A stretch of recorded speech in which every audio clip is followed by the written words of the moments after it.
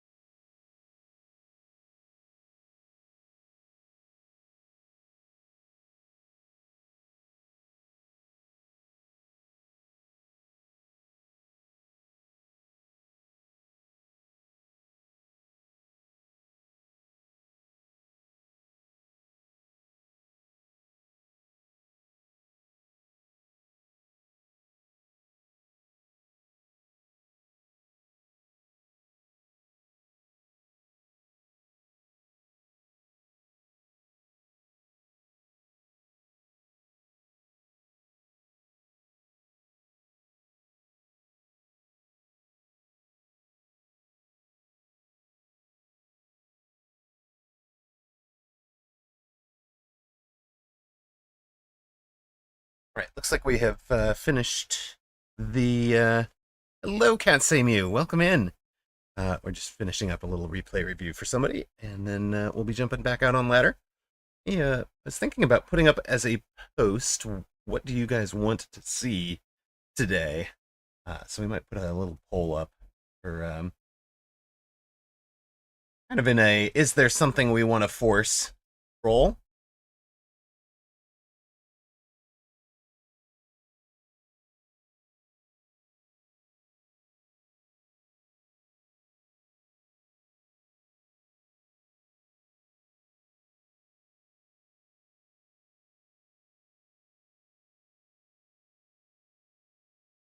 All right, we're going to exit that, come back out to our main thing. Lightly used MMR, looking for a good home. Exactly, exactly. Welcome home, gamer, and welcome back to Mechabellum, where we are looking to donate our MMRs to good homes. Please take good care of them. Please love them. Please, you know, make sure that they are fed and taken care of. Hello, Reven. I was thinking of putting up a quick poll for a what kind of builds do you want us to see?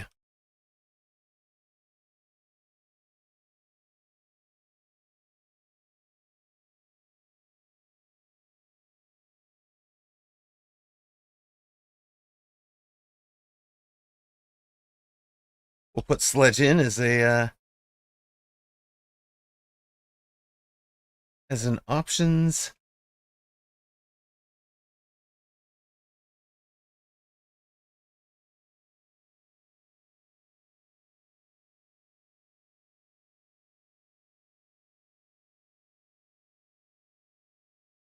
There we go. You've got a 10-minute poll, gang. Decide the fate of today's stream. You take care of them for about 20-ish minutes, and then they always seem to find a new home right after. Yeah, fair. That's about how it tends to go. What is the cult? Rafis, the cult is the cult of the rhino and wasp.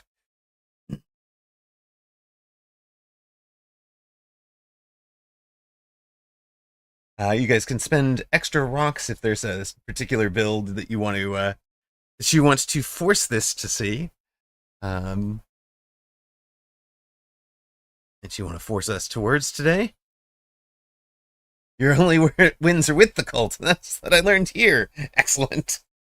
So the question is, do you want to learn something else, or do you just want to see the cult in action?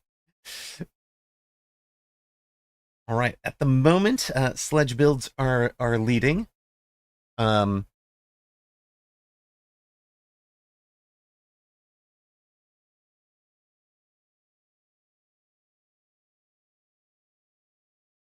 guys can always spend an extra 100 or so to really compel an answer. While we're thinking about those, how to win a counter cult? Oh dear. You learned how to counter the cult here? That was not my intention. While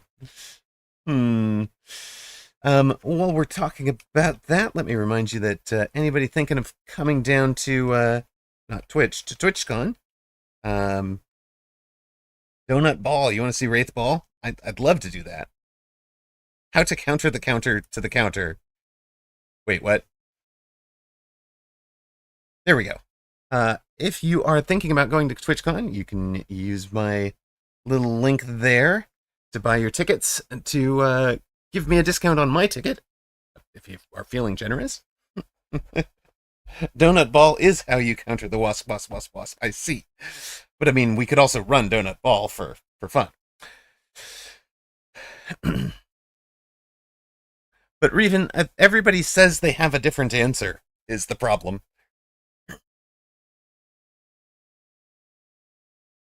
You ask 5 different people, they have 5 different answers. And maybe their answer works for them, but it might not work for every pilot of that answer. And it might not work for every pilot that you're up against.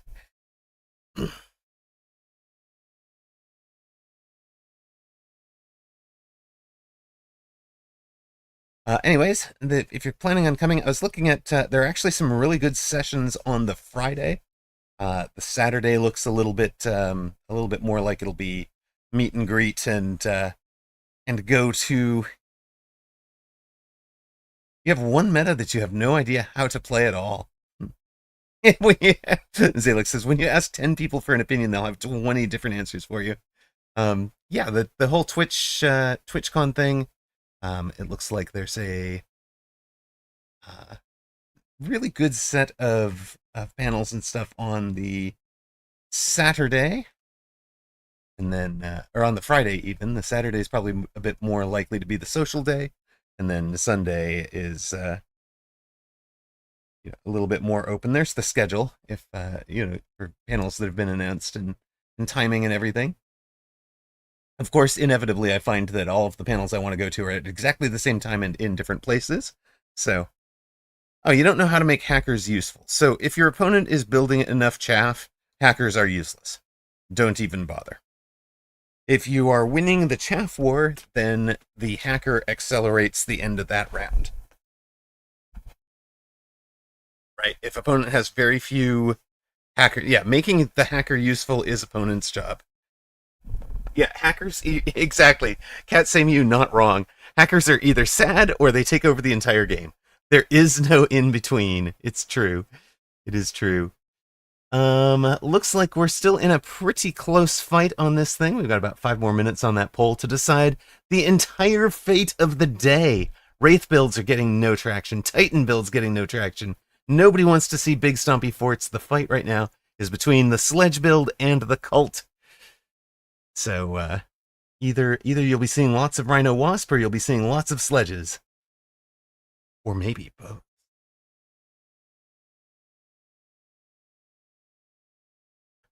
What else worth thinking about? Wanted to point out this is beginning. This has begun. It is a $10,000 cash prize for a in-house ladder hosted by Beastie Cutie, and that has already begun. Already begun today. So obviously not something I'm able to get out and see, but the various creators who have been invited, whenever they're on ladder, they will be streaming their own stuff. I think Celerity and Crip are trying to rearrange their show match to happen as an on ladder here on the Beastie Cutie Invitational. And of course, that finishes up on the 17th. Our stuff coming up today, just an MMR day. I will probably not be streaming on Tuesday. Kiddos got the first day of school this week. San Diego schools are back in session already. It seems a little bit early to me. Shouldn't school start in September, not middle of August? But they do have longer breaks now than they did when I was a kid. Still feels pretty darn weird. What else? We'll be back, of course, on Wednesday with mini tournaments and stuff. Friday is off of, or Thursday's off again. We almost never school on, we never stream on Thursdays, just about. That is my day for anything that I am doing adulting. If I need to go to the grocery store, if I have a doctor's appointment, need to go to the dentist, whatever, that goes on to Thursdays. So, just easy for me to do, easy for you guys to remember. Well, of course, Friday, we have the finals of the Mecha Mini Masters. Getting to co-cast that with Nathanius. Really looking forward to that. That should be a ton of fun.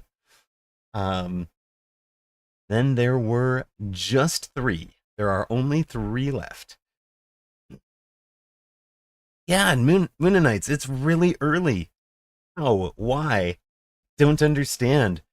Cult currently leading 5 votes to 2. Of course, you can spend 100 rocks. If you are done with the cult, you can spend 100 rocks to buy extra, 100 rocks per vote to buy extra votes elsewhere. Push that in the other direction if you'd like. I mean, at this point, somebody could throw down 1,000 rocks and bring one of these builds from 0 to in the fight. About 2.5 minutes left on that poll. And, somebody is doing exactly that. Somebody wants to see Amarok's Titans. Hello, hello. Titan builds going hard right now. Yeah, that's you. I'm forcing you to play the meta, damn it. I want to see you win. Gosh darn it. I see how this is going. Well, it looks like we will be playing Titan builds today. Looks like I'm barring a surprise late entry to something else, or somebody going as hard on other things as my moderator is going on.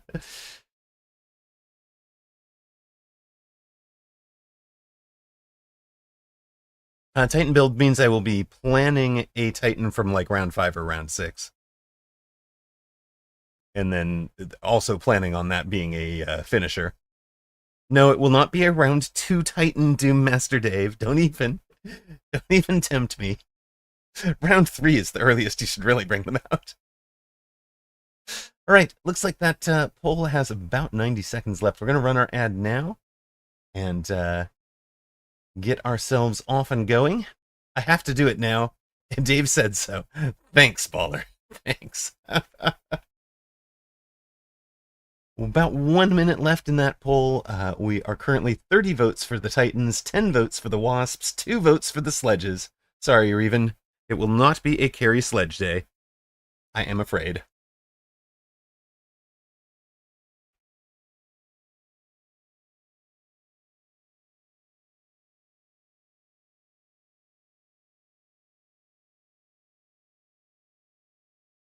It's not your MMR going down the drain. Fair enough.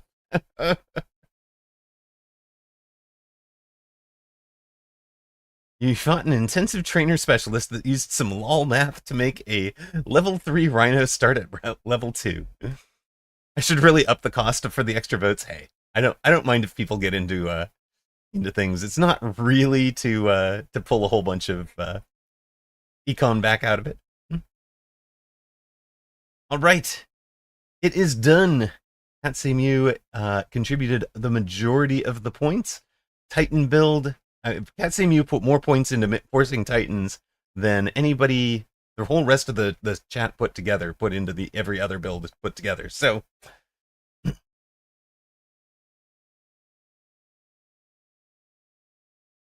apparently we are going to be doing Titans. Bring on the Titans. Actually, Titans are my best win rate is with Abyss and War Factory, which sort of makes me think that I'm playing them too infrequently.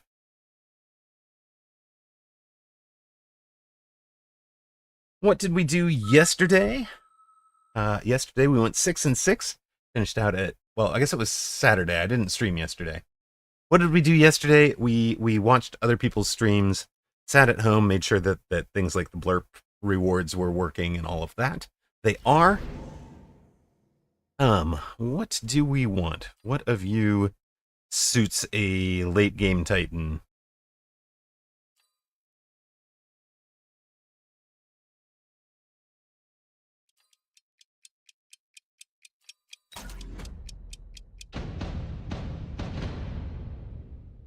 Right.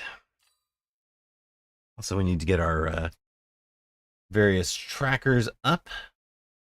The sound things should be working, Hackmanic. Yes, it was. In fact, as I pointed out, it was a configuration end thing on their end. They had Blurp had put the validate or had put the OBS thing behind a verify that you're human, which is never going to work for the OBS source link. So it was a misconfiguration of their on their end. Not a thing streamer could do about it.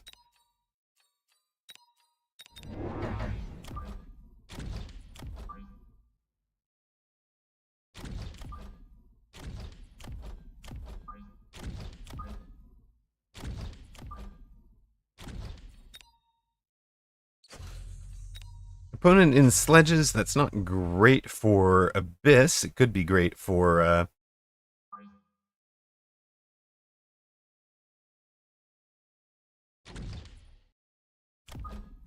War Factory from out on the flanks, though.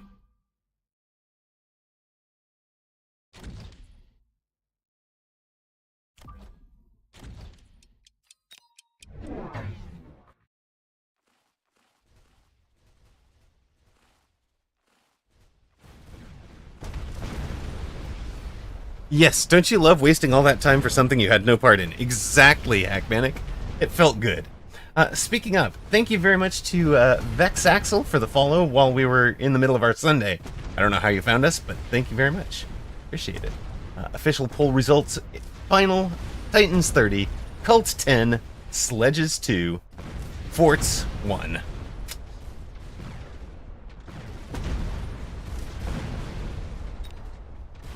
We one on the left side took the tower out there. Come over and clean up under tower debuffs.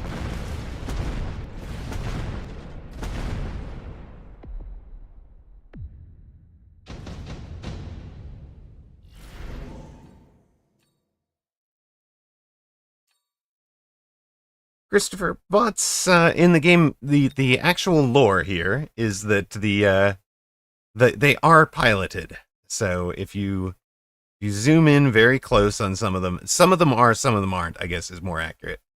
So if you zoom in really close on things, you wind up finding windows and such. But you can kind of figure there's probably not a bot in each individual drill crawler. But like if you look at the Phoenix, if you look at the Rhino, if you look at the Vulcan, there are very clearly windows for things. In fact, I think one of these, there's a window here somewhere. There's the top hatch clearly a way for a pilot or gunner to get inside. Yeah, but zooming in on both crawler and hound, which are ones that don't have cockpits, it's true.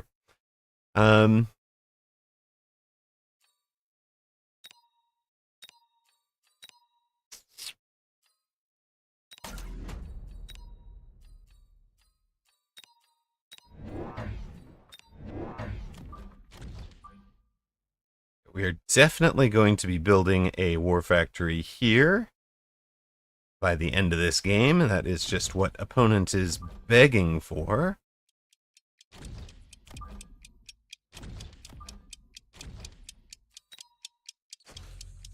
But meanwhile, we're just going to go get the outside. This guy should be a lot quicker at getting that. And then we should be able to work across the board.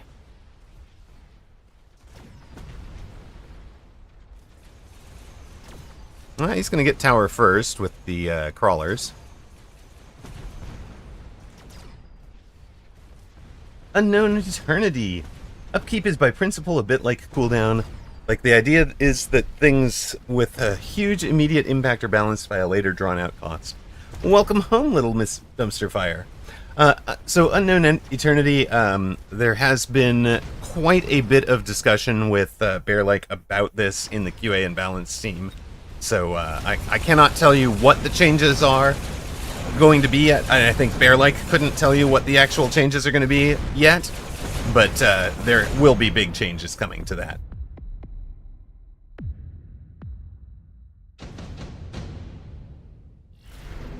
Right, it's a terrible principle. Like, the idea is, the idea is, as Reven is saying, forcing people to use them as gut shots, because you can use them as an OP finisher if you don't have to pay the upkeep.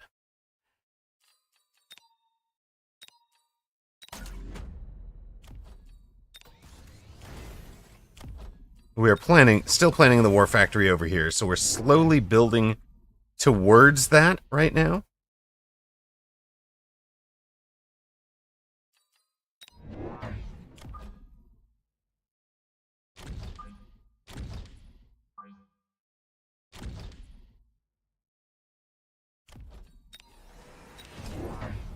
We'll see what opponent goes into.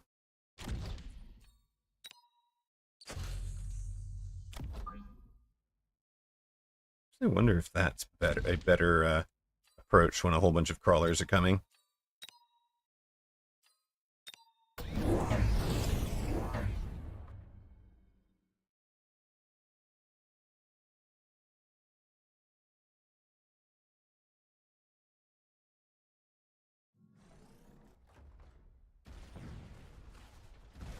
Right, now, they wanted Unknown Eternity. It's actually opposite. It was, the thinking was they wanted Titan to be available as a Hail Mary, as a turnaround the game mechanic for the player who is losing, as a way to get back out. And they had the exact same, this is funny, Bear Lake said that they had the exact same design philosophy around putting nuke on the tower. They wanted the idea behind nuke on the tower was, hey, if somebody's in these, like, it does a fully unbalanced formation and you're getting chewed up by aggro on one side or whatever, you can nuke it and have that nuke as a equalizer and bring the game back. And in practice, that's not how it was used, right? It was used as a finisher by whoever is able to get an early lead, rather than as a comeback mechanic. And the same thing happened to the Titans. Ow. Smoke. I have a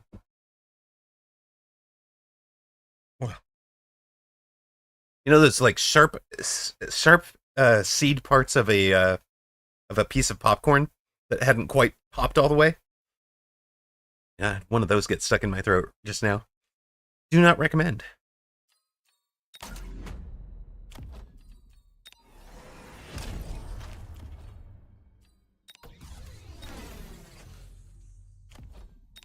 Right, we are one round away from our Titan. Our Titan's going to be right there to just devour this whole front. And only question I'm having right now is, do I want it off the line? Opponent, what do you run? You do run Fortified Target Lock. So he's going to run Fortified Target Lock out here.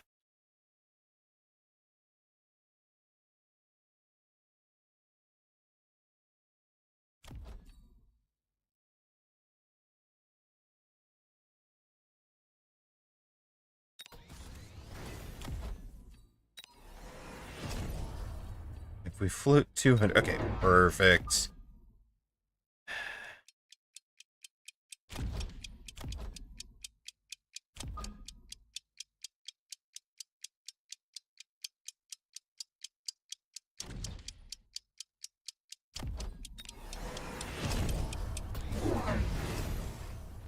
We still have a wide open flank back here that the opponent hasn't tried to go to. They've also gone to a Wraith, level 3, out over this stuff.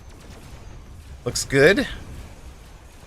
We'll get the tower there. I like it. What's on that Wraith? Nothing. We'll AA these guys.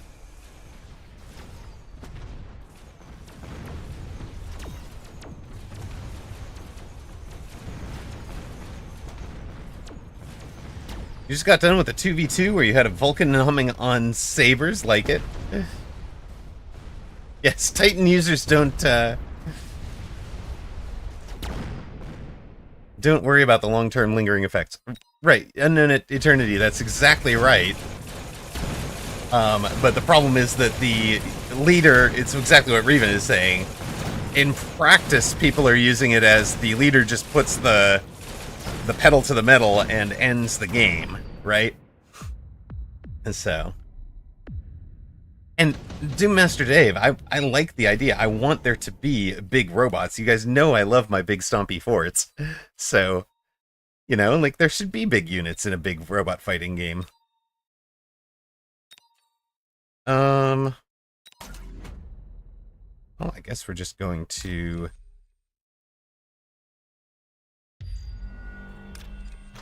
that, and...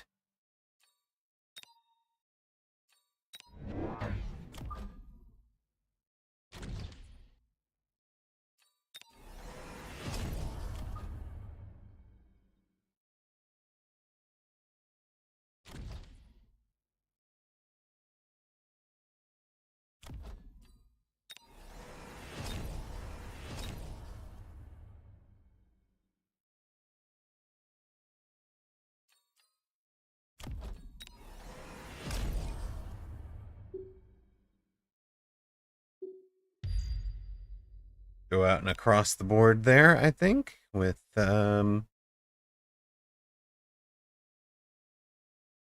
there, probably.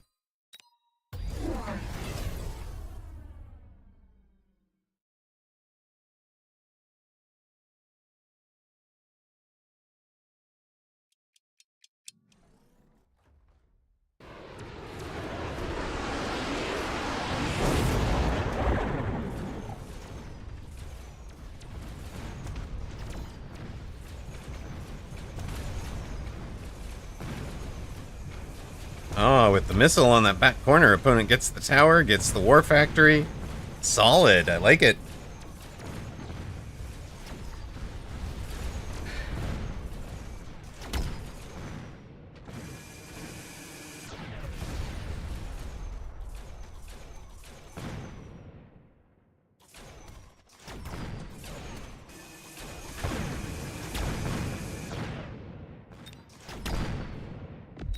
I don't like the paint job on this Wraith. It looks like a level 3 when it really shouldn't.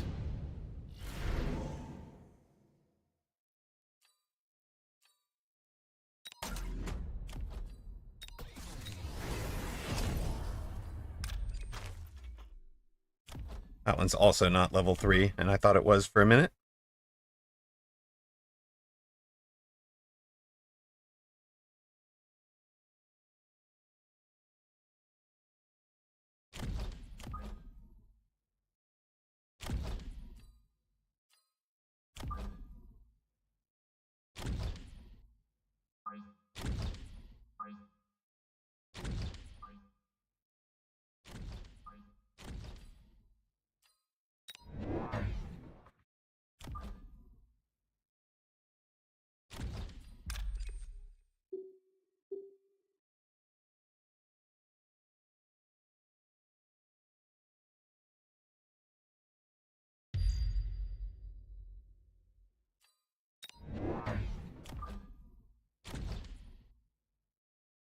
Yeah.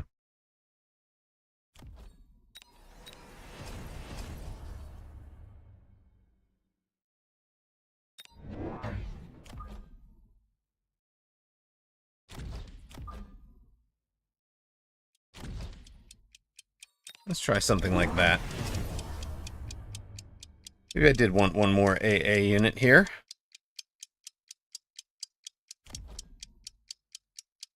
Pretty funny. That's your answer to a war factory.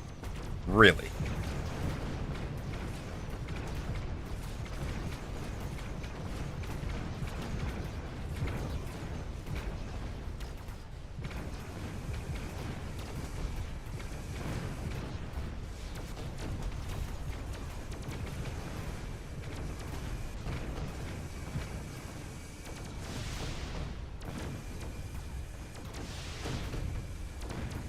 Yeah, there's no replicating off the factory.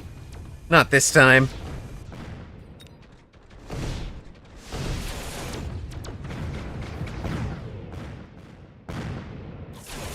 Heckmanic, that's an interesting idea. 800 credit deploy limit per round. That is not what's getting mooted in the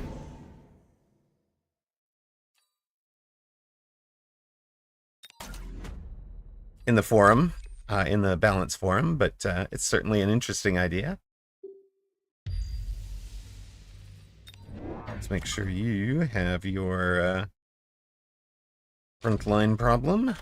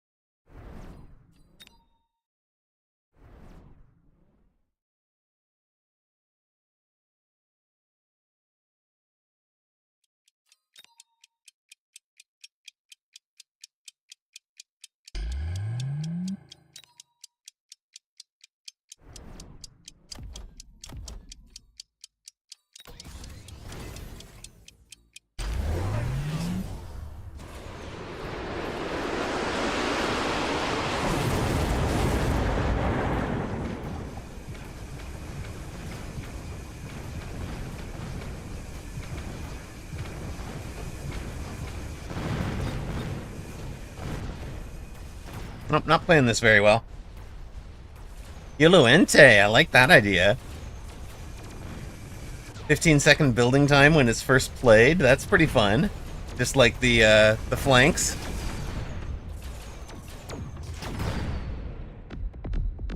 Yes, I think make factory a lot weaker, and then make mountain become the battle option.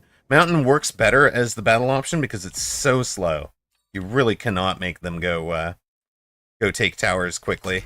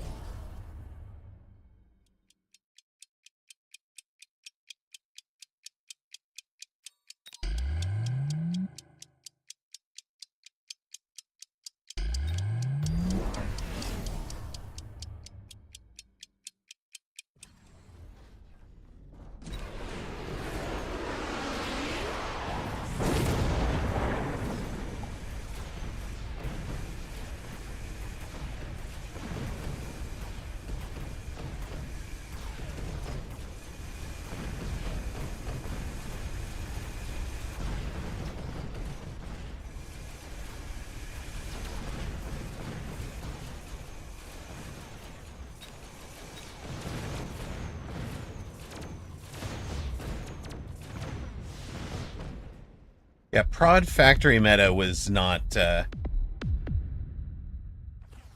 fun for sure. I mean, actually, I don't know if I'm going to agree with that full stop. I think maybe at the highest level it was. Our particularly, I enjoyed stopping it. It was really really satisfying to beat the production factory. But I like this guy's answer with the full steel ball answer, and I need to check this right. Like if have I just gone the wrong direction with it?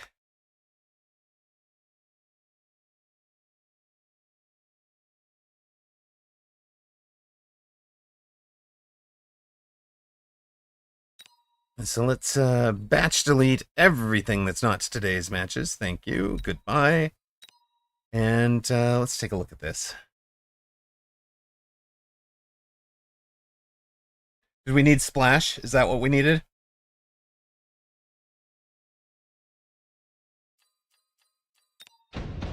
Again, this is not a build I run often, so you're going to see me make mistakes for sure. We don't even have splash on the bar, so that's why. That's why we didn't yes, save every game I played would be very nice. In fact, let's take just long enough to go get that into the thing. It looks like we'll be running an ad momentarily anyways. So don't mind me. I'm going to click that now, and you guys aren't going to miss much. You're just going to miss me entering Cat's issue into the DB. So no biggie at all. How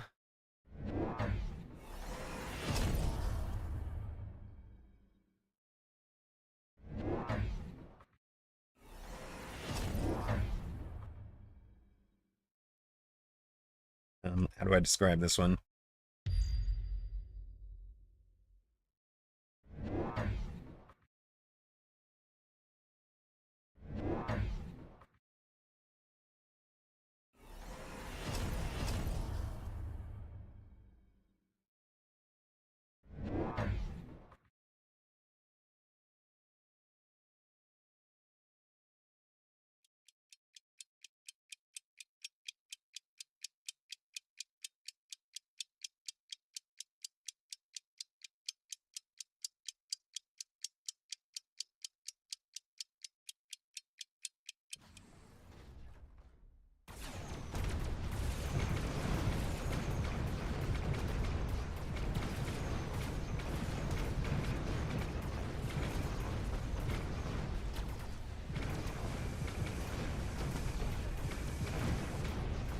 All right, where are we? So round 6.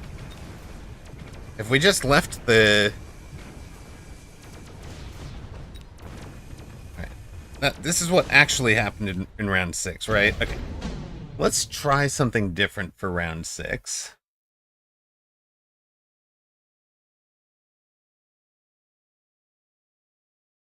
Right. That's actually really solid.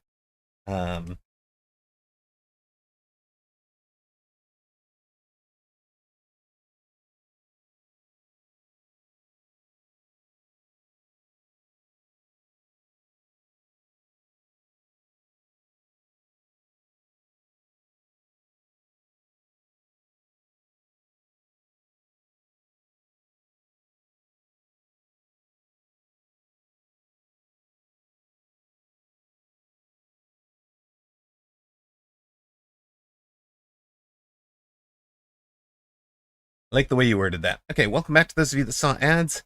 We're just now starting to experiment with that last game that just ended. I think we're going to go with... We took over. We're just going to go with buy a second one.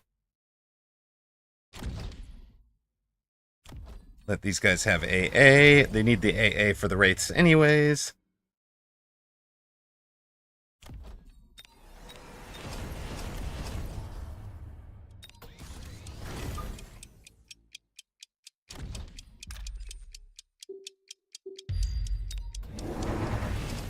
See how that goes.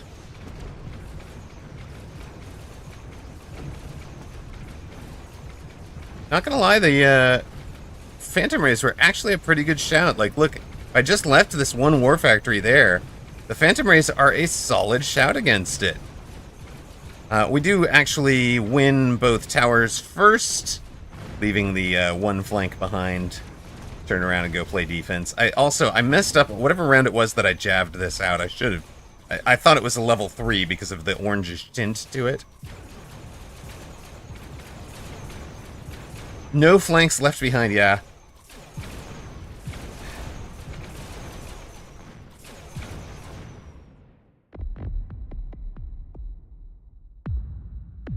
Right, so that's close to actually winning the game on that round. Right, I think he had 3,000 something at this point, and like now he's at 1,000 and in real trouble, and you know, maybe we're forcing him to take fortified target lock instead of mechanical division. If we come back to the very final round, nope, not this one. We take the final round over. Not too much care, but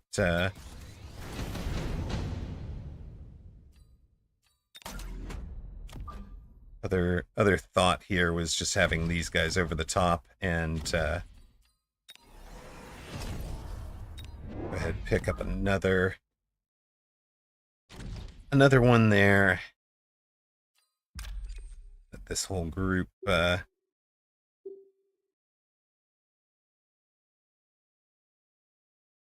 work their way back across the board, probably. Missile strike is up.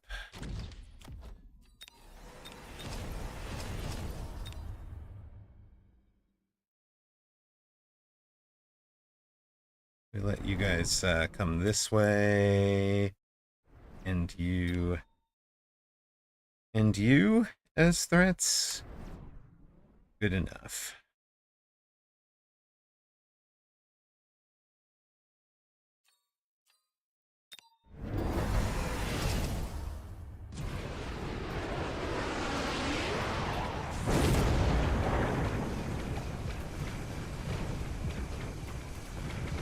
This time, no tower takes, no nothing like that. We actually punch through the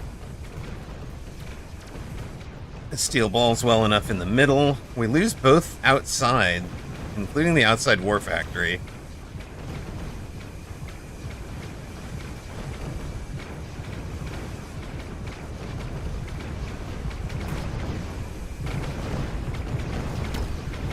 It's definitely not enough. Try it again.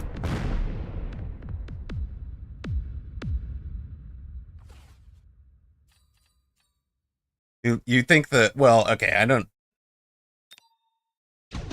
Right, we don't have splash on the war factory is the problem, so... Definitely try this, though.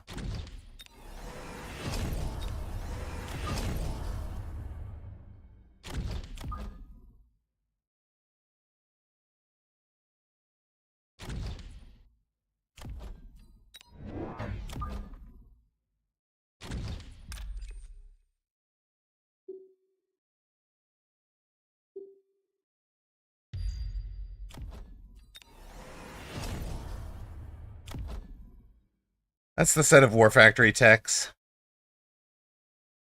I might take armor off. I don't think I'm ever really using them for the 50. Yeah, we never addressed this. You guys aren't wrong about that.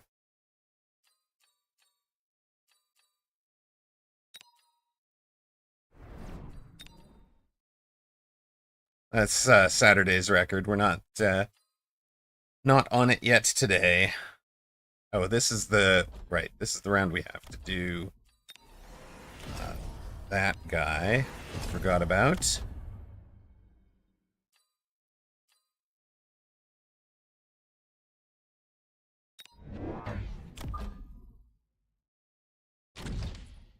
Like that has both flanks adequately addressed now.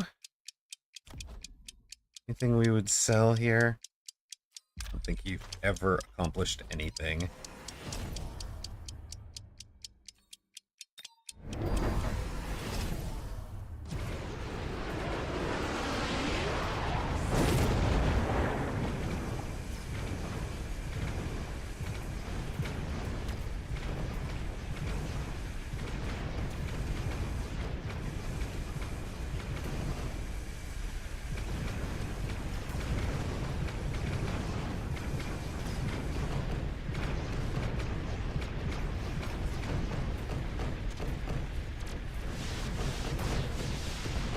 Yep, basically the same result here.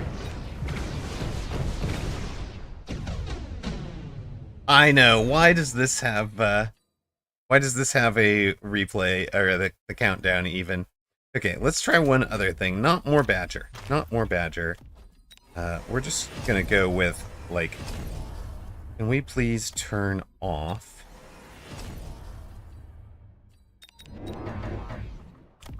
all the repro text, please?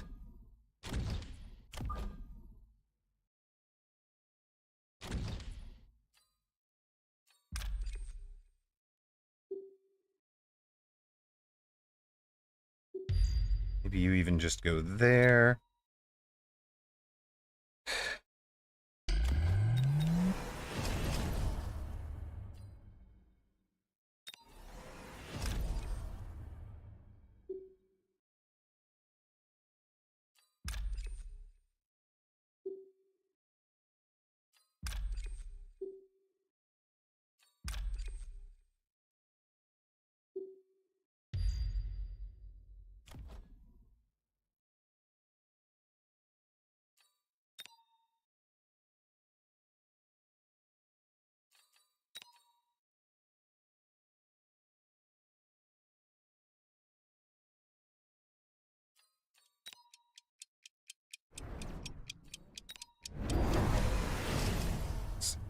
It's here.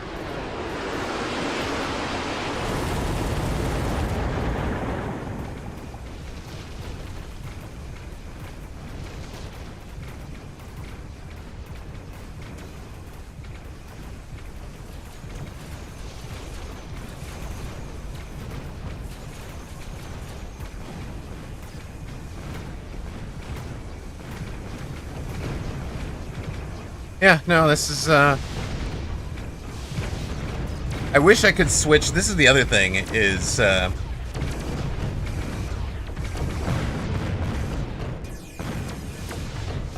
the center missile hitting multiple balls, that helped that previous round, but, huh.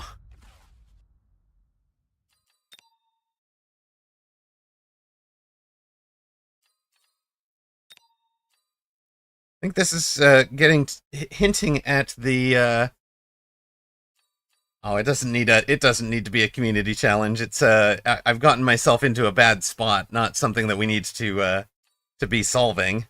So the real question is, should we be adjusting the War Factory tax? If so, what should we be taking? I've got a reason for each of the 6. Which one goes in order to get HE? I took HE off when it went down to minus 40%. Because I'd done the math, and I think that that's correct. You think Missile Interceptor? No, not Ball Spawn. Ball Spawn has very, very good places. Guess who? You're probably right. I probably haven't taken Missile Interceptor in a long time.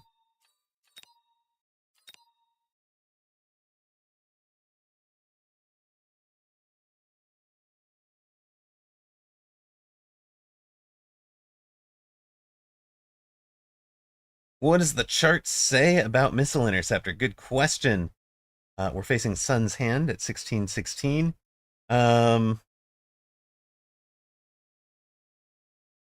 We had taken Missile Interceptor one time this season, and we were 1-0 with it. To be fair, we're 3-0 with HE ammo. And apparently the thing we haven't taken is Efficient Maintenance.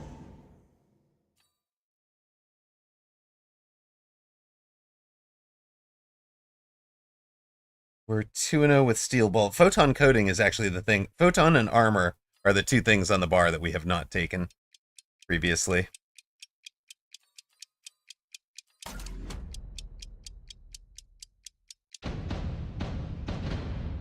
Guess who?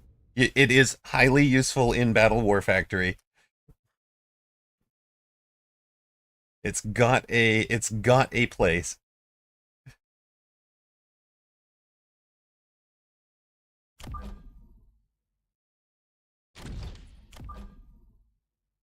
You produce a ball more quickly than a um,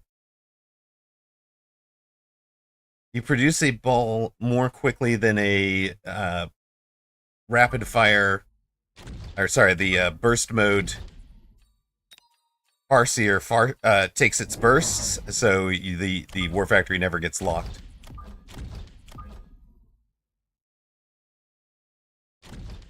That is my argument for keeping it, and you're not going to talk me out of it, so don't try.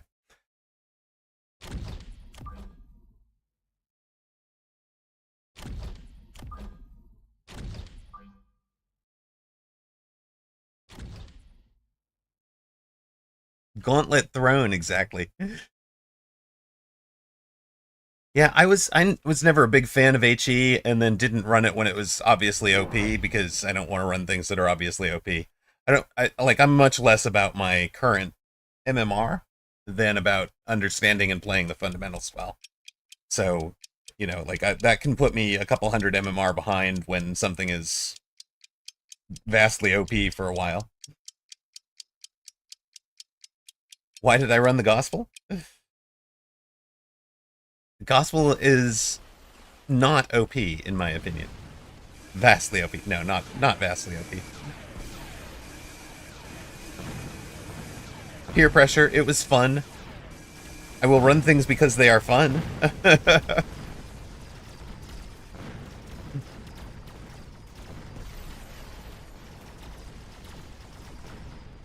Alright, I have an idea brewing. It fits under Titans. Might not be a good idea. It does fit under Titans. Wonder if I can make it work. Wait, you make it work, man.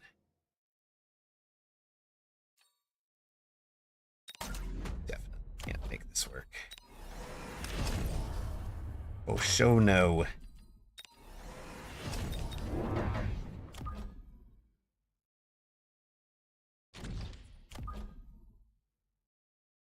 No hope, no chance. We're trying it anyways.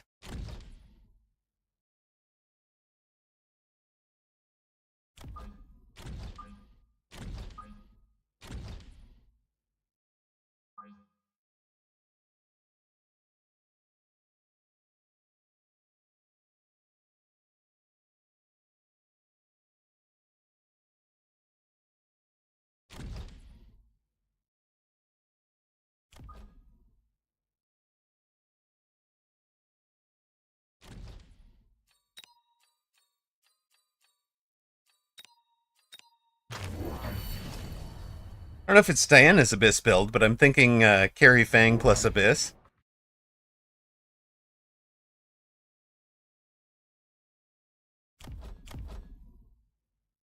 Opponent here, note, went round 1 Typhoon.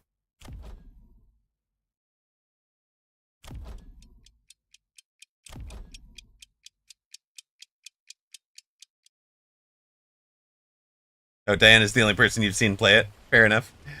I didn't take it as a... I didn't analyze Diana's build enough to have broken it down as Carry Fang plus Abyss. But for sure it's the idea. It's where I'm going with it. Makes sense, right? Because if you can bait out the Mustangs, then the Abyss is great against the Mustangs. If the opponent is in the Typhoons, the Abyss is great against the Typhoons. So it's like all the kind of classic Carry Fang counters.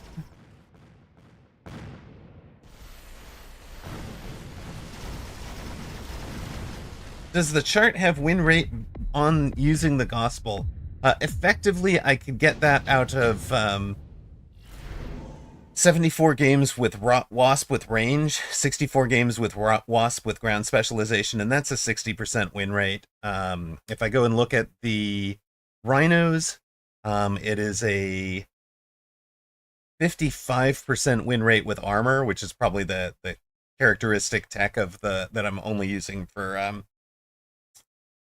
the gospel.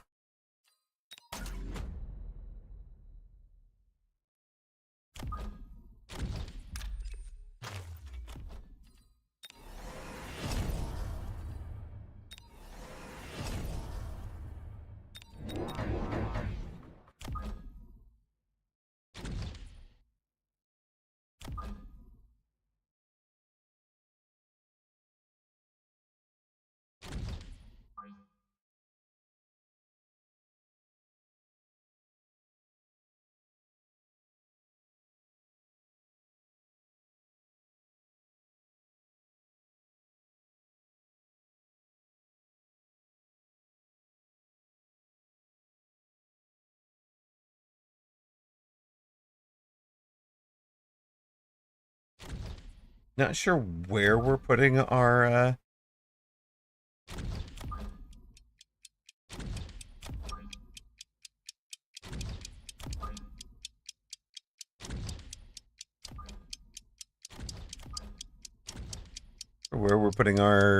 abyss yet, but we have gap, gap, gap, and gap for a bunch of things, and gap. Oh, that went poorly.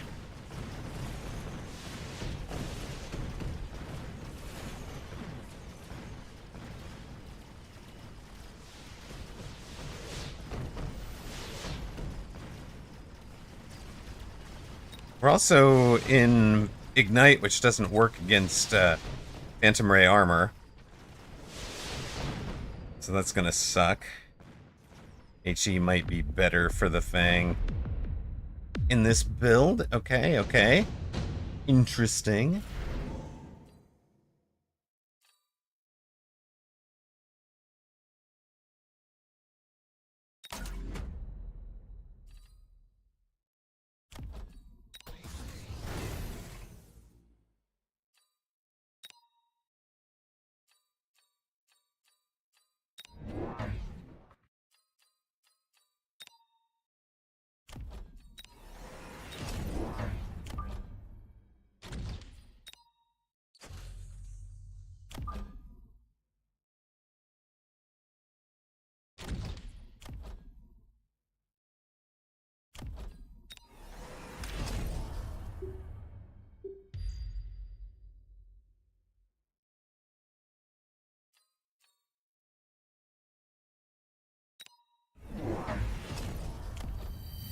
All right, he is into the ground fire.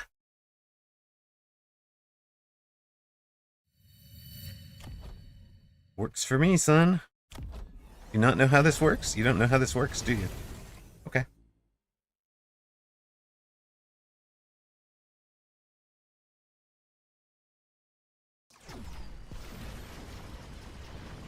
Yeah, Secalicious, you're not right. 60% is great. Yeah, this guy's on his way to just spamming Typhoon now. Which works for me, it's fine. He's also done ground game. Ground is on fire, which we don't really care about.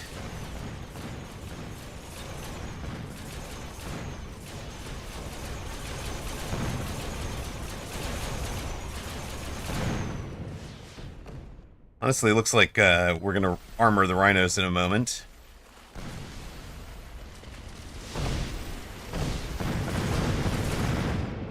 Armor rhino, 2 more rhino, and then we go to the abyss next.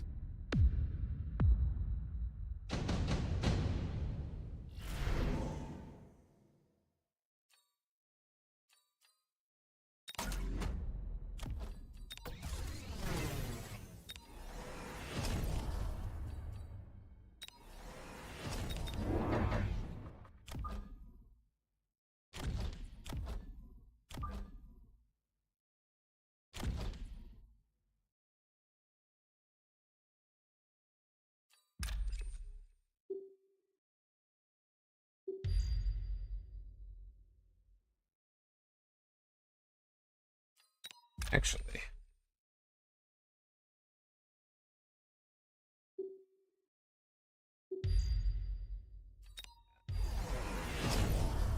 Oh my goodness, burst mode.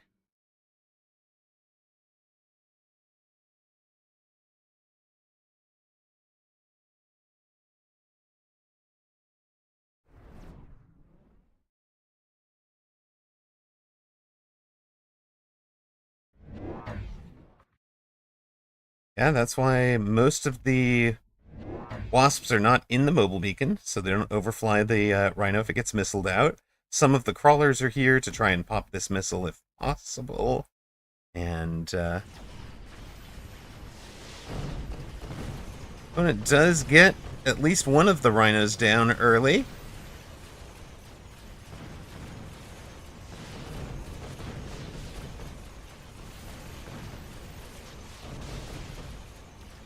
It's an old school Rhino Fang, right? With an Abyss finish.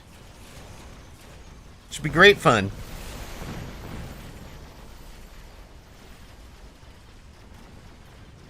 Is it gonna work? I don't know.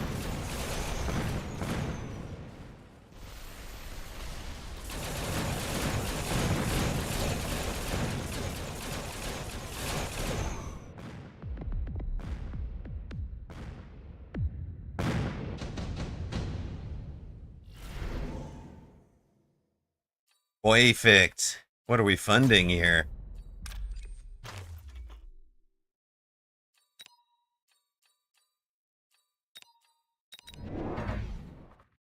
Yeah, should do one. Those two.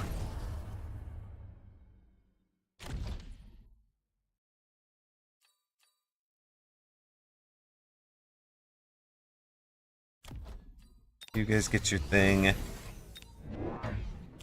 You get to be here-ish.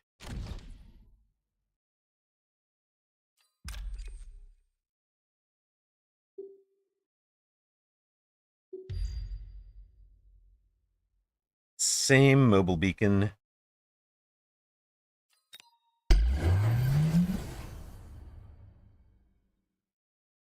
What is he taking the Farseer for? I mean, okay, he takes the Farseer for the rhinos? He's in a million missile things. Right? Like, he's 2 techs away from being able to get anything on the Abyss. It's in the wrong side. Like, I'm not worried about it. Ghosters would be proud, although I'm missing the crawlers in front for the full Sting build. Yes. True enough. As him? I mean, it looks like it's gonna work for him for a turn. I don't know. Does it? Does it work for him for a turn? Maybe not. Tower take with missiles. Thank ya. Get over here and play some defense. Yeah, that does work for him. Okay. Find out next time on Amarok Z. Exactly. Just because you like Farseer. Well, that doesn't help. Perfect. We didn't really want you guys anyways.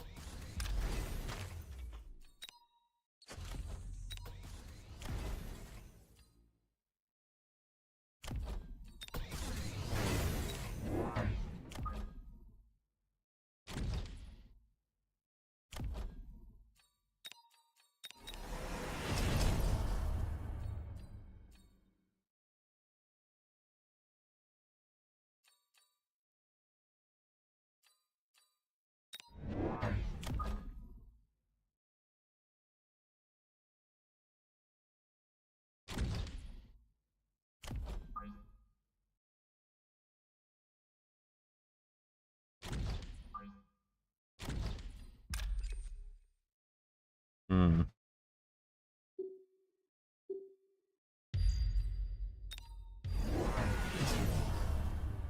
Oh, photon coding. Interesting choice from opponent. Photon for the Farseers. Doesn't help his air game. Could help his ground game.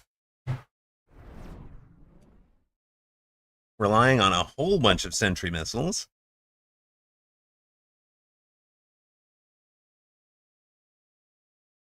If Amarok Z would be a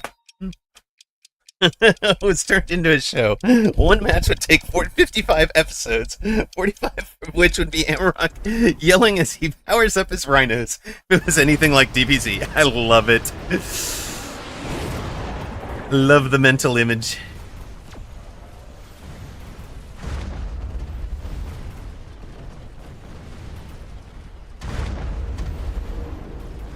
I would watch this. Oh my goodness.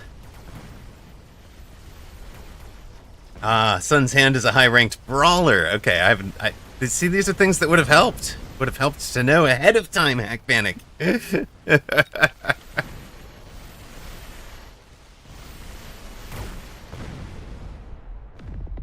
Does he win? Not yet. Not yet, he doesn't.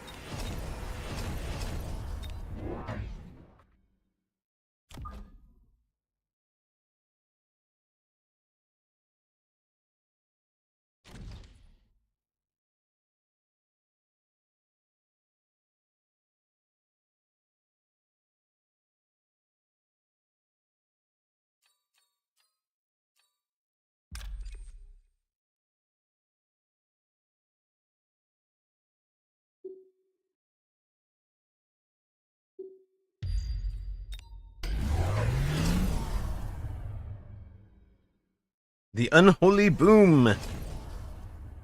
Well, we'll see. Steal around to the blue-plated mountain would be funny. Final form was quad-tech itemed level 9 rhinos. Would be amazing, yes.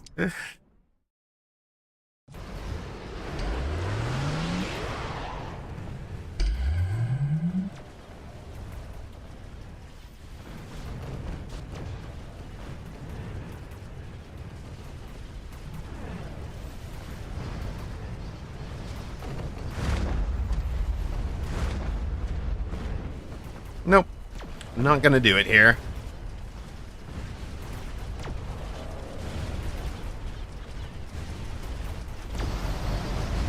Do flank fangs save this guy just in time? Not really, but so close. His GG's though. We'll go down.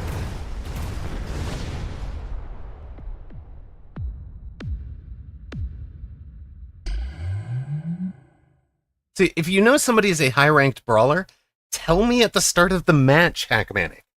100%. That is something I want to know on round 1. I would have never have committed to this strat if you had told me that on round 1. Because I know Sun's Hand will have seen it in a 4-player free-for-all format. All right. Noted. Thank you. Who isn't a high-ranked brawler? At the whole rest of the world, there's only like 4 of them. I just don't know who they are. Everybody is not a high-ranked brawler.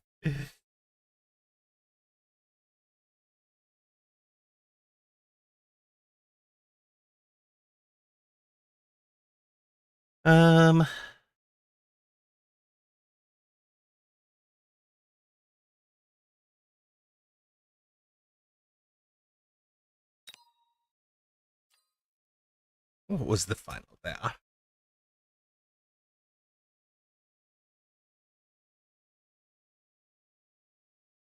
But we were committed to that strat from the start, so it's not like we were gonna adjust based on the Farseer drop at that point. I don't think the Farseer necessarily wins or loses that for him either.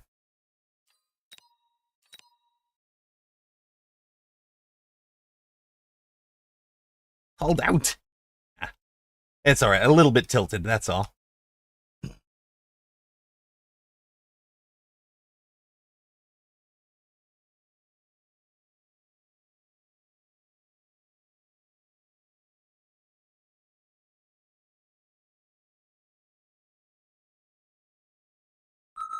$16.28, baby. 16.28's where we're at the moment.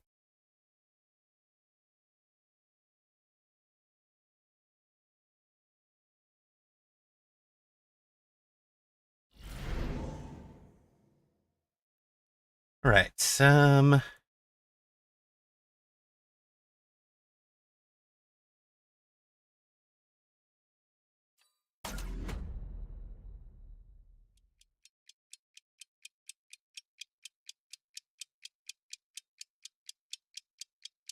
Basically, wait, hold on a sec. I have a higher MMR than Amarok? This is Bizarro World. It's not been a good season for me. It really hasn't. But again, I have not really been playing a whole lot of Titan, and I told you guys going into Season 4, it was going to be a Titan meta. This is going to be the Titan meta season. It had to be. I haven't played a ton of them, so this is the day, apparently. We're going to get back up to speed on the Titan meta and start winning games. That's the plan. True, Ego, I'm not currently a tempo player. I used to be.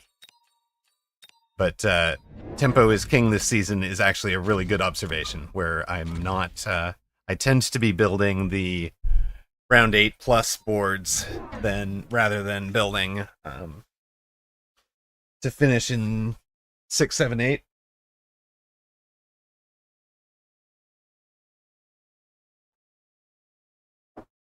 In fact, that was something that was the case in Season 3, too, right? Where one of the big adjustments that I made at the end of the season amounted to don't get tempoed out early, prevent all the early damage as best as possible. The round counter doesn't go up to 8 anymore. And then tempo should slowly be going away with like the 250 change for the 300 cost units. Should have made that a little bit better.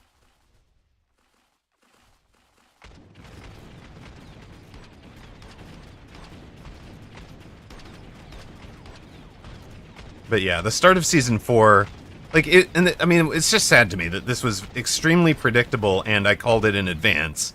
Was the start of season 4 was going to see a whole bunch of Farseers, and a whole bunch of Farseer, not just because one tech was overpowered, but because if they last to the end of the round, they do 300 hit points. The 300 hit points contributes to swarming away a win. And then, yeah, we've reduced the total hit point bar, but they're still valuable units in terms of survive and do big hit point. Do big hit point damage. So here's another round where we lose 400 early, and I've probably been underreacting to that, right? Where I need to just have a round 2 answer to those guys on the board.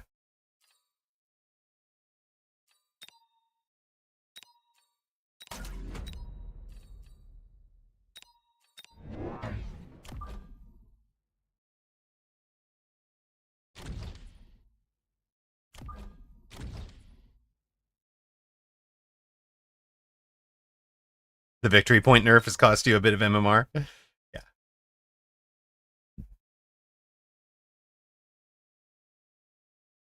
Wait a sec. Did I get it into the right side? I think I put it one too far back. No, it's fine. Okay.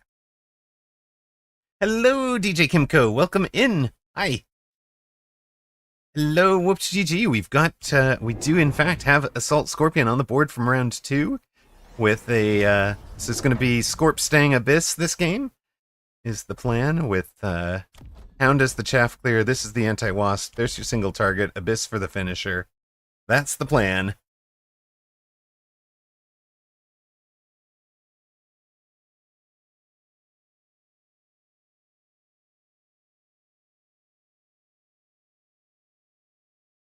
Oh, I see. You find yourself ending rounds in 4-player free-for-all, ending rounds with 7.7 to 8k now and playing one more round when before you would previously have won. Yeah. Thank you. Appreciate that, DJ Kimco. I am definitely loving the hounds, as you know. They're my my best chaff clear unit in terms of win rate. We did not successfully counter the tarantulas with the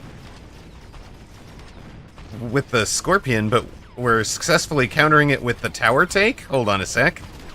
Odd. Maybe the scorpion was helpful for the chaff clear.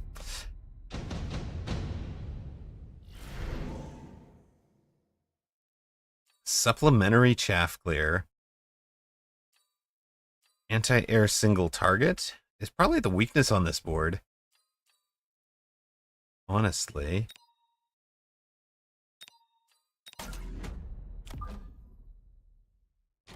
But let's go ahead with...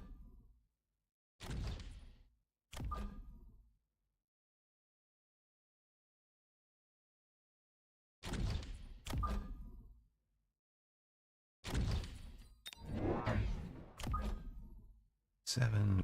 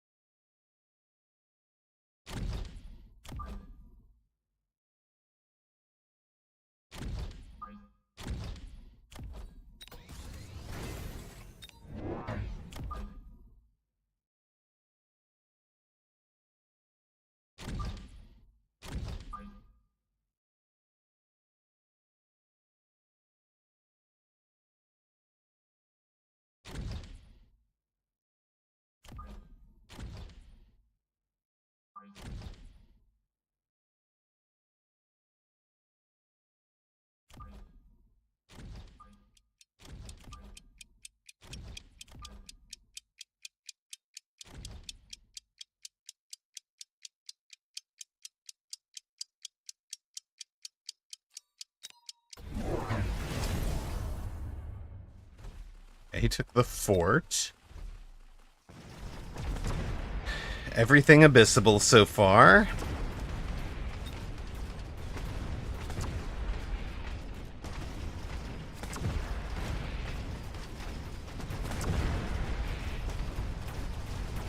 I'm also really interested. I want to know things like, I know the Scorpion's shot got the kill.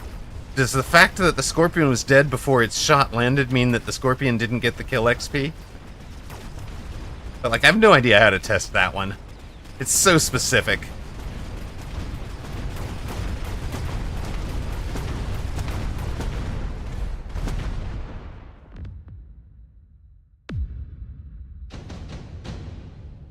Right, egophobic. Dead units don't get XP. How quickly does the death register? It's the real question there.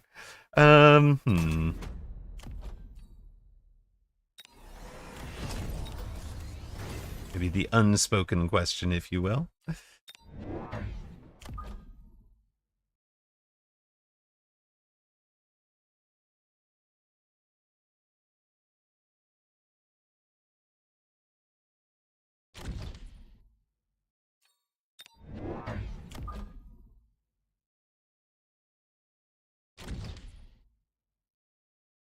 It does get kill XP goes to assist XP. XP does not disappear.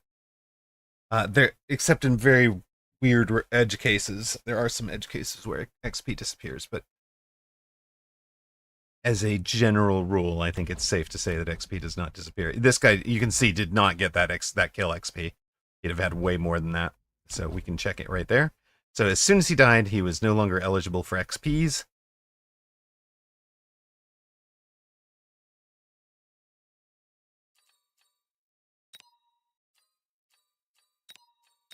So maybe we need to make sure that he doesn't get insta-locked.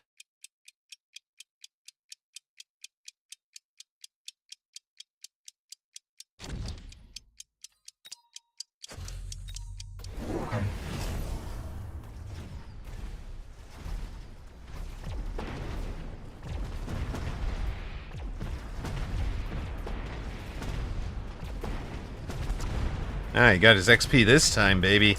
Let's go.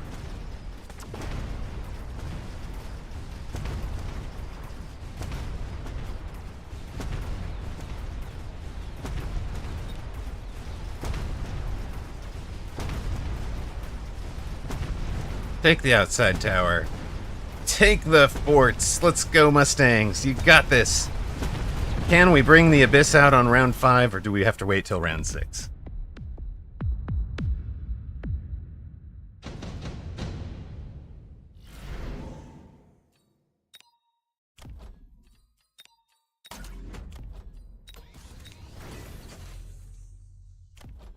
Looks like it's a wait till round 6 game.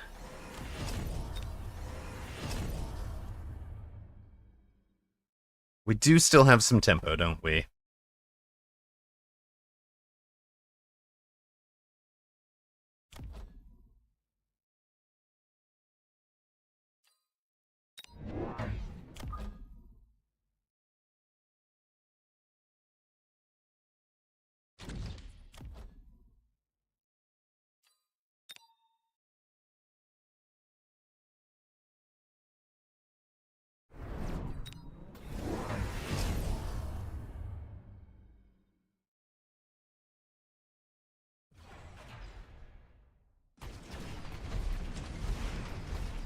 Yeah, they are going to need more crawlers in front of them, aren't they? Nah, they're fine. See, they're not getting targeted yet. Look at that. Look at that. Perfect egophobic. Or Reven. It's perfect in terms of the mech rage on the dogs. That placement is worked out, right? Like, we trust that because we've worked this out in testing grounds, not because we're doing it on the fly.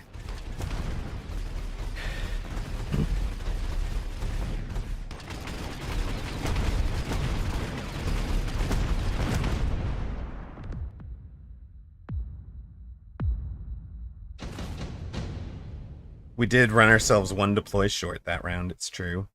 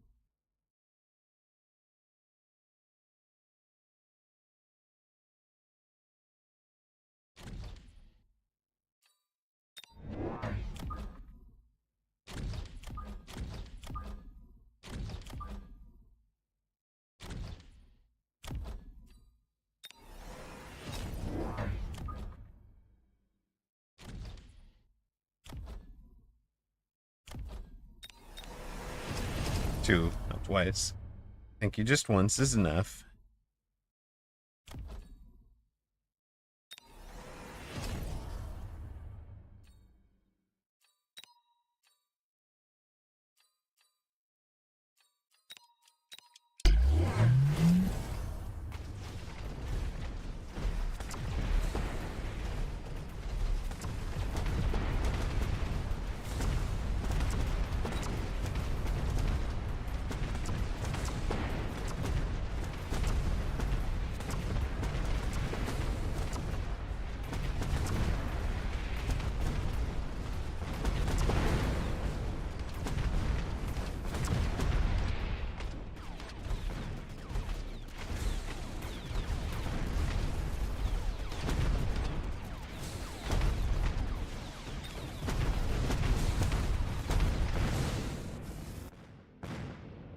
Oh, please don't let it.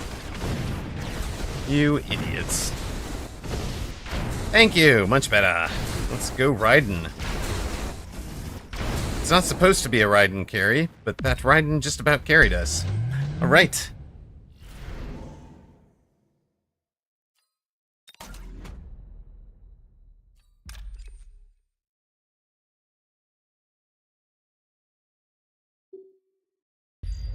Yeah, good point, Egophobic. On the chaff issue.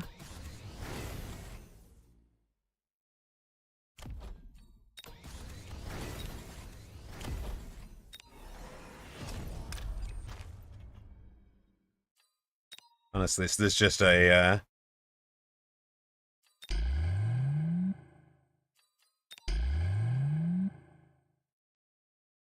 might actually be a just throw 4 shields and, 4 shields, 3 chaff, and call it good enough.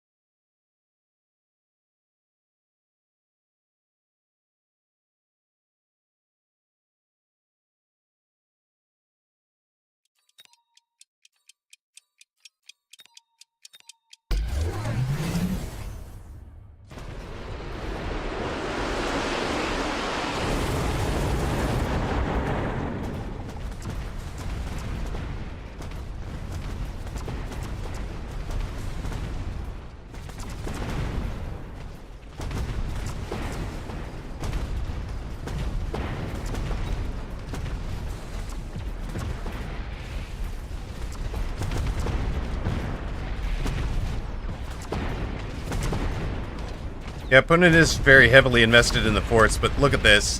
Ego was just spot on with the chaff call. Also, the fire helps a lot, but it's pure chaff on that turn was the 100% the way to go.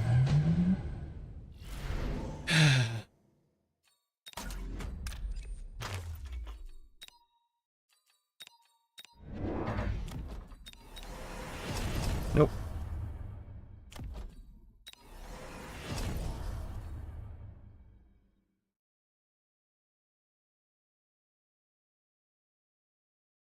Is this the board for disintegration? Disintegrate the forts early? Or do we just range the beasts? We just range them, right?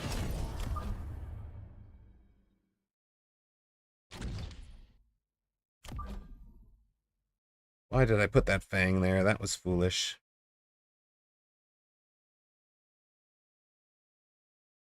Both of those fang placements were dumb. Costing me abyss positions. No. This is supposed to be blocked by bubbles, so okay, fair. We'll avoid that then.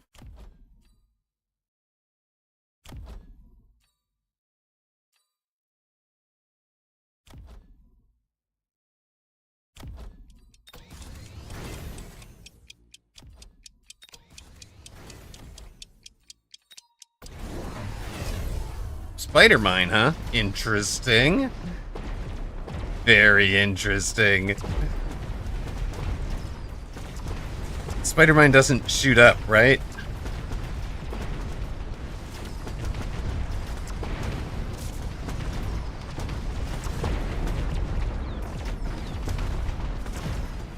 His marksmen are too close to the rest of his board, so they get hopped by the missiles here before they really get to do the engaging with the enemy thing that they would like to do. He gets a tower. No. No, no, no, no, no, no, no. Now, Spider-Mine very good at distracting Abyss, it turns out.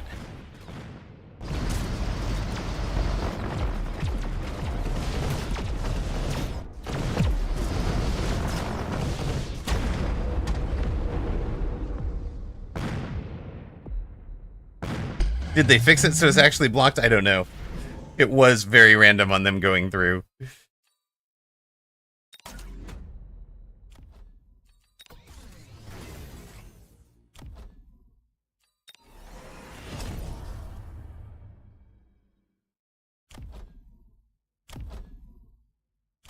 Those boys had big rounds. They really did.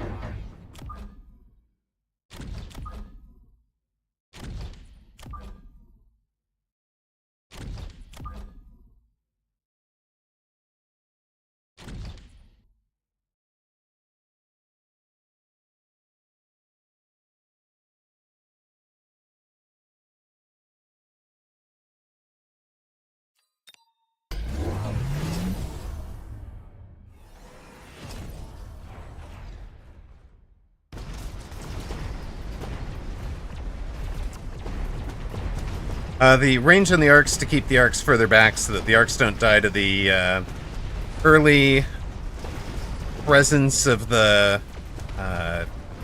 booms, the mines, because the arc lights are the answer to the mine on this board. And it's made enough of a difference. The marksmen are dead. Nope, there's one left. Kill that marksman, please. I say it. Kill that marksman, please. Good God. Painful.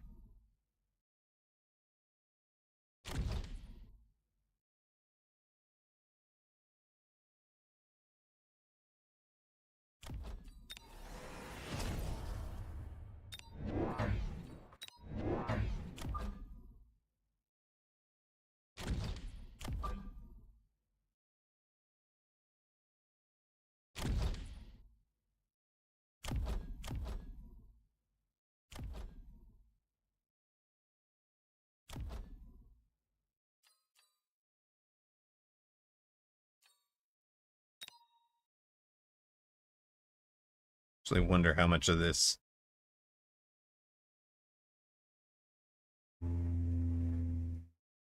We need to fix Rocket Punch, which I think we're going to do with EMP in a moment.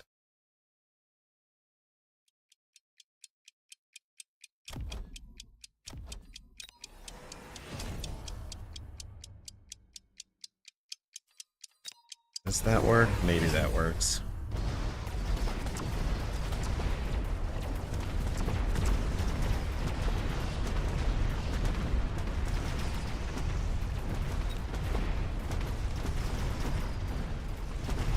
Alright, now the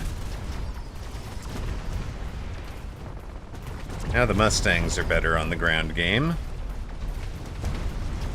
For sure, since opponent took loose.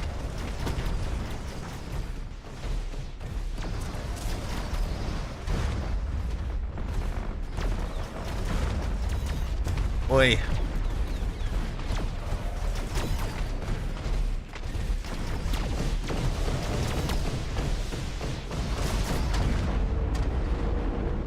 GG's again.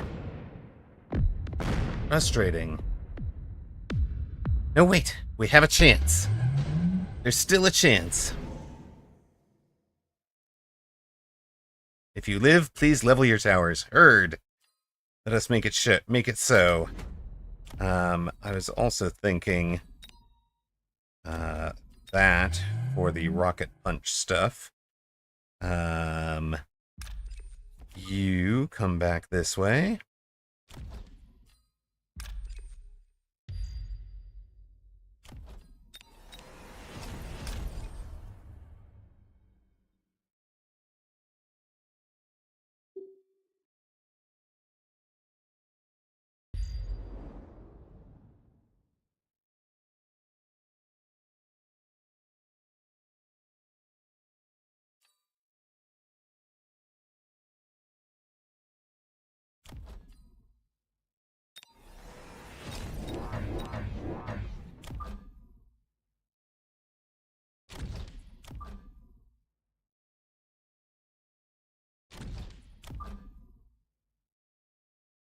They need another level. They probably need another level, don't they?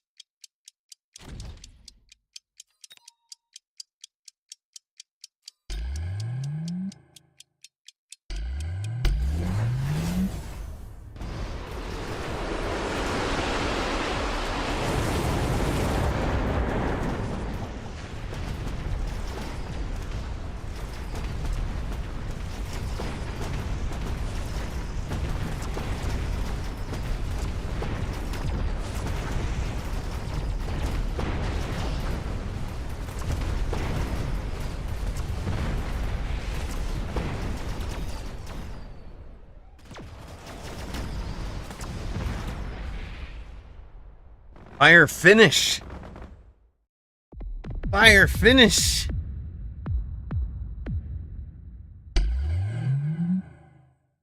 Thanks to Cat for the assist.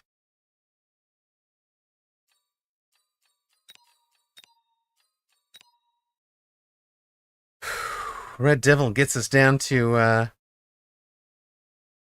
43 hit points.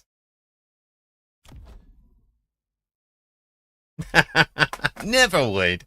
No doubt. Didn't even need to loan to finish it.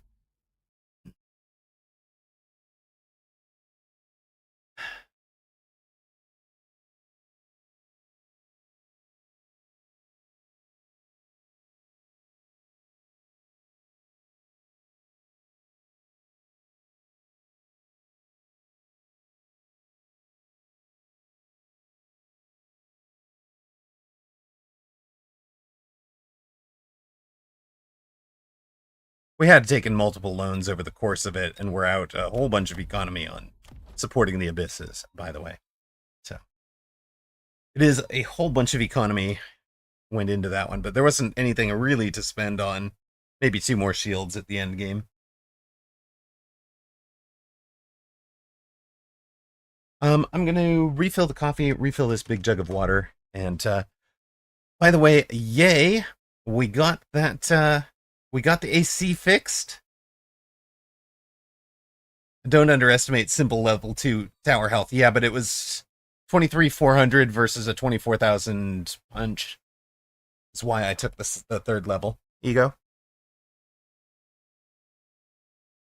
Because they had been going down. What Cat was seeing was that they were going down to punches. And yeah, going from 9 seconds to 7 seconds, it helps, but the changing the breakpoint was going to guarantee that they lived.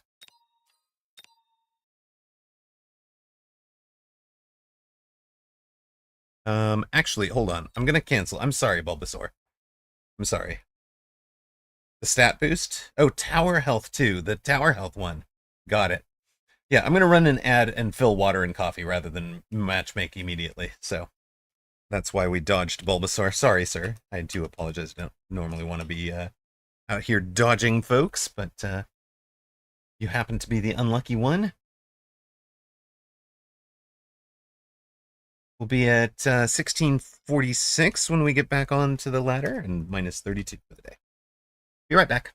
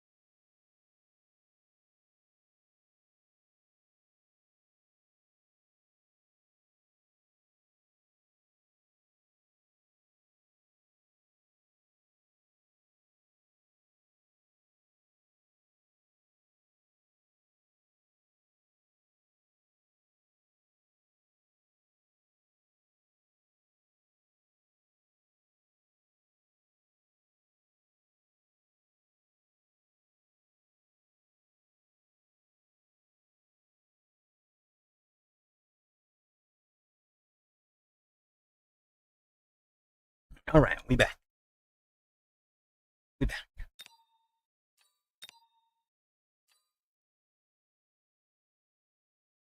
Scorpion gets a win. Abyss gets a win. On we go. Onward and up.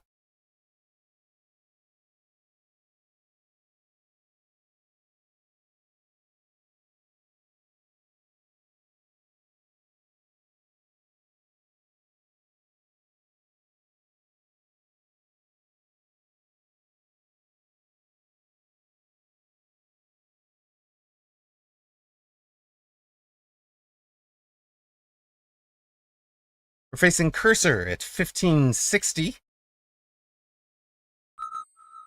Paid the price, the queue time price already, Thonix. I paid the price by walking away. It's fine. But the ads were 2 minutes 30 seconds. We'd finished the ads by the time I got back, so the queue dodge was more than 3 minutes ago. The time it is not a 3 minutes in queue. It is spend 3 minutes that you are not matched.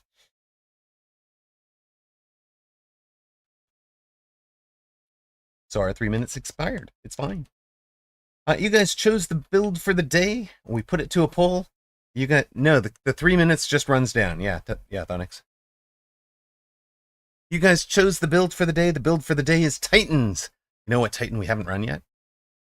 Haven't run the mountain. You learn something new every day on the Amarok channel, Alicia. It may not be the thing you thought you were going to learn, but there you go. You learn something new. What are we doing here? Kind of like the look of that pack.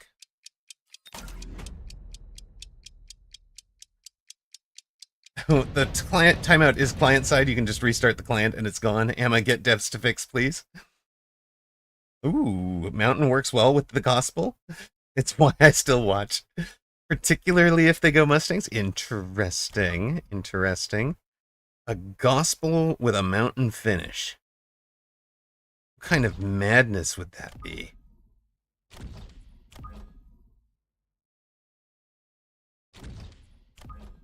I will point out, I do want to say, I got to spend some time facing Doxon on the test server. I think you guys are going to be excited about the stuff that's on the test server. When it comes out, you guys are going to be pretty pleased. It may not be what everybody's expecting. It may not be as impactful as everybody's expecting it to be. But it is, there are some changes. And, yeah, Mountain is good into the boards that beat the gospel. Interesting. Interesting. You probably tell your kid you're going to love your Christmas present. Yeah, I do that too. You're not wrong. You're now right. Not wrong. I do agree. Actually, mid-season patch has been better than season patch. Next patch is dating sim confirmed. Exactly. Except unfortunately, Reven, it's next patch is apparently a gotcha dating sim version of Mechabellum. But at least the pay to win is only on the dating sim side, not on. No, it's not April Fool's, guys. I can't even pull this off with a straight face. The specialists are hot enough. It's true. It would totally work. There's got to be Mechabellum fanfic out there too.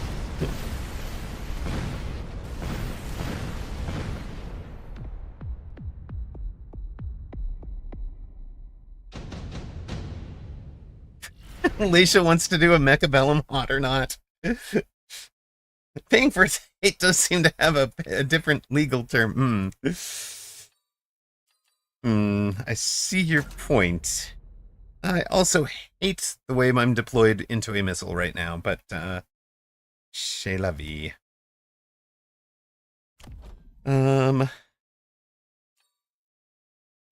Who was useless? Were you useless? You weren't useless.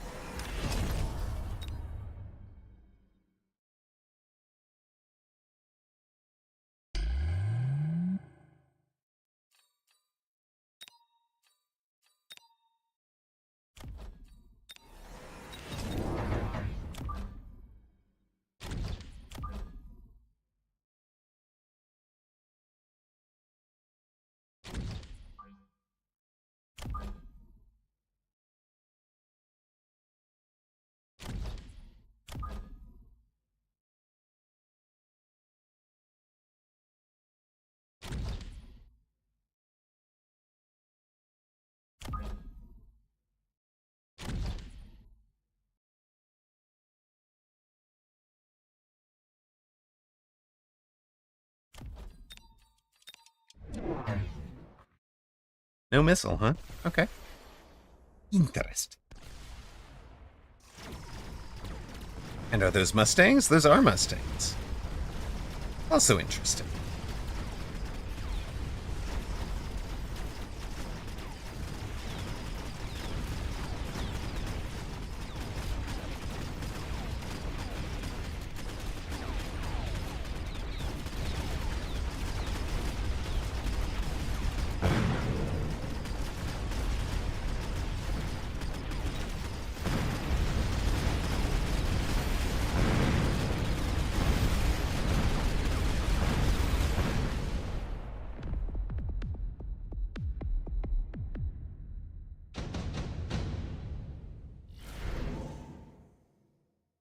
Doesn't look like the gospel to you? Do you know me? Hello?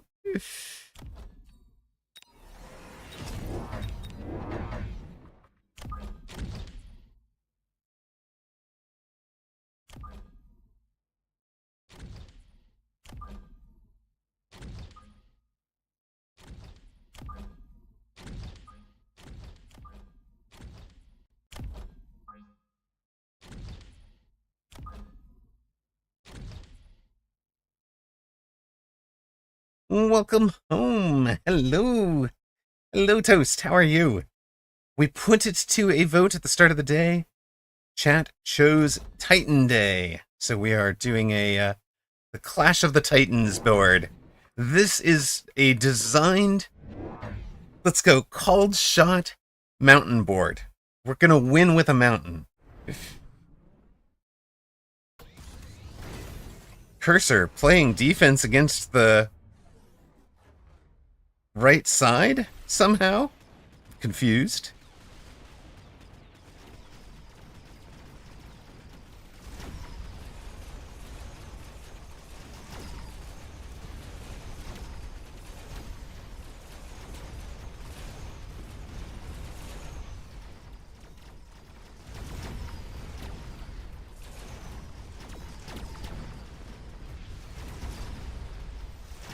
Oh, okay. So wait, he's trying to put the shield break on this side so that he can bring the shield down, I guess. Apparently, our rhinos have decided to go get our own tower. We are here for our own tower. There we go. Yep.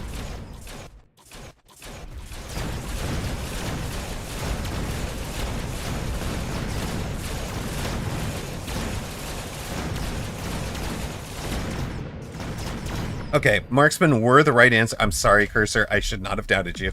Marksmen 100% were the right answer to the Fang... the Fang swarm on the opposite side of the board. Do not understand this game anymore.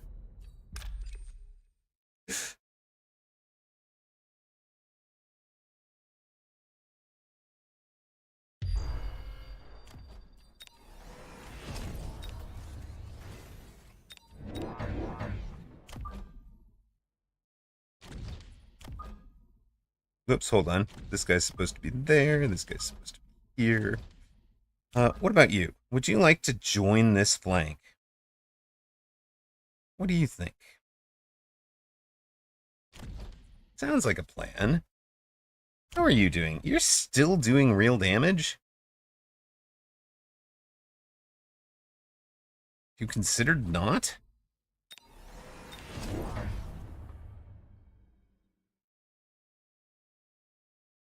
Oh no! Oh no! Rooster taught one of the Beastie Cutie Invitational players the gospel? That's silly.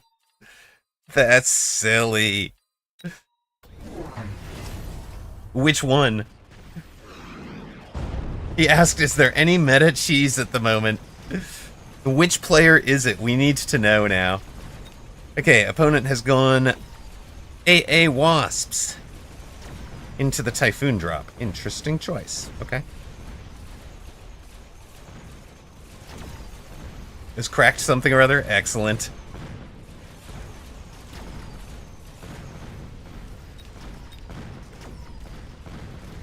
Well, now I know who to bet on in my local streamers only betting pool.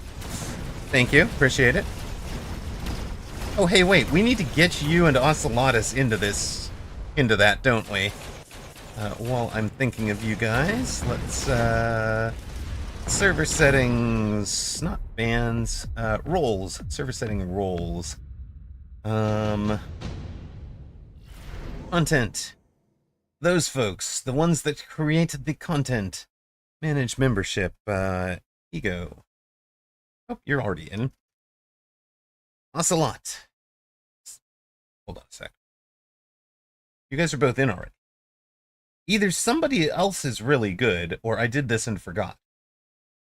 Right then.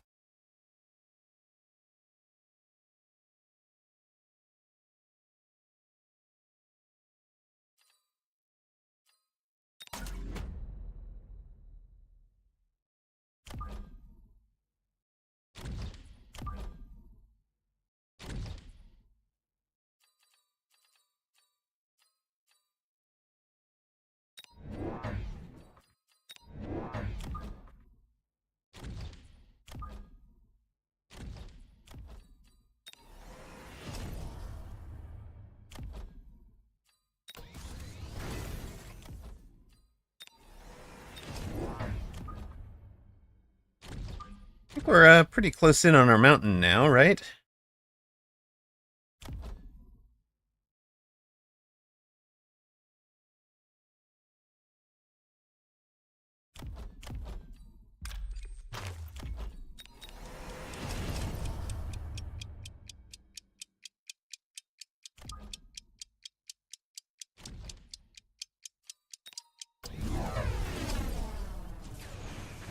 Oh, steel balls. Okay, good, good, good. Now we are solid. We haven't even heavy invested into the gospel yet.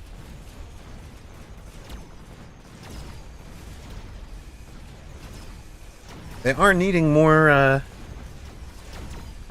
text though to really start popping off. There's no way multi-hack is actually a good response to this.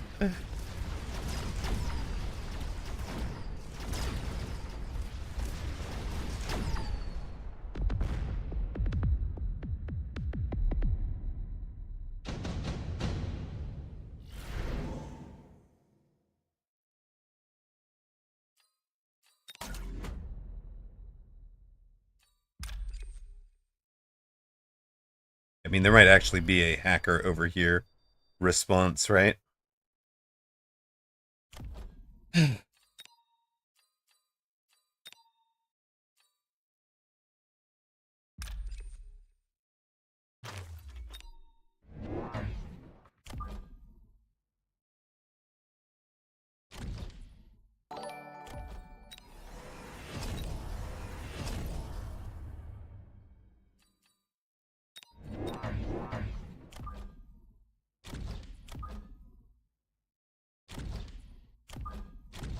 It was a gift sub for Calamero. Let's go. Welcome in, Calamero.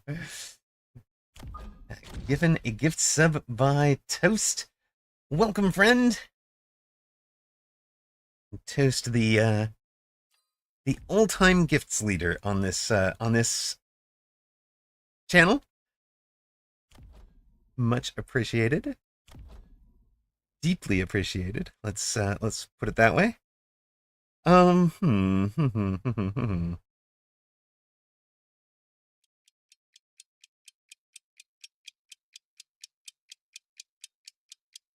sell the wrong unit. We sold the wrong unit this turn.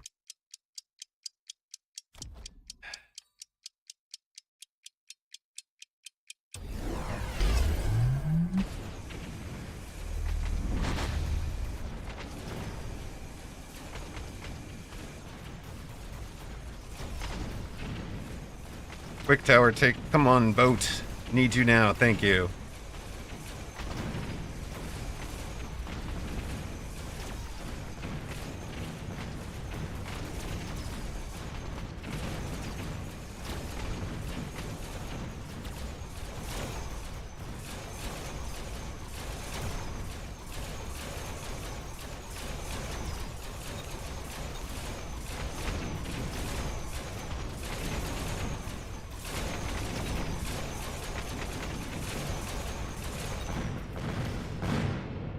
Close. Oh, more than. Not good enough. Here's corn. Friendly gift of corn in our channel. Cursor has beaten us.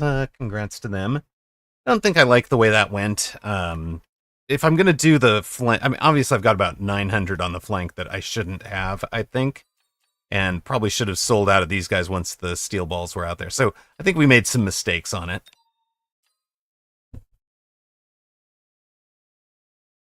But like, I also feel like it's not actually the gospel is such a hard commit that like I need to be multiple techs into that flank instead of monkeying about with saving money for a Titan. So like, you know, the flank can, let's see how to say this. The gospel alone can do it, and maybe I should I save the save the Titan as a follow-up if needed. Like, if it feels like the opponent is in a whole bunch of things that are really good against that flank, and have that beat. Yeah, the Abyss does a zillion. Yeah, like round 10 at the earliest. Trying to bring it out this early was a mistake, I think. And then, of course, we had the issue of the back door.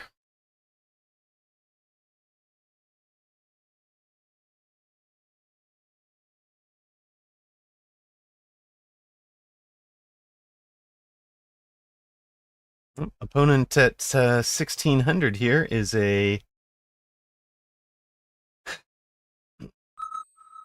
player we've blocked for some reason.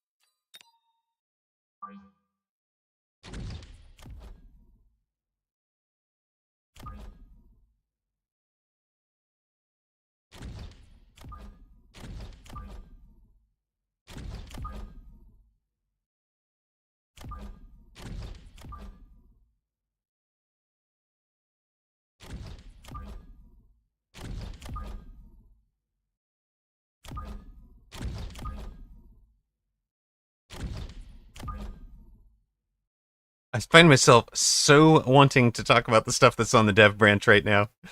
I'd like tell you guys more about it, but NDA, NDA, NDA. Can't do it.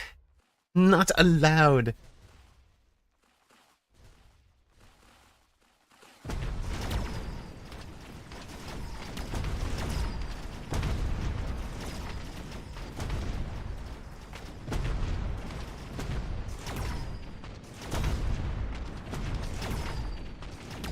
Embargo will lift for the Monday, next Monday's stream.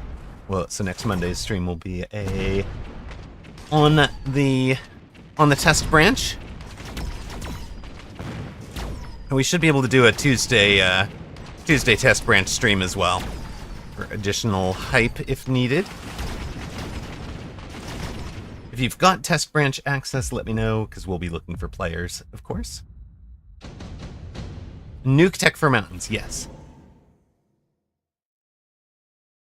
Is this for the midweek patch or the building patch? Yeah, I'm not able to answer that question, because that question presupposes things that would obviously be under the NDA. They delete Multi-Melter and Scorch. That would be amazing.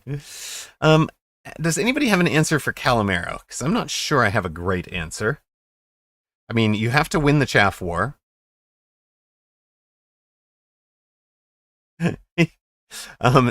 Toast wrote Nuke Tech for Mountains. Keep in mind, I am under NDA. All I can do in this conversation is read you guys' chats. You cannot take anything I say as Amaraka providing insight as to what might be coming. All right. I may read you guys' chats. I am not going to. Yes, you can trust us. Us and our 99 friends. Wait, how are we one viewer away from 100? That's interesting. That's interesting. Mom, come watch my stream.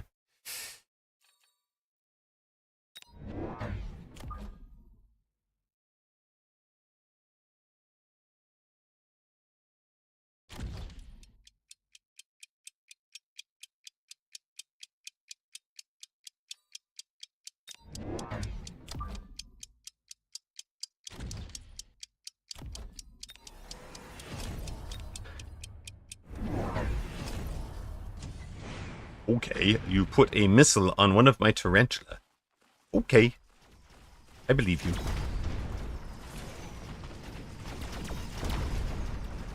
We'll have more Tarantula on flankage. What is our intended,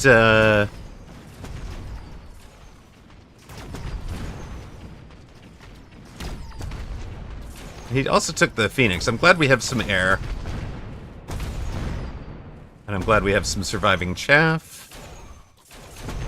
We have some chaff going to the tower. This is going to suck, though. I think he's going to get all of our upshoot before we get that tower. Yeah, he does. All the upshoot dead. Thanks, guys. Round for opponent, 5,100.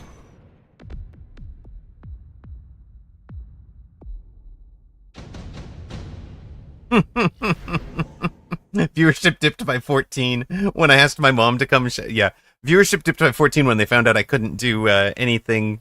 I couldn't spill the beans or wouldn't spill the beans, whichever the correct answer is.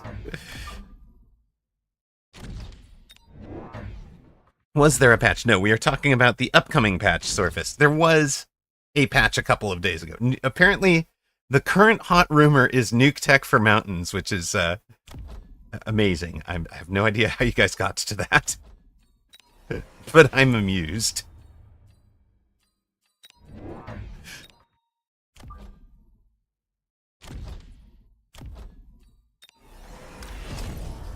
You're accomplishing absolutely nothing.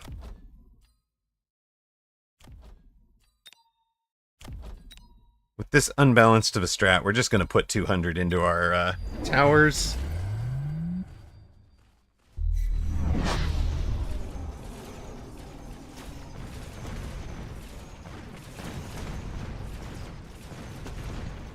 Oh yeah, we actually kind of needed a crawler somewhere, or a fang somewhere back there to actually answer those wasps.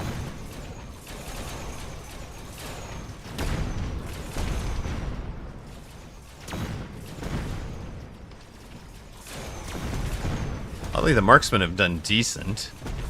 Level 2 tower on the left side. All the air is down. Level 2 tower doing its job, but we'll lose this round. Add your title is great today. Thank you, Picnic. I appreciate it. If Mountain gets nuke, it's only fair that Abyss gets Lightning Storm. We need to make this rumor so big they have to add it. The best part about it, Matman Gaming, is it actually takes words that were used in private conversation, reorders them into something that is a complete incorrect, but kind of amazing. So you guys carry on, carry on. Make this rumor so big that they have to add the nuke on Mountain.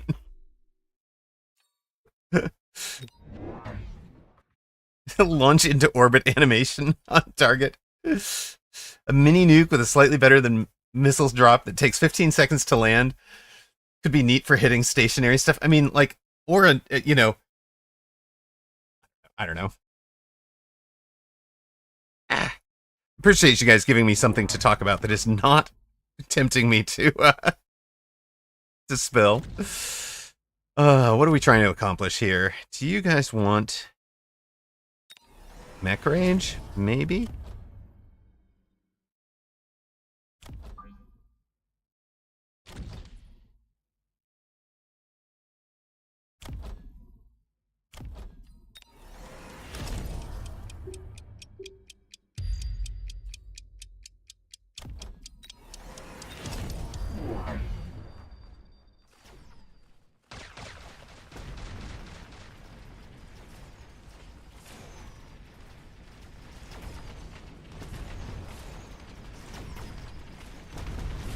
Alright, opponent in a Vulcan now.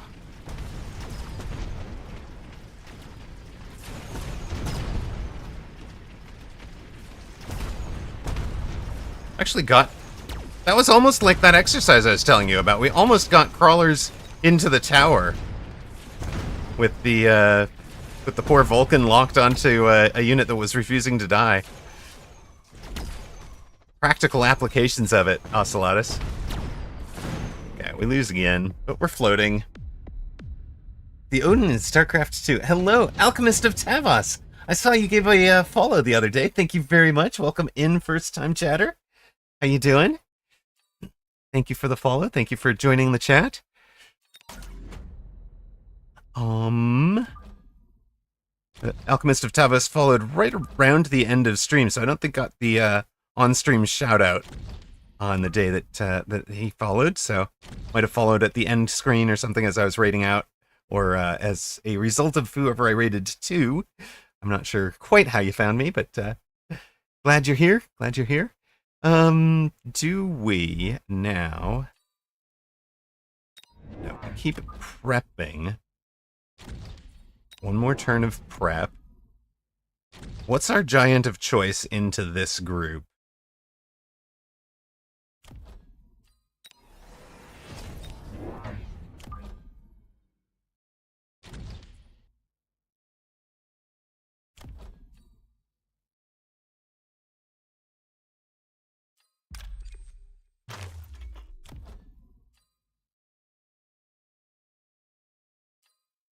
What's our Titan of choice? Today is a Titan board. A Titan day, everybody. Oh, in Tam's and Mike's streams. That's right. That's right. Excellent. Okay, I remember.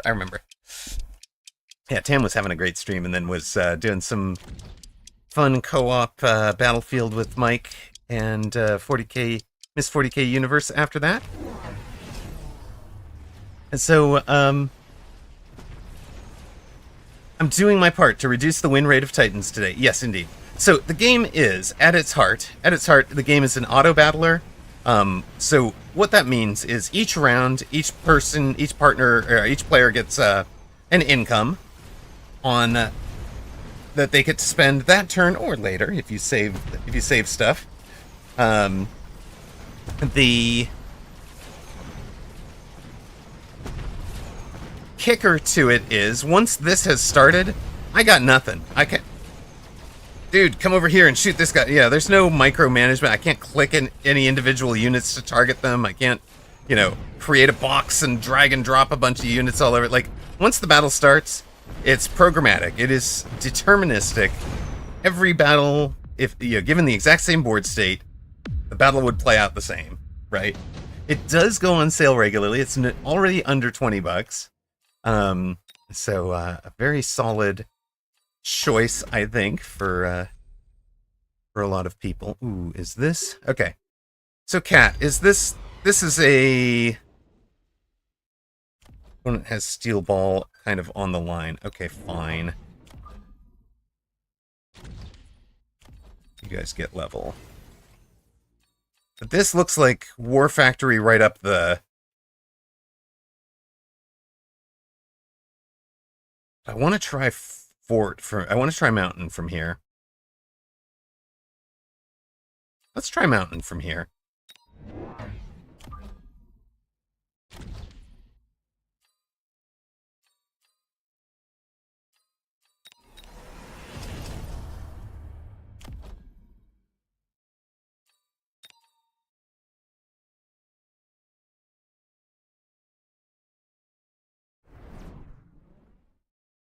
Okay, so here's the thing, though, right? The units in green are the ones that I've placed this turn.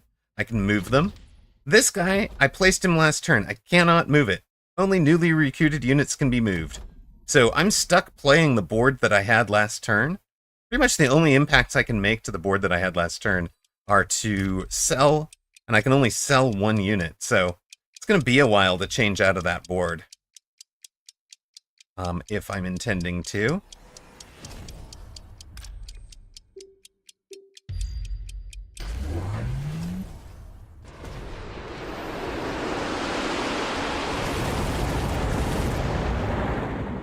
His piece on the line here saved his shield. That's pretty solid for him.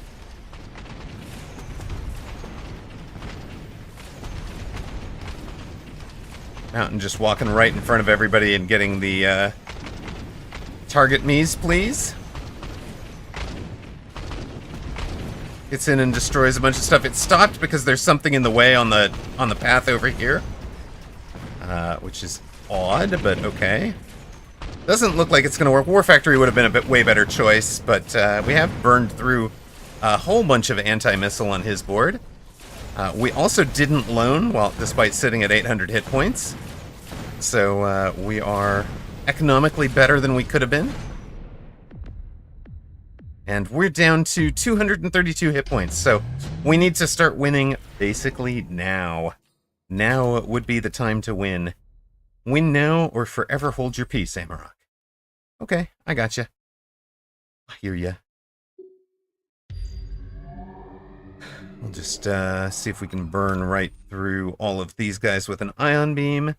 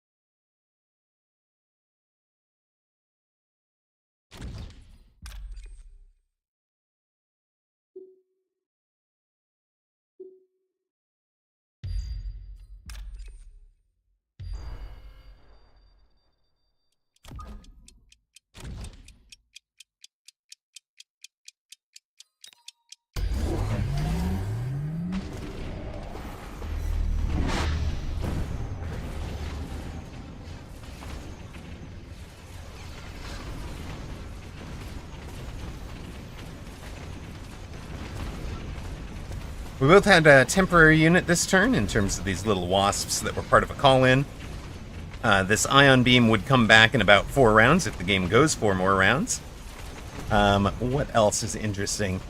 It's got Calmero. It says you say a bit low of a player base, but there's still more than 2,000 concurrent every day, and the overall average is still climbing.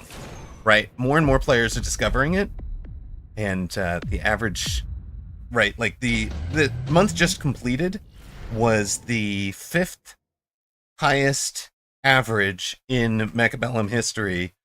3 of the top 4 are the initial early access launch, the official public launch, and the free weekend. So it's got a lot of it's got a lot of momentum to it, and yeah, it does need to keep climbing. But then also, like, if you looked at my my personal viewership stats as kind of, you know, I mean, representative of the audience and all of that, you could look at Rooster as well if you want to be like separating this from anything Amarok specific, which is a fair distinction to make, I think. But the you know, like, Rooster's clocking over 500 now, which he did not used to. I finally, for the month of July, I broke the record for unique viewers on channel. And to put that in context, when I first had that record set, it was in August of 2024, and it was because I got a raid from Grubby that was like a zillion times more value than a zillion times more viewers, I should say, than I had been getting. So, oh my gosh, it's like we knew that missile or those fangs were coming. The events yoinking a bunch of streamers from other games is definitely working. Grubby should come back. I would have loved to see, this Beastie Cutie Invitational. I would have loved to see effort made to, for example, recruit Grubby, Baru, and a couple of the others that have played, like, put vibe into that context as, like, folks that are solid from other games and Getting the job done. Okay, we have lost this one.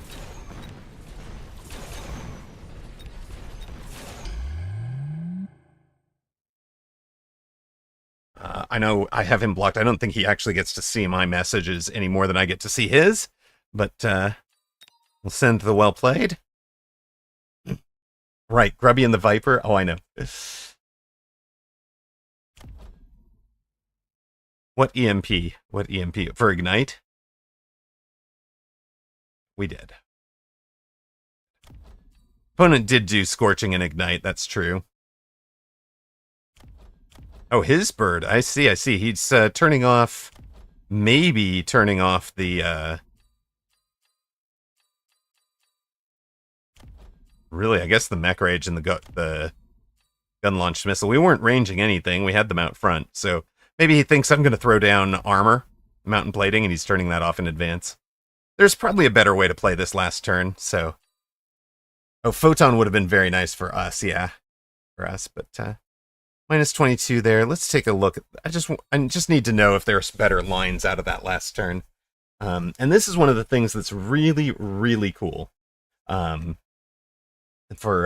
you know, kind of pointing this out to Alchemist of Tavos. He says, when I do pick it up, I might make it a learn on stream type of deal. So what's more fun than learning through chaos with people watching you do it? Exactly. I'm kind of disappointed that Mike didn't do that. He's choosing to do a bunch of the learning off stream.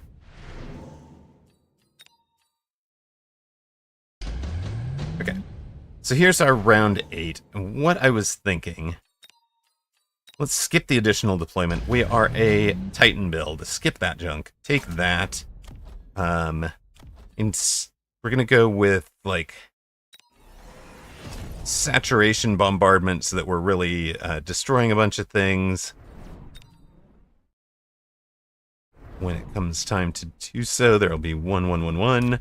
We'll take that group out. 7. What gets us up into good there? Maybe 9. Gets us another one.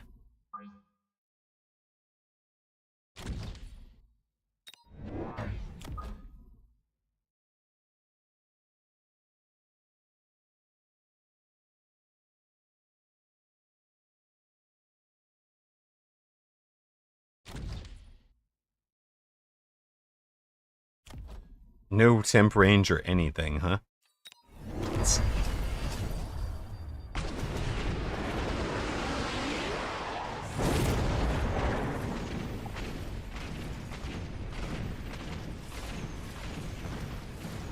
this any better in terms of cleaning up the ground game?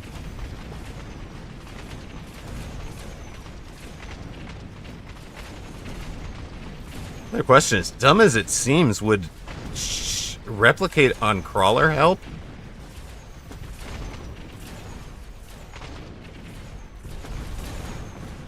No, it's the same outcome, right?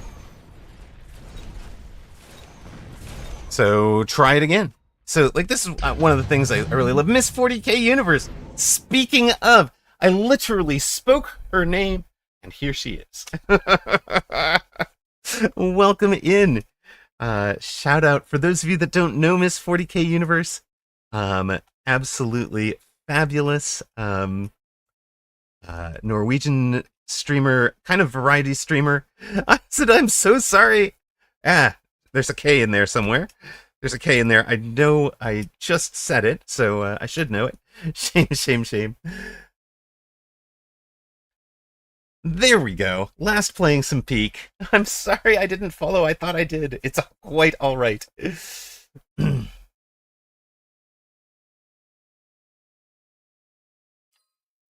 But totally worth a follow.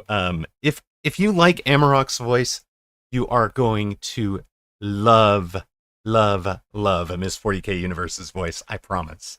Trust me on that. Go give the woman a follow. She's just super relaxing. I wish your streams were around my bedtime so I could fall asleep to your voice, because that would be ideal. What is going on here? Why are we losing? What if we just had better range?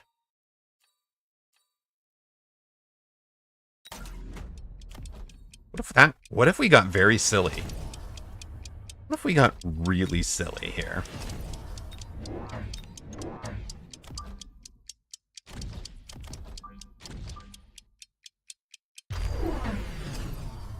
You've had people watch your paint streams VODs to go to sleep. Exactly.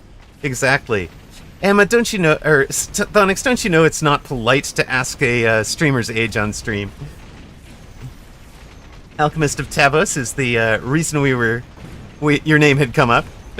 I was talking about the co-stream that you and, well, I was talking about you, Mike, and Tam playing some Battlefields together yesterday. That was a fun stream. I was watching it from Tam's perspective, but...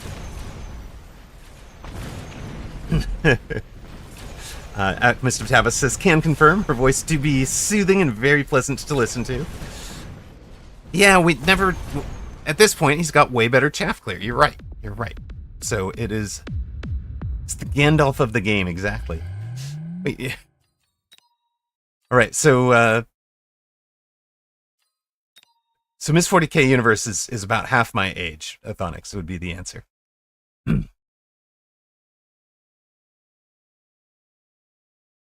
Let's try that again. Let's just go with 3 more spiders. Nothing clever. 3 more spiders and a spider tech. How's that? Of course, this is a good example of some of the tools in the game. We've blocked this player. We no longer even see his name. We no longer see his chats, etc. So it's one of the safety tools in the game, I would say, that is really handy. That gives us 1, 2, 3. Lone range speed.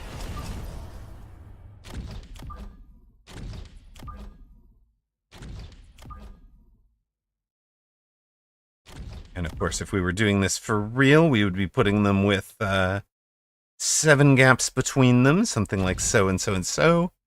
I guess you could have a level. I have to sell somebody. Maybe it's you. No, it's not you. I can't control Z. Why does control Z not work, but only on this screen? We do need something like this, though, because there is a clever flank answer, even though we know he didn't do the clever flank answer. And what about that and that as missile answers?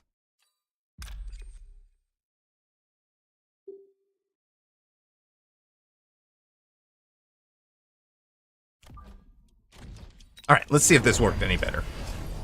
Gandalf does not like orcs, it's true. Ooh, spider mines as the chaff. Get the Vulcans locked onto the mines for a little bit. It's possible.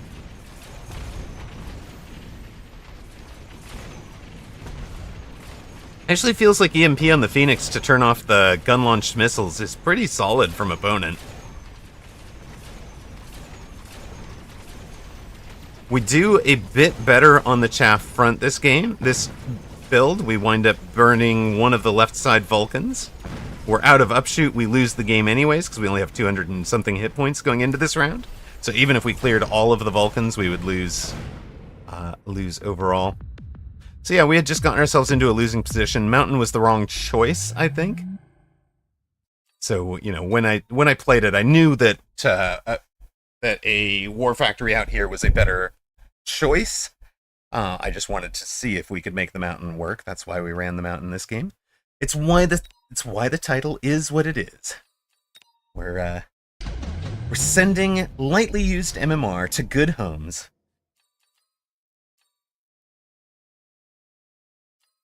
All right, let's get back out of this one. Now, time to run a quick ad. I'm going to, do I still have coffee? I'm going to refill the coffee. I'll be right back. We will catch you, and then we will catch folks coming back from ad, and then we'll matchmake, okay? Next, this will be one more game, and then I'm going to have a Words on Stream break. Words on Stream break in about 25 minutes.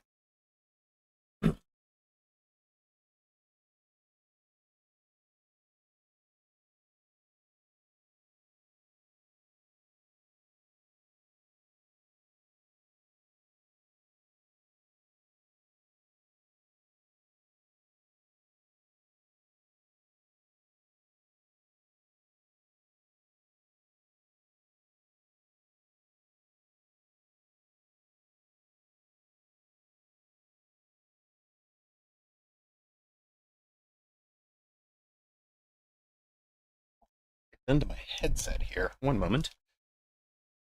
Time to just unspin the wires. You know how you get wires that are like,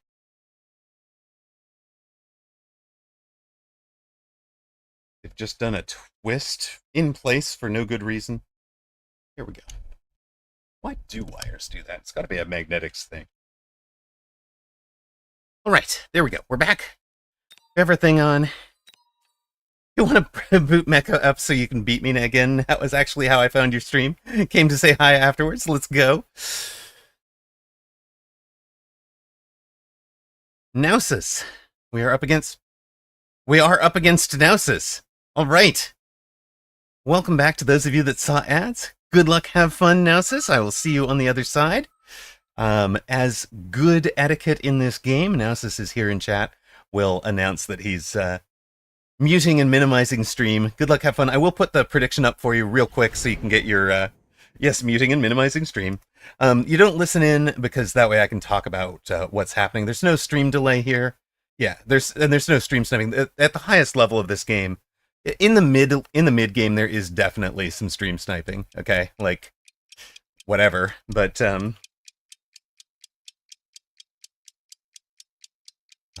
you just can't get to the high levels by stream sniping. Let's explain what's going on in the game for those of you who are brand new to it. At the very start of the game, both players get a unique set of specialists. 4 specialists are offered to each player. You choose a specialist. There's also, each player got offered 4 sets paired with each specialist, sets of 200 cost units. So that's these 2 tarantulas for Nausis and 2 saber-tooth for me, paired with 3 100 cost units. The 100 cost units I chose were these hounds. The 100 cost units that he chose were the marksmen.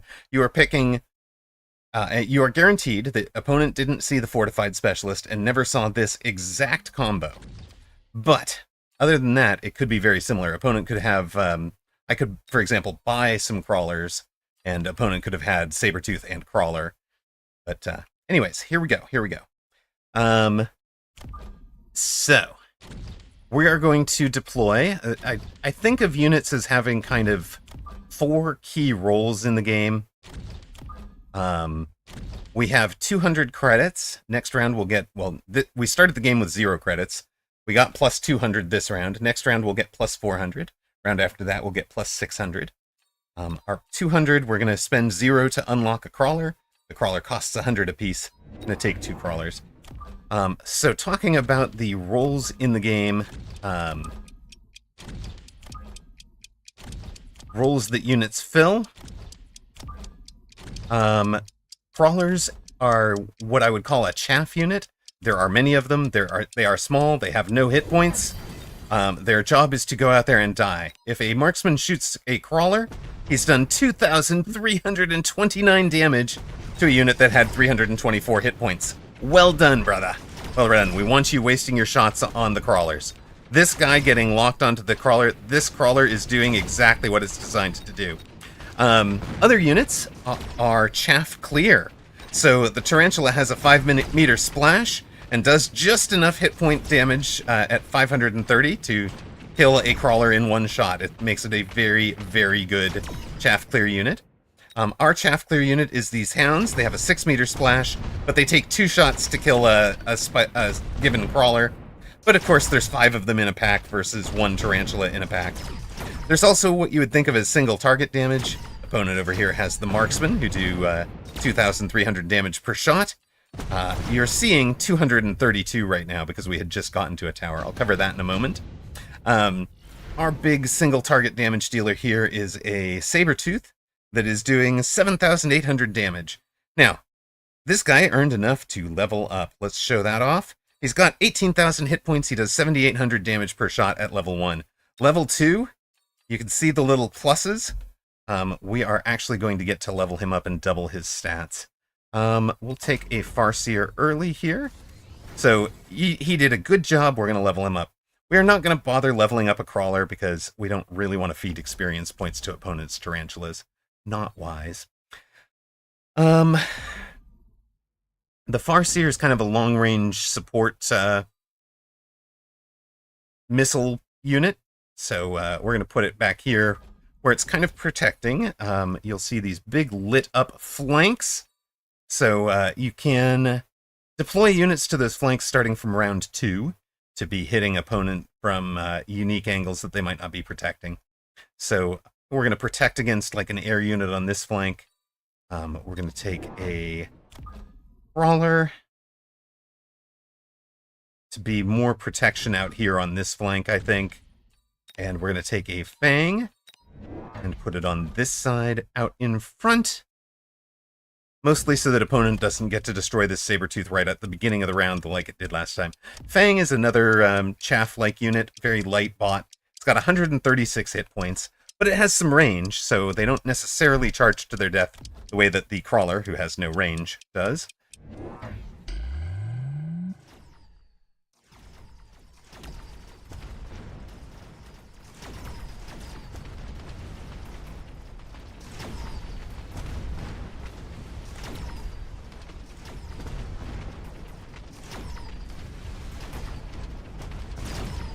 That is actually a really good idea, Soja.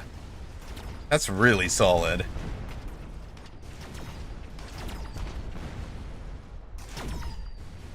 You lack chaff, you lack chaff clear, you lack DPS, you lacked anti-air. Right, so our leveled up unit over here, last round he had 18,000 hit points and did 7,800 damage. We leveled him up. It costs half his price to level him up from level 1 to level 2, but you can see it doubled his stats. That is great. We love doubling stats. The problem is he does the same end of round damage to Naus's hit point bar that he would have as a level 1 unit. He's going to survive this round and do 200 damage. That drops Naus's to 4780. So the hit point damage is based off of what you are, what you have surviving around. So,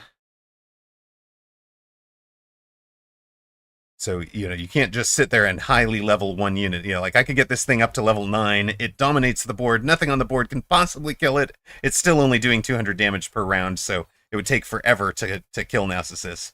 You know, something, what would that be, 24 rounds? Something like that to finish this game off. It would be very slow. You might do better by having a couple good units instead of just one uber unit. Each round you get reinforcements like this that can change kind of the rules of the game. This is one of the big rule changes. We can start designating our units' moves.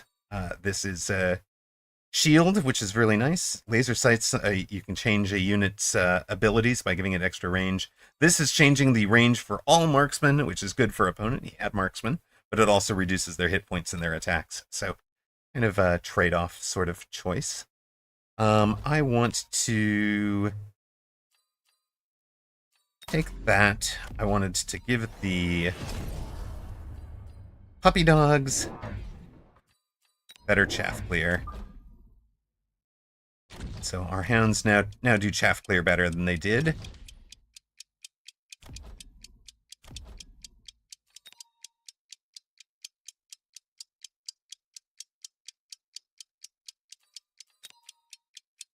And so the mech rage. So each unit has a tech bar. The tech bar basically is going to have 4 units on, or 4 techs on the bar. You get to customize the loadout. So my crawler loadout might be different than opponent's crawler loadout. In fact, they are. Opponent has mechanical rage on his crawlers. I have, whoops, on my crawlers, I have, oh, I can't get to my crawlers.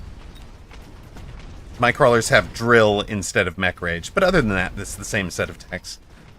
Different units will get spec'd wildly differently, or pretty close to each other. I have drill, he does not, yeah. Our leveled up guy gets the tower again. Again, if he survived, he would do 200. Opponent has 2 level 2 marksmen. That's the damage from a level 1 marksman is 100, and the damage from a level 1 tarantula would be 200 hit points. So he did 400 damage to us. He drops us from 4,600 to 4,200. But he took the laser sight and put it right here. That's fine. We get options again. The way he is super clumped together, I think, makes this spell really valuable. It's expensive. It's very expensive. I don't want to spend this much putting a spell on him, because I don't get it back until round 9 of this game. If the game goes to 9 rounds, then we're going to be pretty happy to have that come back. We wanted to finish out our board here.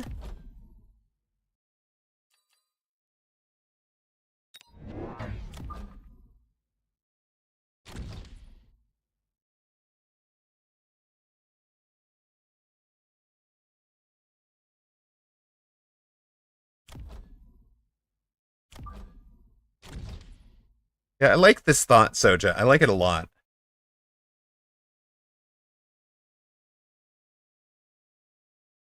Where you're going with this. Normally we can deploy two squads per turn. We've deployed our 2 squads here. You can see nothing else on the board can move, but we can move these guys. I think we just need to keep adding chaff, etc. to our board. So we're just going to kind of slowly build out our chaff board, build out our chaff clear. Added this one Farseer for protection on this flank. We land our thing right on top. This is the round that he took his first techs. The tarantulas get their tech turned right back off. He has also bought a pair of Phoenix. So he's now in like a whole bunch of single target DPS in the Phoenix and the Marksman.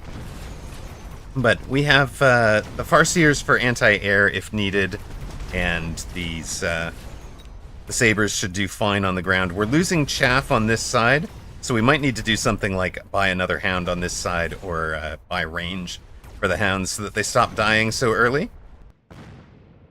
And we're out. You can see we're out of hound on this side, so I might pick up 2 more hounds this turn and give them all range. And that'll be a fine turn. We lose a couple more hit points. Sure, we're down to 3580. We're not, I don't think of myself as in too much danger until I'm down below 2000, but it can definitely be the case that a sudden large piece of damage can knock you out. What did we say? 2 hounds and hound range. Sounds like a plan. We're going to change things up dramatically there. With that, we're also going to have some of the hounds arriving from a lot deeper. These hounds back here are also to take care of flank stuff, but then just to be getting into the fight late. A big thing that's happened in this game, we have not managed to level any of the hounds. So, you know what? Skip it. We're going to break the rules again. Cheater streamer. Instead of recruiting them at level 1, we're going to buy these at Elite Recruit level 2. And the reason for that is a level 1 hound is doing 246 damage per shot. A level 1 crawler has 277, so it survives. Level 2 hound, of course, does 492 damage. So yeah, we had to pay a little bit of extra. We had to do this little click on our tower to do things. Clicking on the towers is not intuitive. It's not obvious through the tutorial that you should be thinking about that. And is one of the powers that a new player needs to learn. So we brought these guys in at extra levels. Will devs ever change the description of Scorpion? No. I do have personal contact with Bear Like Soja. I would love to do that. While we've got a whole bunch of you here, this is, I don't normally do the full new player explanation. We're just using this one game as a solid new player explanation, in part because we know we have Miss 40k Universe and Alchemist of Tavos here in chat. Sorry. Apparently my camera decided that we needed a super close-up on the desert out there. Okay,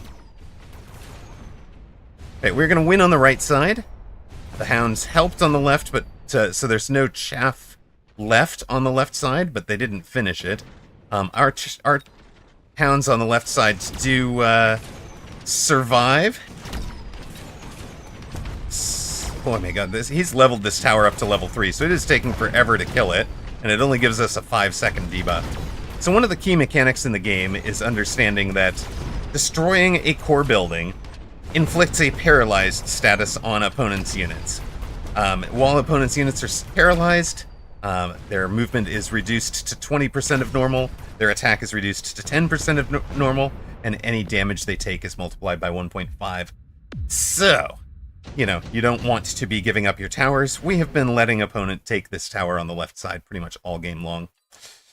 So that is probably not ideal for Amarok. So one of the things you can do is level up that tower. So you leveling it up shortens the duration of the paralysis. So we've been taking a 9-second debuff every time he takes this tower. Let's just make it level 3 to match his. Now we'll take a 5-second debuff when he gets that tower.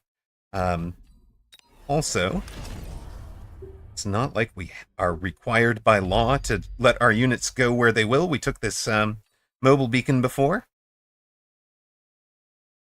We've also managed to level up these two. That's handy. You guys still don't seem to be reaching the levels we need you to, so unfortunate. We also probably want a bit more chaff on this side. Let's bring you and you in. That fellow can get a level.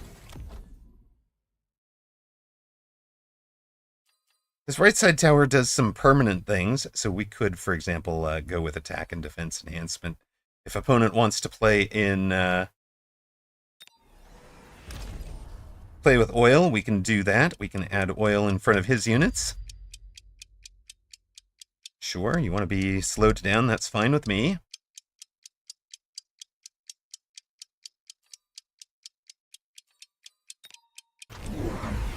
Oh look, there's a melter there.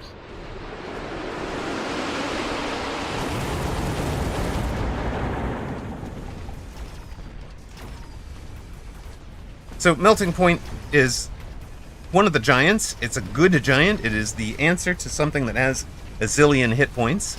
Our level 4 Sabretooth had, it's not quite a zillion, but like something like 72,000 hit points if you run all the math out. So adding a Melting Point was a pretty good shout for opponent there. It's a works once, because now that we know, we'll keep it from getting the locks on that guy ever again.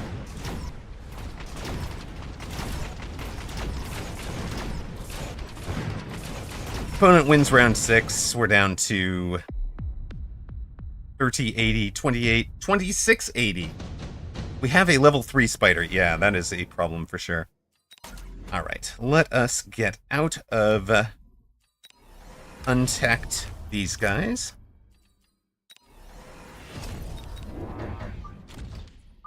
Now, we put to chat at the start of the day, we put a quiz down, a poll down as to what unit they wanted to see us doing. They did not choose Fort, they chose Titans. Titans are even bigger than Fortress and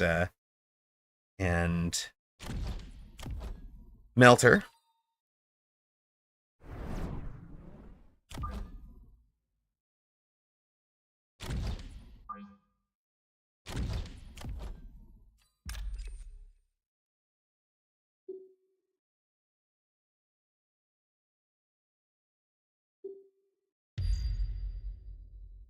But Forts should be a pretty good answer to all the Tarantula junk over there. This guy can have that. We'll also want to take some temp range. We took a tech on the fortresses. So we got a two forts as reinforcements. We've added 2 more. Most players would say Fort is terrible into Melting Point, and I'm not going to necessarily disagree. It's probably not the best choice. It's the wrong place for that, isn't it? Let's put it here. Let's put it there, shall we? I'd like to take this level so that it kills the... Oh, he has sold out of the... He sold out of the melter.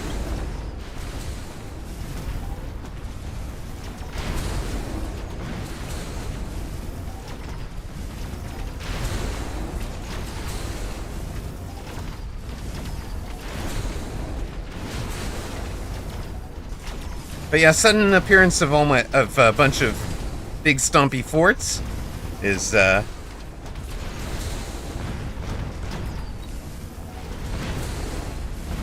bit of a shock to him, at least. Our big unit survived all the way through that round.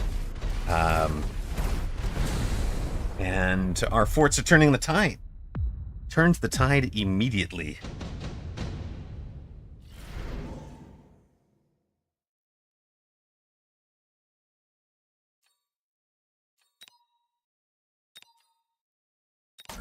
Now, it seems silly to take barrier when fort has barrier on the bar already.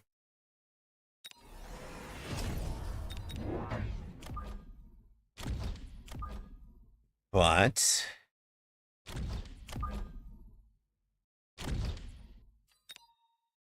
part of what I'm thinking is this fort is probably not going to get to level 2 anyways.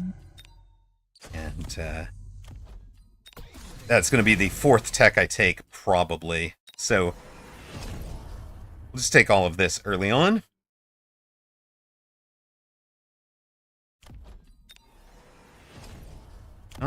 What about you?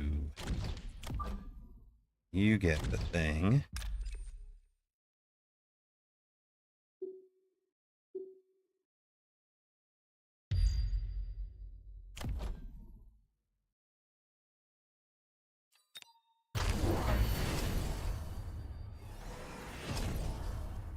Oh yeah, I was thinking about that. I meant to put a Farseer here, which would have answered this guy and the call-in. Luckily, the call-in is going to get just sort of stuck on the fangs anyways. And I think it's going to take a whole bunch of anti-missile barrage from these folks. I don't know if that'll kill it or not, but... Okay, what mech is the counter for steel balls? The canonical is Raiden, because, Geek Out Nick, the steel ball cannot shoot up. The Raiden can shoot 3 steel balls at once, and if you give it fork, it shoots all 4 steel balls from one pack at once. So it can one-shot a pack of steel balls. And there's nothing the steel balls can do against it. The other reason it's really good is that in addition to fork, you take electromagnetic shot, and that turns off the... Uh-oh, my units do... my steel balls turn into crawlers. Scorpion is a good answer. I say HE on Tarantula is very good. HE on Boat is very good.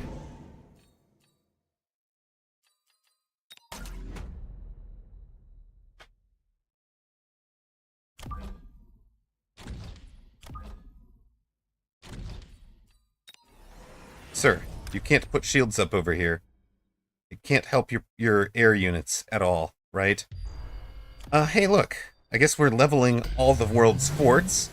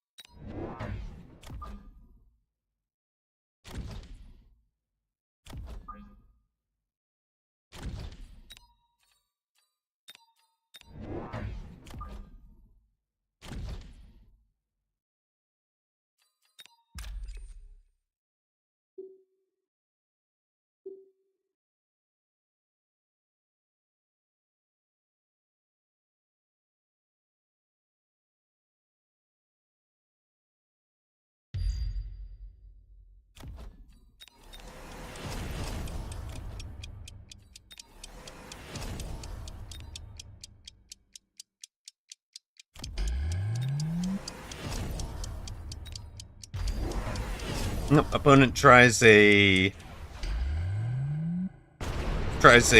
mountain. Mountain gets its text turned off. Mountain defeated.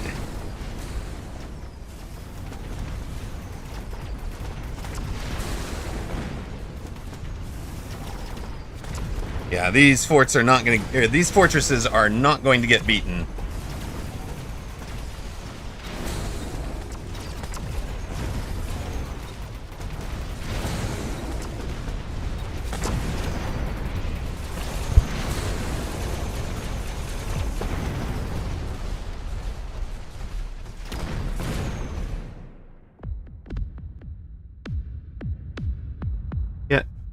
Emerald better with Fortress than pretty much any other unit, right?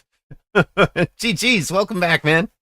And I'm glad you got in to get the bet on yourself. I think that's a lot of fun for players to be able to bet on themselves against streamer. I'm sorry it didn't pay out this time.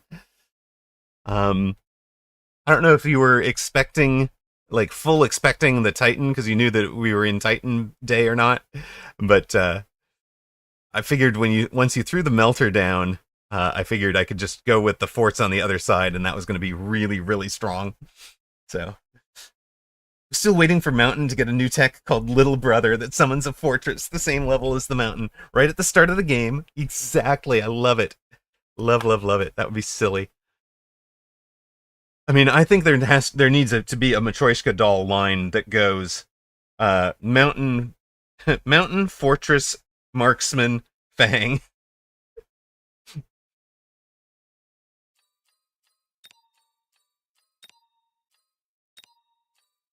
Right, we cranked. Do we offer coaching? IMKUS, yes, I do.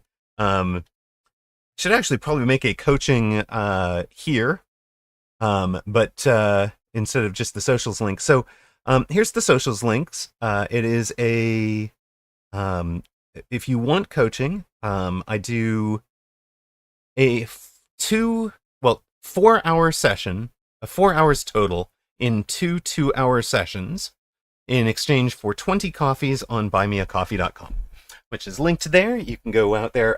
If you do that, give me your DM, your Discord's DM, and in-game username, and we'll arrange a time for it. Usually, coaching days are Tuesday, Thursday, or Sunday, on the grounds that my streaming days are Monday, Wednesday, Friday, and Saturday. So, Ocelotus Gaming is a recent beneficiary of the coaching. Coffee is like $1 zillion. It depends. If you're going to Starbucks and getting a floofy, fraffly, whatever, you're not getting a coffee. You're getting the Frappuccino thing, and it's $1 zillion. That is something totally different. Okay. We promised you guys some words on stream. For the players who have never played Mechabellum, was that a good explanation of what was going on in that game? Like from the start all the way to the end? I hope that was enough to kind of get you guys an idea of what the game is like. Yes, you buy 20 coffees, you give me the contact information, I contact you, and we'll figure out the date and time. I am strangely strong against Soja. Alchemist of Tavros says, "I'm very, very good. I learned so much. I appreciate the knowledge. Excellent." And Imki is doing it right now, brother. I will reach out to you at the end of this stream. That'll probably be around 8:30 p.m., maybe 9 p.m. tonight. It is currently 3:15 p.m. local, so in about 6 hours or so, I'll respond and reach out to you. I do owe Ocelotus his second session, and I owe one other player their second session. So those folks have slight priority on you at the moment. Oh, and there's a gifted coaching session that I'm still trying to get arranged to somebody as well. So there are 4 players in the coaching pipeline at the moment. And again, what we're going to do there, Imkias, we'll start with as simple as just going through the tech loadouts and figuring out what we're running and why, what kind of things you want to run and why, and then we'll go all the way through to we'll probably wind up in the testing grounds for a little bit, so you can see some of the thinking that goes into, and testing grounds. We'll do things like strip games right back down to chaff versus chaff clear, and make sure that you're winning a chaff war or controlling positioning. One of the things I did with Ocelotus was, can you get crawlers to start nom-nom-nomming on a Vulcan? It's like...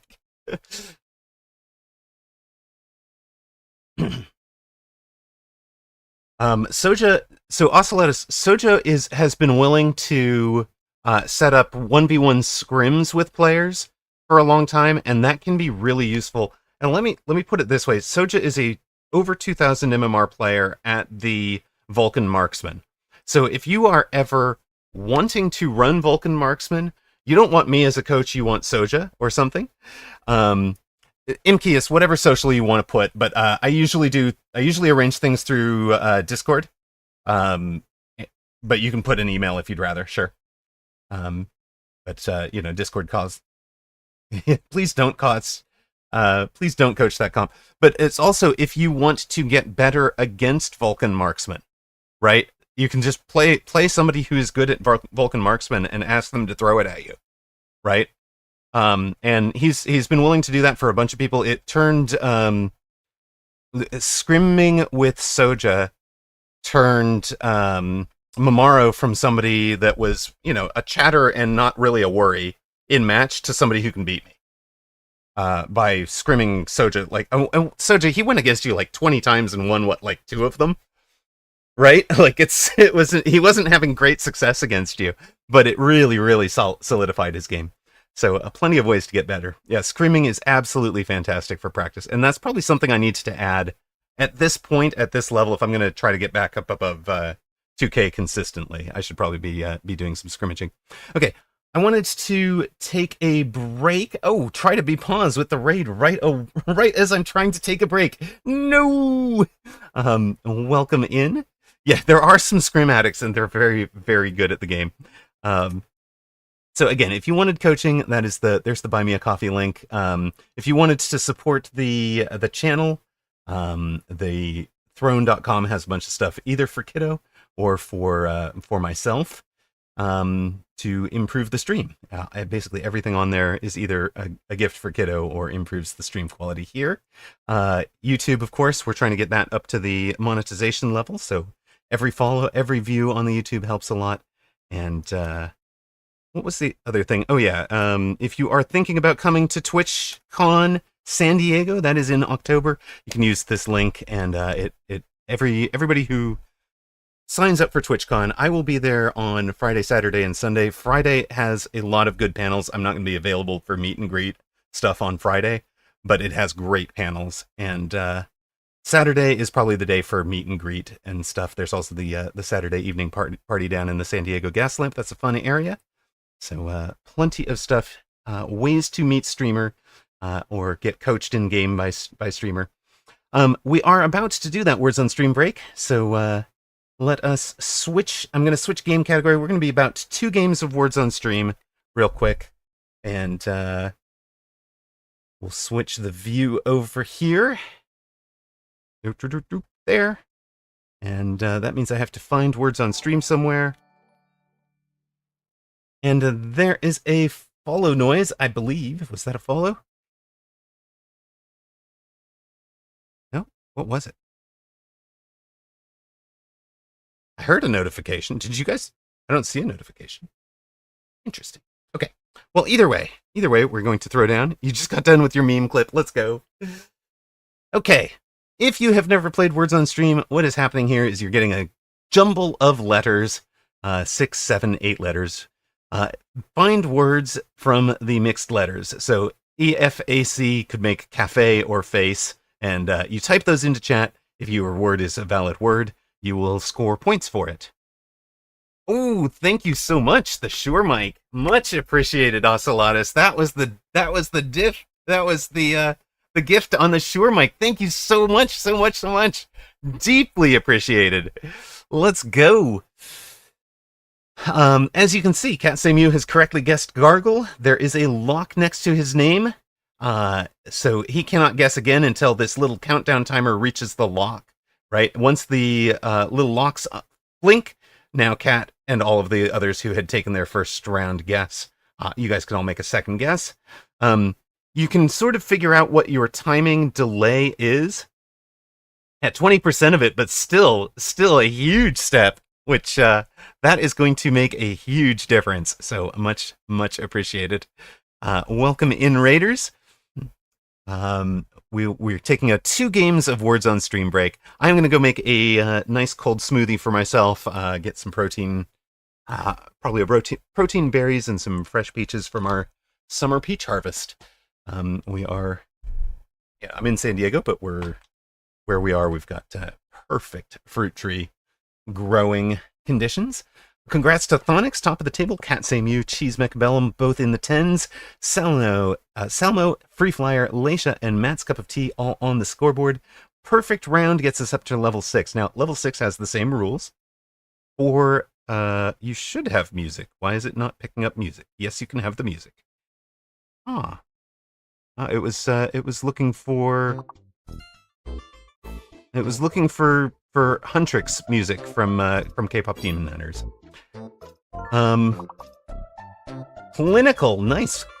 Clinical finish from Cat Samu. Now, level 6 is the same as level 1 in that there are no tricks, no tricksiness. But as this game progresses, you are going to start having a fake letter. Eventually, you are going to have a fake letter and a hidden letter. And eventually, it's going to go up to a 5-letter minimum, word. So you're going to have to at least get practice at getting the 5-letter words now, while the 4 letters are still options. One of the things you can do is if you spot a 4-letter word. Let's say you're Toast and you've just spotted clan, but there's still a whole bunch of the word is valid. You can not necessarily type clan in right away. You can kind of wait and see if you can figure out one of the 5-letter or 6-letter words, and then type clan as the bar is getting down close to locking you out. Onyx, again, top of the table. Cat Samu, again, second. Cheese Mechabellum, again, third. So they retain their orders 1, 2, 3 at the top. Leisha, Imkias, Toast, and Salmo all scoring as well. Gives us 9 total scorers. And we continue on. Now, level 11 will have the fake letters, and you guys should work together. I'm going to step away from the mic. I'm not going to be guiding you anymore. One of these letters is fake. When you figure out what the fake is, for example, you typed a word that you know is real. You typed fort, F-O-R-T, and it didn't show up. You know one of those 3 letters is invalid. There you are. 4th is valid. So, yes, thank you, Imkias. So, because you saw that 4th is valid, you know the N is fake. Communicate that to each other in chat. When you know what the real letters are, when you know what the fake letters are, and especially when you figure out what the hidden letter is later on. You've got to communicate that to each other in chat. Otherwise, as a group, we won't reach the goal. And if you don't reach the goal, the game ends. So, we are scoring as a group to see if we can advance. Good luck, have fun. I'll be back in about 10 minutes. Of course, I'll check in on you guys as we go, and might even make some guesses of my own. But that's pretty much it right now. We'll be back.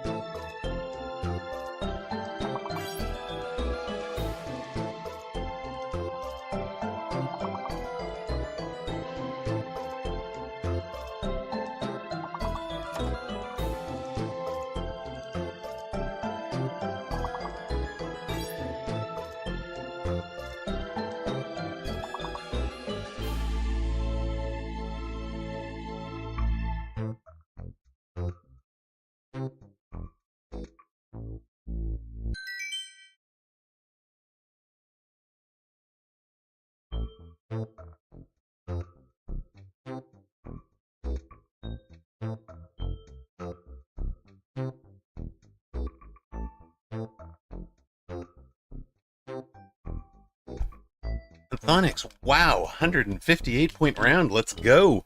Katsamu Strong, Hackmanic, Alacia, Free Flyer, and Cheese all on the board. We've had 10 total players so far. We're through to level 17.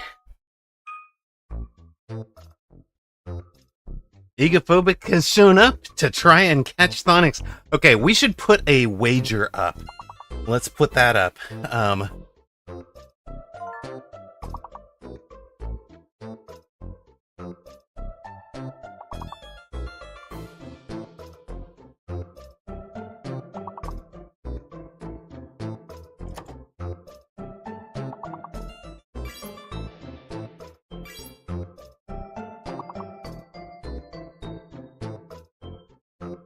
Here you go. You got a 5-minute prediction going for who will wind up top of the table for the for this bit. We've got platform are the words.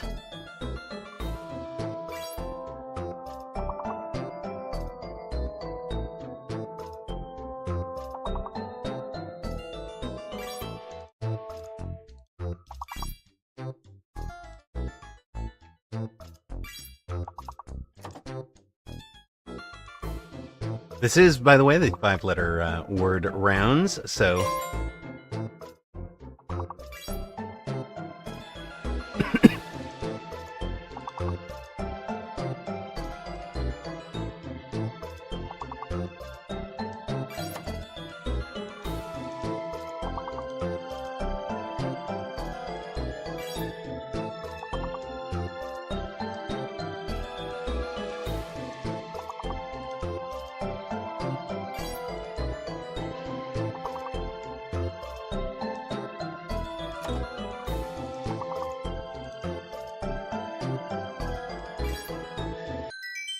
Right.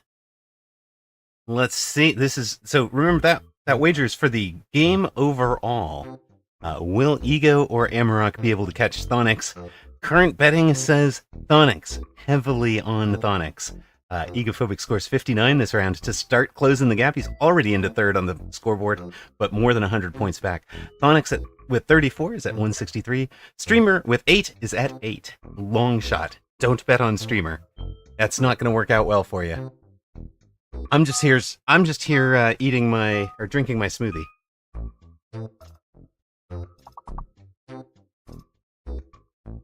You're dying now that there's no more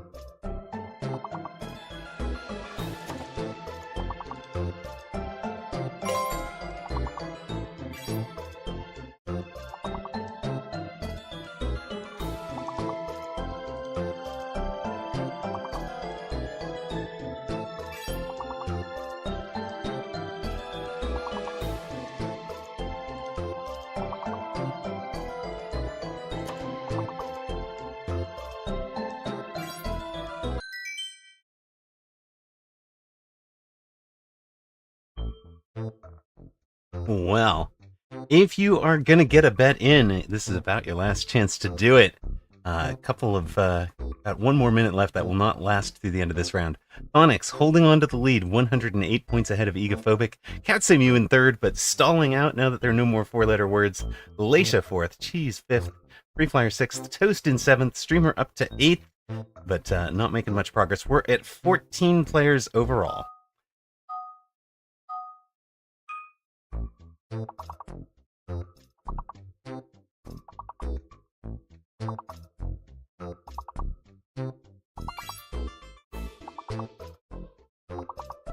Medic is valid, Medicate was not.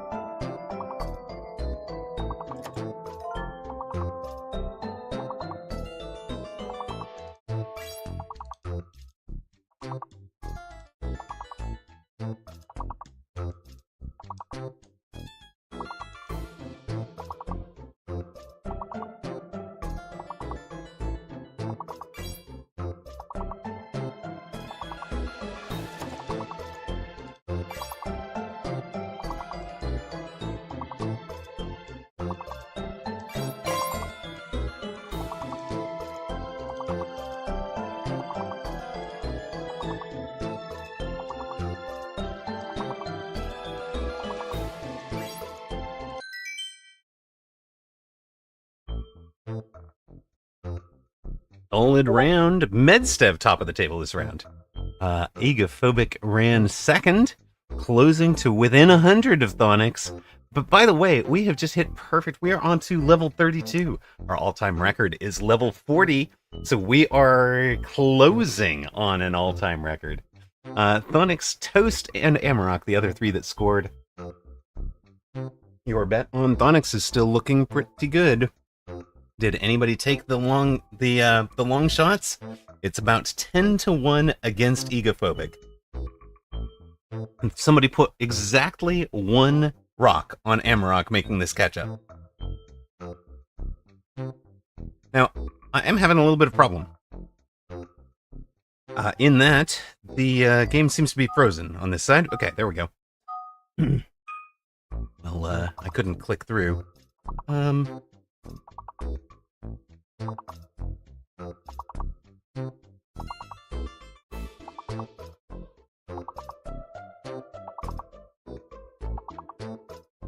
Two of these are fake. Two of them are hidden.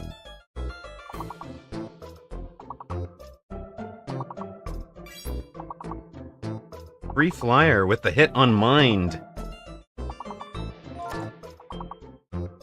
Decaf with the hit on Median.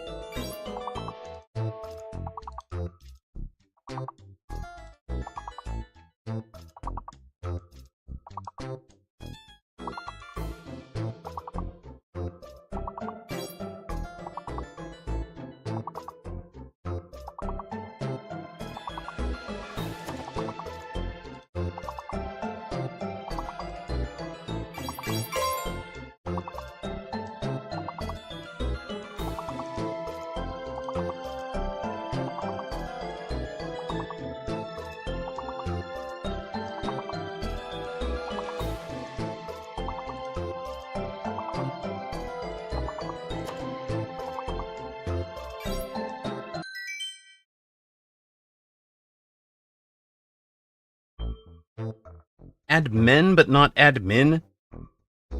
Game? No. No. I'm sorry. Admin is a perfectly valid word. Admin is also valid, but like... Sigh.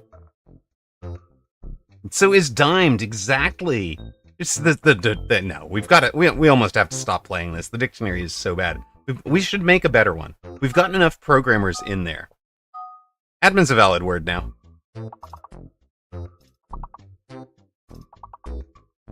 Because it's used for administrative assistant. We can now get a record. We're tied at 37. We could get the record if we hit this. Channel record, of course.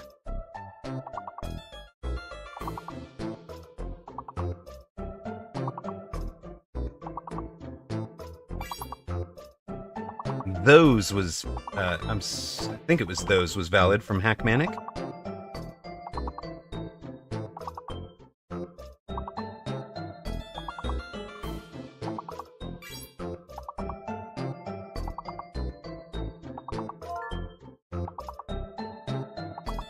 Ah, Thonix, that's a great one.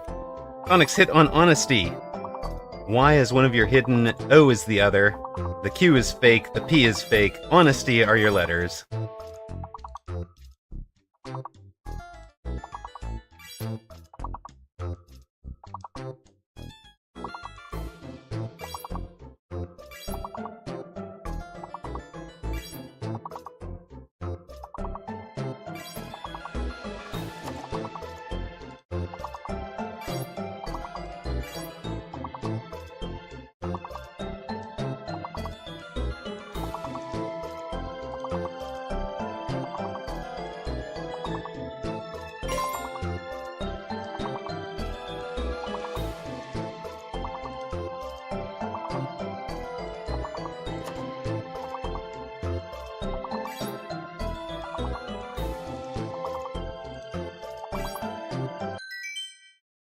Perfect! New record! Let's go! Medstev, Thonix, Booyah, Hackmanic, Katsemu, Leisha, Decaf, Egophobic. You guys have contributed to a perfect on level 37. That hits us to our all-time record. We are on level 42, breaking our previous record of a level 40. Let's go! Just got in, slid in just in time to be part of the record-breaking crowd. Too fake, too hidden.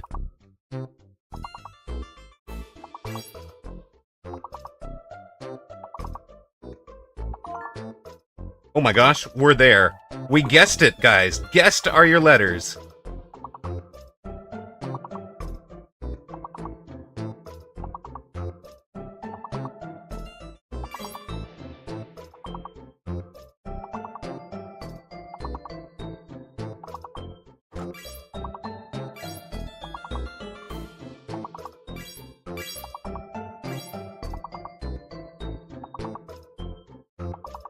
Guessed are your letters.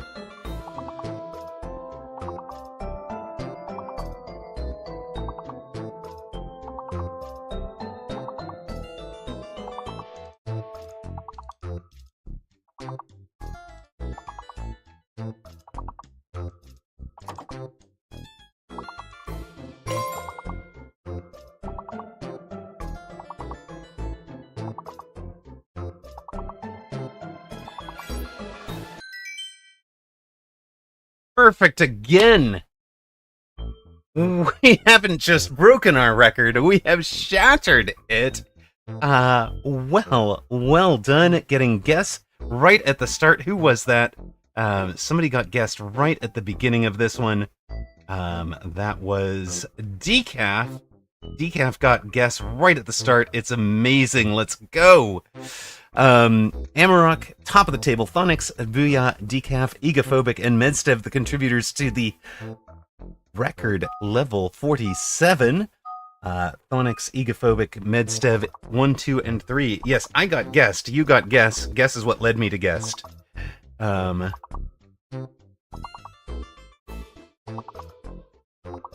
Too fake, too hidden. Medstev with the hit on degrees.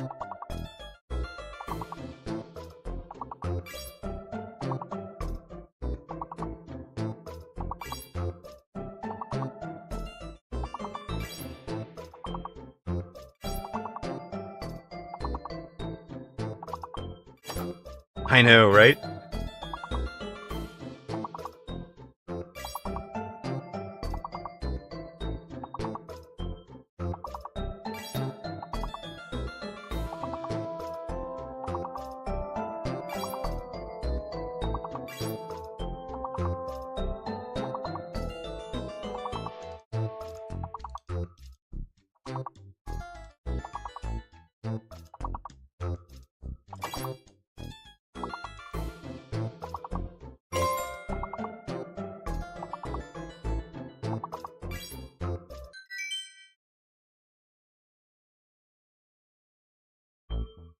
Perfect on level 47.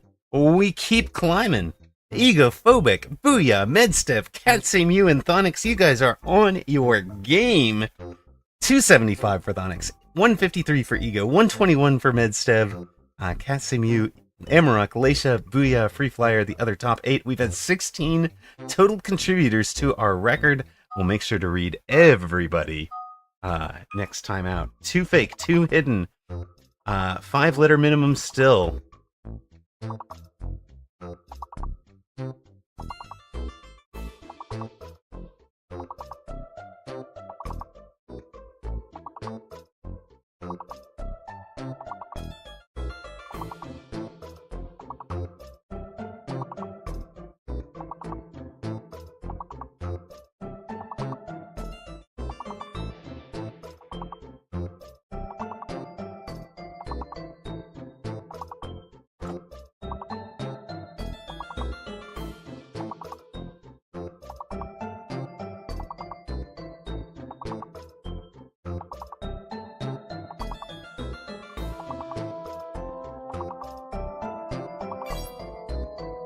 Medstev hit on admit. The S is also valid. Admits is valid here.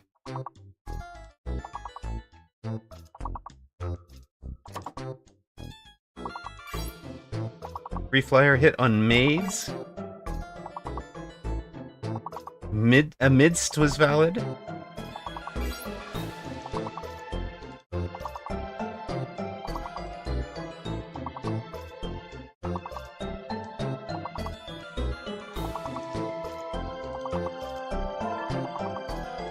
Egophobic hit on stadium. I think.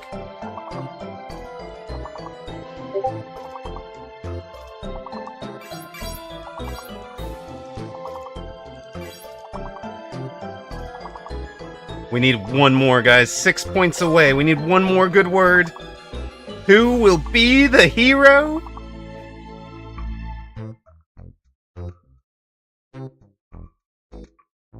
Womp, womp, womp, womp. Guys, our previous record was 40. Our previous second best was 35. We just cranked it out to level 52. Let's go. Medstev, Egophobic, Free Flyer, Booyah, and Hackmanic joining me on the leaderboard at the last. I managed to climb all the way up to 4th, but our all-time high score winning team, Matt's Cup of Tea, that very YOLO guy, Selmo Cinerinus, Imkius, Decaf, Toast, Hackmanic, and Cheese Mechabellum not shown. They are 16th through 9th respectively. Leisha in 8th, Free Flyer 7th, Booyah getting in on it in 6th. Catsamu carried us through a lot of the early game in 5th, finishing out in 5th. Amarok in 4th, Medstev 3rd, Egophobic 2nd, Thonix, our title list. Show me the rocks. Who bet on Thonix? All right, we're going to put up one more who will be top this time. And we'll go with there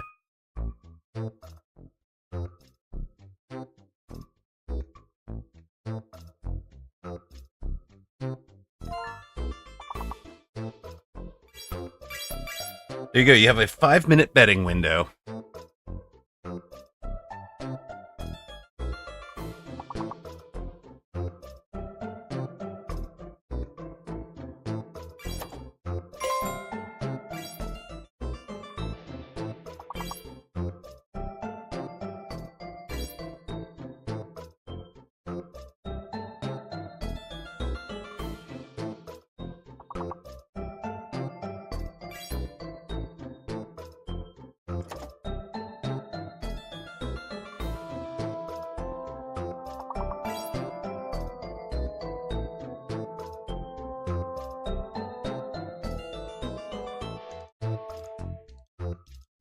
This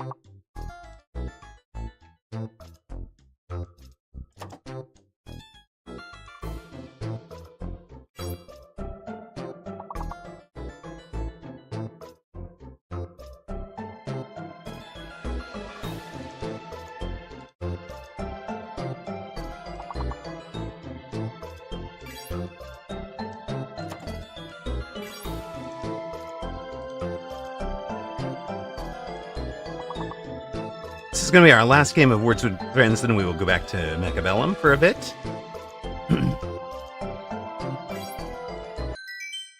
There we go. Plus 5 levels. Now, there is a betting window open. You've got about 5 minutes to get your bet in. There's 500 riding on other, with your 4 favorites, I think, being Thonix, Egophobic, Medstev, and Amarok. None of them have any bets on them. Amarok, currently top of the table, Medstev in second, Egophobic third, Booyah, Katsemu, Free Flyer, Imkius, and Hackmanic on the board.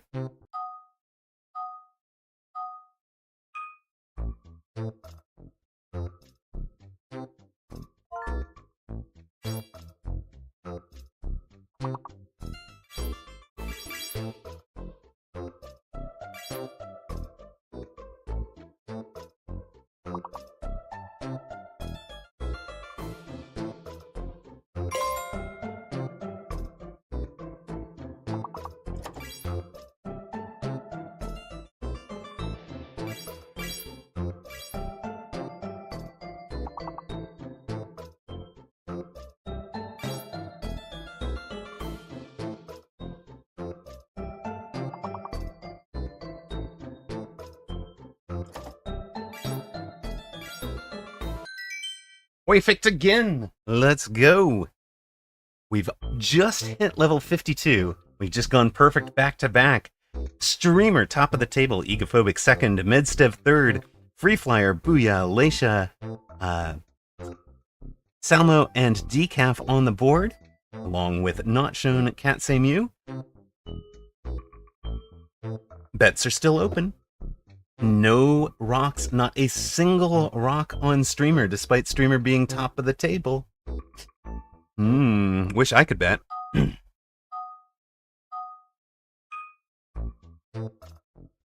One of these letters is fake. Streamer needs to go get food or water.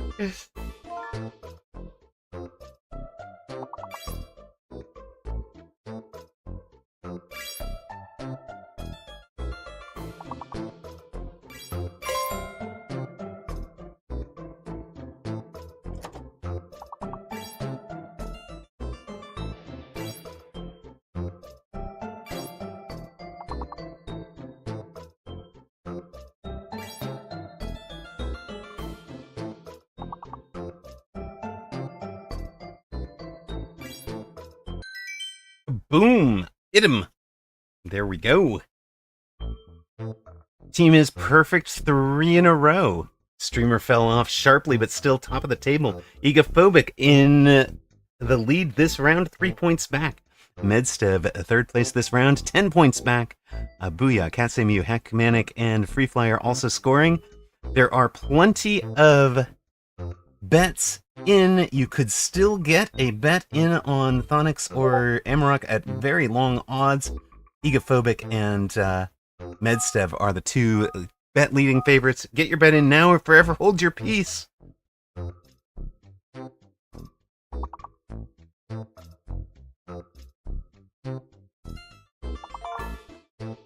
Stumble. Stumble or tumbles are your letters. It's probably mine because of the game coming through. The game is picking up. Yeah, it was mine. Apologies, guys.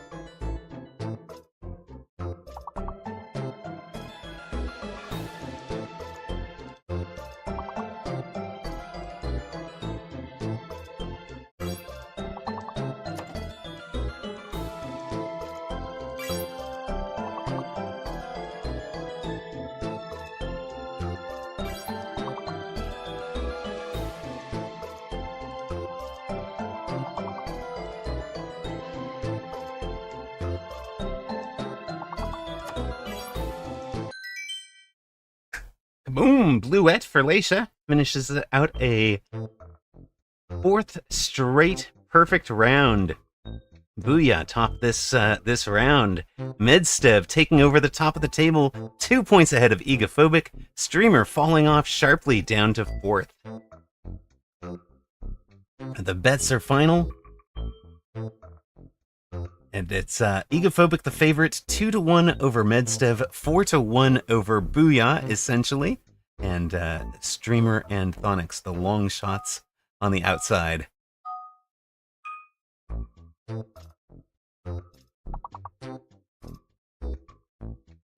One fake, one hidden.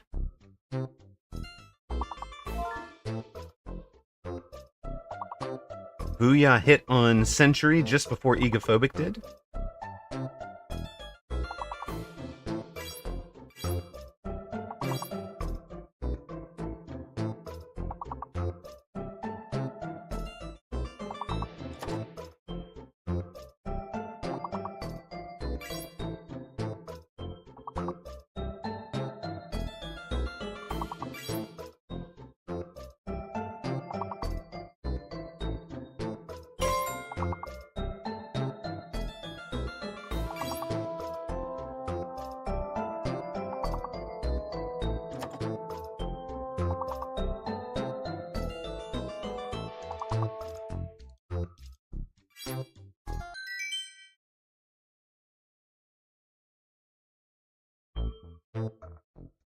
Perfect again.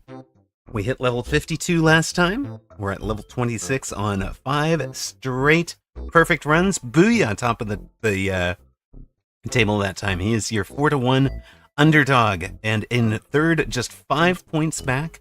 1 back of Egophobic, 4 back of Medstev. It is still a tight fight. Still a tight fight at the top of the table. Let's step on through to level 26. What do we got? What do we got? 2 fake and 1 hidden.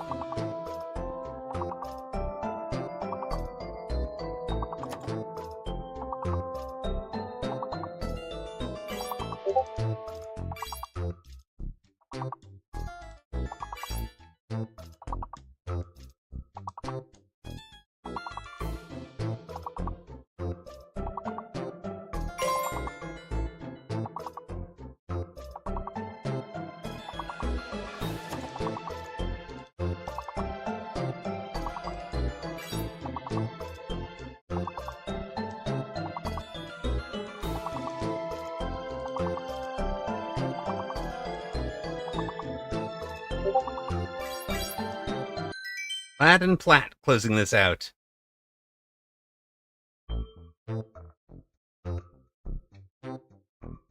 Streamer 4th. Booyah falls from 1st to 3rd. 14 points back. Medstev in 2nd. 5 points back of Egophobic, who had the top of the table there. Thunderous T and Free Flyer both on the board as well. For this one, we've had 12 total scorers. We've just come off of a record 52. We've just hit 6 straight rounds perfect. Well, 5 straight rounds perfect, I guess. We'll be facing level 31. 2 fake, 1 hidden.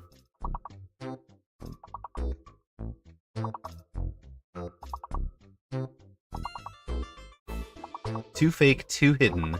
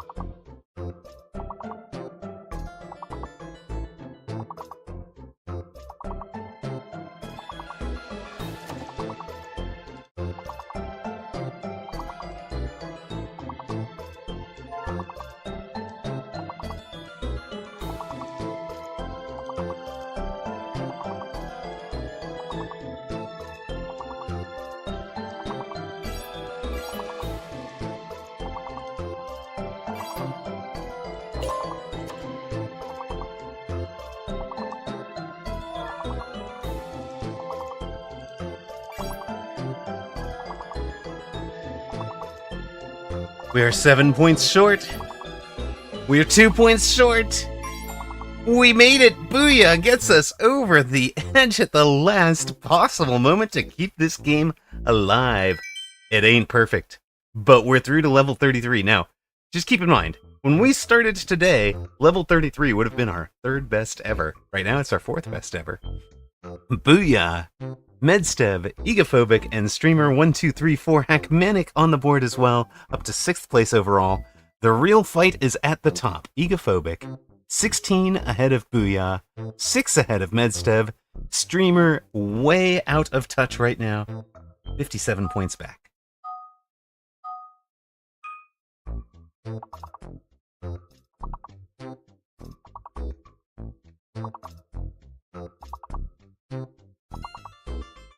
Nervous, totally.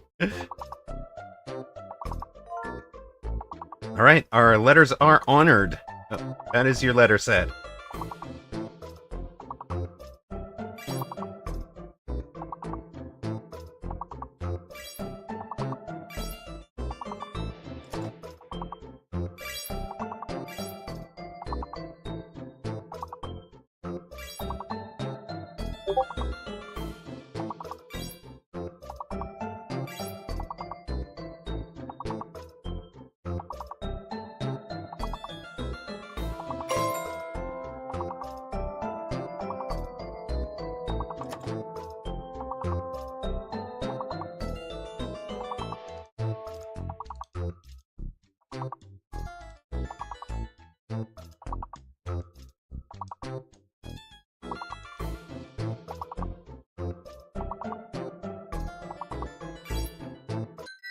Ood, let's go.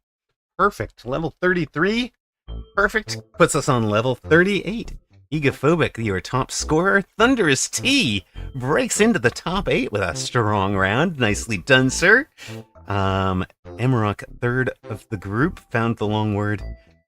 Doesn't quite get to close in on Egophobic, but makes some progress on the other 2 leaders. BZL, Tomsy, Imkias, Decaf. Looks like Katsemu and Medstev all scoring words that time out. Egophobic, your leader, 15 ahead of Medstev, 20 ahead of Booyah.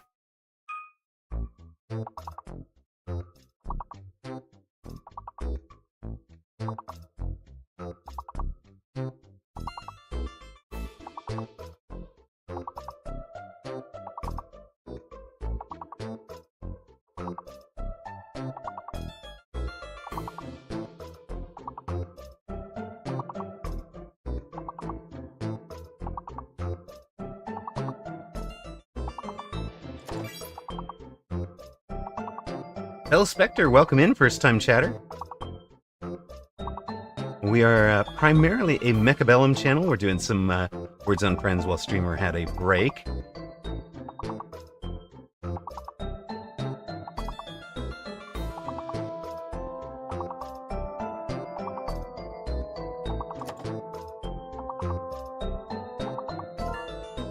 Medstev hits on multiple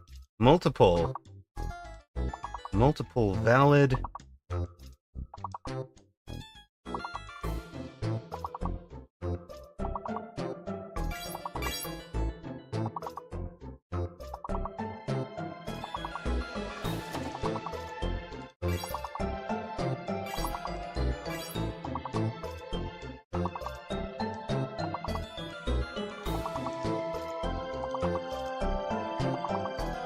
Okay, we're gonna see the letters here. You guys need to be on your game from the moment you see the letters.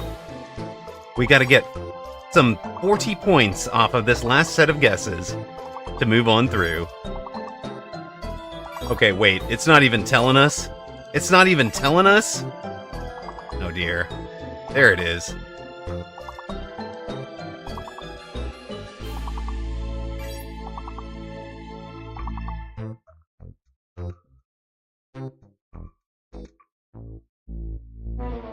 I do not like the the dictionary there. That did not work. There were several valid words in that group that didn't take, but okay.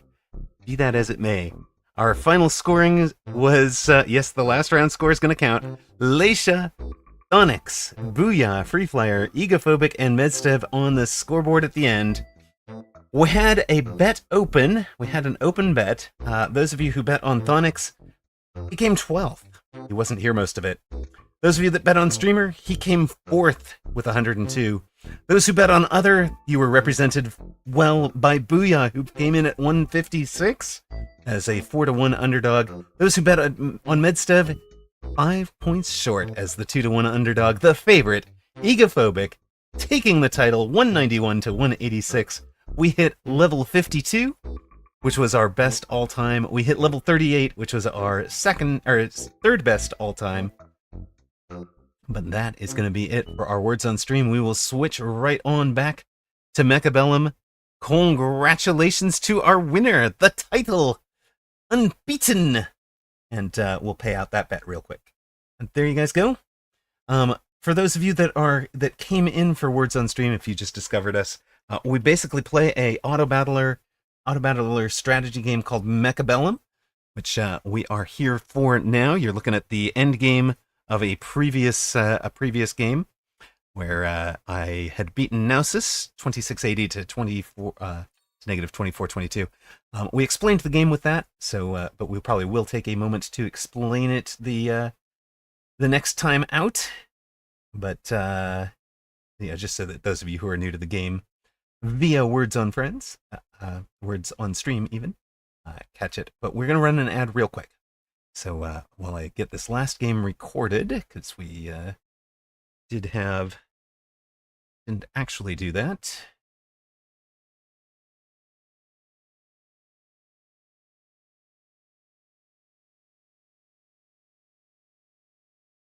Now, we had started out with a Play Titans today. Do we want to stick with that? Because we've won the one game we went without Titans. We seem to be down for the rest of the day. What's the combat record for the rest of the day? Here's our combat record. 2 wins, 4 losses. This channel has ads. Not for tier 3 subscribers, sir. Not for tier 3 subscribers.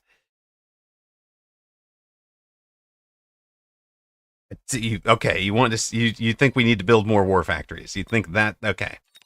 All right, we'll build more war factories.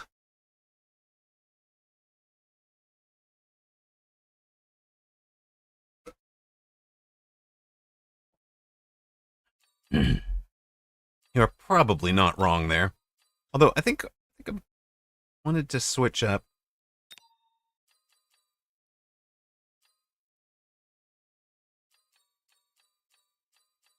Maybe we just leave it.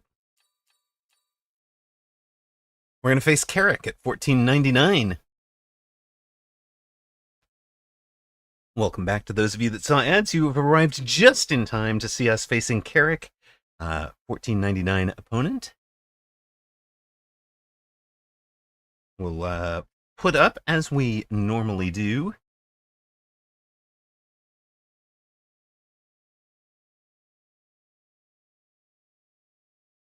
We'll put up a predictions for you. I've met Carrick before, but only in 2v2. I never played them 1v1 before.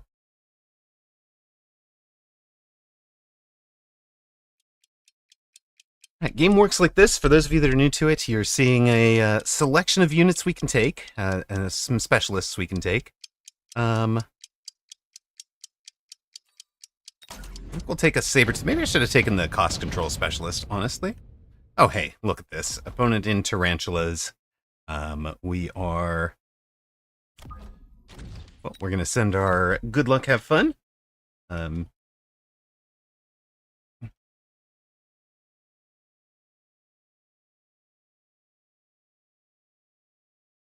right.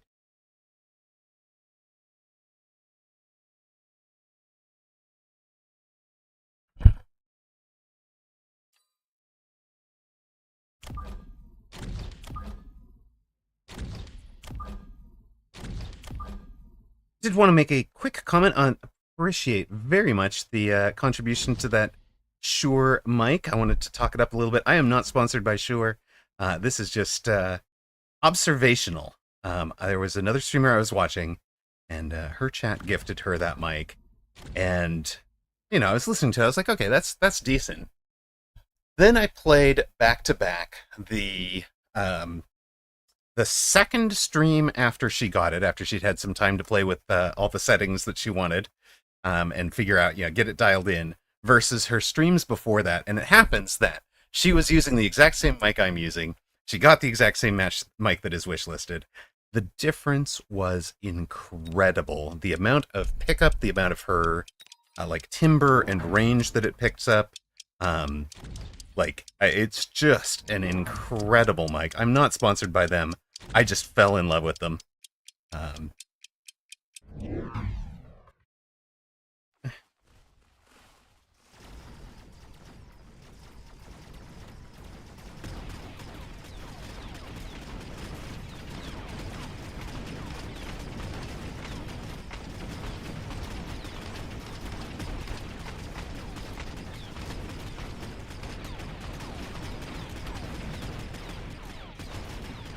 It's an amazing mic.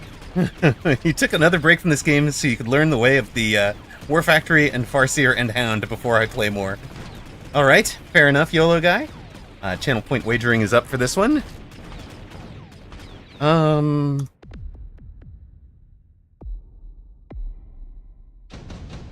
Perhaps,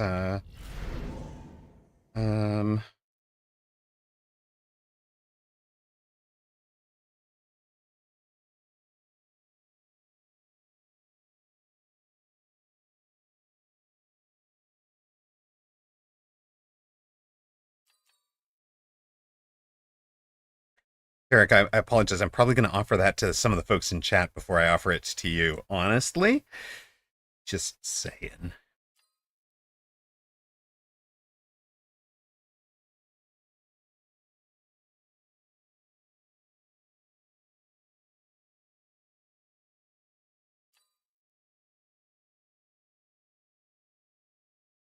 I don't plan on going hard into the Mustangs, right?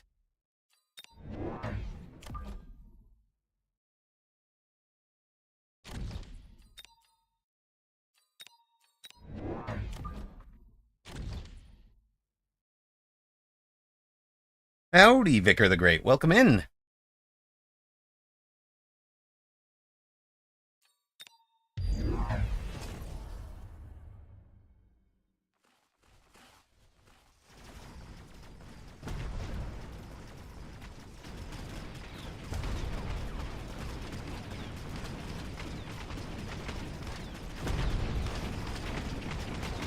What a question. So innocent indeed.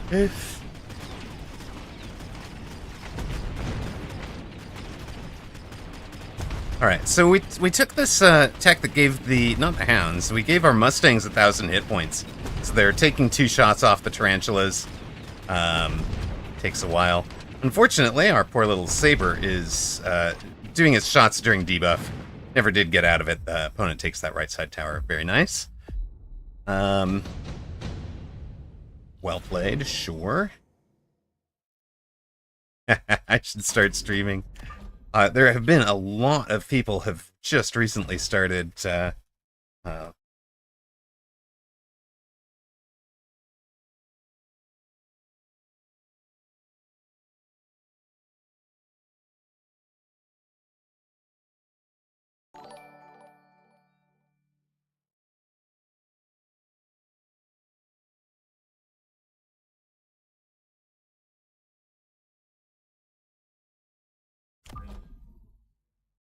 kind of an interesting way to think about it, right? It's like how many players could you can a game support at the partner level? And the partner level, of course, is that 35 sorry, 75 or higher viewers.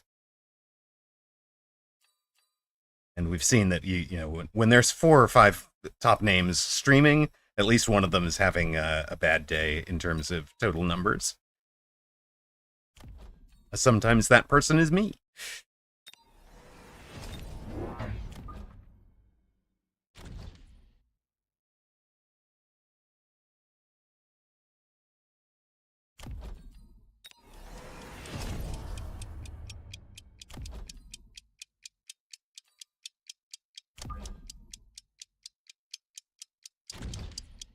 Kind of an interesting,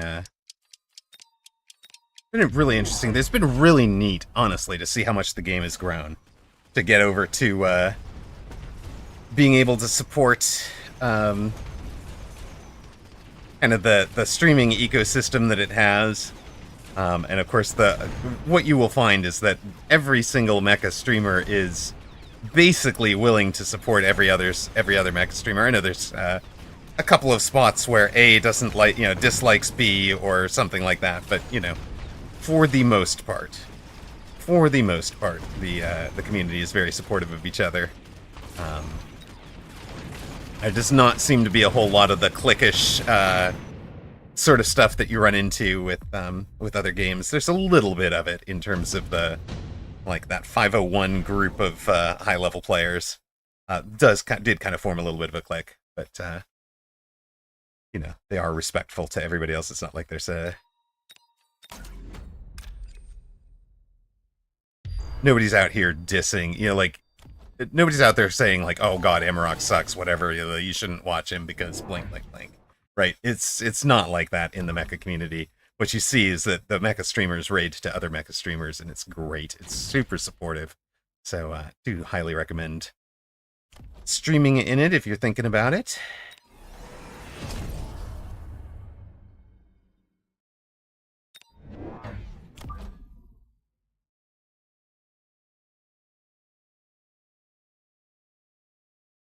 I messed that up, didn't I?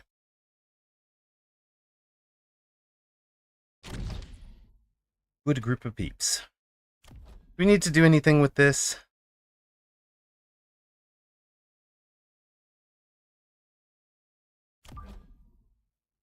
We just leave that there. We'll do that. Take that. Okay. Acid here. Beautiful. Right. Mecha community is truly is relatively small. True. Neuronimo, thank you so much for the sub. Says, I praise your forts almost daily. Thank you very much. Yeah, if there are clicks at all, right? Sorry, right, it makes sense that they're kind of language based, right? But even there you see things like Steel Sane makes an effort to come over and visit the 501 streamers. Some of the 201 players make an effort to come visit the 501 streamers. It's really nice. Like, just as an overall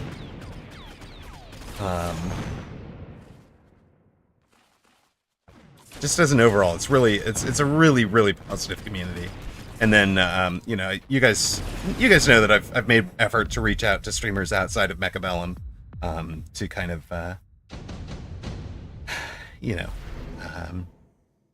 not necessarily to proselytize the game, but just in terms of like having additional I want to support.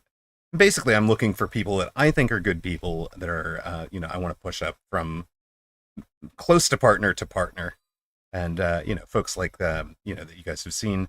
That would be like That Girl Tam, Mortar Mike, Miss 40K Universe, who we shouted out earlier, Unfaithful, who we raided to a couple of evenings. Speaking of, thank you very much for the follow from Optiflemix. Appreciate that. We will come back to Words on Friend at some point this evening when streamer decides to cook dinner. What are we thinking? What are we thinking? I'm thinking you're pretty much dead over there. Okay. Oh.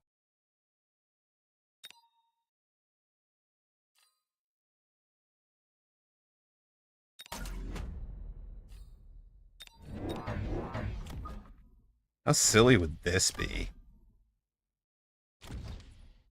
Hey, Carrick. Welcome back to,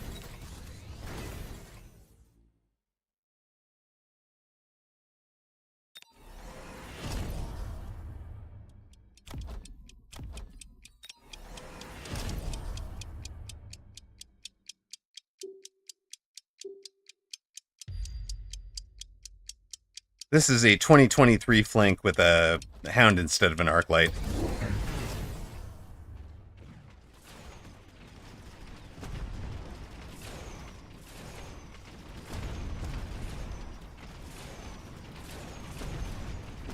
He's mobile beaconed right over to where we were. That's pretty funny, too.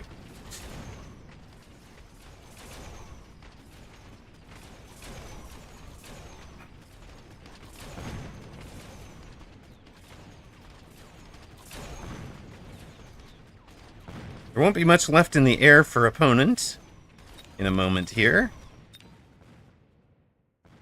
Unfortunately, there's just way too much overall on the board as a whole. Stop them in the acid. That's kind of handy.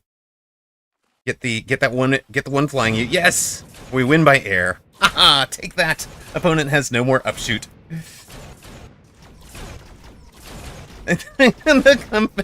Yumizuka reminded international gacha communities are surprisingly wholesome when the Chinese and Japanese community for the Persona 5 gacha all started sending very angry messages to the global management team that was totally shafting the global server. The company's almost universally bad. The communities either wholesome or total gooners. Hiru Fang gets the job done. I didn't even see that it was on the board, but that's fine. That is fine. You guys.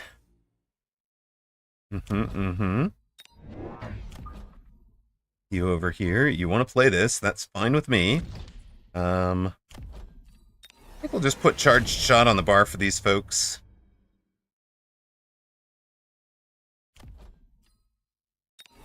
Let those guys do some range. We've got a deploy left.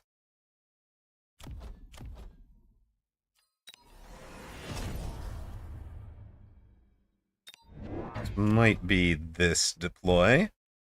We are still playing a War Factory game here. Slowly and steadily. We'll float our 100. Maybe I should just undo the loan. Undo the loan. We're playing a War Factory game. It's okay. Do you really want the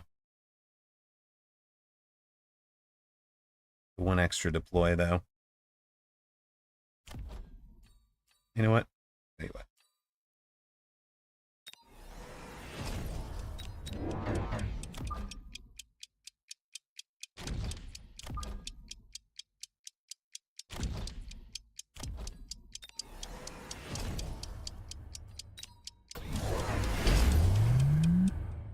Spider mines! Alright. That's silly, but okay.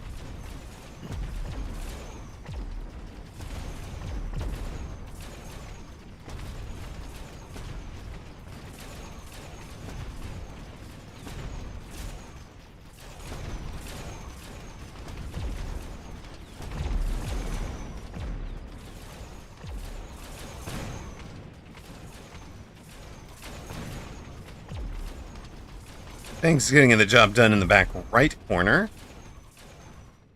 I should just hack this, right? Don't get silly with a War Factory, just hack it all. Yeah, we just hack this, right? No problem.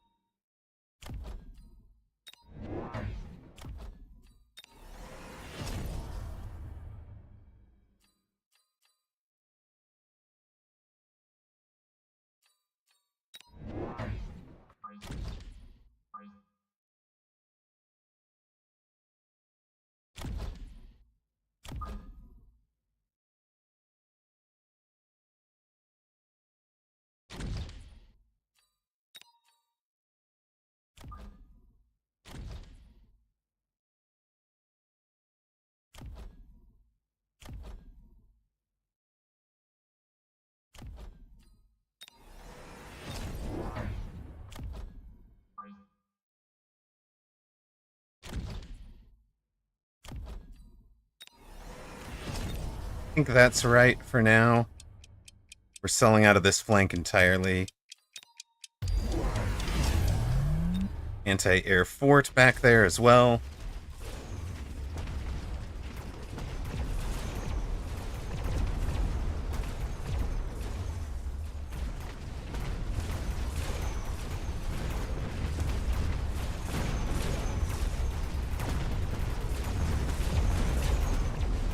It's all good.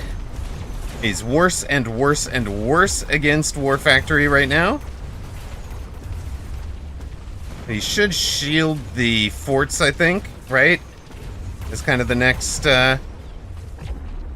piece here.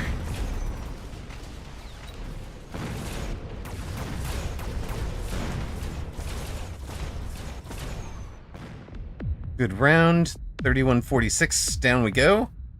Hackerman hacking the planet, at least getting the rhinos. Exactly. We're not actually... We're leveling everybody else. We're not actually leveling that guy. We'll level these guys.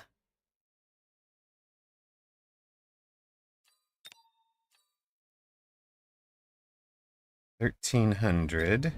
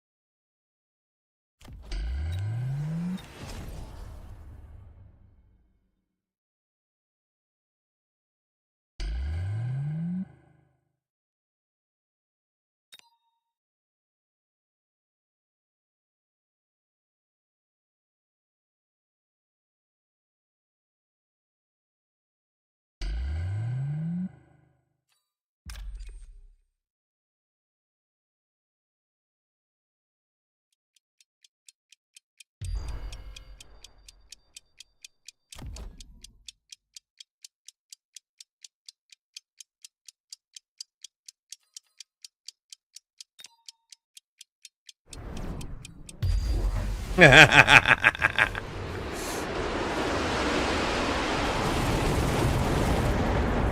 that's even funnier. Alright. He did bring the shield down, which is good. Are we gonna hack that thing? Are you kidding me? Are you kidding me? We just hacked a mountain, boys! Let's go, chat! Who hacks a mountain? Who hacks a mountain?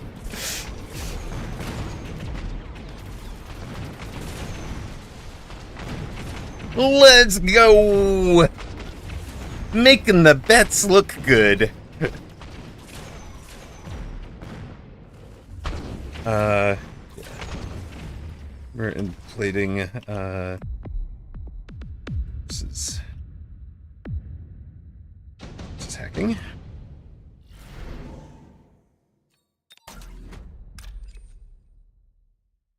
Main board gets hit. You get, your thing. Don't care about you.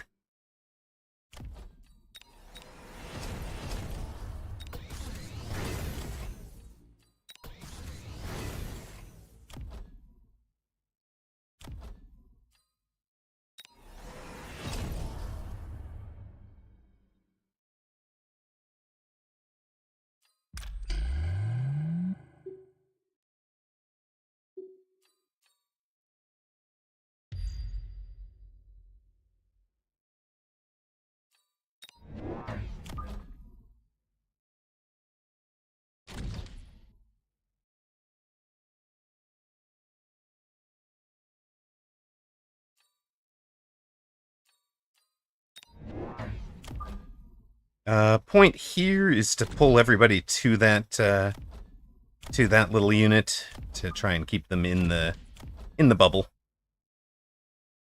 Get them all slowed down there.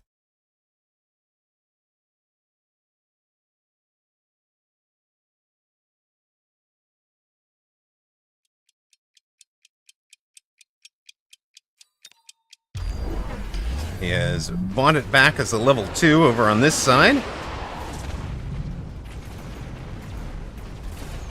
It was out of the EMP. That ain't good news for us.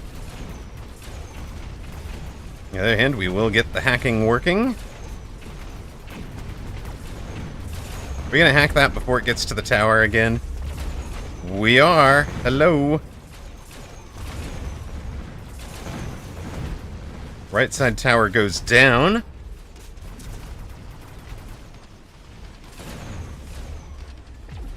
Is it 1700?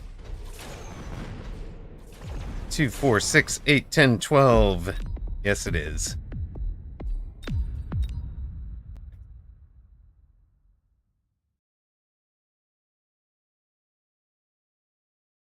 Enhanced control. Oh my god. Why didn't I think of enhanced control? Why didn't I think of enhanced control, chat? That would have been ridiculously. Is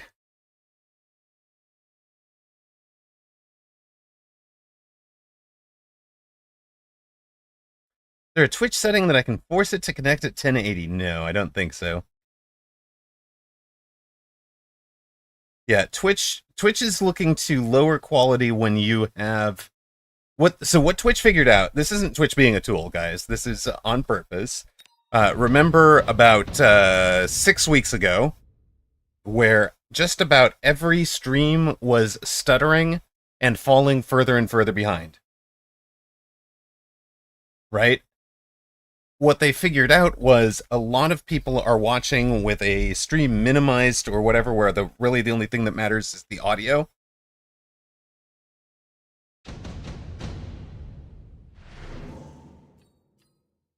Alright, we're taking over again.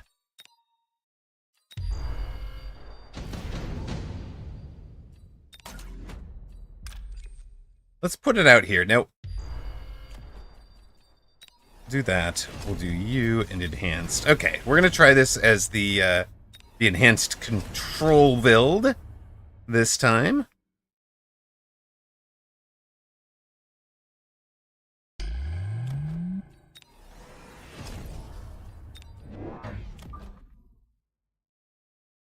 Make sure that bubble doesn't come down right away.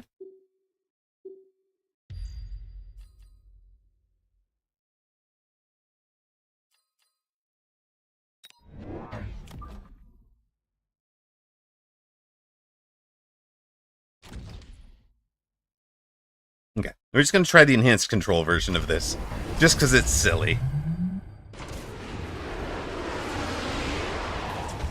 Yeah, we don't actually get to EMP it, though, do we? So maybe we should sell...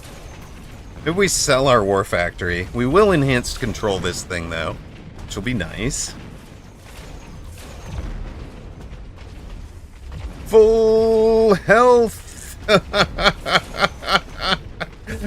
I don't know if it's right or wrong, but it was a fun thing to do. It was a fun button to click.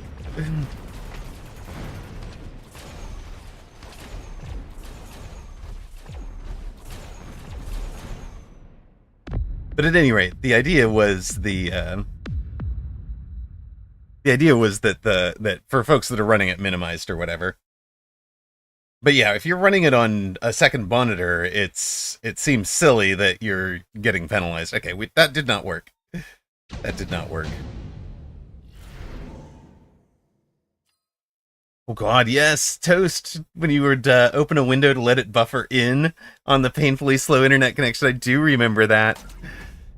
Goodness. Alright, what if we actually sold out of the unit that we have no tax on? Does it help?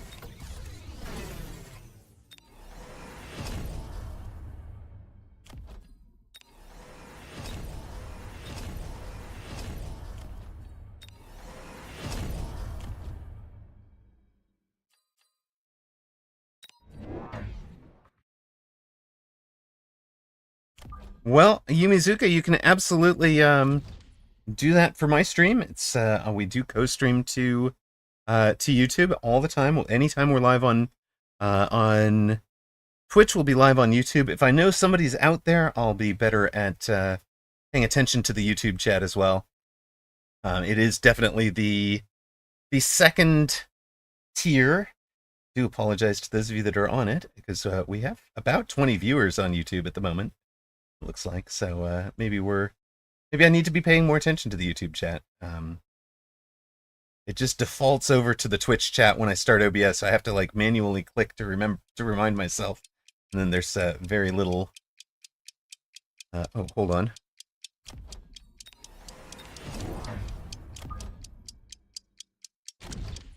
All right, we're going with this. Different.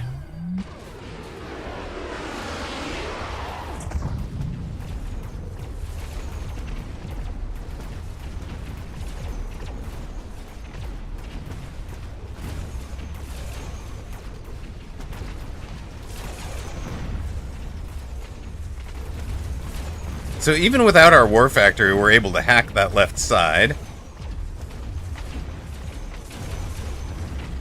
It's the fact that eventually he gets the right side tower that does it here. That is eventually game for us. Because eventually he comes around and we're fighting from behind this tower. So positionally, we're losing because we're behind the tower.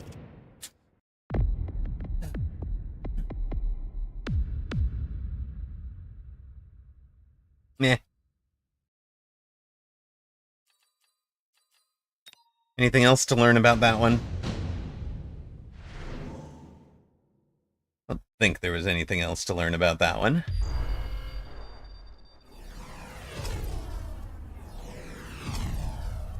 Really, we should swing for the knockout on the previous turn. If we were going to replay anything, it's not round 9. It's actually round 8 we should be replaying.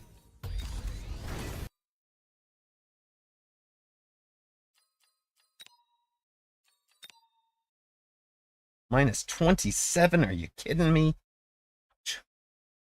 All right. We're 1-0 with 1-0 with forts. We're 1-5 without forts. We'll queue up again.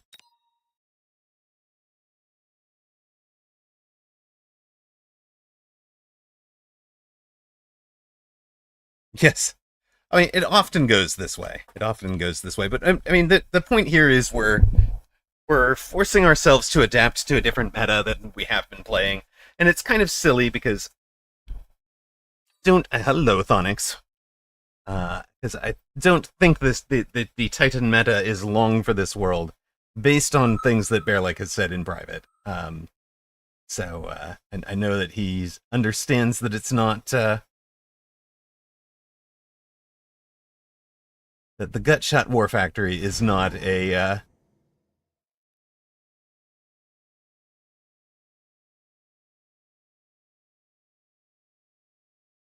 not beloved of players. One of the benefits, so it is Thonix. It's definitely Thonix. And so one of the things, I have an instinctive, I kind of want to dodge Thonix because we've played each other so many times. But he loves playing against me. He loves playing on stream. So I decided that one of the benefits of being a tier 3 subscriber is I will not dodge you on stream. I worked so hard for that snipe. I had to surrender 7 games in order to lower my MMR. Oh. Just to win and surrender this.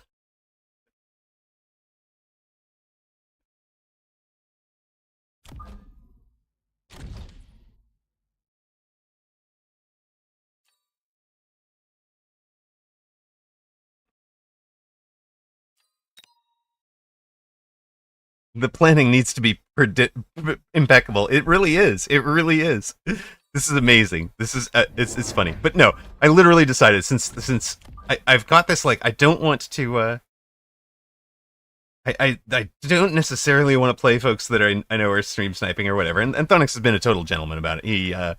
He minimizes and mutes stream. He's not listening in or anything, which I appreciate. But since I know that he's going to win more often than not.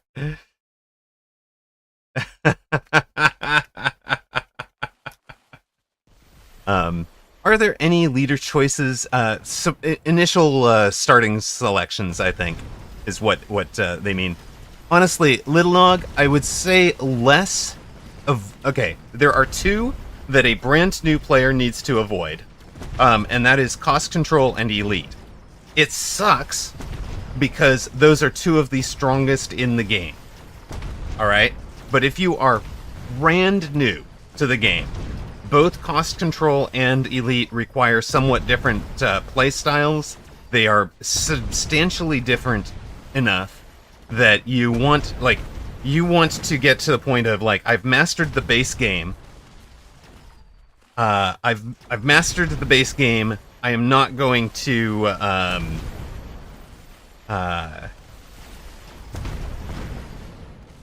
then I want to master cost control or elite, and then I want to master the other one because they are different enough. They're really, really powerful. I do think you want to get to very good at them, but they are, yeah. And then the other, amongst all of the other starting specialists, I would say pick the starting units. Pick based on the starting units until you're really solid at the game. Just make sure you've got a chaff clear and a chaff, and you know you don't dodge the units that you're like, I just don't understand it. These are terrible. Cost control, sure. Cost control is strong, not weak. You are minus 11% in tower health.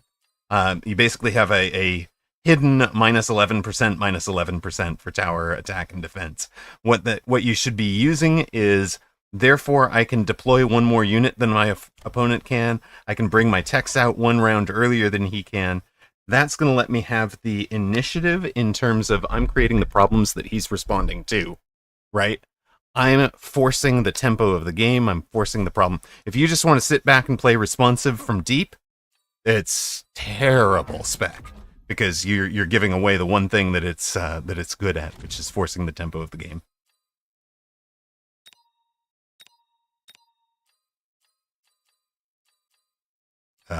Way to beat cost control, like one you can kind of think of, how do I beat this? How do I beat this? One of the ways to beat it is to get into a mirror where you're playing the same exact units, but your units are 10% stronger.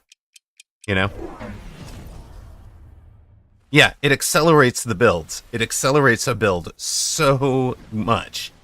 And then, yes, it's good advice in general to get to the point where you're creating a problem for the opponent every turn rather than responding to them. But as a new player, you aren't that guy yet, right? So this is advice that's very specific to the question asked, which is what should a new player avoid, right? And again, goes back to when you decide to master cost control, when you decide to,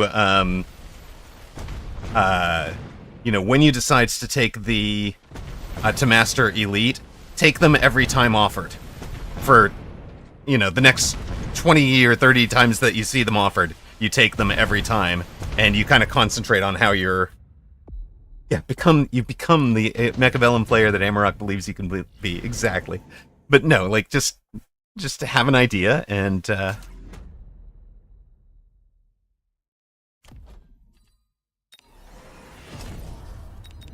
have a plan and execute. And have a plan and execute works, is kind of the advice to cost control and elite. And going back to what Starbright just said, she runs a build she calls the Dark Sledge build. And cost control accelerates the Dark Sledge build, right? The reason it accelerates it is she can get into the techs one turn earlier. She can get one more sledgehammer out on the board, etc. Bork, welcome in, Doxon. She can get one more everything. She can get there one round earlier for all the things that she wants to do, and it's a build that creates tempo pressure, right? It's a good build. It's a solid build. She's beaten me with it. You're going mass-produced boat. Okay.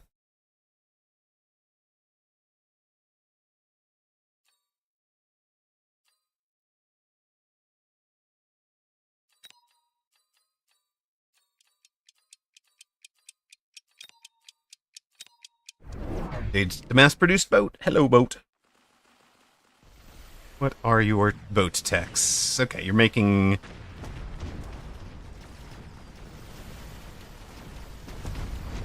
You're making that thing. It's fine.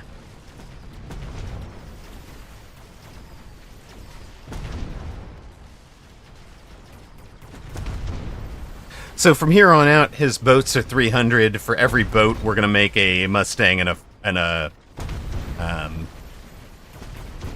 no, his boats cost 400, right?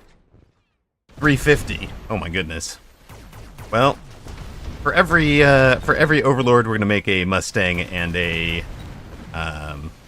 Marksman opposite it, I think, and eventually we're gonna beat the air game.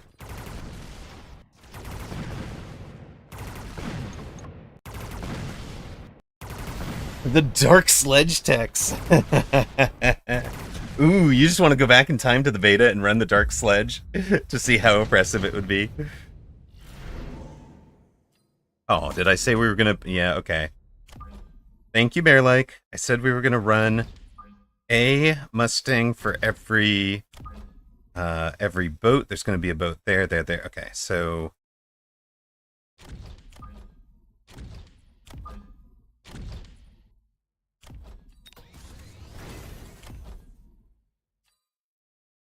You're doing plenty of work, might as well, right? And what? That. And we're gonna rip these guys out as level 2s. Why level 2? We want to, we're gonna value the amount of total damage that they're able to deal.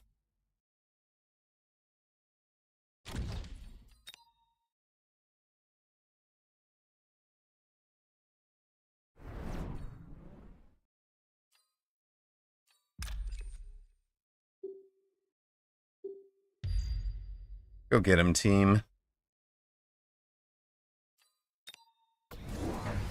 Alright, yep, you saw it coming, I guess.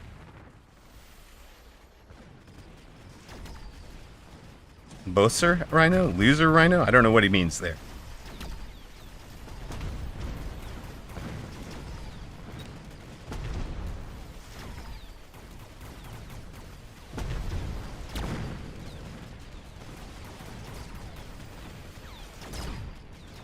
Be a Marksman and a Mustang out on that side as well.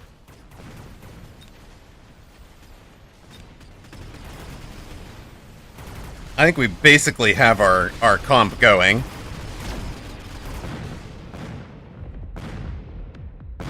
We know what our endgame comp is going to be. We just keep buying it.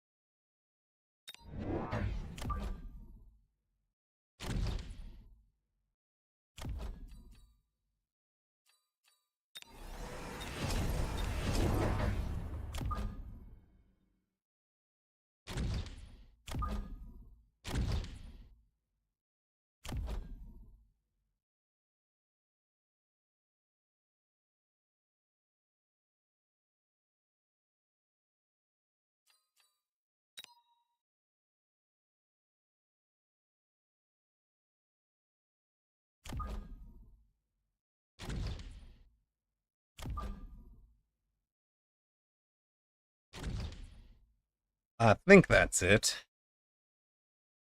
Maybe you come all the way out so you're just straight opposite it for now. We have a problem in that we're in the same splash radius. The Mustangs have 135 meter range. The Marksmen have 140 meter range.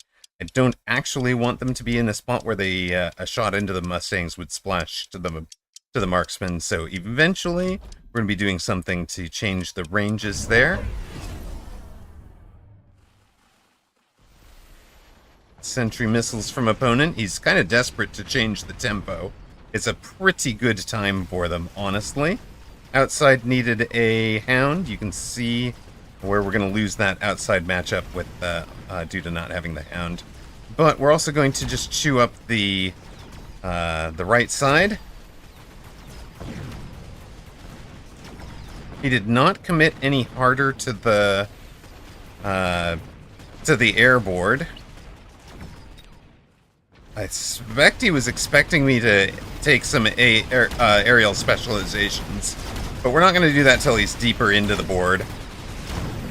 We're just going to keep winning rounds. He's minus 100 for missling us out that round and not winning it. So 26-20 now for opponent, and I think we just grind it out, right? We are theoretically forcing Titans, so when given an improved War Factory card, we're definitely going to be taking it.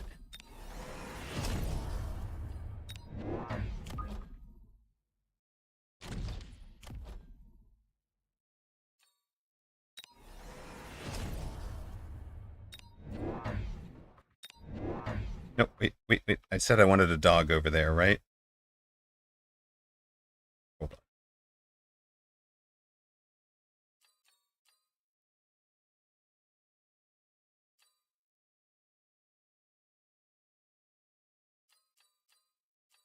$300. Okay, wait. Actually, if we do...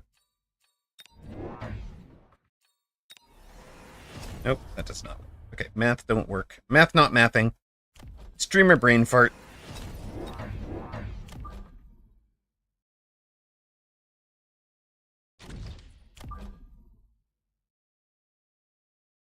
Don't know what your plan is going to be over there, but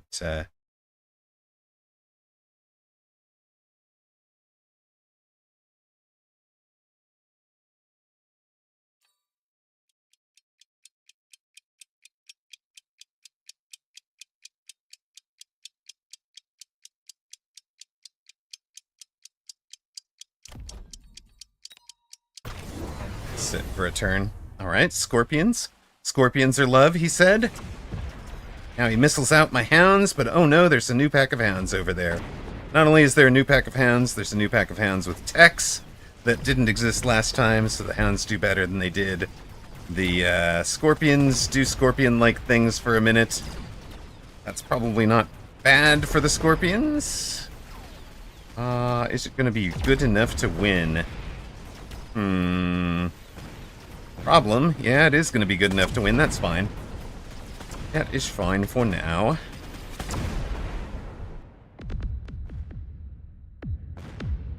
Who could have seen this sudden and surprising twist? Opponent took Scorpion. Indeed. Alright, yeah.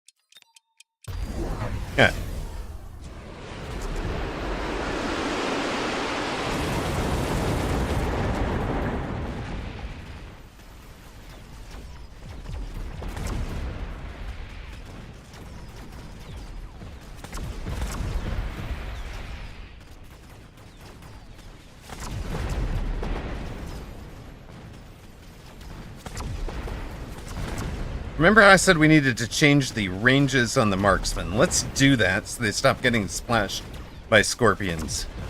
I said I needed to do that like 18 rounds ago. In a 7-round game, it's pretty impressive to have been that correct that long ago, but you know. Yes, Starbright pointing that out in chat as well. Yes, indeed. You just said that.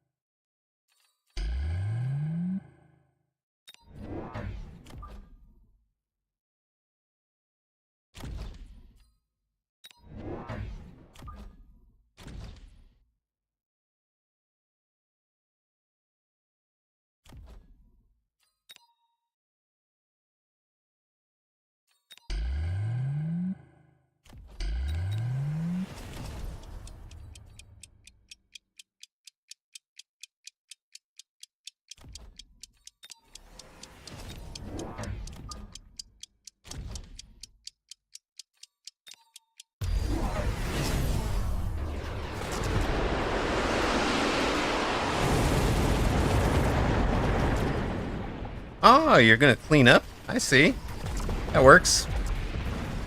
Works for a hot minute. Cleaned up the smoke, I guess.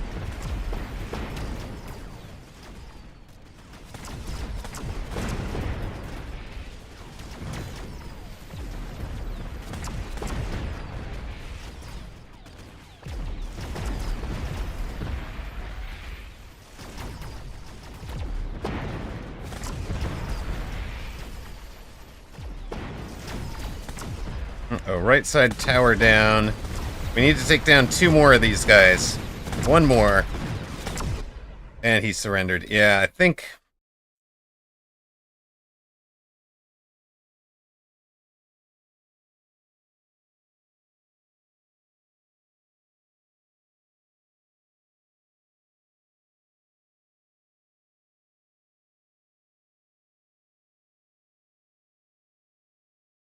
Oh, yeah. This is Thonix. Hey, yeah, we saved the 650. You don't like my opponent's name, Woot. Hello, welcome in, man. Speaking of legendary players and streamers of this game, and supporting across from how to describe this? Supporting other streamers in the game. Opponent was honest with that name. It's true. Woot is Woot is one of the amazing folks in this game. Where are we? If the top there is Flower Fairy, Sacco. There's Red Hair. There's Dillo twice. Woot, one behind Red Hair. Well, so Woot is technically top 3 world because 2 of the accounts ahead are Flower Fairy. Red Hair is 2 of the accounts around. Dillo's 2 accounts, and Sacco, of course, 2 accounts around. So Woot sitting at 4th right now, 2,445 overall. That is a impressive score for this early in the. All of that without Titans. So Woot, the amazing thing here is the I've been forced to run Titan by vote of chat today. They are trying to force me to run Titans to improve my MMR, apparently. So Thonix wants to know, why did we save money? I had improved War Factory on the bar. I had to save money for the next turn to bring it out. I thought I could survive. Chat should have voted for Scorpions. Scorpions weren't given as one of the options. So we saved the 650, floated 650 in order to try. The idea was next round we're selling the Rhino, so we're up to 950, plus the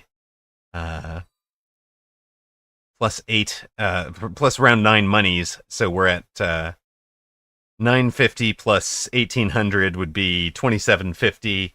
We've got improved War Factory, which costs 1,000 to bring out. So we would be bringing them out at 1,400 with range, probably 1,400 plus range for one of them, 1,600 really to get it out there.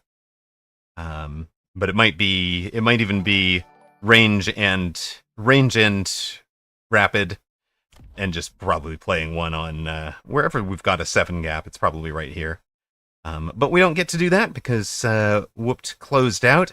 It was very close, but once he takes this second tower, we're not going to finish off a second Scorpion. Therefore, I thought we were going to have like 7. I thought we were going to take about 750 in surviving Scorpions, but he's right. We were going to take more than 1,000, and Scorpions best way to represent, indeed. So congrats to I don't know, what's your true MMR, Thonix? What's your legit top account MMR?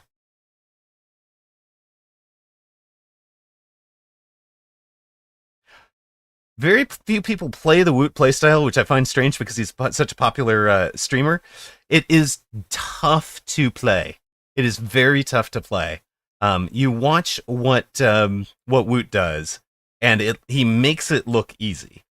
But in practice, it is virtuoso play that requires... He's basically winning with it because he has seen every line opponent has tried in defense. Opponent might be trying for the 10th time against Woot. Woot has seen it 100 times.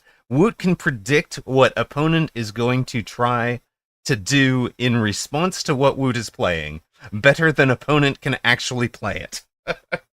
Woot will sit there, and I don't know if you actually do this to the audience or not, but Woot will sit there critiquing, like, oh man, you could have done this, which would have been, actually halfway decent against what I'm doing. Instead, you did Y, and it is not good enough. It's like, it's just amazing, like and it's one of those things where, he's played that set of lines so much, so often that, he's reached, when you look at what Woot's MMR is, I'm going to say that is probably the high water mark for that as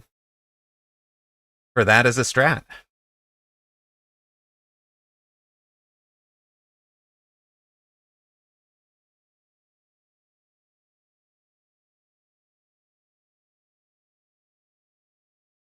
I was missing the big guy. I was saving up for that War Factory, but you're not wrong. You are not wrong.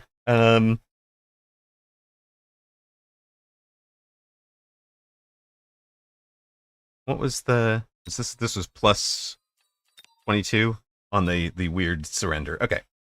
So,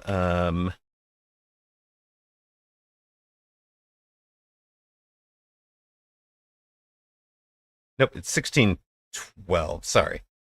Yeah, next round 100% for sure. But my hope was to just have enough stuff in front of it to close out, as it were. Welcome back to those of you that saw ads and missed some discussion about Woot as a player and why his strategy worked. You can catch that in the VOD if you're missing it. There was a 1,000-bit message from Skipdash, says, just play boats. It works for Woot. Unfortunately, we're locked in. I mean, I should probably just play boats. Thank you for pointing that out, Woot. I appreciate it. And thank you, Skipdash, so much. 1,000 bits. That is pretty solid. I appreciate it. But today we have been locked into Titans by vote. I hoped I could bait you into some anti-air. There you go. I did not. You noticed I took units that were going to be good if you kept going into the air, but did not let myself get baited.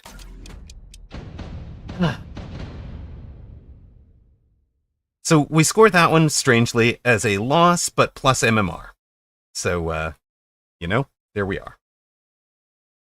I really appreciate that and of course we pay out to those that bet on Thonix. That you guys did bet correctly, despite the fact that he surrenders at the end. The surrender is gentlemanly, because he's down here with a lower MMR than he should have. And he's got that lower MMR because he just surrendered 7 games in order to get there so that he could Q-snipe us. Right.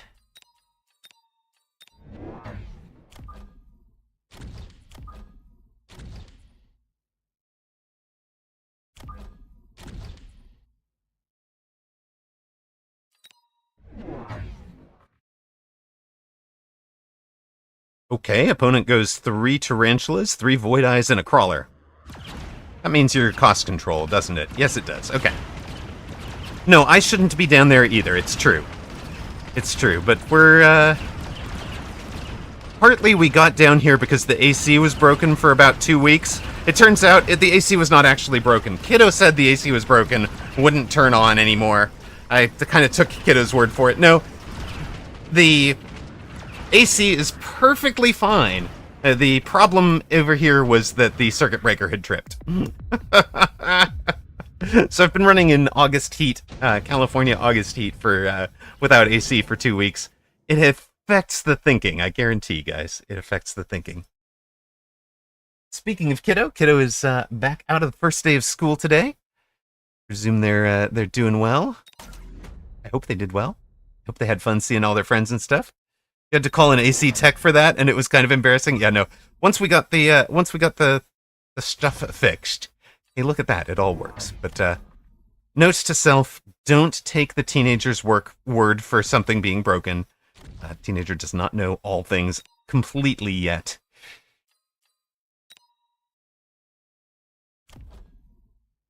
You know what? Fine. Gold damage dealing Tarantula can have some extra range for now.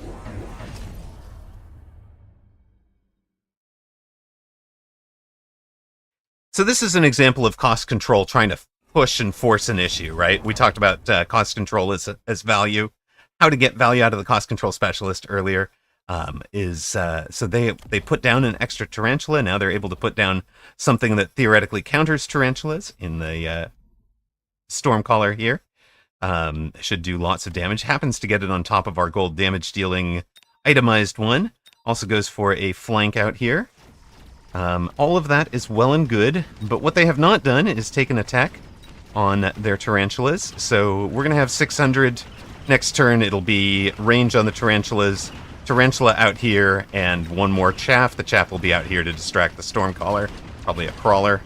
The Storm is just now getting in on our ranged Tarantula.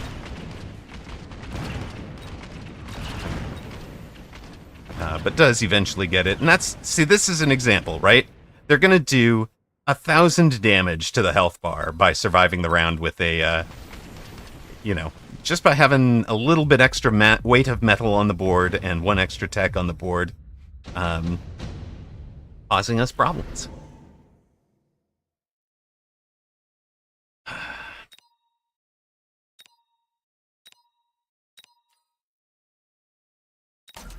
Or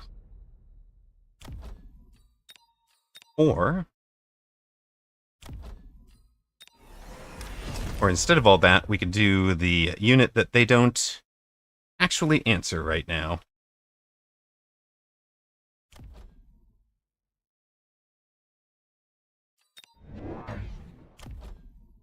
How do I do this?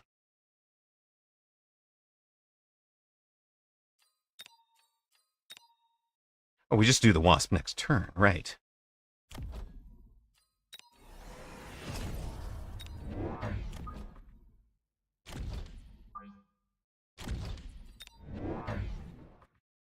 It's a bit crazy that Flower Fairy got 2574 this early in a season. That's what I'm saying.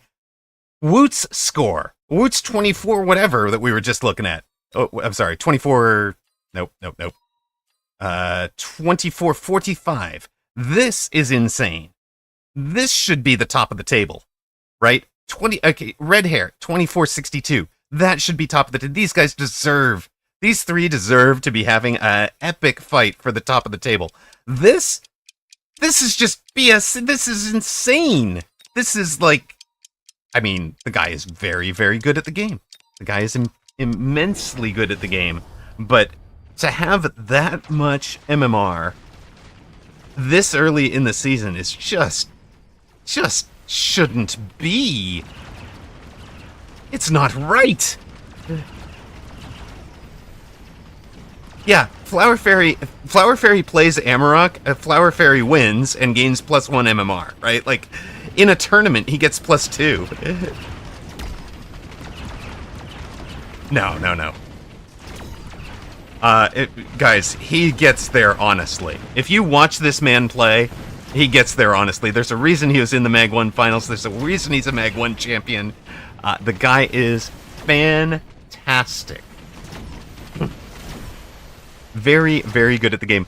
Flower Fairy, when we announced that the way to qualify for the Launch Clash prize, you know, it was like one of the first big cash prize tournaments open to any Mechabellum player. We announced that one of the ways to qualify for it, there was a play-in tournament for sure. You know, it was going to be open, invite based on MMR, whatever, but that you could bypass the qualifying tournament by winning 2 weekend tournaments. Flower Fairy took a look at that and said, "Hey, I've already won one of those."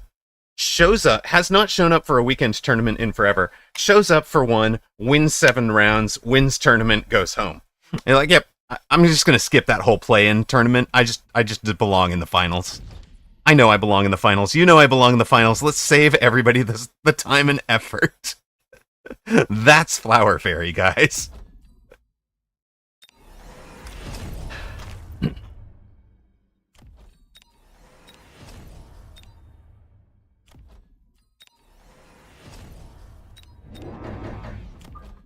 That might be Flower Fairy. This is Sparta. Hello, sir.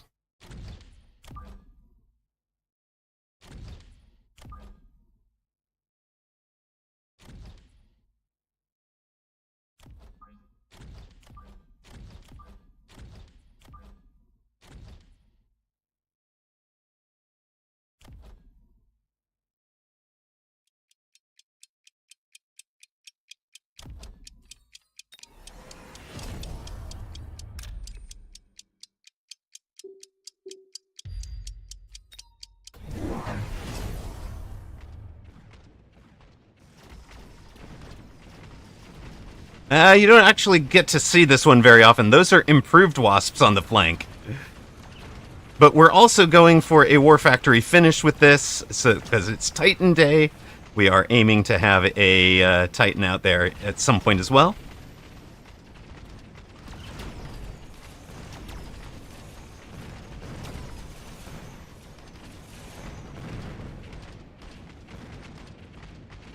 This will probably be the last game before I have to take a break to cook myself dinner. I can feel the... Yeah, chat locked us into Titans today. But I can feel the blood sugar or whatever goes on there.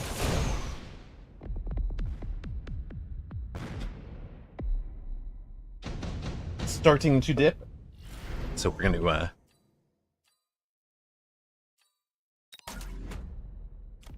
Well, that's hilarious.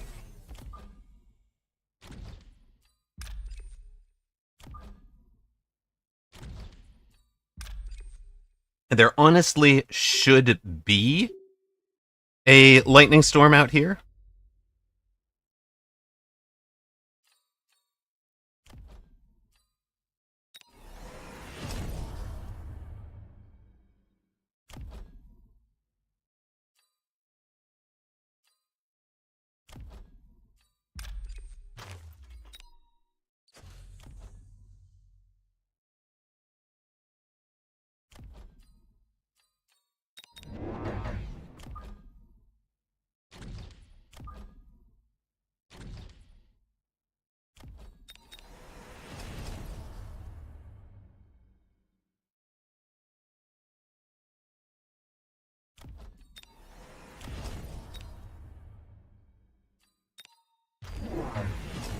Did we call it right?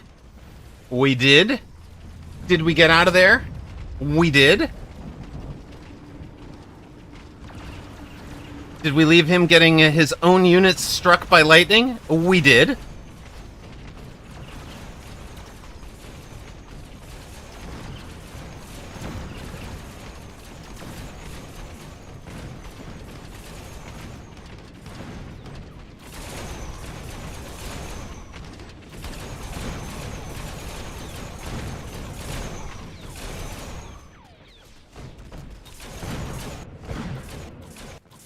It would be impressive to see what the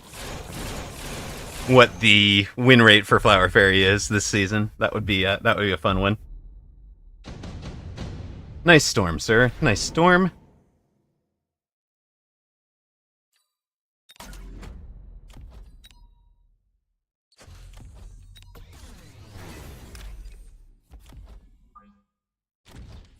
Opponent's answer appears to be the ground effect Mustang.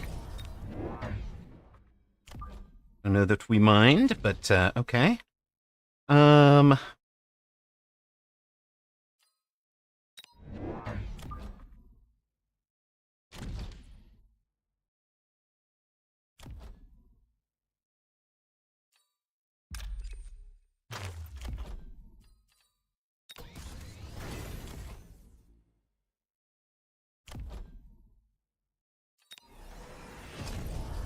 Taking extra hit points on the tower to make sure everything is surviving a little bit longer against the Mustangs.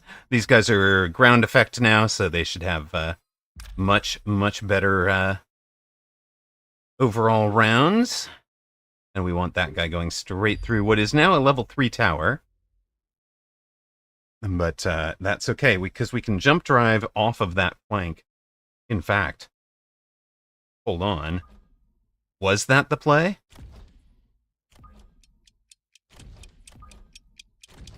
A jump drive off of that flank entirely?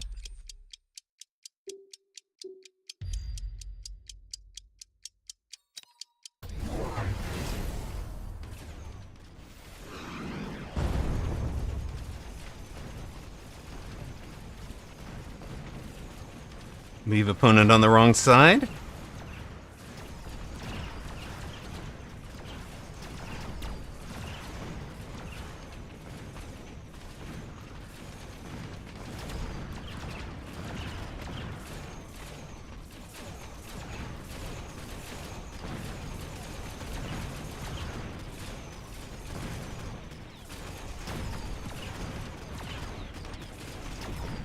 Zadri, it's actually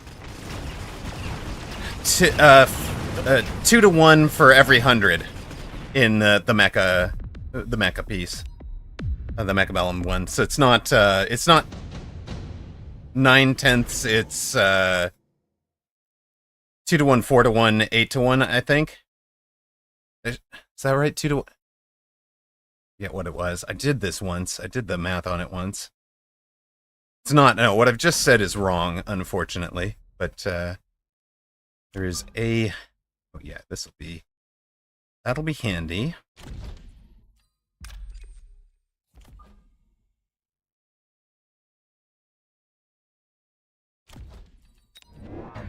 Let's jump over there.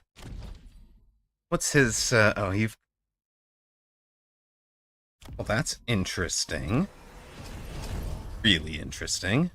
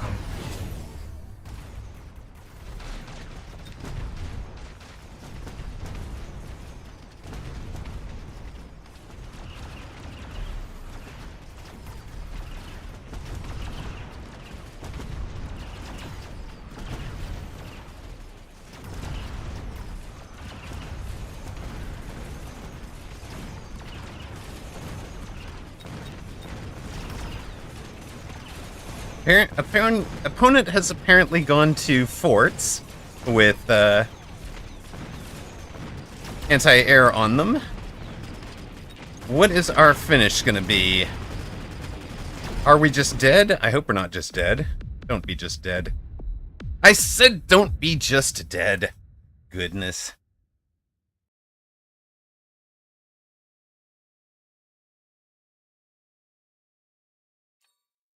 I said just don't be just dead, but the game did not listen to me. Okay, I can feel that I'm hungry and shaky. So that is going to be a switch over to Words on Stream again. Streamer really struggling with the trying to fit the Titans in, right? Like I should be, you know, we could be running nothing but you know, if I just committed harder to this, we know we win with it, right? But I'm trying to save enough money to be able to bring the War Factory finish from out here and hit this weak tower. And I'm just like a turn behind. Something's off in terms of tempo. You know, you are just dead, Amarok. Exactly.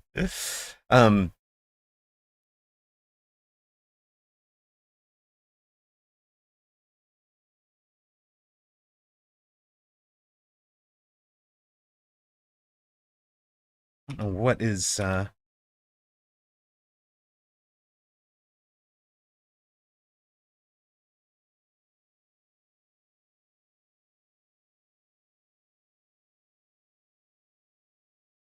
right. I don't know where we're at here, but okay, we'll take a look real quick. Was that actually the turn? I mean, you could see I was struggling a bit with timing. Control Zing late in the turn, wound up with positionings I didn't really like. So like that's just a good way to tell that streamer is struggling. You know, when I'm playing well or in a line I'm confident in, right? We're playing typically ahead of the timer a little bit, kind of forcing things.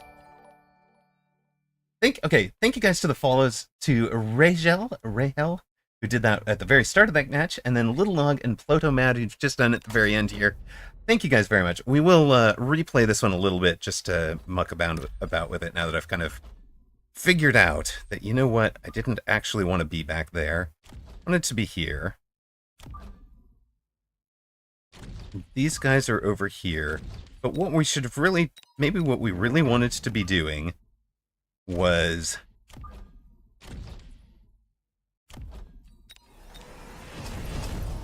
that. Probably level you.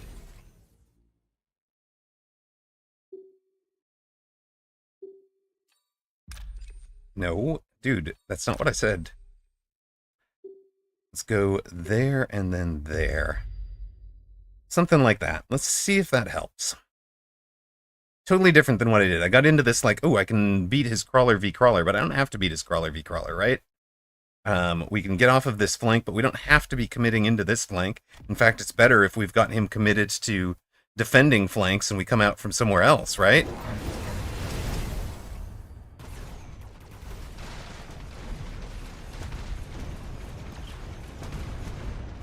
Yeah, now we crunch through this stuff on that right side. There's nothing left that's going to answer a War Factory.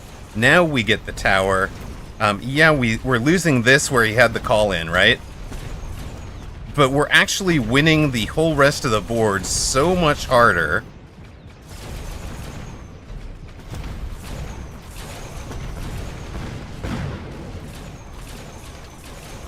We've even got Wasps in on the tower. We've got him so pulled behind the tower. And honestly, maybe War Factory isn't even the right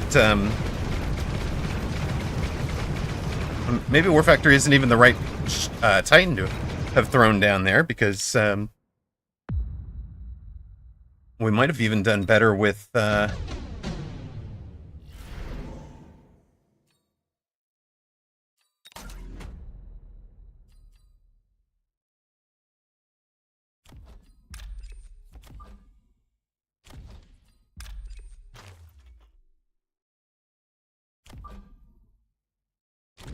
what if it is kind of like this?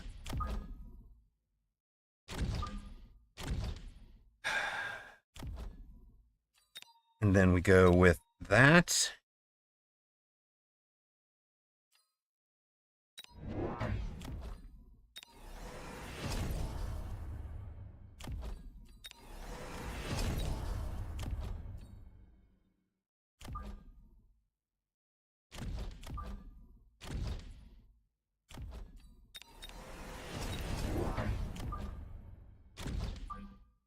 And then much the same, right?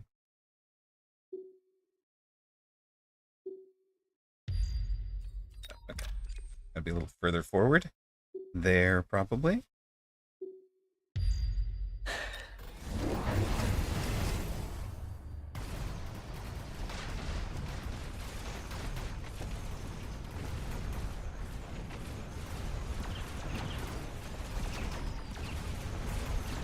We get the tower quicker.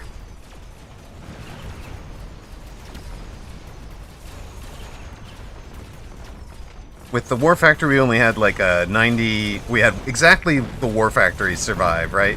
Here, we've got... we've protected the towers. We've worked from right to left again. We get all of the Mustangs again. And we're going to have way more left on the board. So that was the play. We had him in a zillion Mustangs. We know Mustangs are a great counter to the Wasps, but if we just switch out to something else, I'm not worried about Abyss, about opponent countering the Abyss, right? Because we're selling this Wasp, we're jump driving this guy back.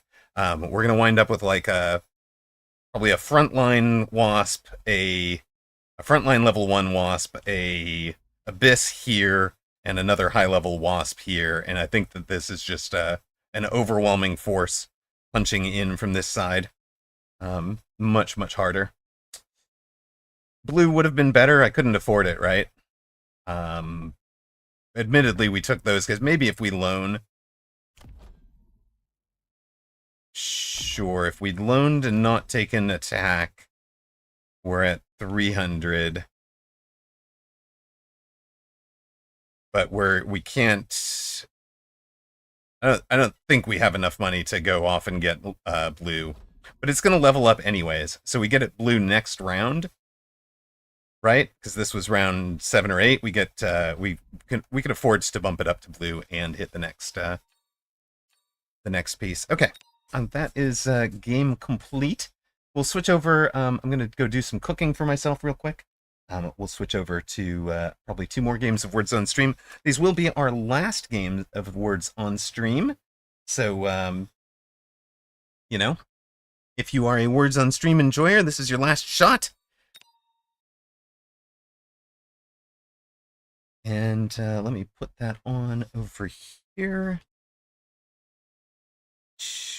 To do everything updated. If you have never played the Words on the Stream before, you type your guesses in chat. It's a jumble. ECAF could have been cafe or face. So if anybody had typed ECAF, or cafe or face in chat, they get it right. If they typed ECAF, they get nothing because that's not a real word. Scoring is based on the Scrabble style points underneath the letters. So if you get something you guess something that includes the F this round, it's going to score more than anything else.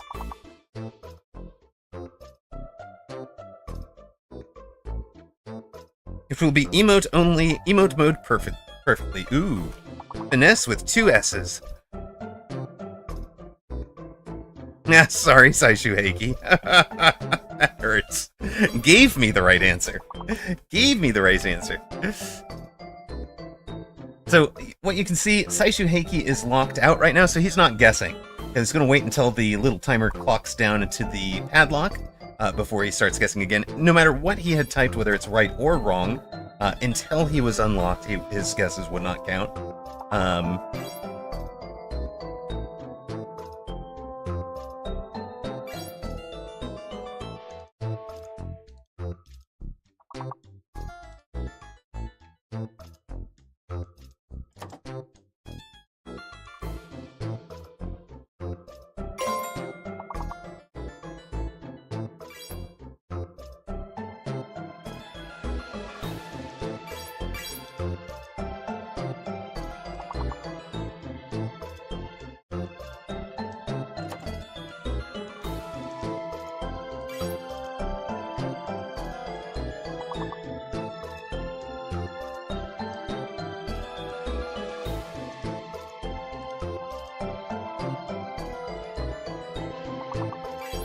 Alright, no. Sensei's a word.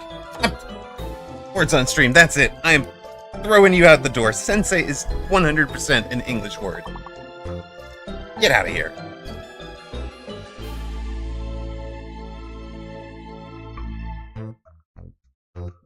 It is now. It's been adopted into it.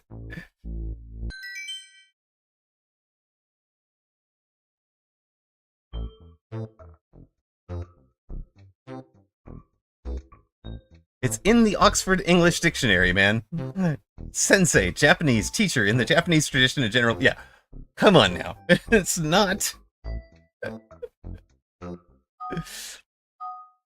This is how words get adopted into a language. It just feels like somebody made weird choices in, that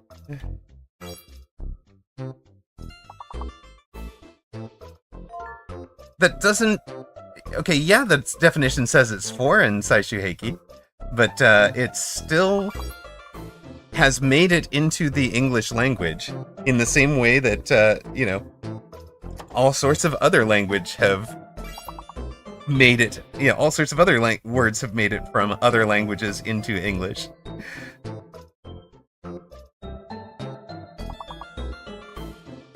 Saishuheiki. Are you mocking me, sir? Did you just type raged while Amrock is busy raging? That's it. I'm off to make my dinner here. You guys are on level 3. If you get to level 7, you'll start having fake letters.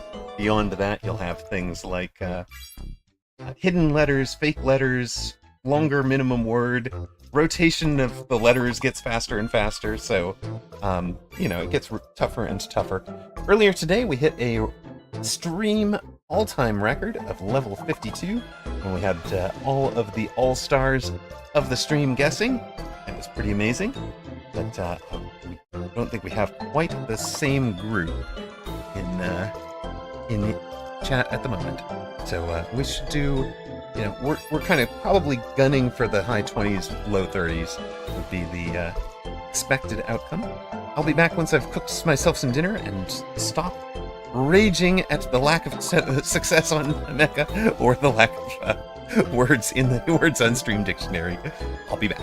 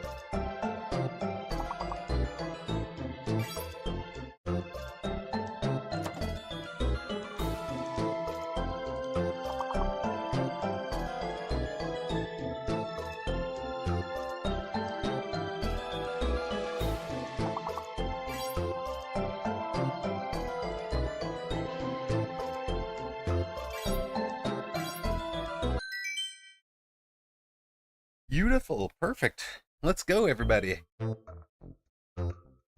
Looks like Dane. Whoa, wait a minute. Is this a new chatter? Welcome in. Welcome in, Dan. Dan 001, top of the table. Saishu Heiki, Spencerfus, Naiad, Nausis, Beggy 2137, BCL 109 are the tops. We've made it perfect off of level 7, so we're up to level 12. Earlier record today was 52, and second best was 38. Our second best overall on stream history is 40, so we've done 52, 40, 38, 35. Decking, let's go. Decking the halls with boughs of holly. Well found, Katharina.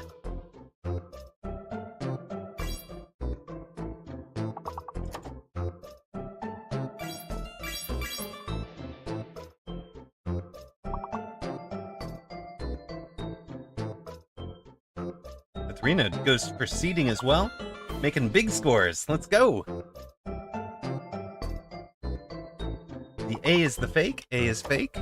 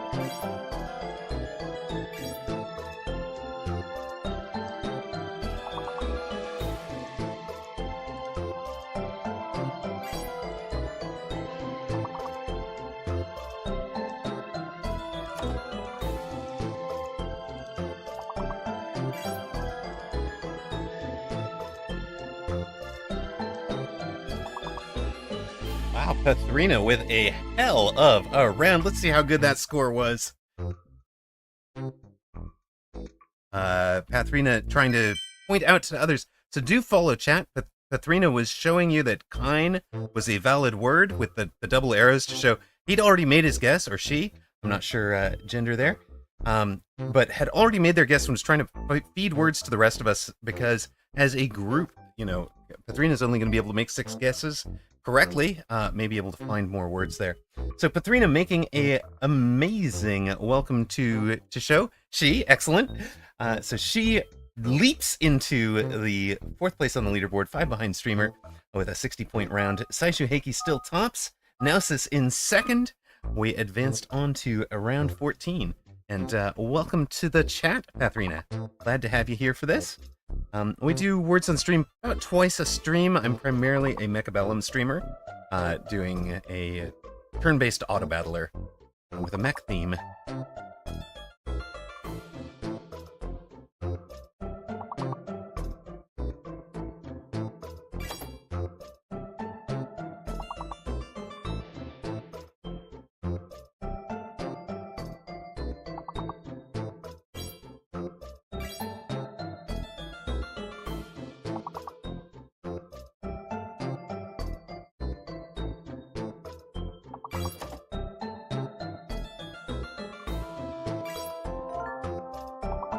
Hanger gets us rehang as well.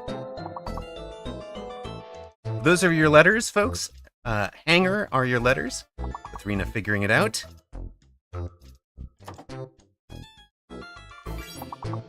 Range, good.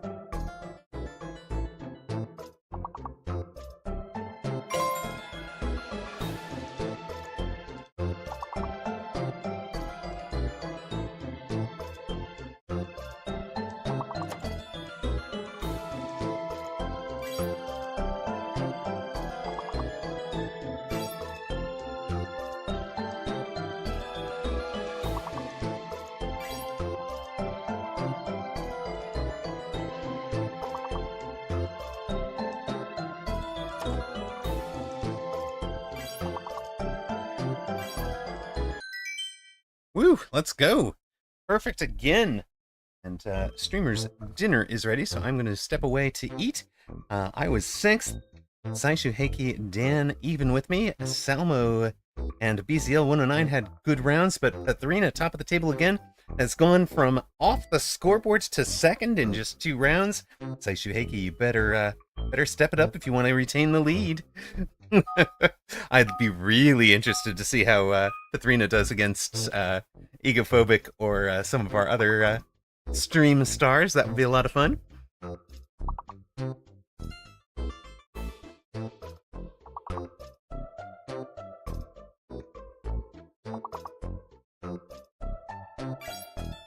Stone is valid, so either the M or the Z is fake.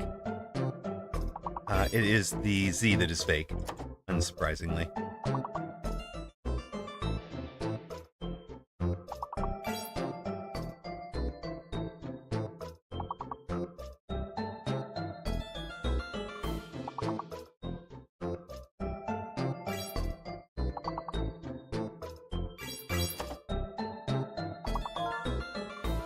All right, Pathrina figured it out. It is moments. Moments are your letters.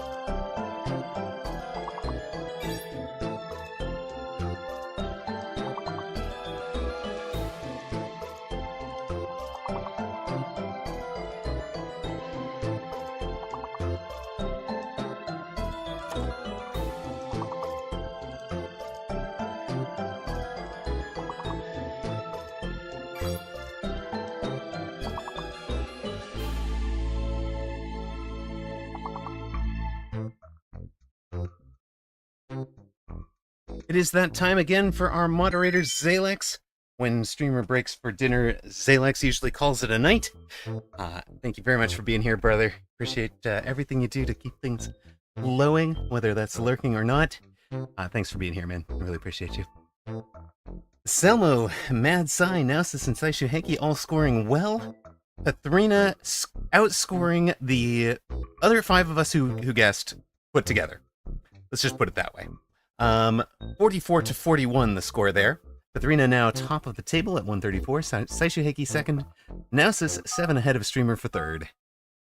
And I'm going to mute so that you guys don't hear my chewing, but I will still be here.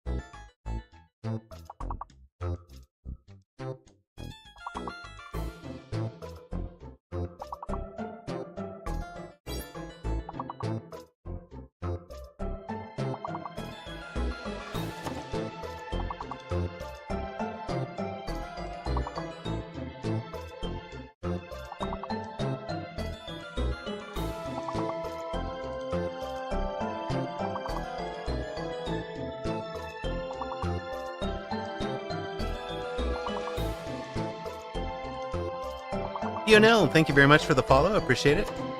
We are not always doing words on stream on this channel. And we'll get about 2 words on stream breaks per stream. Primarily doing Mechabellum. But I do a small variety of other things. BZL 109 and Hackmanic, 2 of the Mechabellum players, first and second. Katharina and Payonel, the words on stream players, third and fourth. Streamer fifth. Nausis and Dan on the table as well. Katharina, 26 points out front. Saishu Henki, 27 ahead of Nausis. Nausis, 6 ahead of me. We'll continue on to level 27. Again, stream record earlier today, 52. 40 is our second best. 38 is our third best.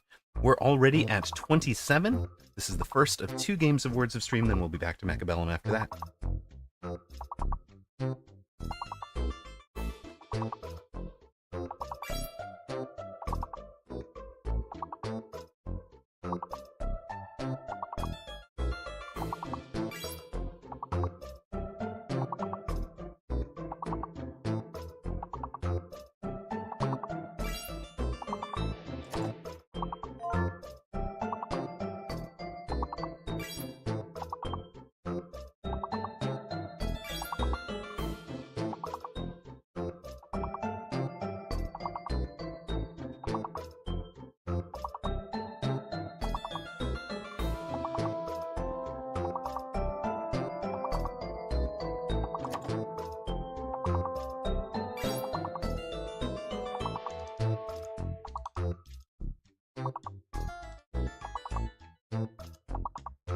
Q and the V are both fake. Q and V are both fake. Your letters are Scratch. S-C-R-A-T-C-H.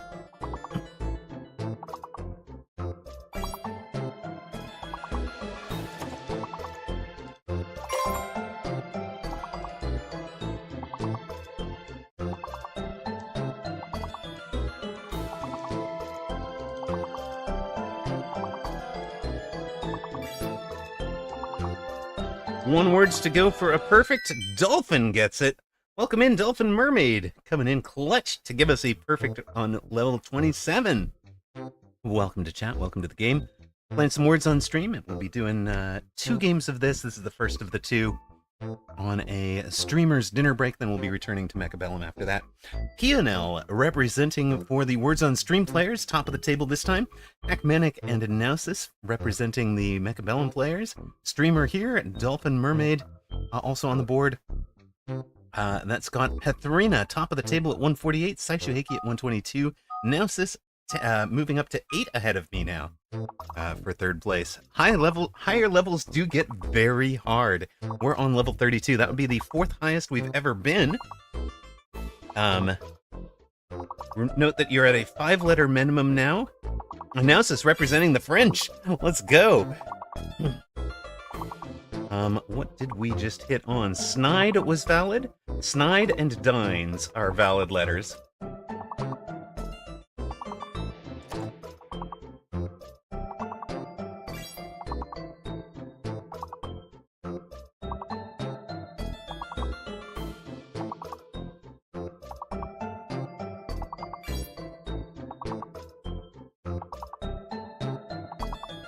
Diets was valid.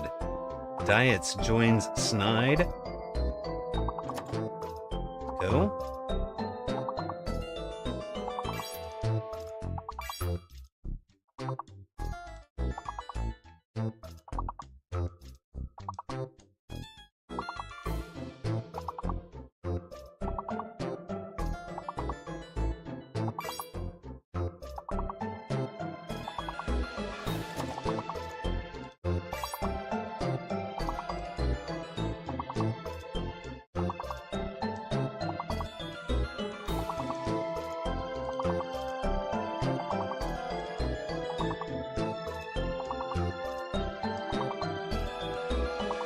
Figure out what these are. We need to get about 50 odd points, so if you are just lurking, this is the time to take one quick guess. Please give us your guess. We need 50 more points. We need somebody to get another density, destiny, or both in. That gives us 80. Yetis, that gets us 88. Deity gets us 97. But we are 20 short. We have just tied our all-time 4th highest on this channel.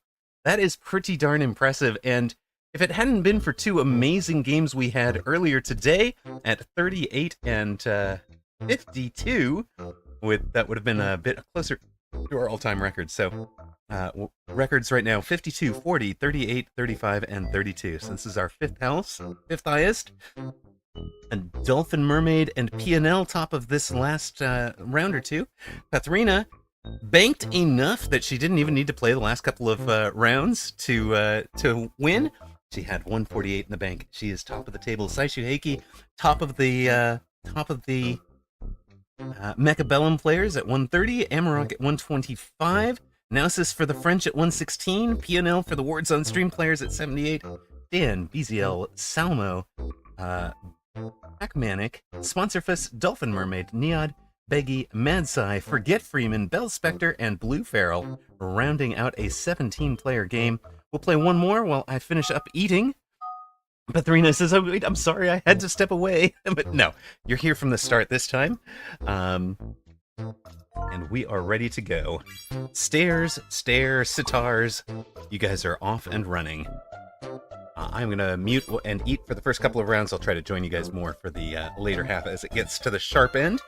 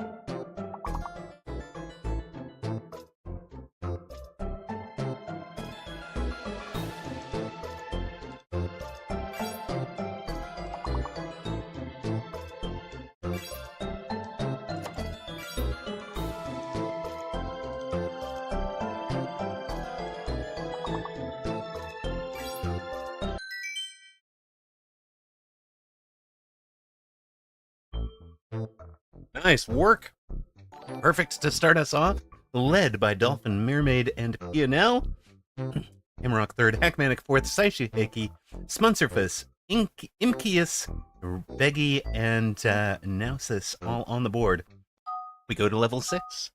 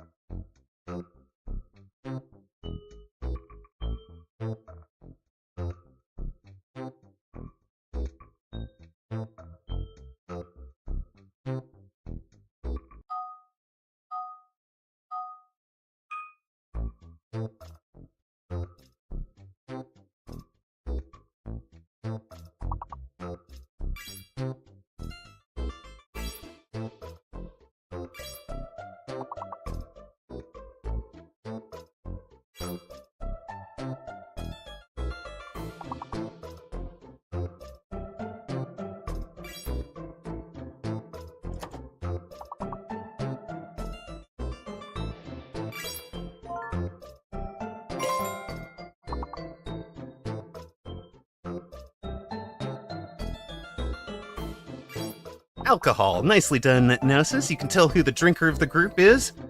Frenchman, of course.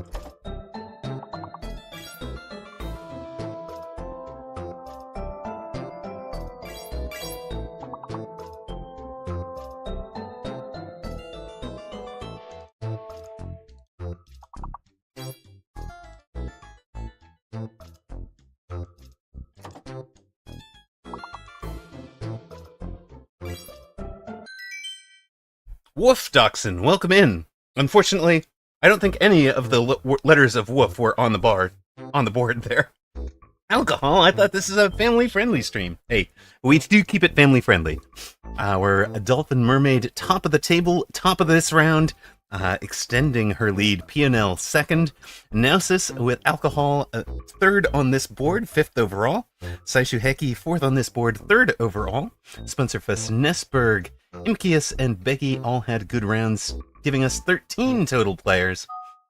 We advance to level 16. It gets harder and harder. We've got a fake and a hidden now. One fake, one hidden. 5-letter minimum. 5-letter minimum now.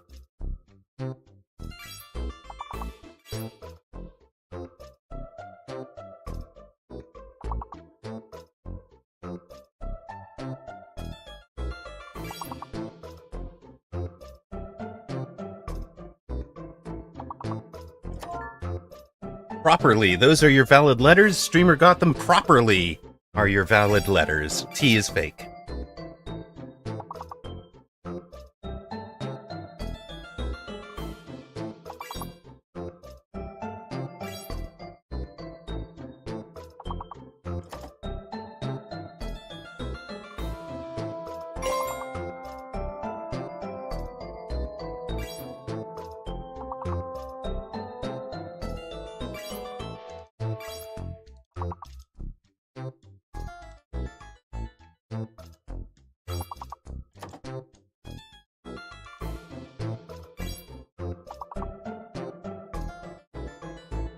One words to go. Who will get it?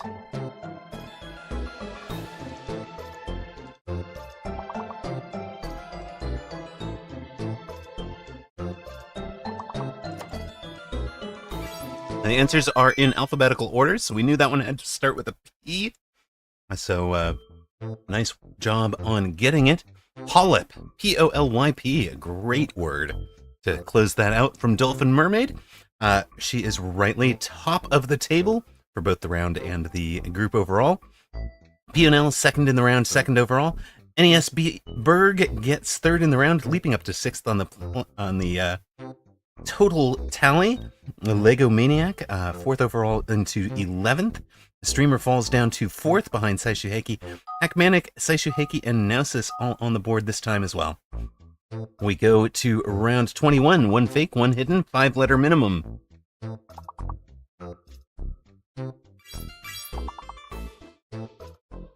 Lego Maniac hit on Potent. Potent are valid.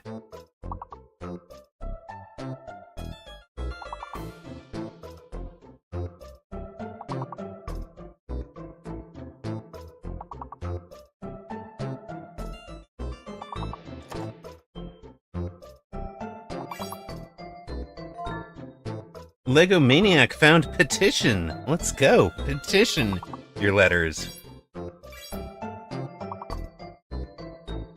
O is fake? No, the O is real. The Q is the fake. And it's a second I. Fake Q, second I.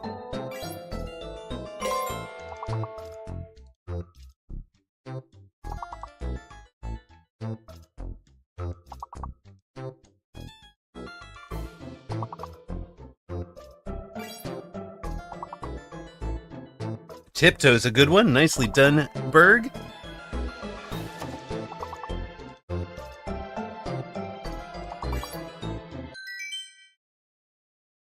Tie pin. Holy smokes. Are you kidding me, Dolphin Mermaid? Nicely done. Showing why, as she is top of the table at the moment. A Lego Maniac, however, was top of that round, leaping up into 5th overall. P&L second, holding on to second. 50 clear of Berg. Streamer shutout. Potion is a word, Hackmanic, but there was only one O in that board. The words were, yeah. There you go.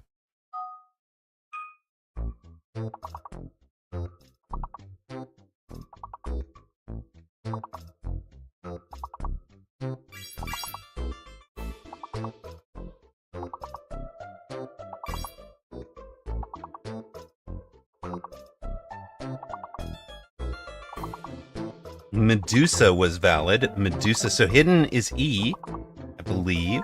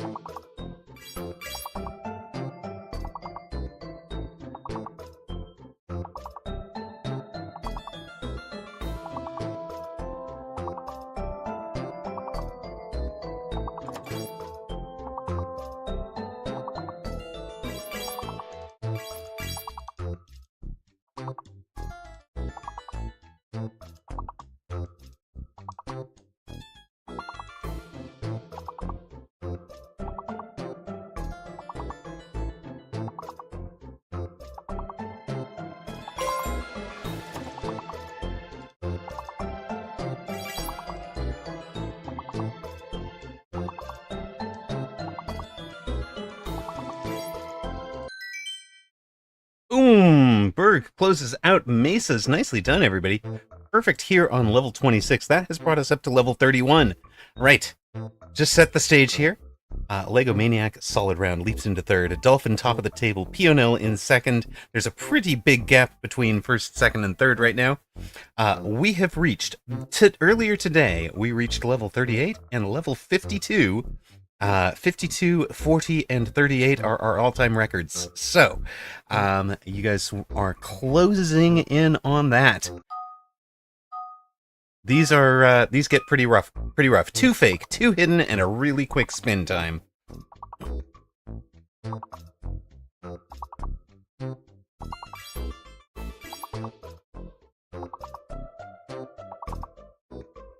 Lego Maniac hit on Potter. Potter. So O and E are your hidden letters.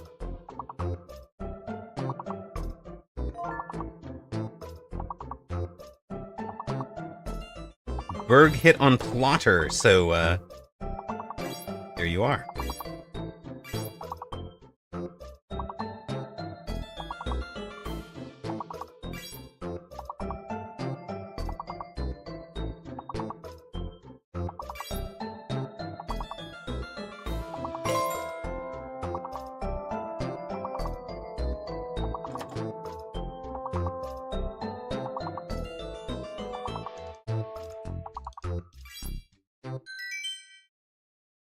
Tauper to close out. 3 of you got that. All at basically the same time it was given to Scarlet. Typing slightly quicker than the others. Lego Maniac and P&L tied for the top of this one. Berg third. Dolphin Mermaid, Sponsorfus, Scarlet, and I Don't Like Your Voice. Wait a minute now. Hold on a sec. Can I welcome somebody in who says I don't like your voice? Oh, they're playing with the sound muted. Well, that's fine then. Dolphin Mermaid tops, P&L second, Lego Maniac third. We are through to level 36. Make it past this one, and we are through to, well, 38 is our third best.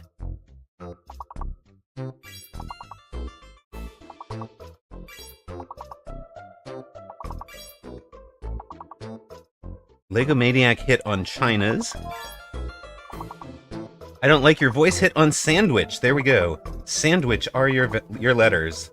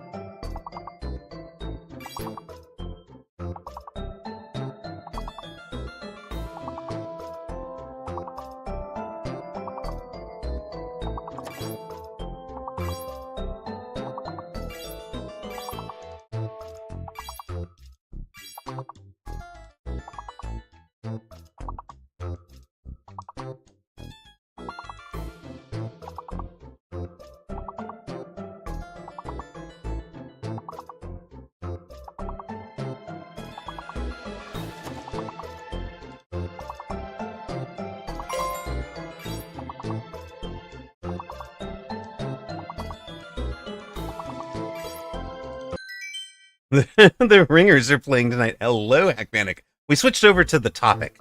We switched over to the Words on Stream topic, and if you are a big Words on Stream topic player, you're looking for an active chat that is actually playing, not somebody who has put the darn game on and their entire chat has gone to sleep. I do wonder how many of those people are the ones that are that are stuffing chat with bots. I Don't Like Your Voice. 54 points. Introduces himself. Jumps up to 6th. P&L, Dolphin, and Lego all had strong rounds as well. We're on to level 41. 41. This is our third best. Wait, no, second best. We've done 52 and 40. So this is our second best all-time score, gang. Jackets are the letter. Sure.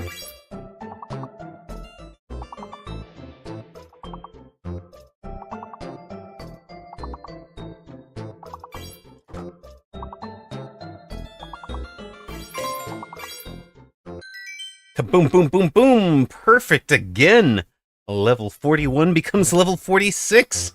Still our second best all time. We have to get a perfect and a 2 to get ourselves to 52, which is our all-time record.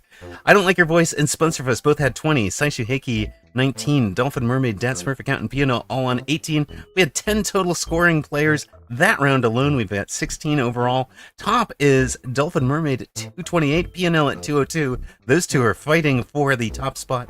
Lego Maniac, Berg, Amarok, and I Don't Like Your Voice 3, 4, 5, and 6 as well. Sponsorfus clinging on to 8th, exactly.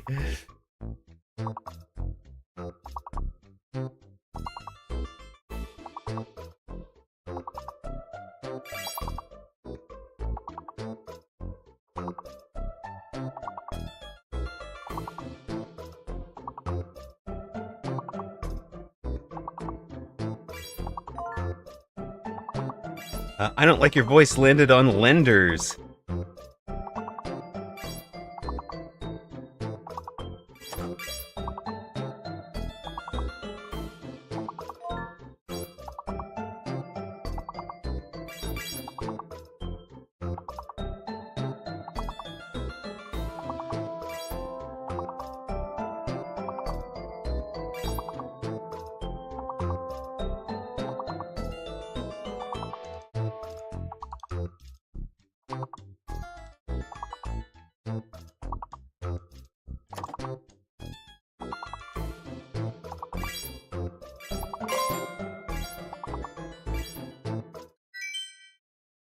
Boom! Perfect again. 46.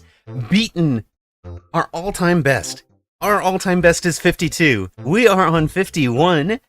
Holy smokes, it's getting hard. Great rounds from Scarlet, Tomsy, Hackmanic, Saishuheiki, Berg, Dolphin Mermaid, Dance Smurf Account, and especially from Lego Maniac, P&L, and top of the table, I Don't Like Your Voice. I Don't Like Your Voice is up to 5th, Berg in 4th, Lego Maniac 3rd, P&L 2nd, 19 behind, Dolphin Mermaid. Those two are having an epic fight for the top. We need 2 more words, guys.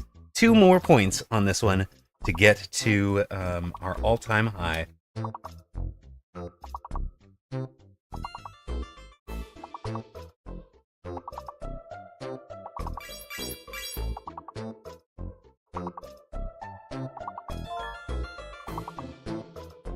What did Berg just hit on? Shinbone.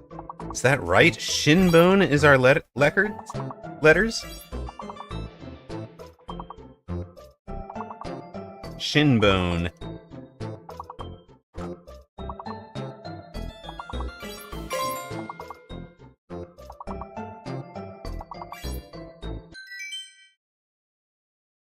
Perfect on level 51. You guys are amazing. Let's go. New stream record. Lego Maniac, Amarok, Hackmanic, Dad Smurf Account. You guys scored. Dolphin Mermaid, I Don't Like Your Voice, Berg, and P&L all carrying at 13 apiece.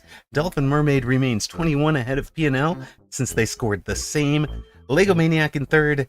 I Don't Like Your Voice is chasing Berg down for 4th place. There is a 15-point gap from 8th place Sponsorfuss to 9th place, which is Nausis and Scarlet co-equal.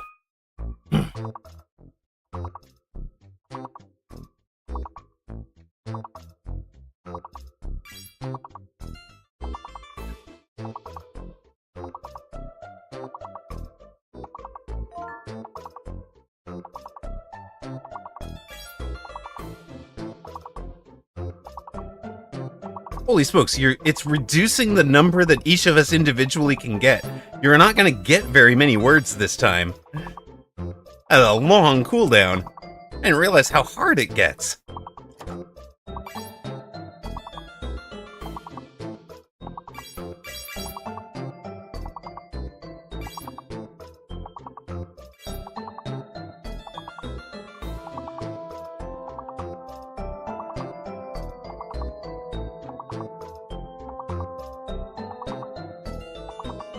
Butcher is correct, Dachshund. It is the full set of letters that you are working from.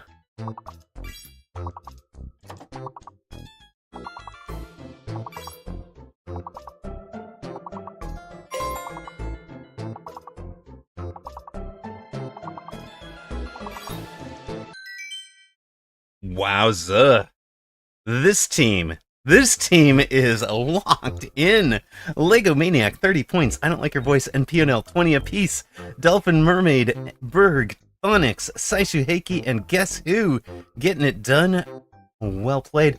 Dolphin Mermaid now 15 ahead of P&L at 270. We have cleared 56. We have reached our all-time highest. We are facing level 61. Good luck. Good luck. Yes, if you get the big word, repeat it in caps.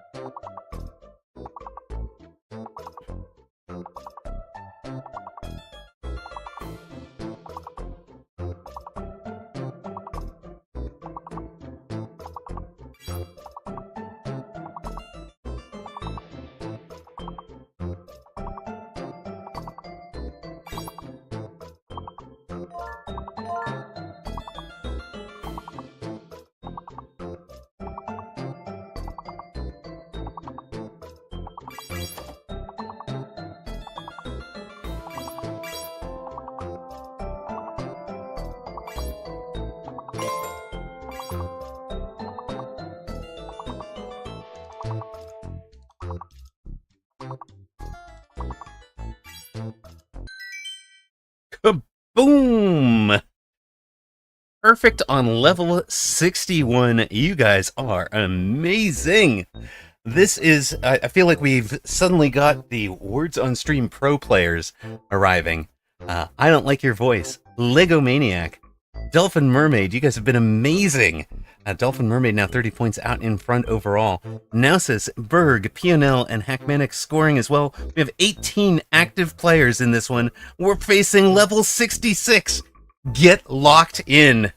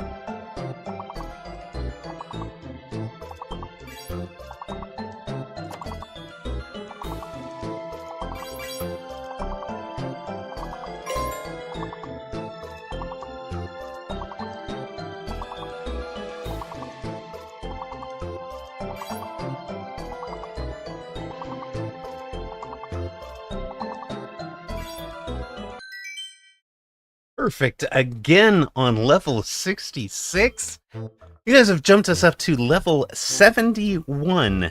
We are facing level 71. Lego Maniac, top of the leaderboard that round, with Dolphin Mermaid and PNL both scoring very well. Sponsor Fuss, Berg, I Don't Like Your Voice, Tomsy, Guess Who, and Nausis all scoring words that round. We've got 18 total players.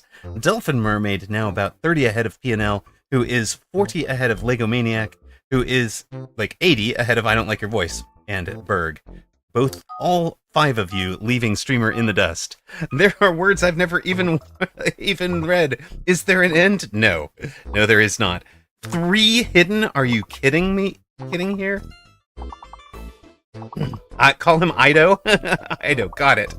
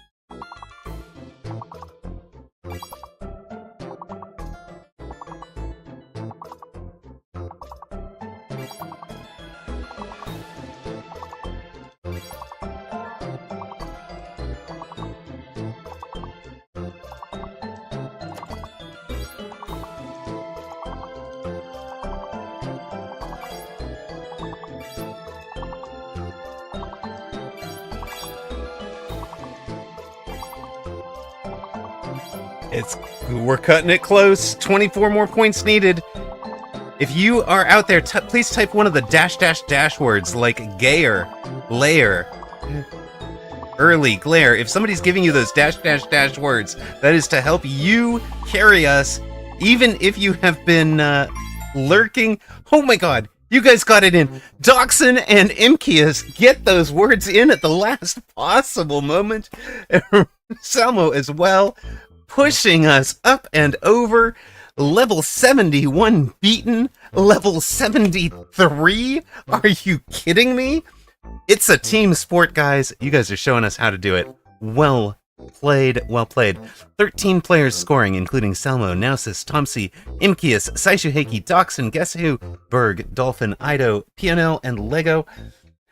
Dolphin remains top of the table, 27 ahead of PNL. Lego, Ido, Berg, Saishuheiki, and Sponsorfuss, the top 8 out of the 18. I could pin big word. Holy smokes. Yeah, we could.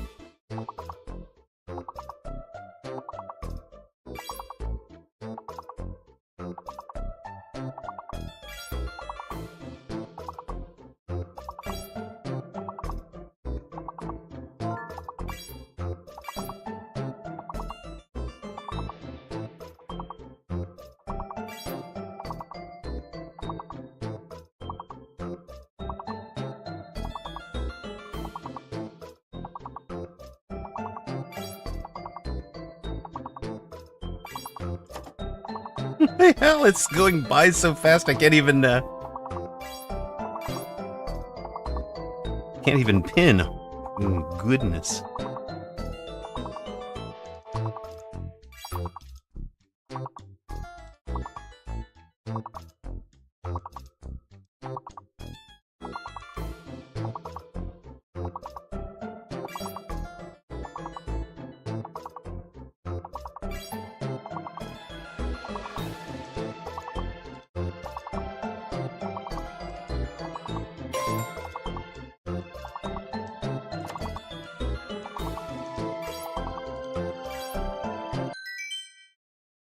Kaboom! Very nice. Perfect again on included as our word there. Ido tops, PNL, Dolphin Mermaid, Thonix, Dot Smurf Account, Berg, Lego, Gilded Cavalier. Hey, Cav, how's it going? Sponsorfuss and Guess Who all scoring that round. We have 20 total players who have lifted us to, we are never going to touch this again, level 78? Are you kidding me? Let's go! Get locked in. Let's see how far we can take it. It's just become a Words on Stream channel. It's true. 20 players who have gotten... Oh my god. Lego gets...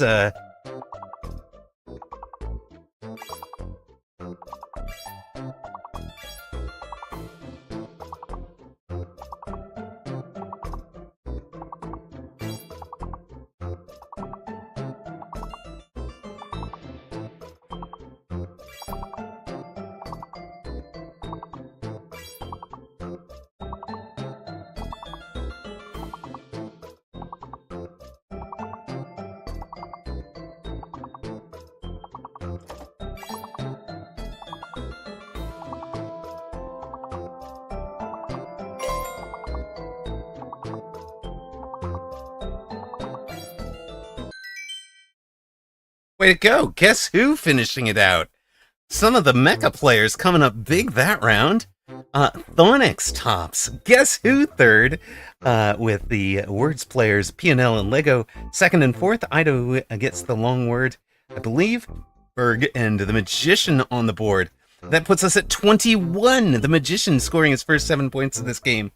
Dolphin 7 ahead of PNL. 57 ahead of Lego. More than 100 ahead of Ido. Berg, Saishuheiki, Nausis, Thonix, Death Smurf Account, Hackmanic. Appreciate you guys. How the heck? We are on level 30, 83. 2 fake, 3 hidden.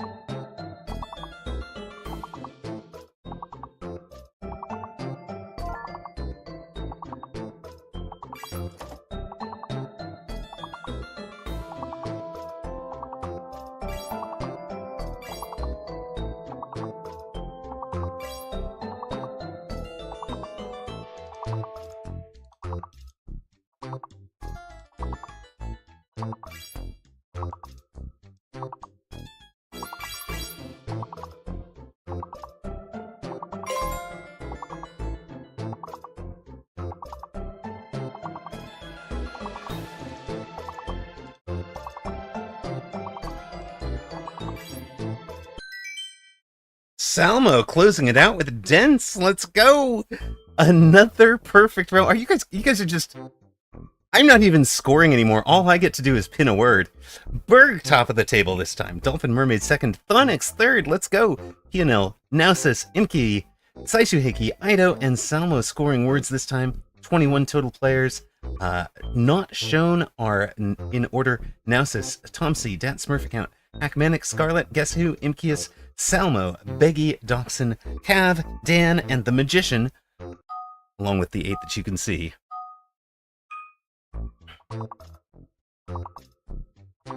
Are these paid pros? Yeah, we had to we had to do some sponsorships to bring in some people. I don't think that's how this works.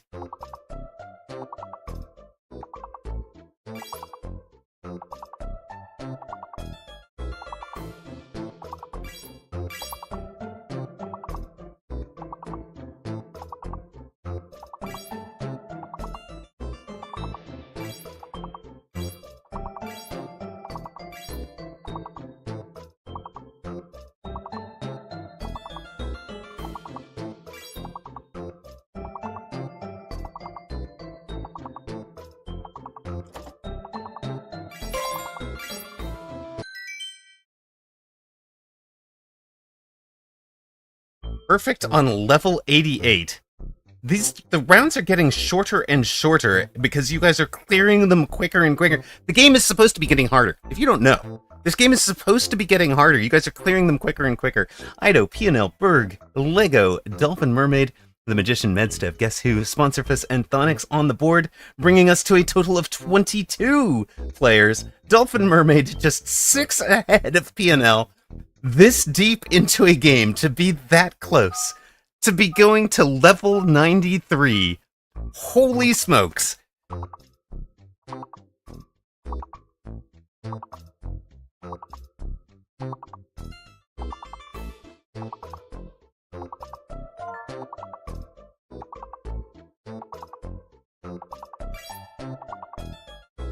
Who just hit that?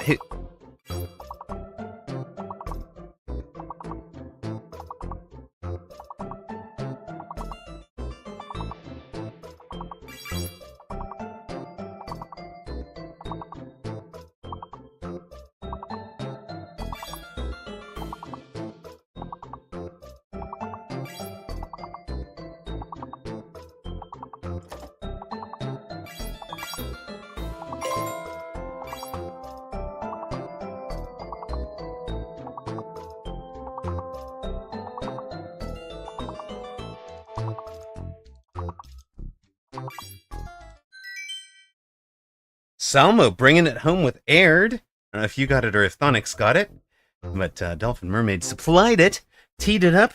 You guys brought it home. 98 point. We have reached level 98. Dolphin 7 ahead of Pianel again. Those two are neck and neck. Guess Who not shown as the other scorer on this round? Medstev tops. Berg, Lego, Ido doing very well. Top 5. Dolphin Mermaid, Pianel, Lego Maniac, Ido, and Berg. We go to level 98. I was going to go back to Mechabellum, but I think we've just seen what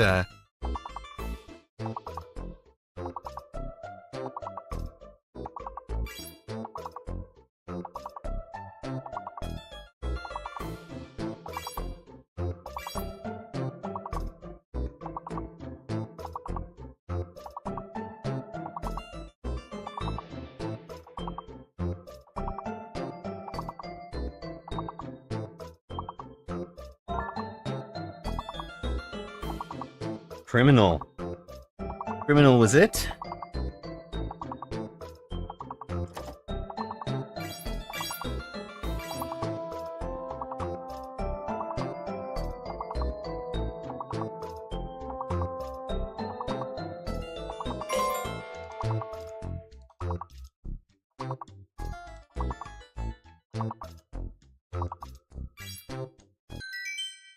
Just like only 6 words on the board? No, 9 words on the boards total. You guys got them all? We just broke level 100. Are you kidding me? Holy smokes, let's go! Let's go, let's go, let's go! Medstev, tops of the table this time. P&L, Lego, Dolphin Mermaid, Ido, Berg, Tomsey scoring 22 total players. You guys are amazing. You guys are wonderful. Let us go. Let's stop now.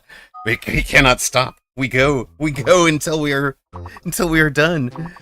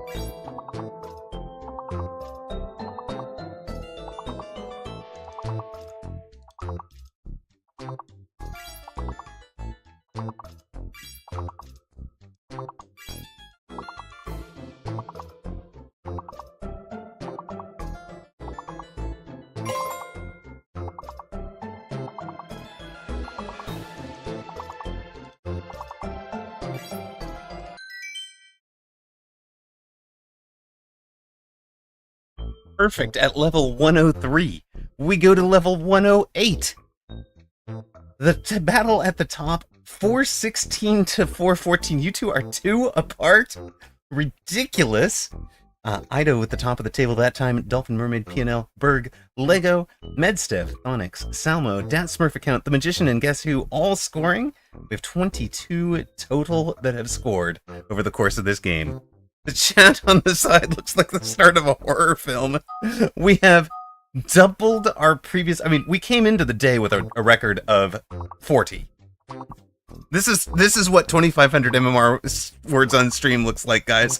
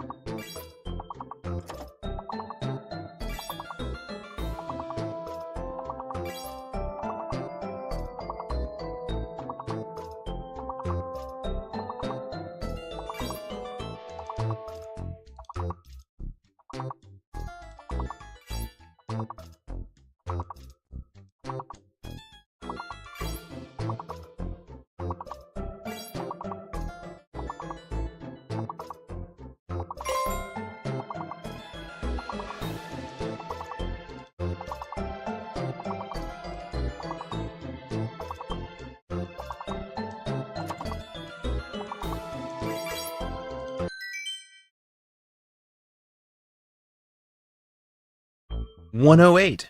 Perfect again. We're on to level 113. You guys just don't want me to go back and play Mechabellum, do you? They're just gonna keep the stream. Take the stream over, guys. Taking the stream over.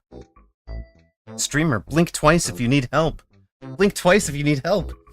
Apparently we are on a epic words on stream run. We reached We perfected 108. We've reached level 113. PNL has finally taken the lead from Dolphin Mermaid. Apparently, we are playing the game for the next indefinitely until this group loses. I walked in and I saw there were hundreds of people just murmuring 5-letter words at each other.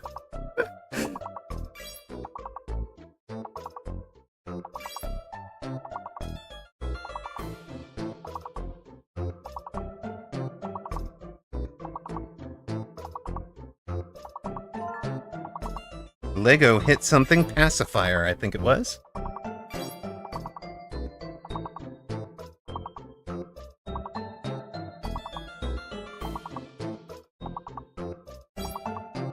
Please, I need this. I need a way to stop my hidden chat from working. There we go.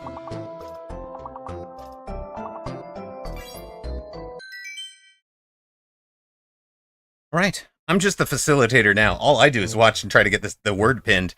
You guys are done. You guys are blowing this away. Medstev representing for the Mecha Melon players with 18 points. Ido and Dolphin, 18 apiece. PNL 17. PNL now 7 points clear of Dolphin. Lego at 373. Ido at 330. Berg at 271. The rest of us at 159, 143, and on below. 22 total players have gotten us to level 118. If you are kind of watching this and looking at this going, oh my god, what the heck, throw a...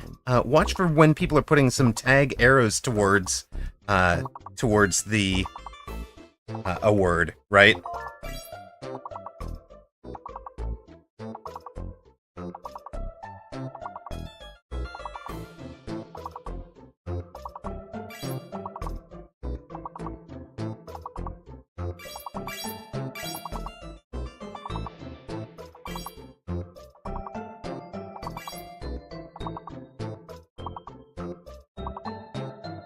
They'll do some words that they can't guess because they are locked out. They'll show you those with some arrows. You can get some words in.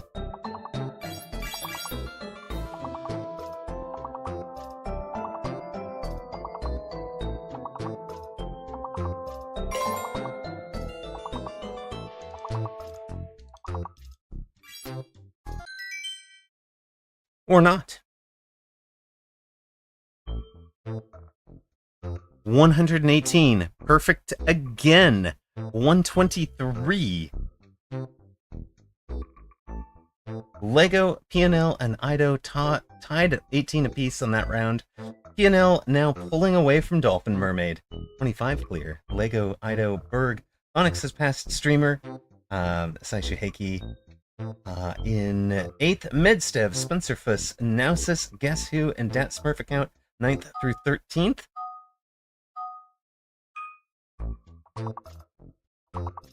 Two fake, three hidden, level 123. We are in some kind of fever dream.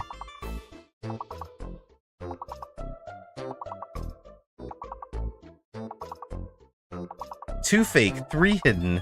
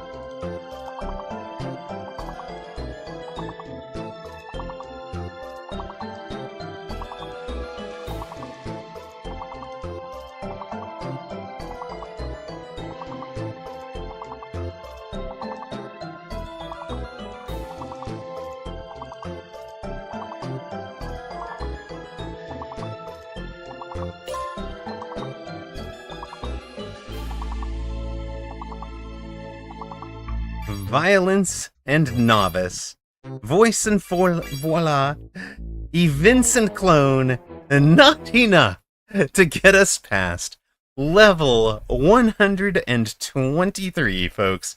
That is absolutely amazing. Manic said, wait, I played a whole game of Mechabellum after level 90 and you're still here. Well, our last round, Medstev, P&L, Lego, Ido, Dolphin Mermaid, and Nausis were the ones scoring. Our all-time records team. In 23rd, Dan, Dachshund, Red Scarab. In the top 20, Cav, Beggy, Salmo Centerinus, The Magician, X Scarlet X. In the top 15, Hackmanic, Imkius, Dat Smurf account, Guess Who, and Sponsorfuss. In the top 10, Nausis, Medstev, Saishuheiki, Amarok, and Thonix. The top 5, The Legends, NESberg, I Don't Like Your Voice, Lego Maniac, 8585, Dolphin Mermaid, and P&L with 485 points. That is some words on stream. Gang, I've appreciated you guys being here. We are actually a Mechabellum stream. We're gonna go back and play some of our game now. You guys amazed me. Thank you so much. We do a couple of words on stream breaks during our Mechabellum streams, but that looked to me like a streak that is never going to get broken. Thank you all to all of the words players: Ido, Scarlet, Fackles, PNL, Plotomad, Little Nog. Appreciate you guys giving the follows during that. That always helps. Helps the streamer grow. Much appreciated. But yeah, every other words on stream run ruined now. Yeah, we had a 40. We broke that with a 52. This was 123 levels, gang. Level 123. That's how it's done, folks. This is supposed to be a mecha stream. Yes, 2D Triangle Man. This is supposed to be a Mechabellum stream. It just became an epic words on stream for a moment. Well, supposedly I was just going to eat dinner and come right back. All right. But here, this is Mechabellum. For those of you who don't know, Mechabellum is a turn-based auto-battler with a mech theme, as you might guess. We are currently on a bit of a losing streak. We've gone 2-7 and given away some MMRs. That is sort of what the title is about. All MMR must go to a good home. Please feed it, treat it well, give them some exercise and some light. Show them the light of day. At the start of the game, players are offered 4 specialists. The specialists they are offered are different. The starting units that get paired with those specialists are kind of the same, but they're different. You're guaranteed a different pairing than what your opponents are seeing. So we have a training specialist who lets us level up a unit every other round. Another budget gamer is an elite specialist, so he's able to just bring his units in at level 2. Now, there are 2 main features on the map. There are these 2 towers, here and here. If you can break your opponent's tower, take it down. It's got like 3,400 hit points, but if you bring it down, you cause the opponent's forces to be paralyzed for 9 seconds. And during that time, they are slowed. Their attack is reduced to 10% of normal, and they take an extra 50% damage while being attacked. I think we're just going to play a fairly standard-looking game. What we have are some sledges that are just basically kind of mid-sized tanks. They're kind of a good all-rounder unit. We have some marksmen, which are going to be really good in a tank v tank battle. We're going to buy 2 sledges or 2 crawlers of our own. So we are 3 marksmen, 2 crawlers, and 2 sledges facing 2 crawlers, 2 sledges, 3 crawlers, and whatever he decided to buy. Every round, both players get the same amount of money. So first round you get plus 200, second round you get plus 400, third round you get plus 600. So the game does sort of spiral out of control sometimes. Gets bigger and bigger stuff. Other times it can be pretty it can be kind of stalemated and very well balanced. Opponent bought 2 packs of Void Eyes. They are kind of like worse versions of the Marksman. They have shorter range, they're less hit points and do less damage. But since he's getting them at level 2, and there's 3 of them in a group, I only have the 3 Marksmen, he's got 6 of them. I think he's going to beat us. Are we still trying to guess words? No, we have, you can guess, yes, Specialist, Missile, you can keep guessing words, but, well, wow, yeah. Apparently the record is level 1672. That's like Streamer did a Words on Stream marathon, brought in all the Words on Stream players. But no, we are done with Words on Stream for the night. Big bets are on Budget Gamer. There is rock betting. If you're new to the channel, we wager rocks here. My name is Amarok. I am primarily a mecha streamer. You can think of me as the voice of Mechabellum, since I enjoy casting the tournaments. That has gotten me gigs casting official in-game tournaments. Officially sponsored tournaments hosted by the developers. Community tournaments with prizes. All sorts of different stuff. And then I always cast the weekend tournament, the weekend Mechabellum tournament on Saturdays. There's an in-game tournament. I don't think we really love any of these things that the game is giving us right now.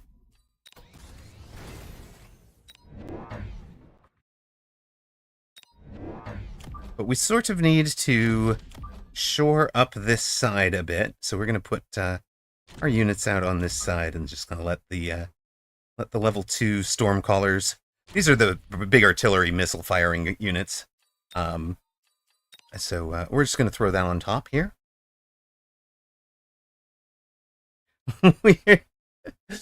We're done with Words on Stream. We've been forever traumatized. I love it. We played it through. We need a new game. It might be true. It might actually be true, Thonix. Mostly because I am starting to get frustrated with the dictionary. There are words I think are valid English words that are in my dictionary. They're in the Scrabble dictionary. They're certainly in my day-to-day lexicon that do not appear in the game, that don't get credited as valid words. While there are also words in the game that I don't think are valid in the like they're valid in terms of construction of word, but I don't think they're valid. Acceptable Scrabble words, if you will. It just makes me wonder, like, what the dictionary is. Where did the dictionary come from? What's the sourcing on that? This round, it looks like we're going to do much better. We do lose the round. Every time you lose a round, you take hit points. Well, technically, you take hit points for whatever of your opponent's units you cannot kill during a round. So both sides can conceivably survive a round and have additional... do hit point damage to each other. It happens in certain situations.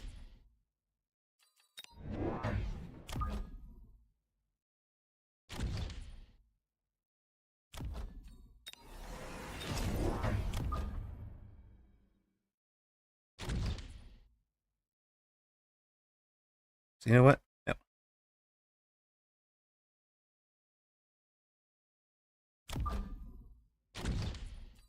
Ecumenic thinks we're gonna win this. What?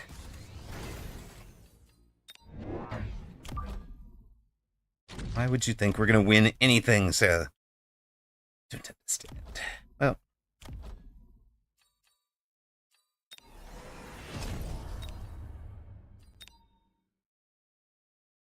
Yeah, that's fine. It's perfectly alright. Like, if they take out this guy, and then turn to the main board, it's going to be fine. Yeah, sure, you're running things down into the corner. I understand how that flank is supposed to work. It's alright. It's not going to last for very long, sir.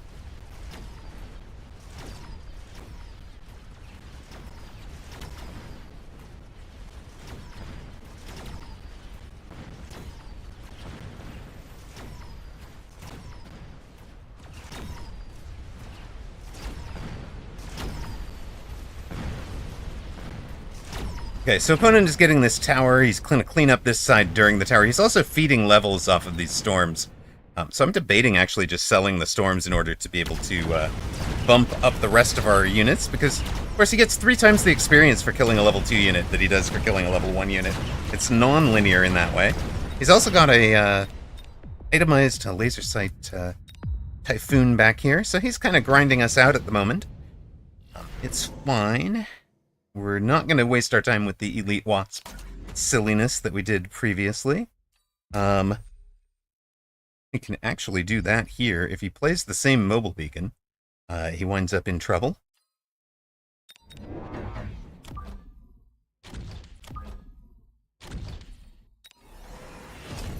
Do we want to sell them? They're still doing decent overall damage. I think not. I think maybe we'll take the fortification on that tower. What the fortification does is it bumps the unfortified tower is 3,400 hit points, and the paralyzation lasts for 9 seconds. By bumping it up from level 1 to level 2, it now has 23,400 hit points, and the debuff is only 7 seconds. Pastor, bringing the congregation, let's go! Welcome in, Pastor Drewski and Raiders. You missed an epic Words on Stream stream. Pastor Drewski, coming into today, our all-time highest score on Words on Stream was 40. We made level 40. Then, today, using primarily the Mechabellum community, no ringers, we hit level 52 in Words on Stream. Just now, though, we were the top stream in the Words on Stream category. We brought in the serious Words on Stream players, and we got perfect on level 118 to finish out at level 123, where we got stymied. Even despite getting stymied until the very end of the round, we almost pulled that one out as well. So, great fun. Okay, now, we're trying to run some sledges, trying to get back to remembering, is there a game called Mechabellum? I think there used to be. Played some. How was your stream, man? How were you today? And have you gotten to take a look at the super secret place and get to do anything out there yet? Because if so, I would love to, well, we can't say too much, but I'd love to know if you are as hyped as I am. Let's just leave it at that, shall we?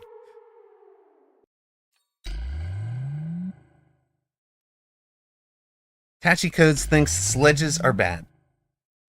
Stream was great. Not yet checked super secrets, but eager. Well, let me put it this way, Hackmanic, we are teasing what Pastor Drewski and I presume the pastor will be showing it. I can't speak for him. I'm not him. I don't control his schedule, but I know he streams on Monday, and I stream on Monday, and I know when the embargo lifts. So I suspect you might get to see some Amarok versus Pastor Drewski on Monday, 1 week from today. That would be my guess. You know, if that's the sort of thing you enjoy. You enjoy watching polite streamers battle it out on,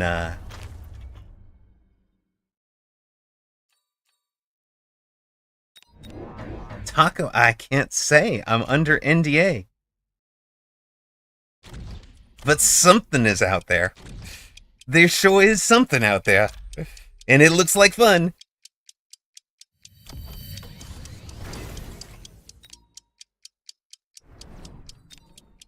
Wink twice if it is. Okay, got it. It's a really good sandwich. It might be a very good sandwich. You might not be wrong there.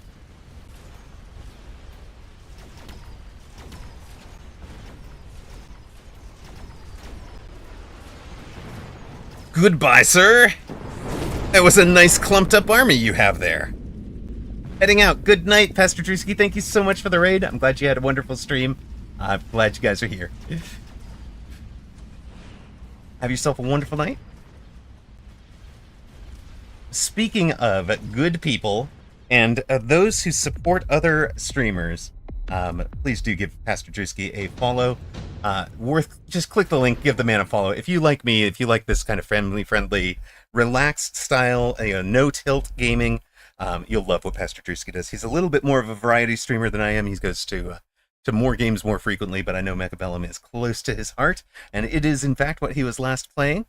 And you know, you will have a good time with the pastor, especially yeah. Hmm.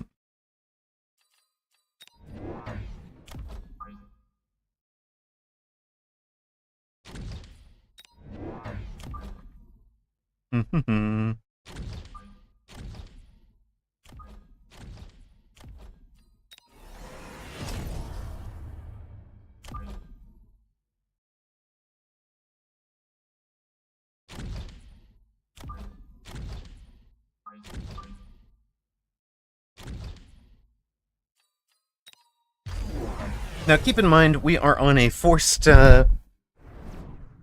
Titans all the time. Hey, hey, hey! Guess who? With a gift sub to I'm the T-Man. I'm the T-Man, fellow streamer, worth a shout out as well. Asked when does the patch drop? I don't know if the patch date has been announced officially for sure. I don't know if it's been confirmed for sure. The announced date at the start of the season, I think, was the end of August. I don't remember exactly what was. Let me look it up real quick.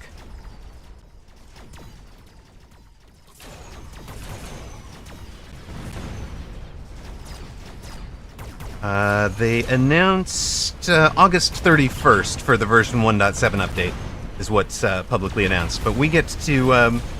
Is it in the Q? If it is, if something has been updated in the Beastie Cutie announcement post, that you probably take as gospel. I don't know the Beastie Cutie announcement post, and I'm gonna stop paying attention to you guys and try to win this game. So, one moment here.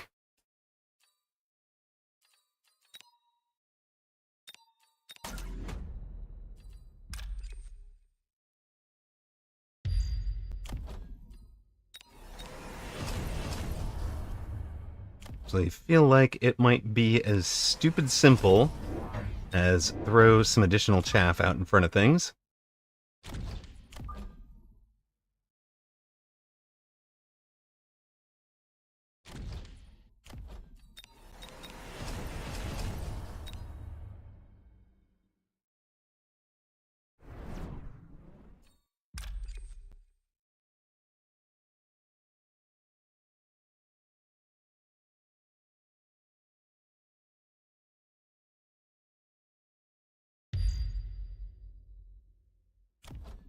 You did not get the job done, huh?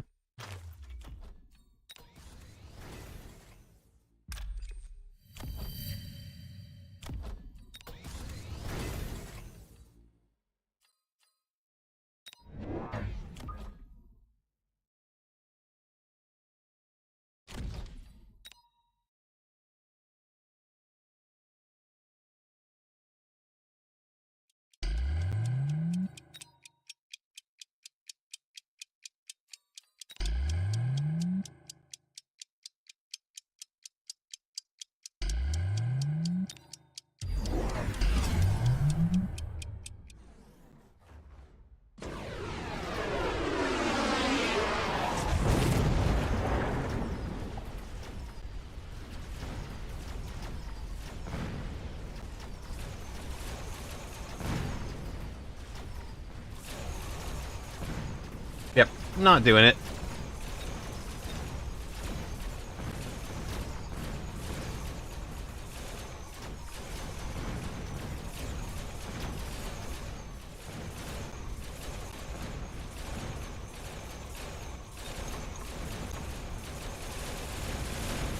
We're out of upshoot. We're out of units.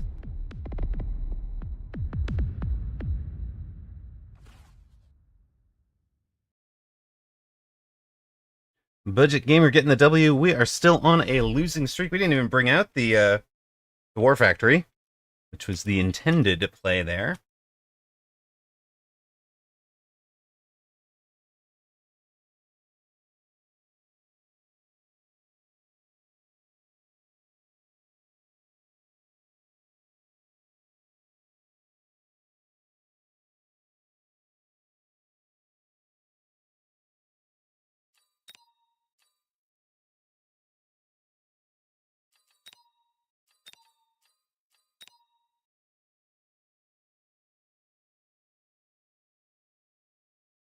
This isn't even making sense. Where is... I have to get this game against Tay in. What the hell?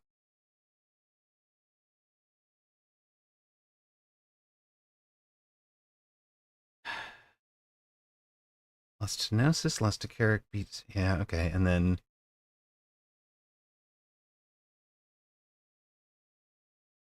Oh, it's the missing guy, the asterisks guy that I'm missing. Did not add that match.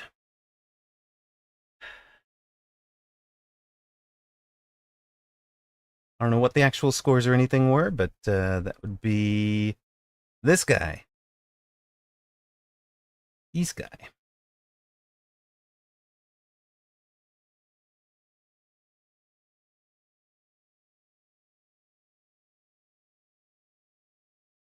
Right, we'll be back in a moment, gang. Yeah, I don't care, Thonix. I'm not going to run some Scorps. I don't like them. You want what Scorps? You're on the wrong channel, bro. Sorry.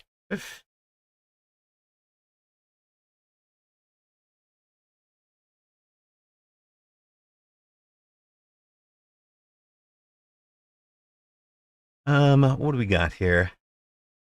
That one. I don't know what the scores were for that, but I think it was pretty lopsided. I think he had like 4,100 or something.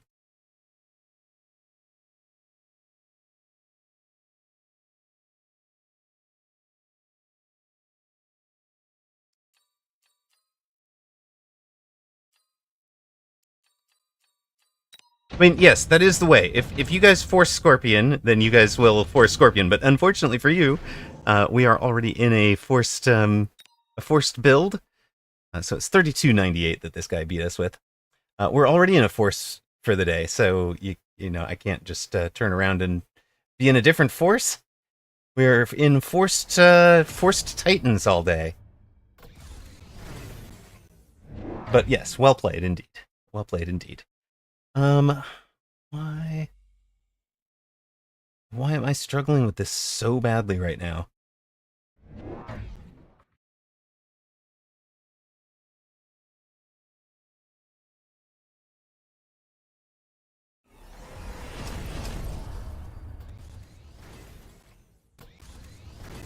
This one was supposed to be 3298 for Tay here. 3298. Okay, good enough. And then next one up is one we just played. Guy was like 1560 or something. Another budget gamer. Okay. And that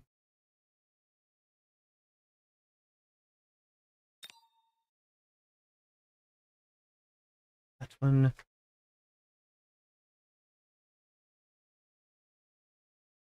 Yes, it's Titan Palooza today. That is the thing. We need... I'm just trying to pull the final scores here. We're just doing a little housekeeping. 3196 is what he had. I mean, really, why couldn't this screen have the same data that the tournament screen does? So I don't have to reopen the replay to find these things out. You know, like, little things like that. They're frustrating. I don't want to go revisit my lost game and see how badly I lost it right now. I'm tilted. Go away. All right. Where are we at? 1570. Excellent.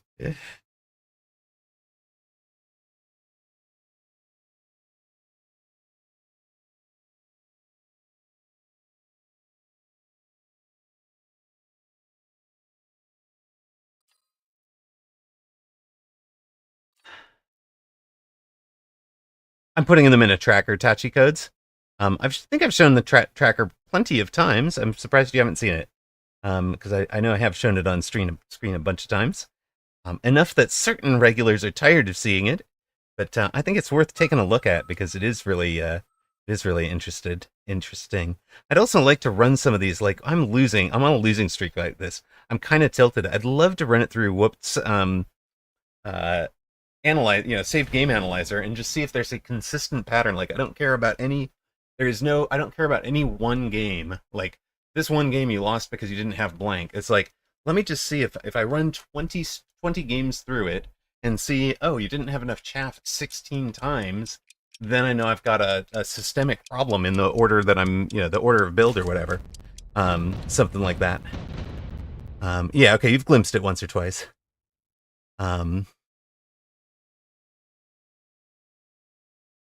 So that, but like the little game analyzer thing that that it's just some Python scripts that Whooped is working on, MKS. So oh, I streamed during your work hours, so you've glimpsed it once.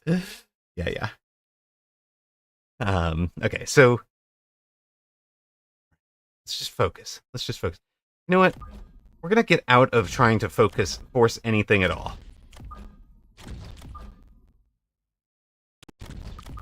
We're just gonna sit back and play the game. We're gonna take what Bear-like gives us, and we're gonna build happy little units that go off and beat the enemy. It's Python scripts. No, and no, I don't think he has it uploaded anywhere. I mean, a lot of these are like, somebody's fun project at home. Like for Ranger, it was like, oh, hey, it's my fun project at home. Oh, wait, hey, this got good enough that I kind of, I could actually probably bring it to the mecha player market. And then it hit a like, oh no, it's not good enough. It's tough to keep everything updated because the saved file, like, the developer has no obligation to keep IDs the same from save game to save game. So things get new IDs, things get changes, and that is frustrating to work with as a developer when you have an API that's not locked down. Okay, we are expecting to lose the first couple of rounds while we are on the ground. Wait, once our hounds level up to level 2, we're expecting to start winning some games. Why is Twitch creator dashboard? Why would you pop up something that says your ad is about to start when I'm looking at it says your ad starts in 34 minutes? That is not about to start. That's, by no definition is that about to start. I don't need a pop-up for that. I promise I don't. Yeah, maintaining them are horrible.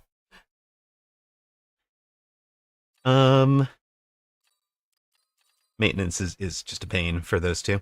Okay, Improved Phoenix. Improved Phoenix sounds like fun. Let's go play some Improved Phoenix.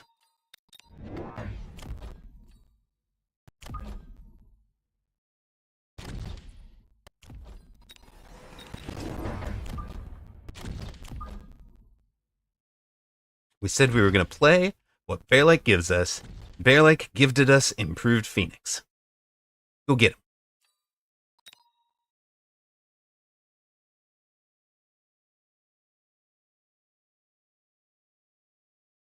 Yep, they don't include the MMR change in the replay file. Again, one of those things that would be really easy to do, right?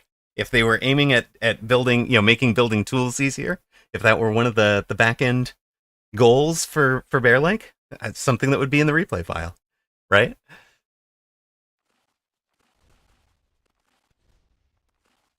It's like one game of Words on Stream. It's like, you're right, Saishu Heiki. It's like a third of a game of Words on Stream the way that that group was playing it.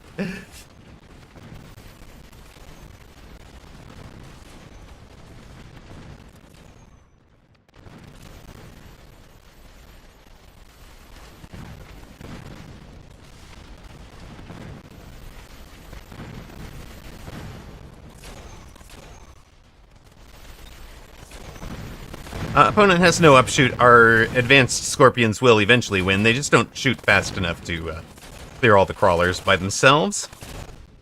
It'll be fine.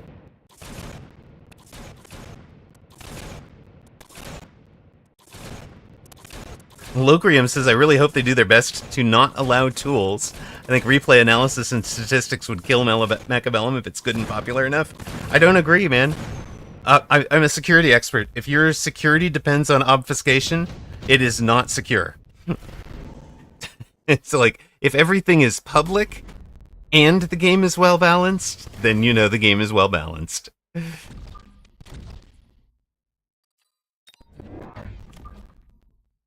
That would be how you know.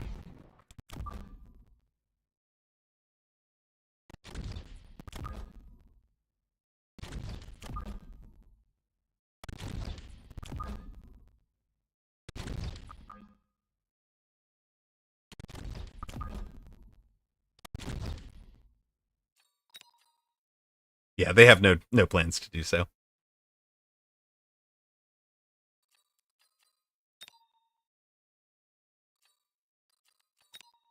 Streamer is tilted and a 3.5 to 1 favorite. Get your bet in on the opponent. No?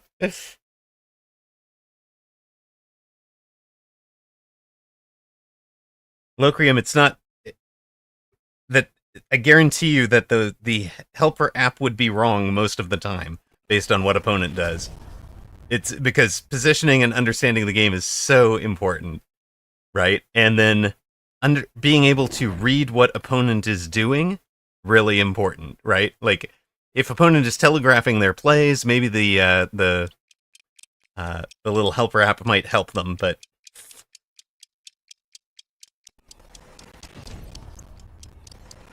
there are so many different possibilities. Because, like, that helper app, to be at all valid, would have to know what texts were on the board for both players, right? Like, it would have to be actively, looking at each game as it's ongoing, with full sets of data.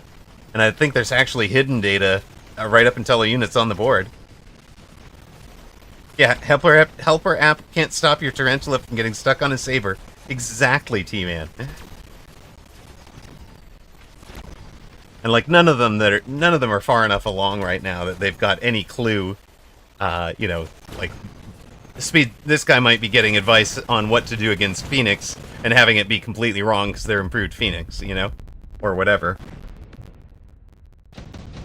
No, Hackmanic. That's what chat is for. That's why we stream, right, T-Man? You guys don't know. I'm the T-Man, is the player T-Man in game and is streaming. Worth giving a follow to. Please take a moment to go do that. Better player than I am. I don't know if I won't make a comment about stream quality for either of us, but I find him watchable, easy to listen to.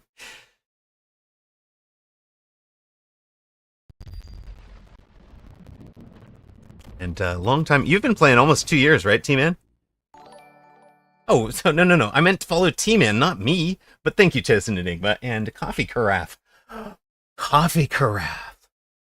You are my new favorite follower. What the heck? That's a perfect name. Ultimate Bandit says, oh, I follow already, both of you, sadly. Is sound laggy? You might F5 to get yourself back. If that would help. Otherwise, that might be the sounds from the... What do you call? Sounds from Streamlabs might just be slow, and that's fine too. Still not happy with the sound board that I've got going for that stuff.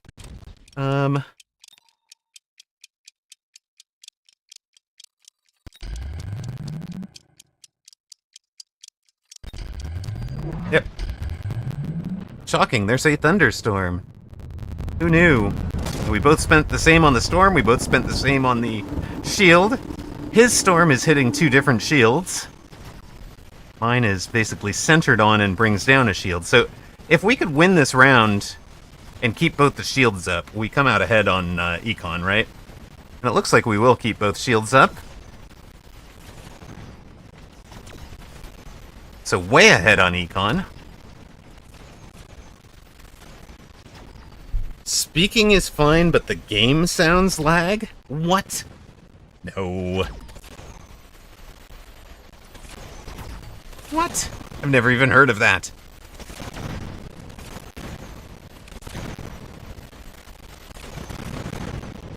Now, at least what I'm seeing, it is locked in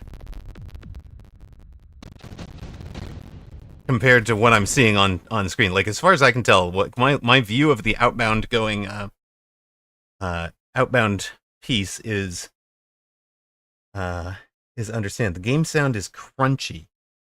Crunchy like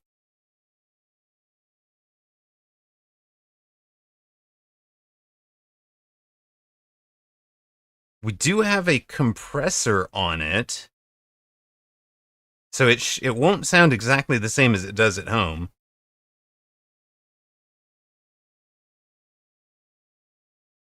Crackling and distorted, but not crunchy anymore.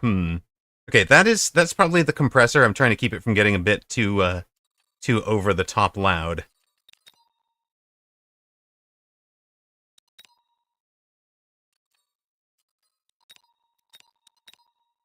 I don't want 3 level 1 sledges. That seems silly.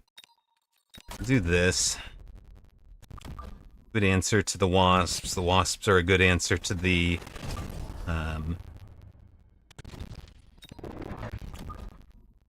wasps are a good answer to the phoenix. Get the anti-air tied up. Facing things one at a time. You get your thing. These guys are distracting you because they bet on opponent. So it's just the game sound. It's got to be the compressor. Maybe I should just pull. Can we just turn a filter off? Alright, let's try this. We'll see if this is an improvement for you guys.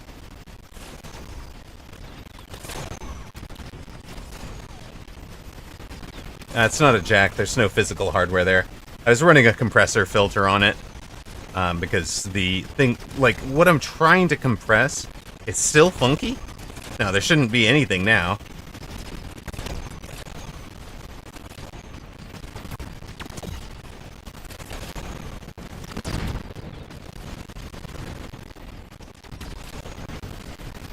And yet it's worse.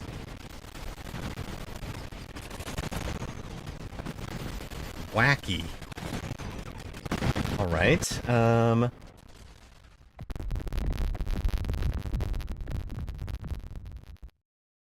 let's see what we can do here.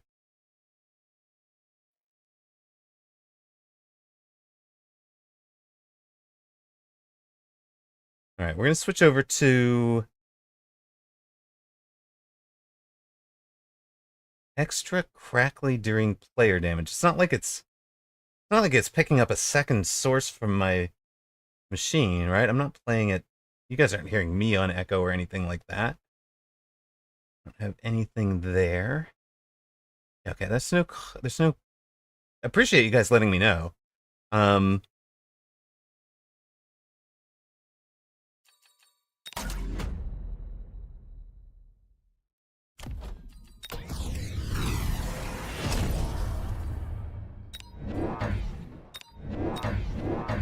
Restart the game after this match. Okay, we can definitely do that.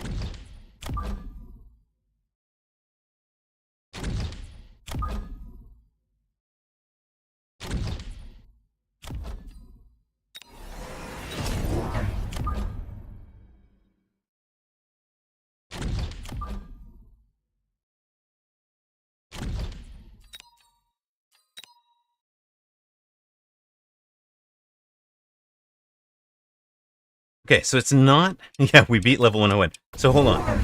We switched something. It's no longer crackling. Sounds good. You guys listen. I'm not going to speak. Judge the quality of the audio.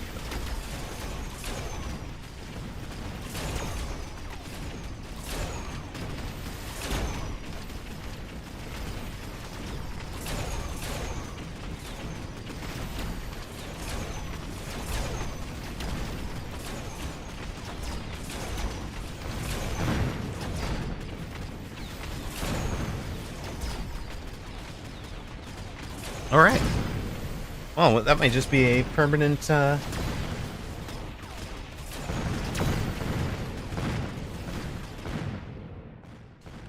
might be a permanent fix, then.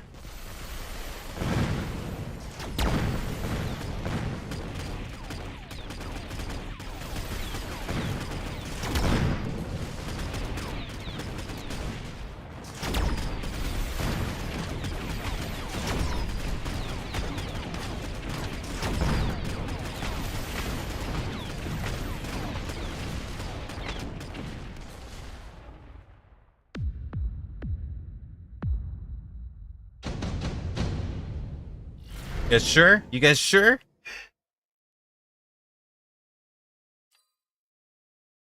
Why do I prefer rage over range? time to clear crawler pack.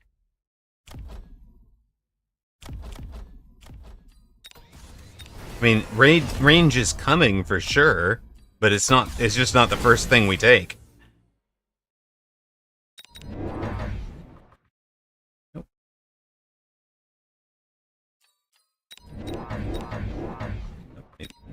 Okay.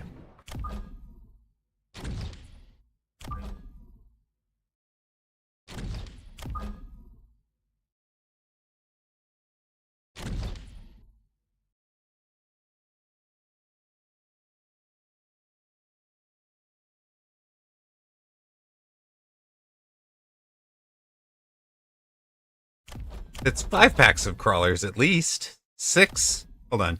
1, 2, 3, 4, 5, 6, 7 packs of crawlers.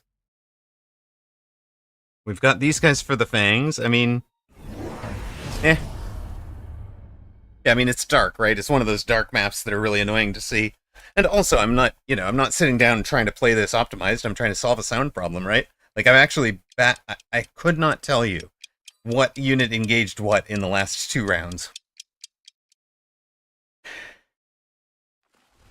Could not tell you what the order of engagement was or what anything, like I focused entirely on fixing the sound thing.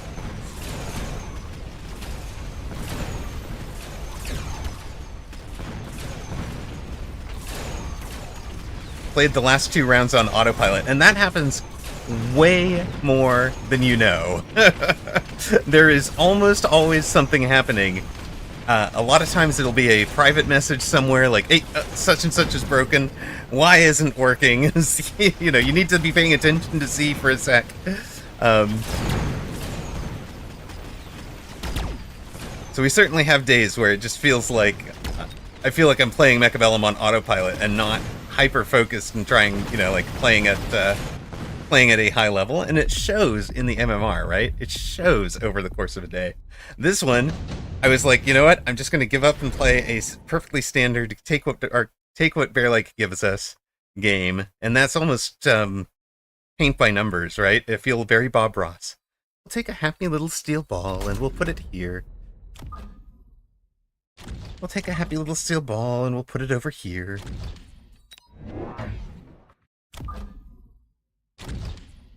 We actually care about those marksmen. We hadn't ranged the Phoenix yet. Like,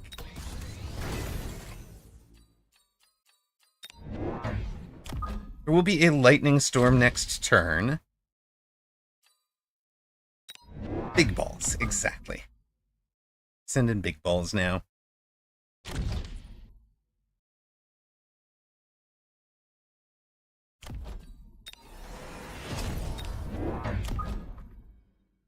Lightning and storm next turn. Maybe we just do these 2 to try and finish. Call it good enough. Alone for range.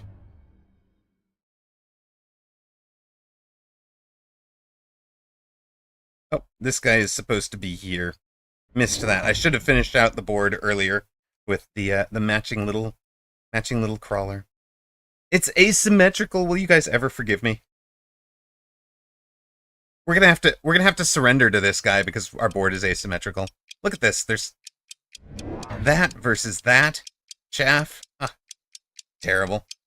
Hello, Kusto. What is a good counter to crawlers and sledges? What are your... okay. First answer is anything that flies. No, not scorpions.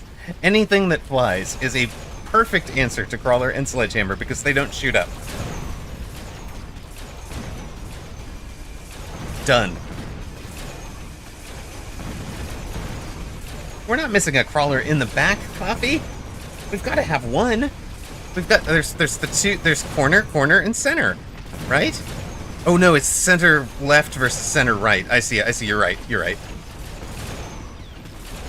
It's asim. It's the tactical way to make an OCD opponent fall off of their game. So the first question then is, which one of those 2 is beating you, right? If the answer is I am legit losing to the crawlers, then you need to win the chaff war, and the answer is going to be, whatever beats chaff for your board. If you wanted a flying solution, then the answer is going to be Wraith. Wraith is the best flying chaff clear. If flying crawler clear anyways. Um, if your answer is the sledges, the best flying sledge clear is the Raiden, right? You give it fork, not chain, fork, and it does 5 shots. A sledge pack has 5 units. So boom, you just win when you hit it. Your finger got the surrender. You got the surrender. Winner, winner, winner, winner. Oh, your chicken got the surrender. Winner, winner. Chicken dinner. I'm confused.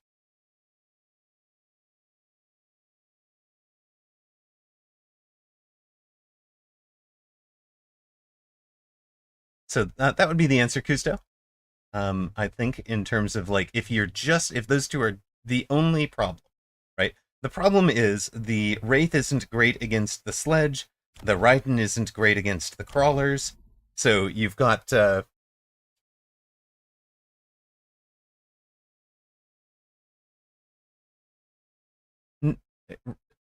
Onyx. It is the wrong answer to the question, brother. The question was not what's the right counter to sledge. Scorpion, done. The question was what's the right counter to sledge and crawler. I play sledge and crawler and beat Scorpion with it all the time, brother. If I'm running a sledge line, I love it when opponent goes Scorpion.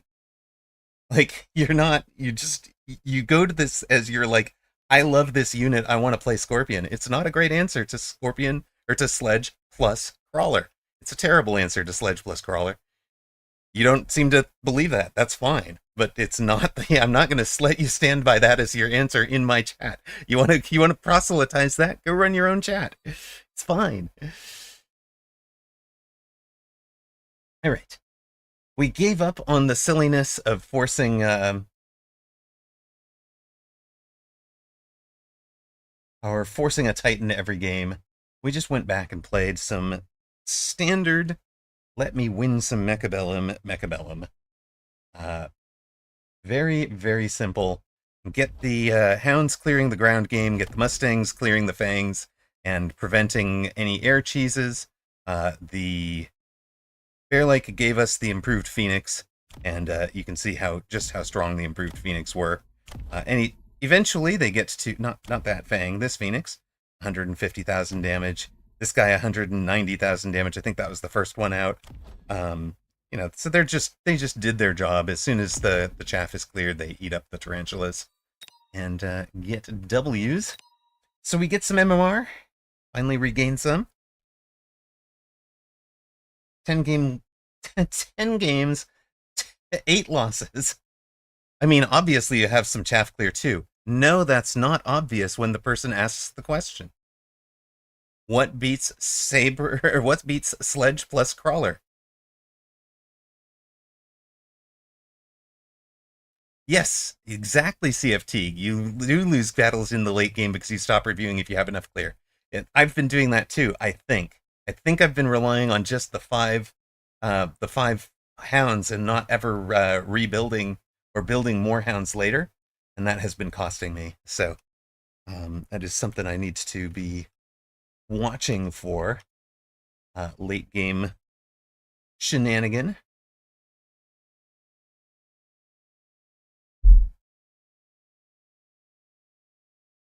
This Mustang's terrible against. Excellent. There's an answer. The answer to Sledge Crawler is Scorpion, Mustang, Crawler, Fang, Storms, and either Hounds or Arcs.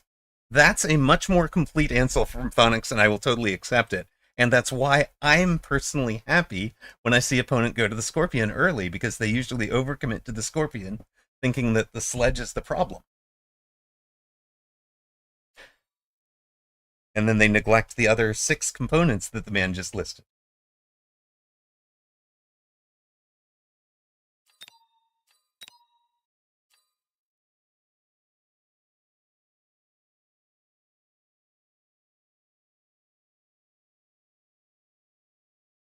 So going back to looking at the question more specifically, though, but streamer, I want a pithy one-word solution, right?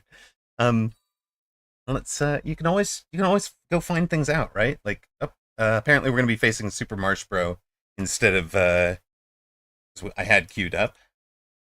Um, oh, this is really bizarre. I wonder if I managed to break the game. How bad was that? Let's find out. 5K on bad guy. Okay. Yeah, what I was gonna say for our chatter, our Tuesday is 100%. You can jump into the testing ground. If somebody is beating you with a build, jump into the testing ground, spend, figure out exactly how much he has spent on that build for a round 6, build it on the far side, build, his round 6 build on the far side, but then know exactly how much it cost, and then come back over and build your own board against it. 8 different ways, until you get with something, until you get to something that is winning against it. And then you kind of reverse engineer, how would I have gotten to this, for the same price and the same set of, same cost, I guess, same cost and same number of deploys. How would I have gotten this out? What order would I have gotten this out in that kind of works for me? And I'm not saying that scorpions can't be an answer, part of your answer to Sledge. I'm just saying that they are not all by themselves an answer to the question as asked.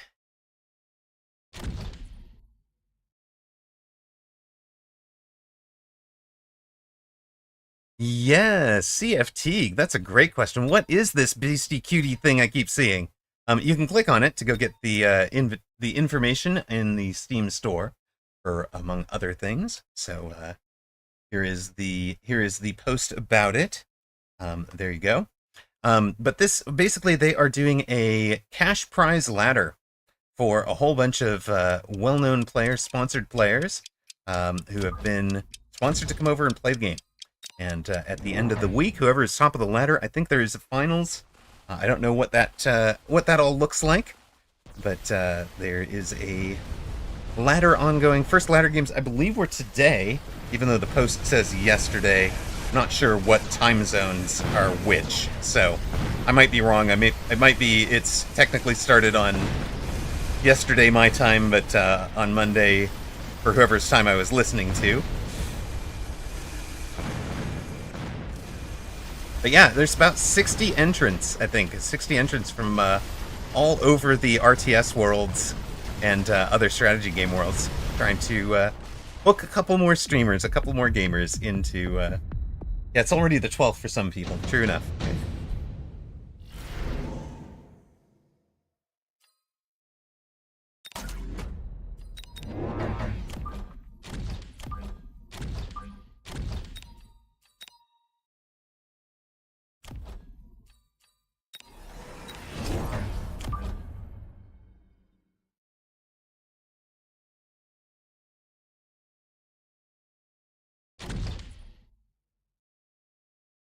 Yeah, the appeal probably overlaps. And I mean, if you look at it this way, for me,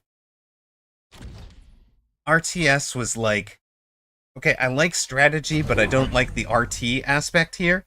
So RTS marketing was trying to convince me that it's a good enough game that I'll be able to overlook some of the RTS stuff and enjoy myself.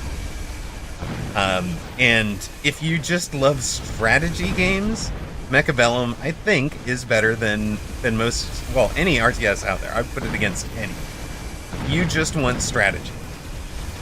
If you are looking for... If you get off on the, like, I was able to to kind of click, and bring my units to where I needed them to go, micromanage my units aggro, or kite opponent's units that while he wasn't picking it, or, if you love great base building and economy building, and that's what you get out of RTS, then they are different genres, right? They are different games. But this is much more like a go back to pure strategy basics. I mean, yeah, CFT, I looked at that, and it's the original StarCraft, the original exactly The best thing to do was being able to micromanage units, and you're not fast enough to compete. It's not even I'm not fast enough to compete. It's that this is going to come down to who has mastered the UI better. Yeah, practicing a mechanical skill feels like homework instead of fun. Mecha should feel like fun all the time. My humble opinion. Games should feel like fun. I don't want to go grind infinite loot somewhere, you know? Like, games should be fun.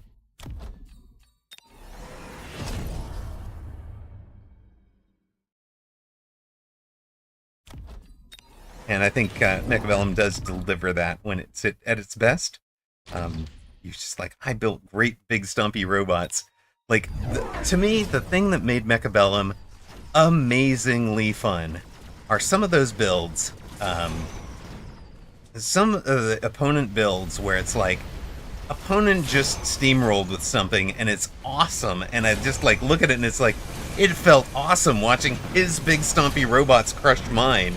You know, like that's when it's fun. That's Mechabellum at its best. And, you know, it doesn't always hit it. Sometimes I get tilted, sometimes I'm frustrated. But, you know, I'm human, right? What can you say?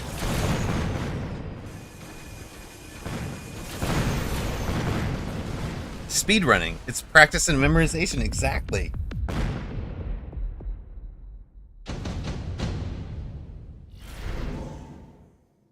And guess who? It's not most people had fun in StarCraft 2. It's StarCraft 2 selected out of the target audience a younger demographic and a less Twitch-based demographic, and the folks like me who didn't stick with it. Like, I don't even consider myself a StarCraft 2 player enough to have an opinion about anything in it, you know? It's just like, I didn't even pick it up. So do I count as somebody who the completely missed it, you know? Right, if you were 15 and you didn't have other games that had been better. You hadn't seen what better games looked like before RTS took over strategy. Right? It's been disappointing to see how much RTS killed other aspects of the strategy games market. It just came in and massacred it. That's been frustrating as a strategy gamer.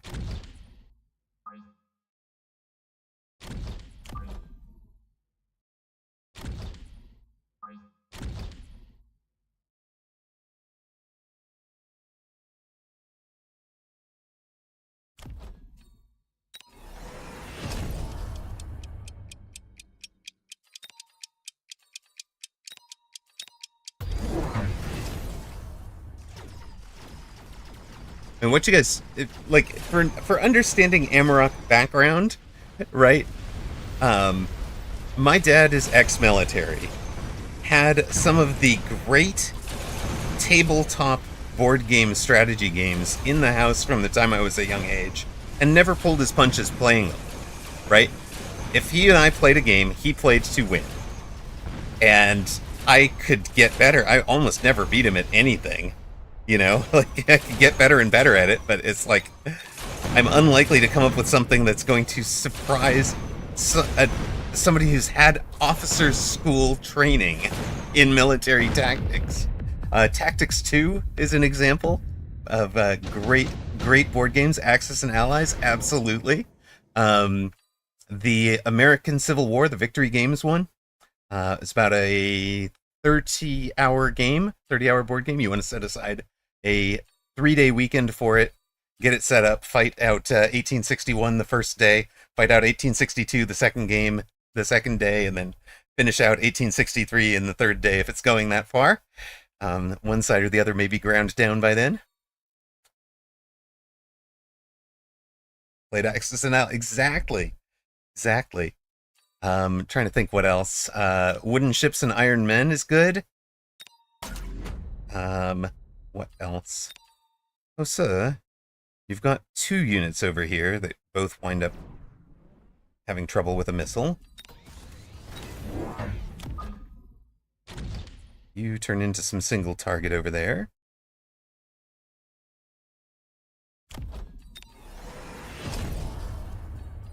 Pretty much. And then you come out here and you find yourself talking to an audience that doesn't know what a salient is or why it matters.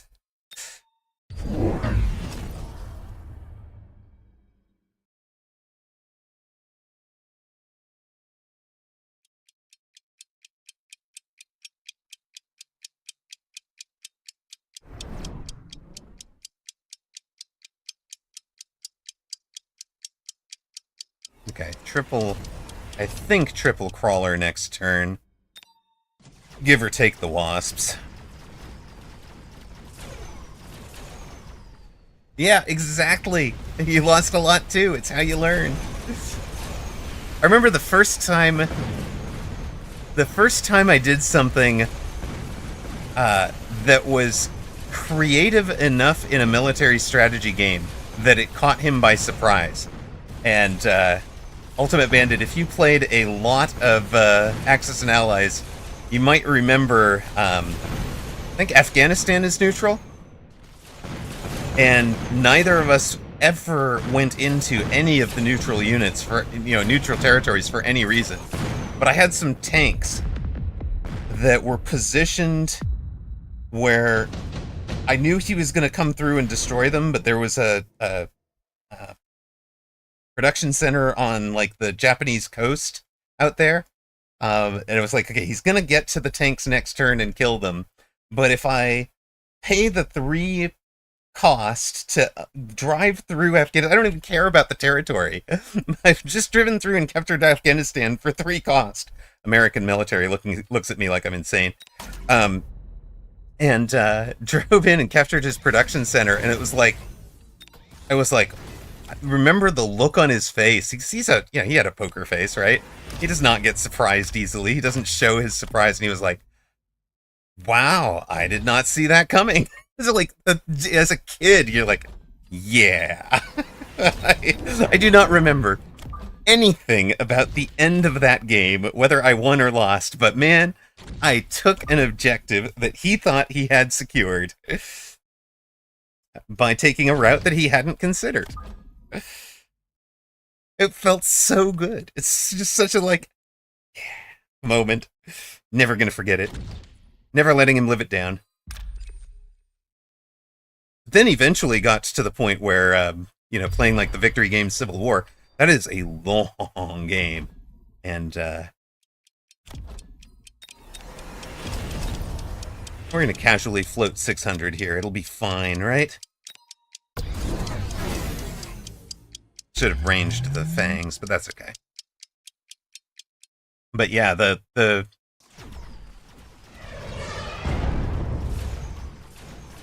playing the victory games one, I'd gotten very good against my friends in terms of playing the South, playing the Robert E. Lee side, and it is unbalanced in terms of the North should eventually win, so it was kind of, we had to put me on the South, not from an ideology perspective, but from a this is the way the game is balanced perspective. Remember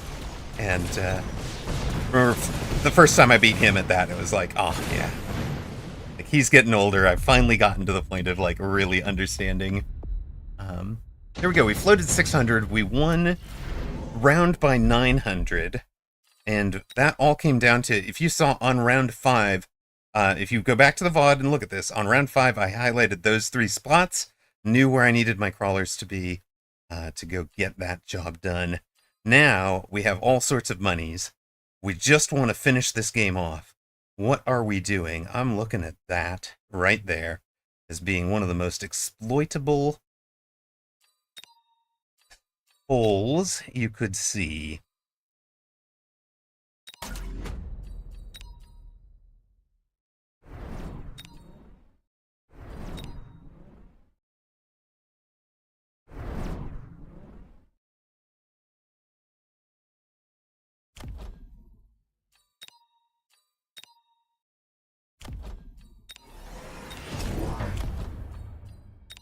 Come be my gut shot, sir.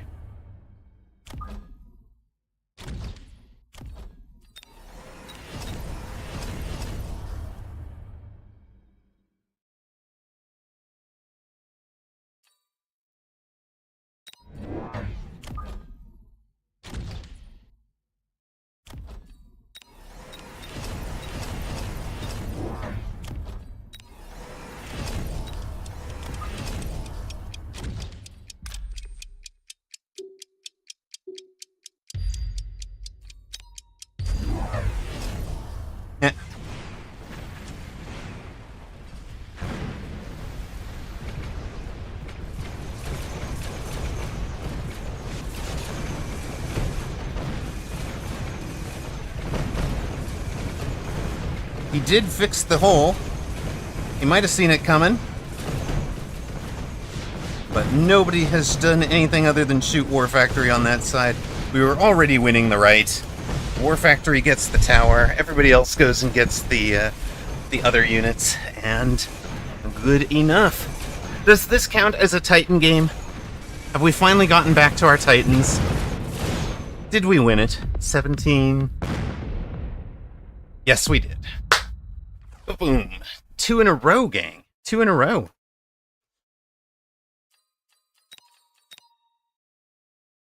Much more play what Bear Lake gives us and then allow the, You're gonna need to run some ads to celebrate? Why is he not banned yet? Well, we don't know. No. Twitch is not gonna let me run an ad right now. Nope, not gonna let us. Not gonna let us. In fact, I just threw a, I'd almost call it a bug report over to Twitch. In much the same way. You guys know that I've done this to Bear Lake since the moment he gave me a clear communication path for him, or to him, however you want to say it.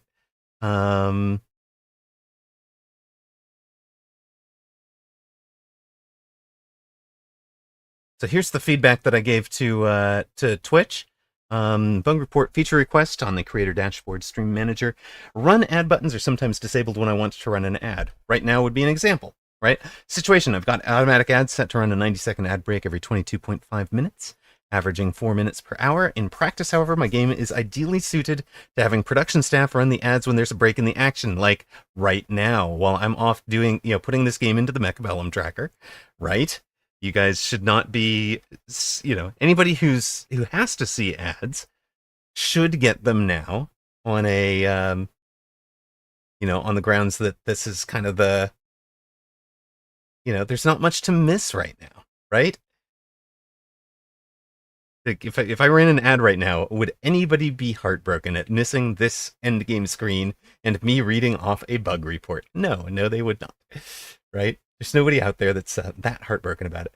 Okay, so I want to manually trigger each ad break for a duration tailored to my stream's needs. I'm relying on the automatic ads as a backstop to ensure that I don't miss the target window for ads in a given hour. In practice, I'm doing things like casting a tournament with a countdown clock. About 4 minutes before the first round of matches, I want to trigger a 3-minute ad break.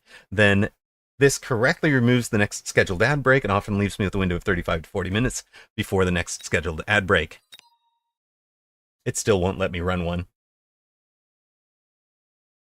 I'm a turbo user. What are ads? I don't know, man. I don't know. I don't see them either because I'm busy streaming. Right now, we're going to be seeing Cold Noodles. No, Cold Noodles wants no part of us. Cold Noodles is like, I do not want to lose on stream, thank you. Instead, we're going to have Wang1990, who is a 1550 MMR.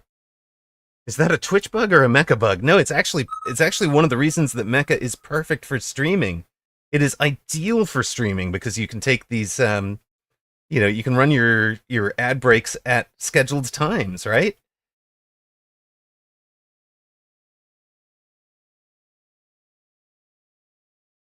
I don't know. What it seems like to me anyways. Was this guy's name really Wang1990? Something like that. I think we're taking you. That's a big Wang. Exactly. Now we know why he's not banged yet. Oh wait, banned yet. Banged Wang. Oh, never mind. This used to be a family-friendly stream, and then you guys got me talking. Mortar Mike, hello! He says, hey, Amarok, I just wanted to say, hey, keep being awesome. I'll be doing a bunch more Mechabellum tomorrow. Bye, chillin' and chai stream too.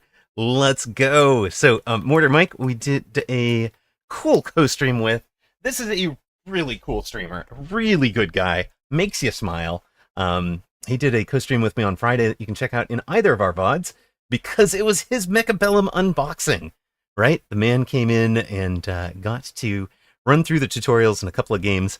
He has since gone out and won games on ladder without Amarok in his window, or in his ear, and is off to, off to a great start, I think. He's 2-1. Trying to finish his placements. placement matches. But yeah, Mechabellum, new player, right? You keep trying to mouse over to COP's missile specialist. Thank you for reminding me to do that.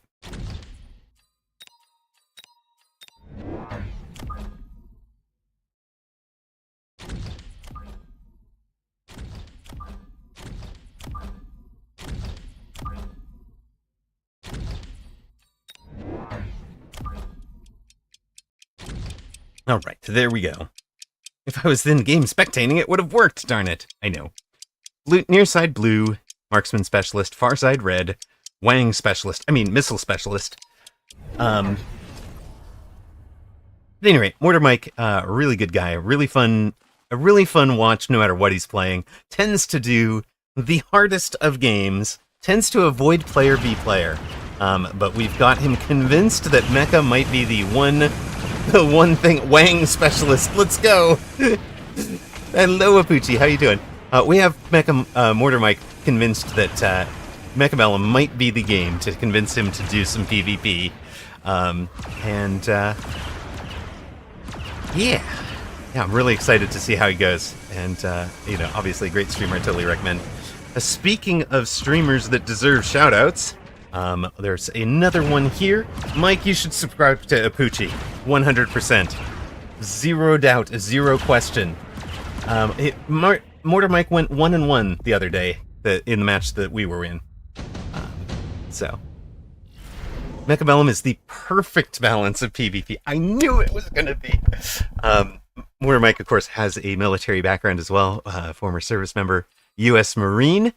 And, it's like it just kind of hits that perfect level of oh, goodness. I don't want to do assault. I do want to do assault. I don't want to do... Okay. We're just taking what Bear-like gives us. What is Bear-like actually giving us here? Is this an improved Wasp game? I think so.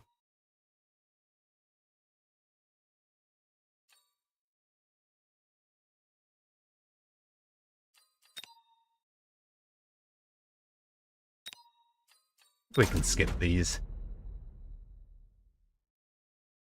I don't want to deal with Wasps getting missile struck all the time.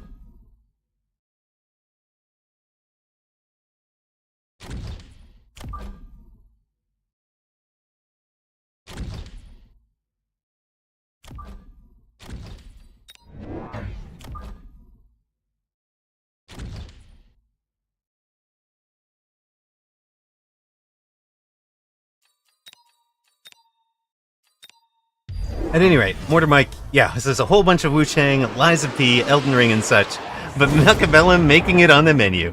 And Mike, Apuchi is, in my opinion, maybe outside of Flower Fairy, one of the best of all time in Mechabellum.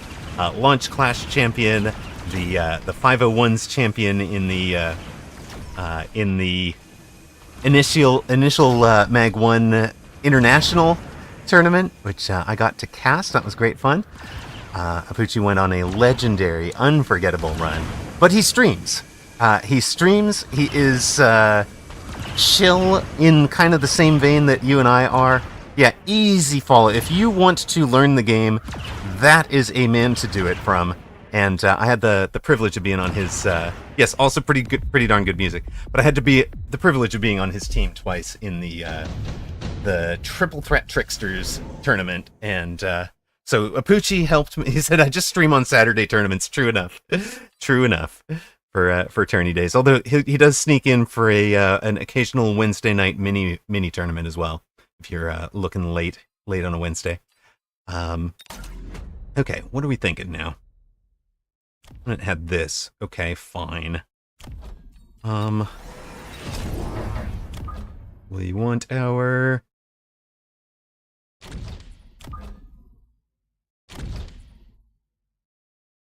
want our doggies.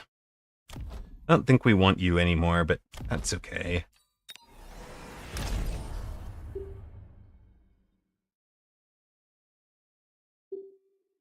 Maybe you just ignore everything and go right there.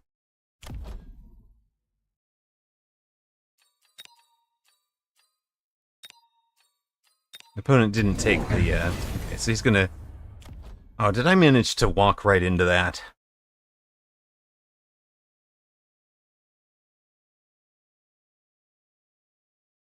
Yes, I did. It's gonna hit all 5 hounds, and then we mobile beacon away. Now wait, if we're lucky, he follows the steel ball.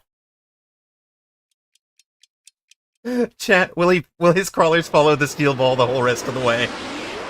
Please tell me, no, they don't, because 1 hound survived. In fact, it was worse to have the hound survive, because that will bring his units to the tower. Well. Bait them into the air and then go stangs. I don't know if that's going to work. We've got, oh, I see what you mean. Bait the... Yeah, this guy's not flying. But since he can't fly, maybe we just answer it with our own flying units, shall we? Perfect.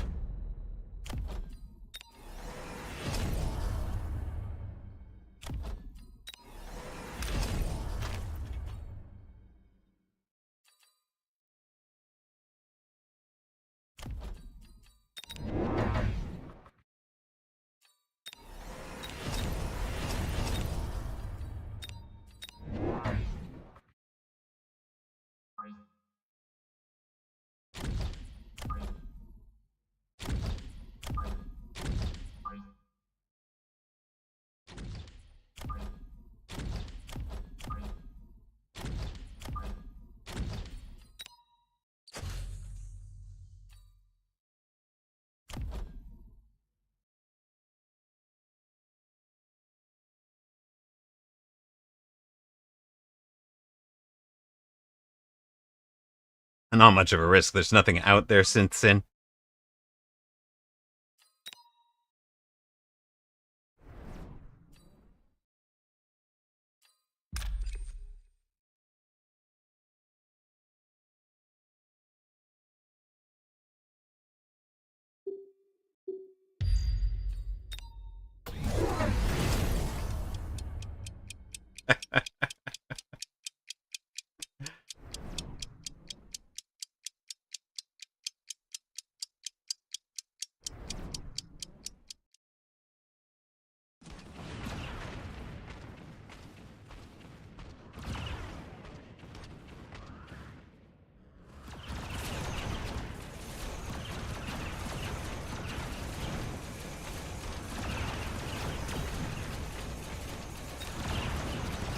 But our wasps have range, his do not yet.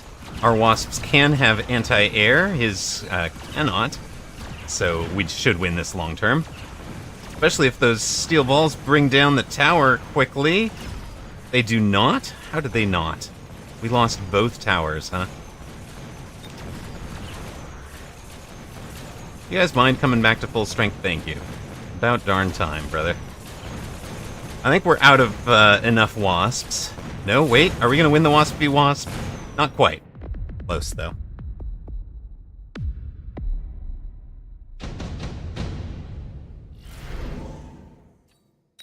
Now he's got the missile strike up.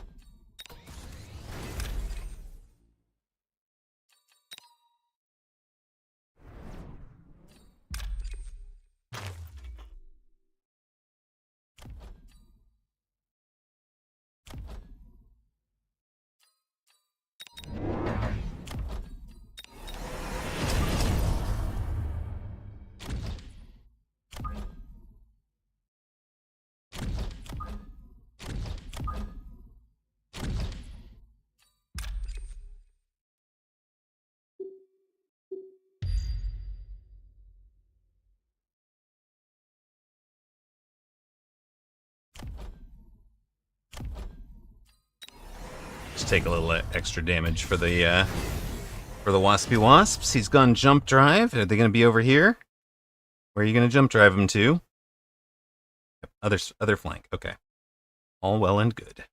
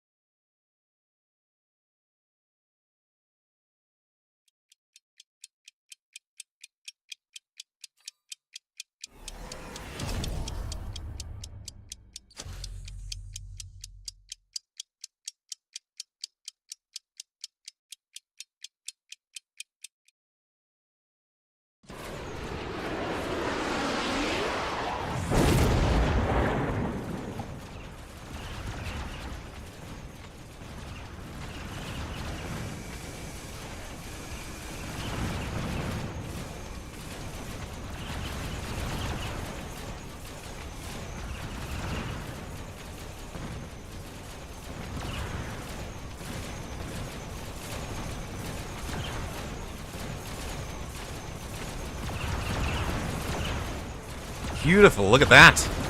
Let's take a tower at the right time, shall we? Not the bees, yes, I'm sorry, Apuchi, we have done the bees. It is a bee versus bee battle. But we have range and he doesn't. We can have AA and he doesn't. So I don't know where he thinks he's going with this build, but I think we are going towards a W column. We are supposed to be in a forcing Titans all day today, which had taken me on a terrible losing streak. No. None of these, right? None of you belong. Yeah, and then we sell that. That gets us that and that.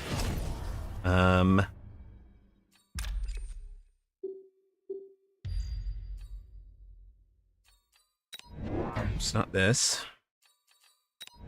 That fellow.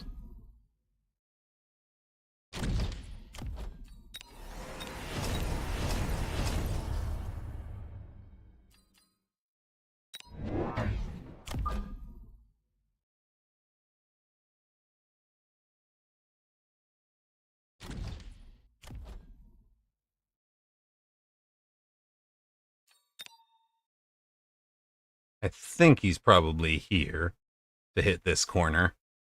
It's where I would be. I'm surprised he actually wasted the time coming here. He could have just gone there and had a straight run at tower, right?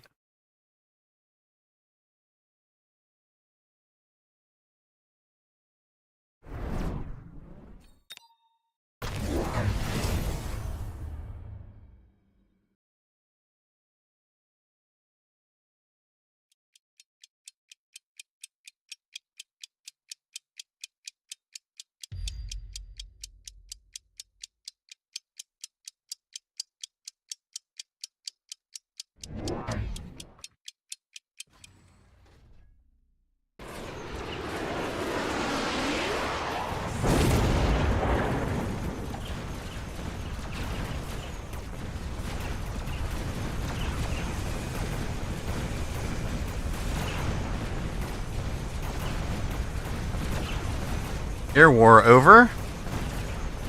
Alright, what is the right Titan to end this? Since we're theoretically forced Titans, is the right Titan to end this Abyss?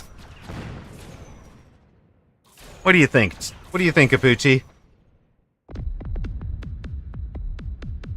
Is it Abyss or is it Mountain? Anything. Any of them is correct. The answer is yes. Abyss? Mountain plating? Mountain plating's kind of what I was thinking, but these guys are... The level 2s are doing 2,000. Mountain plating really might be the finish. It's probably one turn away, though. We need one more.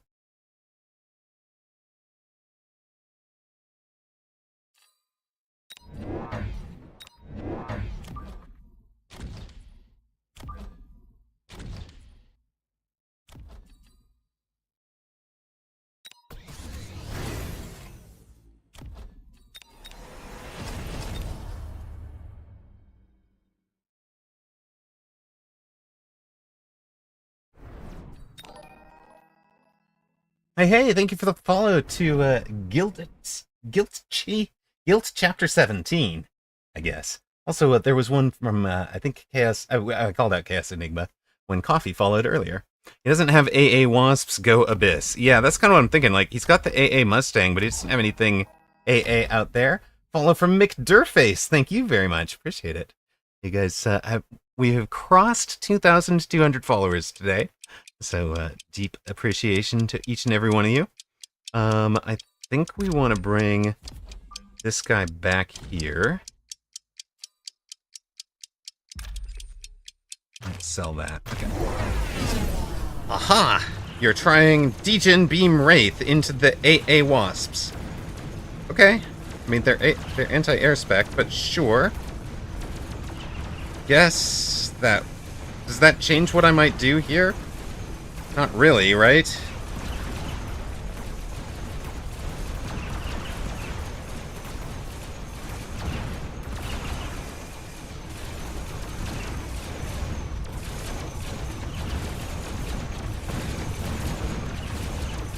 Plating is better now that the Wraith is out, right? Wraith and,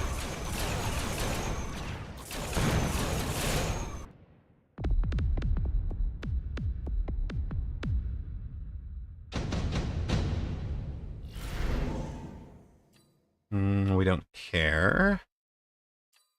Take you to sell, probably? Maybe take you to sell.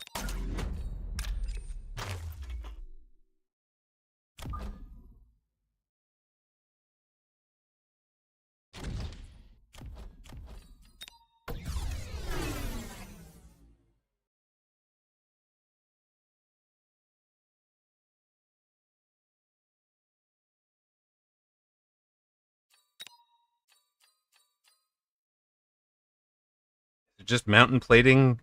Mountain plating mountain?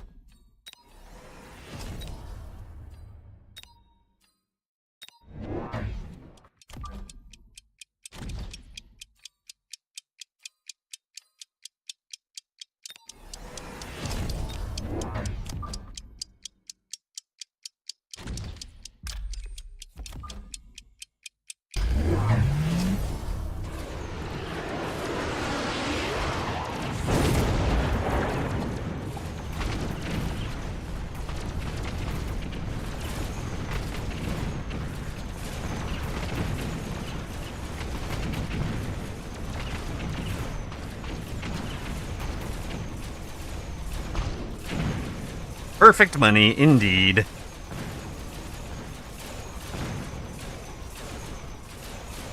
Hold up.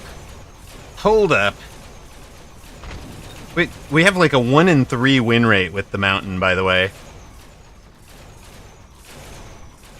Yeah, it has infinite health, it's just that it's blocking 700 instead of 1400.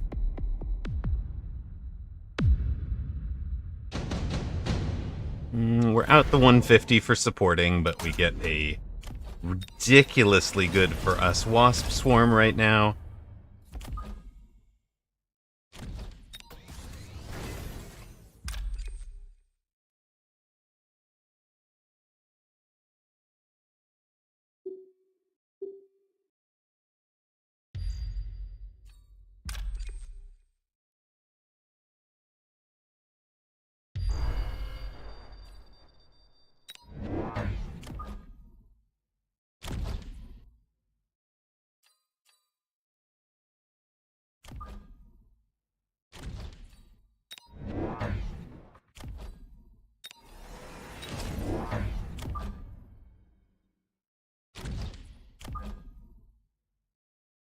Those are basically front crawler to eat a missile, but if he doesn't missile them out, then they're valuable in their own way. Maybe this group shows up over here. These guys will come up later.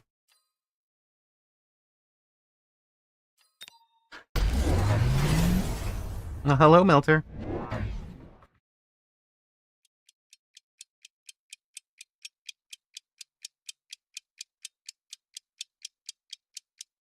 Wow, we made that look bad. I thought he was going to hit this.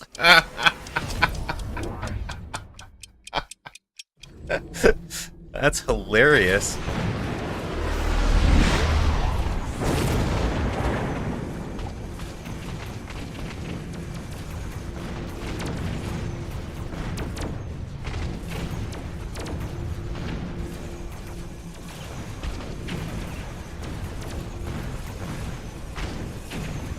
Rhino punch Melter. Rhino like punch Melter. Let's go. You're saying purpose money on the first line where you can take it blue? I see, I see. This worked fine? Okay.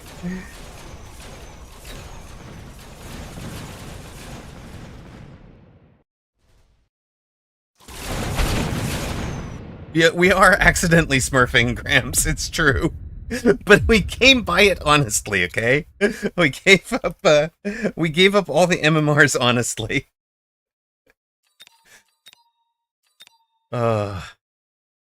We don't belong down here, it is true. We just need a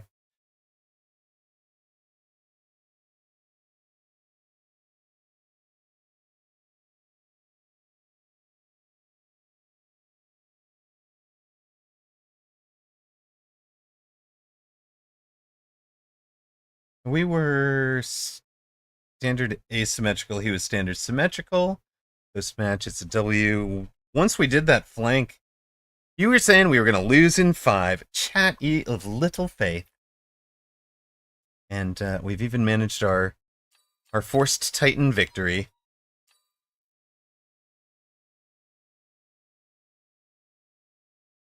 But I want to go look at the line that Apucci was thinking of, penultimate turn.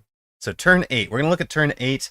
We're going to be running an ad, so the turn 8 look is for subscribers. But we'll be right back with the next match on ladder after this.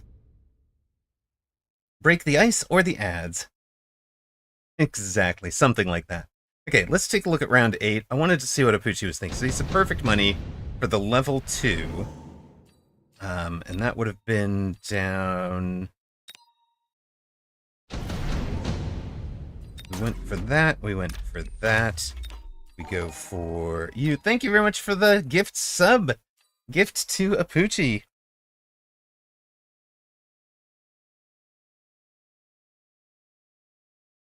Take all wasp levels, but no other levels. Perfect. Thank you. Oh, yeah. And then we're... Boom, boom. We don't get to put the armor on it. We don't get the unit in front of it. Actually, we get the unit in front of it by bringing somebody forward, right? Maybe this guy comes forward. And then,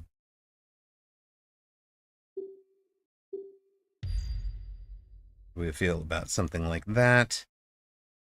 Now, opponent had like 3,000 something. I don't think we knocked them out, right? We'd need two rounds to knock them out. Instead, we unsold the sledge and took this guy, I think. Where are we leaving? You know what?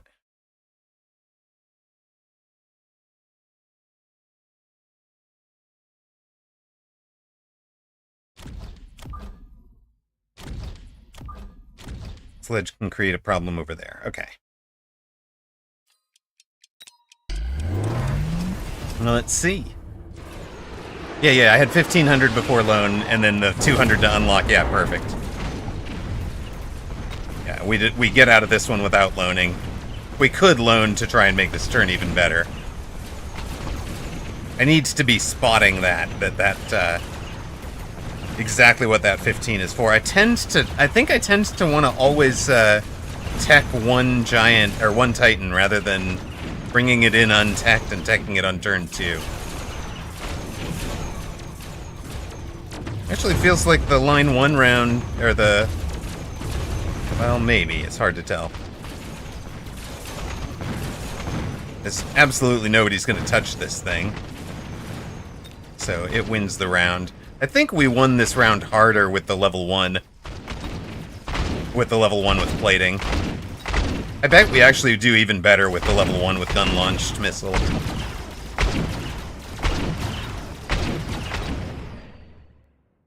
So that's the other possibility. Gun-launched missile is just so good. So what we're doing this time... Same thought...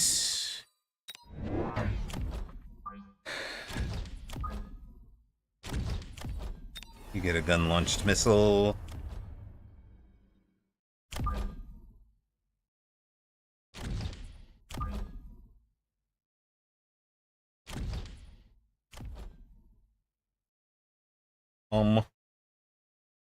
Promote all, but not this one.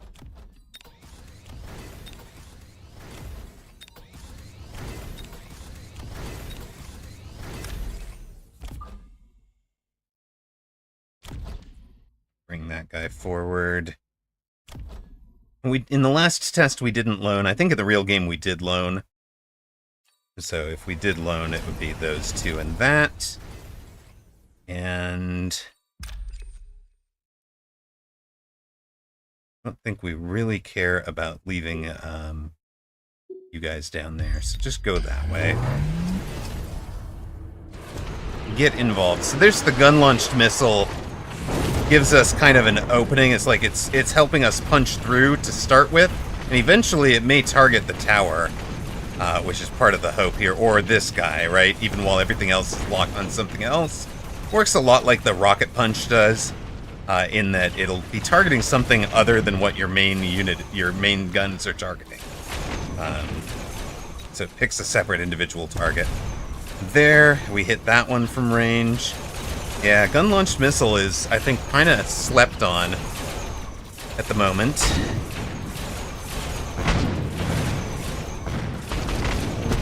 We had him down to like 11 something or other in the original version. This is about the same, honestly.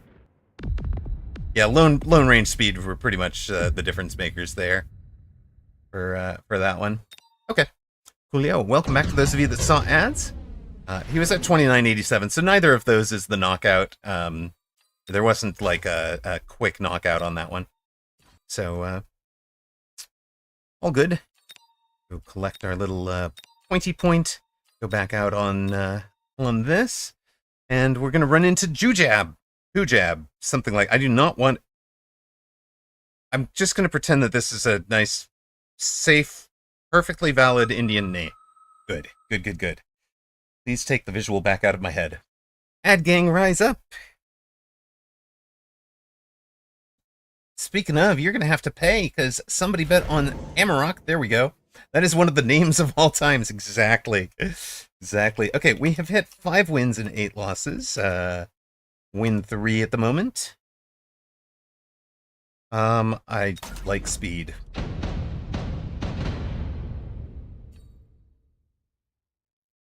What have we hit for MMR? Anyone?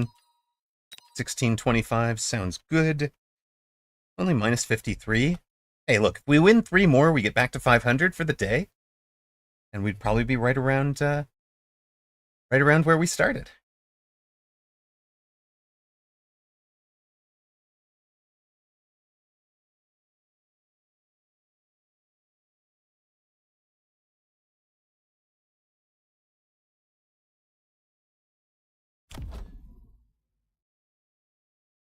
Started running vertical beam against mountain pickers. Interesting. What's the theory? The mountain is trying to block damage from everything else, so you're going to target right through the mountain and do the damage anyways. Quick supply for opponent, by the way. Supply specialist opponent.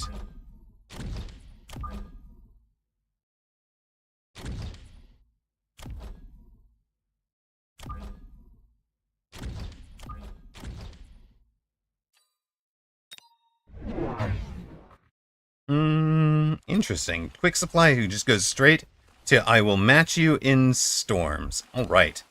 I like that.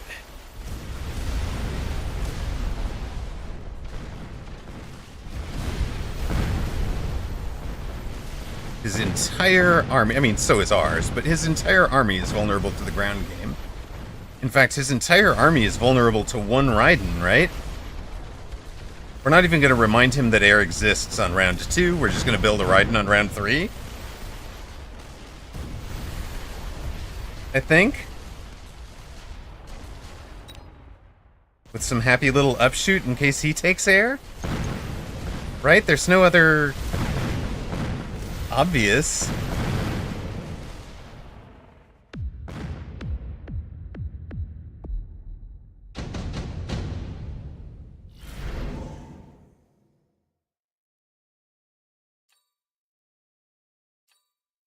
God, I love redeployment. We're just taking redeployment right now? Sure. We're taking redeployment right now. My goodness. No, we're not reminding him that craziness exists. We're doing nothing creative at all, Amber. Resist the urge to do anything creative. You're a bog standard, boring player.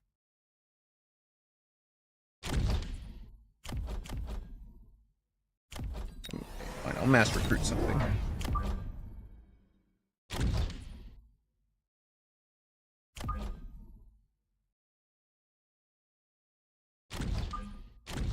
Boring, boring, boring. We do nothing interesting at all.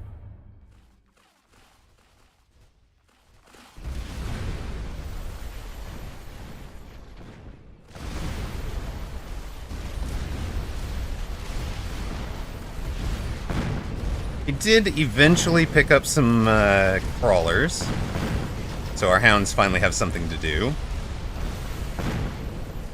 In fact, it was a triple recruit of crawlers, so we need to win the chaff war before we can think about the Raiden.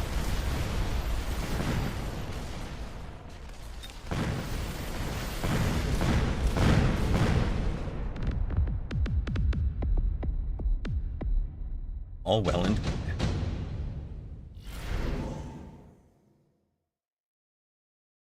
Give it to my forts. Eh?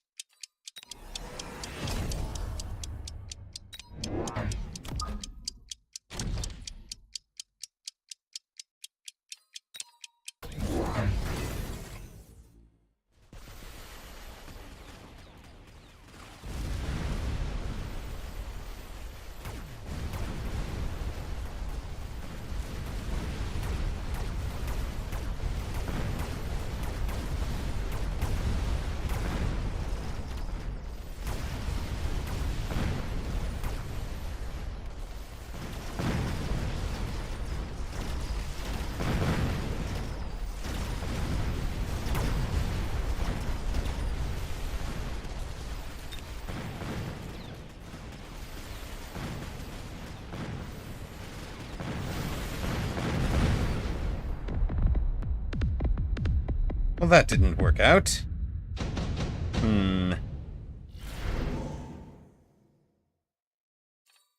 Round 4 super supply. Sure. Now what? Now what?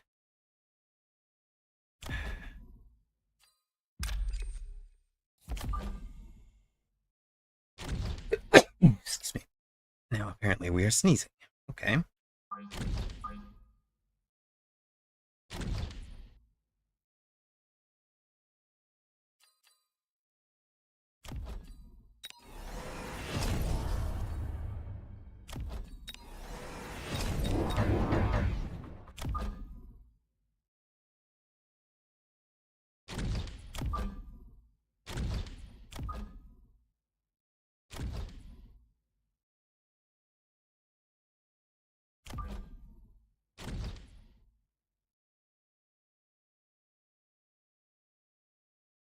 We're in danger? You're not happy about this, McDurface? You have nothing on it. Nobody bet on it. Nobody bet on Streamer for this one. He's fine.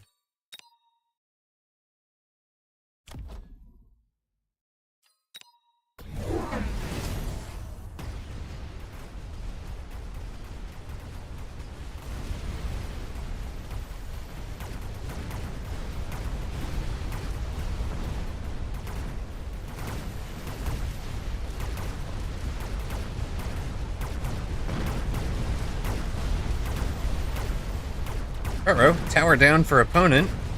Who's in danger, McDurface?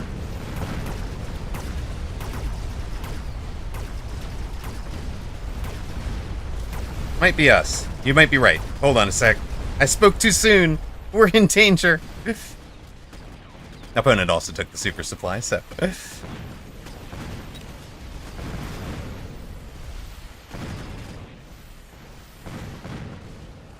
Oh, those are two of the luckiest storms you'll ever see. They're not going to last, but, you know, they got to do a heroic last volley or two.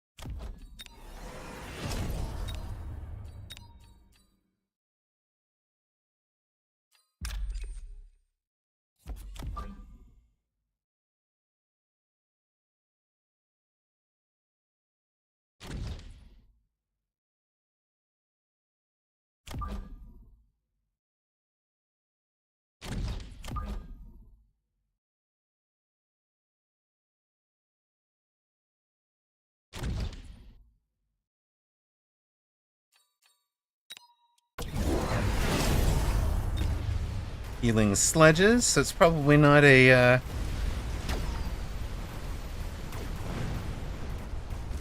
probably a war factory from the flank, I think. That one looks best.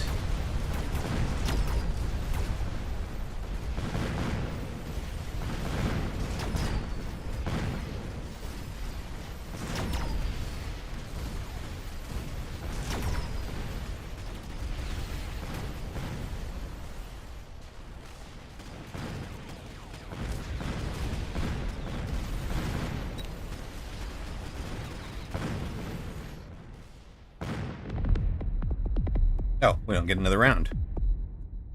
GG's. We have been jabbed. That went poorly. Got too interested in the style stuff. Not interested enough in the,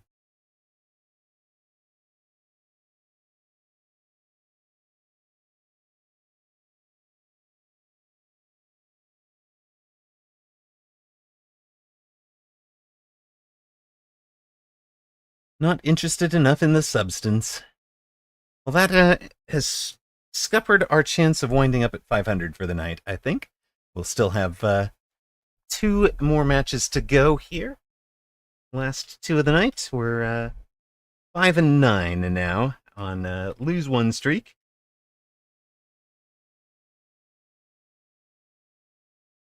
Let's see if we can finish it out with 2 more dubs. Call it a night.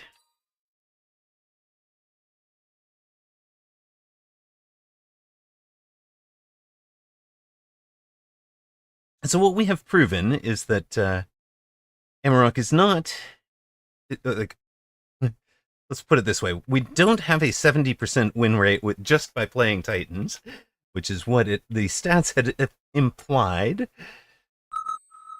That what we are learning is that Amarok is probably undertaking them as a finisher and getting them, getting board wins, getting wins with good boards rather than forcing Titans all the time.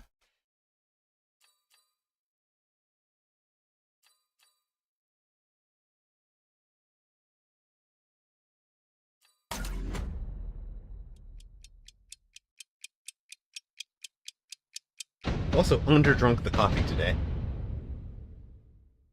I don't know what that's about.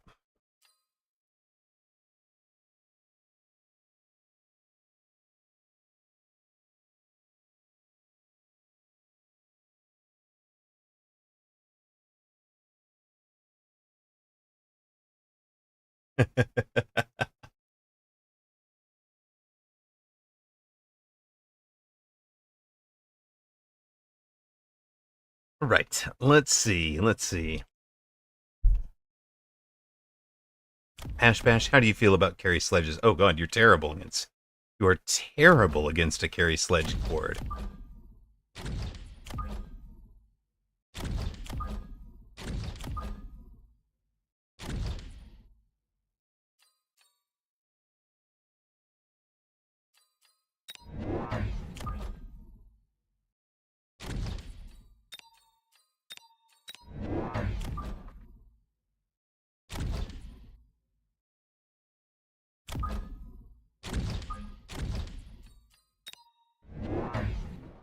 And tragedy. Hello, copy. Yeah.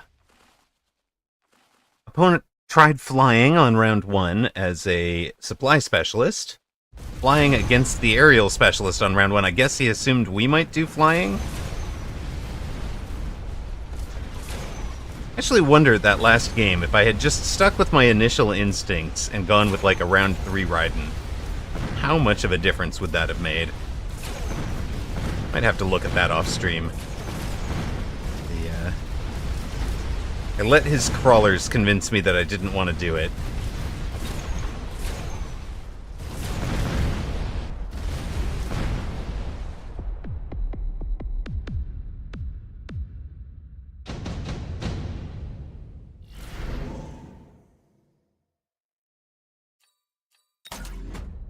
Well then. Is this game just good or really good? Zeet. Welcome in, first time chatter. Never bought it. Let me just read my Steam page for you. Mechabellum running. Last played today. Playtime 4,628 hours. I hope that speaks for itself.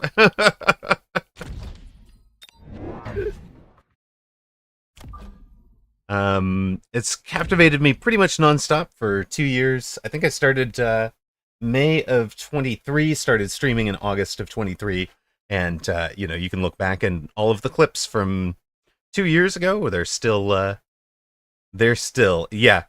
If you like auto battlers, Zeet, this is many grades up from any other auto battler I had played. All right.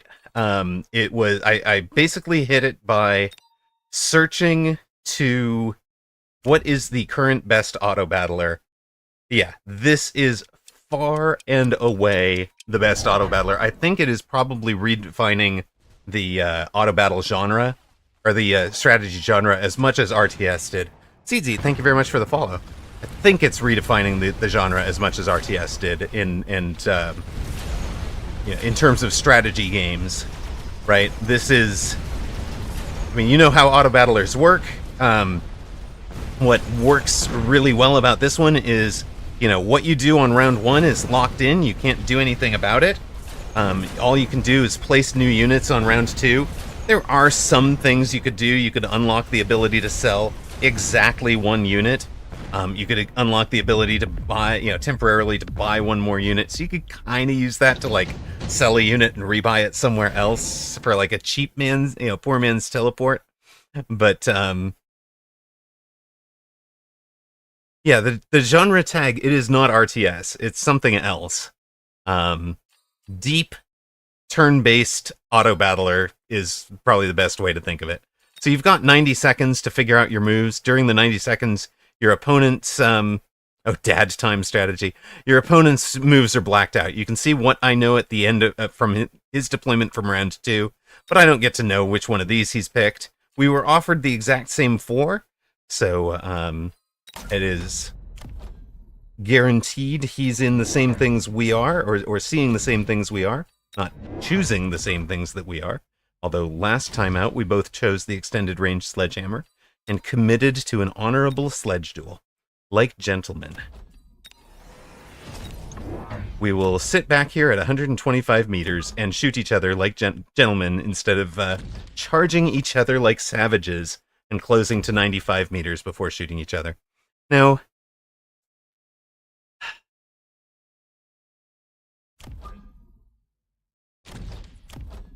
you can, among other things, you can, you've got a unit modification screen, so you can tech out, choose techs for each unit. So we have range enhancement, mech rage, EMP, and armor piercing bullets on our sledge bar.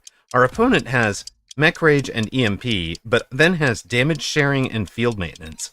So this game, when all the sledges are online and shooting each other, this game is going to come back to come down to whose sledge tech bar is better than the other guys.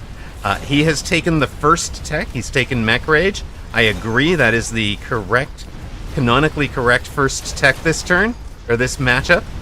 I'm going to be taking it next turn. I want to tech the sledges, possibly range the Phoenix, and then tech the sledges again. But he should win this round by virtue of having gotten to tech the tanks first. That's fine. We have 3,000 hit points still. When he wins a round, kind of like other battlers, some other auto battlers at least are using this mechanic. The units that survive the round deal damage to us. His units that survive, our units that survive, do damage to him. So we're going to do 100 hit points damage to him no matter what. If we can kill all of these off, then he won't do any damage to us, because his tanks don't shoot up. So we're going to drop him to 3,900. We go to round 3. We have the beautiful Sakura skin on our Phoenix, but the developers are committed, 100% committed to this game will never be pay to win. So, you can pay to buy a nice skin or whatever, but it is not going to make a difference in terms of your on battlefield performance. Should never be slanted towards the player who's spent more on the game. That's just one of the commitments the devs have made for us, the community, and I love that mentality. We are going to get one more sledge. I kind of want one more Phoenix. And we're going to take one more infantry. The infantry in this case are basically chaff. We're relying on the sledges to be the chaff clear. We're relying on the Phoenix to be the single target. The infantry are slow chaff. The crawlers are our fast chaff. Let's see. I do agree. Phoenix are more confident wearing the Sakura skin and therefore perform better. Flower Fairy is not. Flower Fairy does get paid to win by virtue of winning tournaments. That is different than pay to win, which is the process of giving better units to the players who have spent the most on your game, which is by far one of the dumbest, short-sighted things that game developers have ever done to gaming, but no, the professional gamer gets paid to win, I believe. Hey, check this out. Earlier in this stream, we had the argument about whether or not Scorpion is the counter to Sledge. Now, specific question was, is Scorpion the counter to Sledge and Crawler? And we are going to demonstrate over the entire rest of this game why Scorpion is not the counter to Sledge plus Crawler. We are going to buy nothing but crawlers and sledges in Phoenix, and we are going to dismantle it over there. Opponent could conceivably nuke. Instead, we're just going to... we're just going to level these guys. I don't care if they nuke. I don't believe in the nuke. The nukes can't hurt you. Okay, I lie. The nukes actually can hurt you a lot. Don't stand in it. Pro tip, don't stand in a nuclear blast, kids. We want more crawlers so that they don't get to lock on our sledges as easily, but that's okay. For now. Among other things, the Scorpion has a natural range of 100. He's brought the range up to 140. We're already at 125, and we will be at 165 someday soon.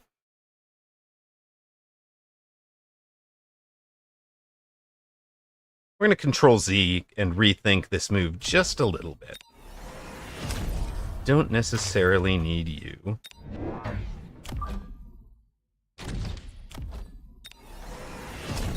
We are going to add a little bit more crawler. Arriving on this left side, we're going to have a Phoenix out there, and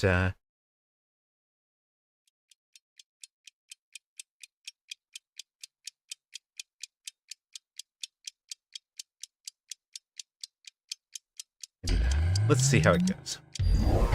We have managed to block acid most of the way. There'll still be some acid on the board, but we've blocked a lot more of his than he's blocked of ours.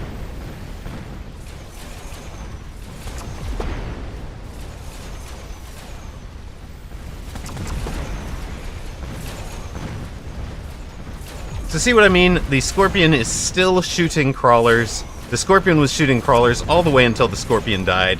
This one has had a little bit better chaff clear, I guess. Is not shooting crawlers all the way until it dies. But it's dead now.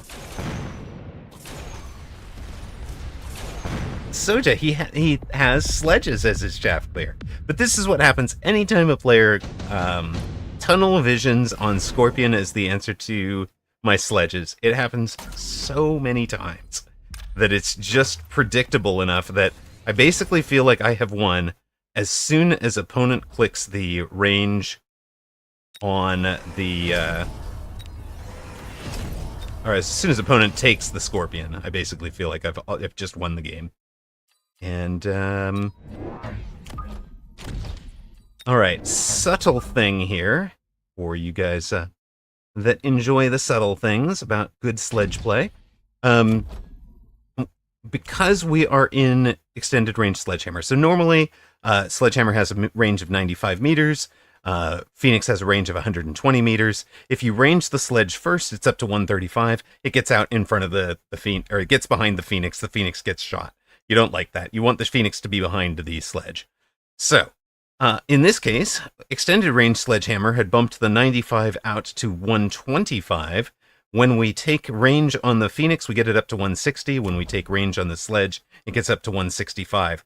So we also took Elite Marksman, not so much for the extra damage, but for the extra range.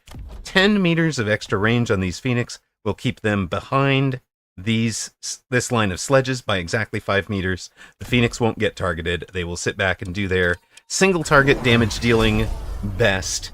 Opponent adding some single target clearing. So you're into what?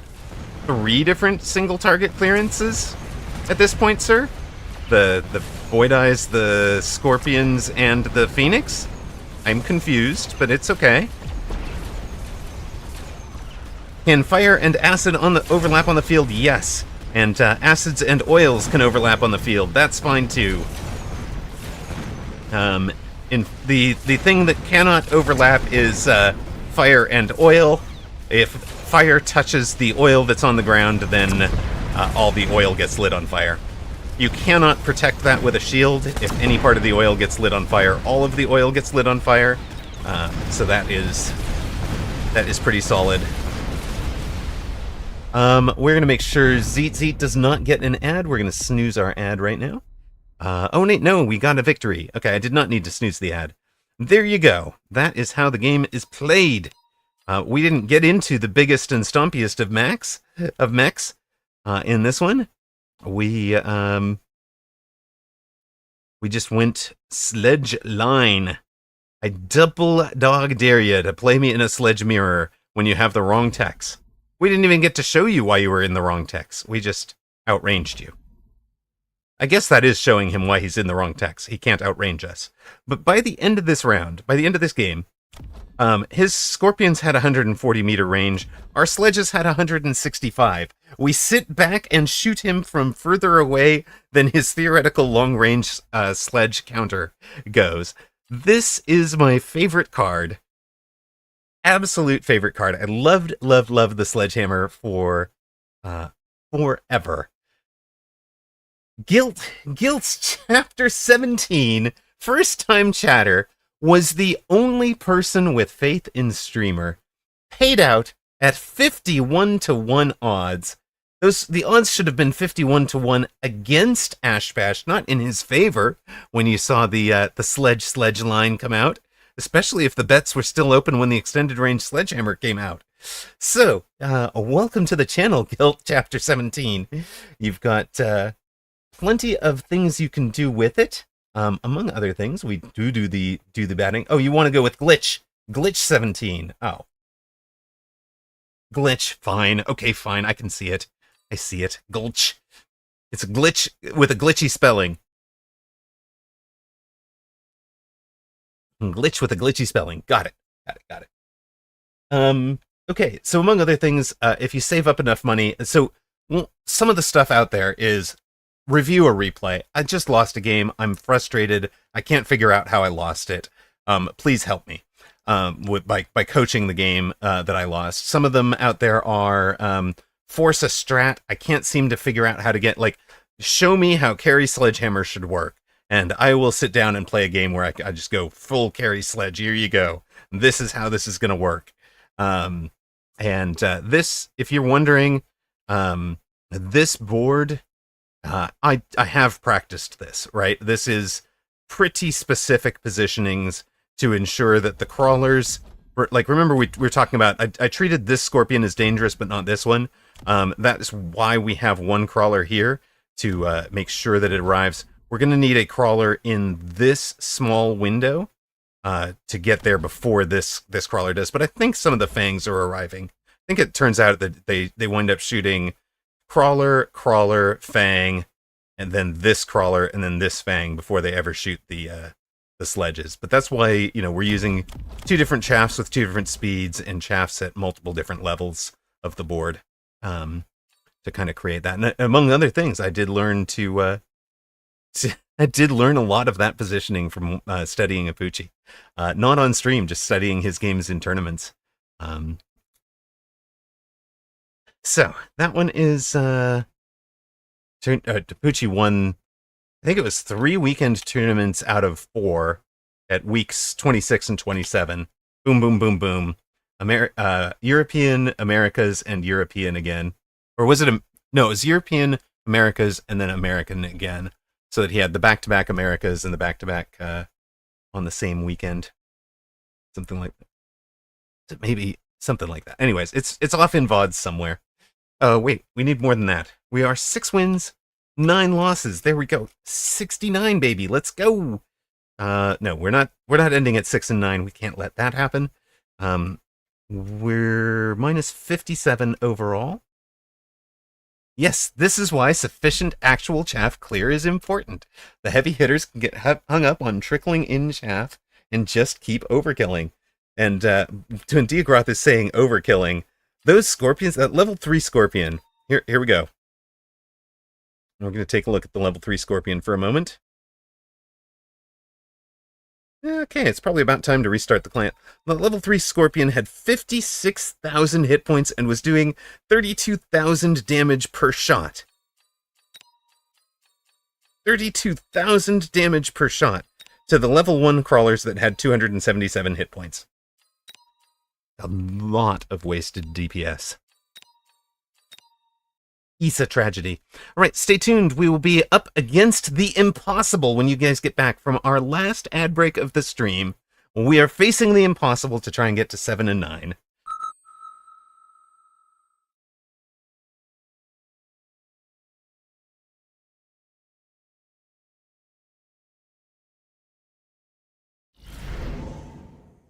Impossible is another player I've only faced in 2v2s, not in 1v1s.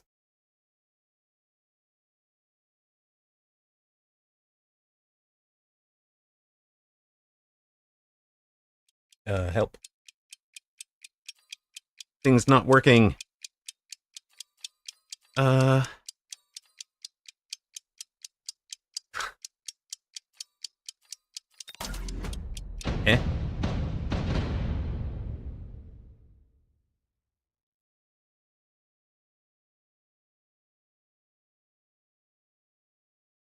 Alright, channel point predictions are open again.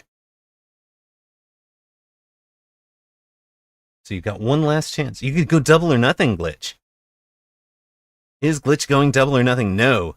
It looks like Whooped is in with his traditional 250 rock vote. Our bet, even. Obviously, it's voters, not betters, but, you know, on Twitch, you're not really fooling anybody with that terminology. Promise. Maybe some executive somewhere sleeps better at night for it. Who am I to begrudge that executive their good night's sleep?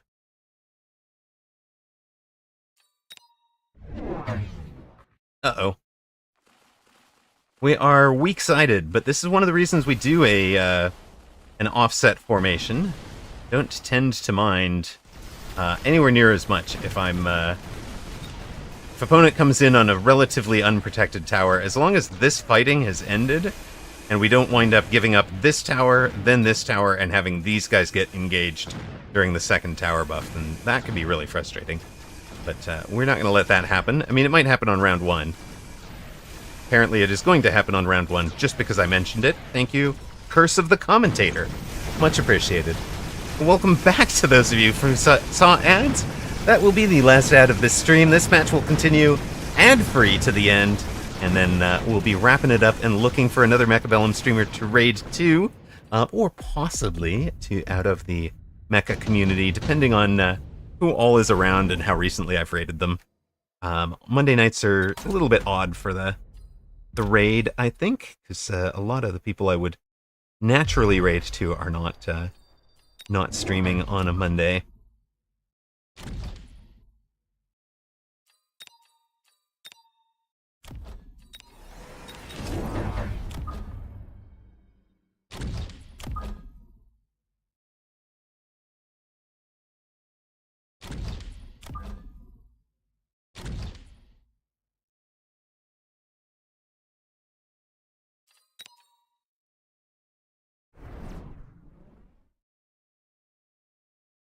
Okay, so crawlers on the back line this turn are because we've got the wasps coming. I want to hook the wasps, if you will. The fangs back here will shoot the wasps and take care of it. But if they were left naked, the wasps actually win against the singleton fang packs, and these fangs are close enough to the front that some of them will be walking away anyways. So we want the wasp summon to come in right around here, spot these crawlers, see that the crawlers are running away, and just kind of follow the crawlers, completely ignoring the fact that there are fangs shooting them to death. Let's see if that is how that works in practice with this fang positioning. I've not tried it with this fang positioning, so we've only got 4 fangs from the one side. We've got some other fangs from the other side. It has worked exactly. Now, opponent has done the same thing to us, so our stupid little wasps are following him into the main fight as well. But the difference is he did not kite us onto some fangs. We have pretty much lost the entire rest of the fight, but we've got more wasps surviving. Getting kind of confused here. Oh, that was great, great volleying from the storms there. Opponent has 4 wasps left.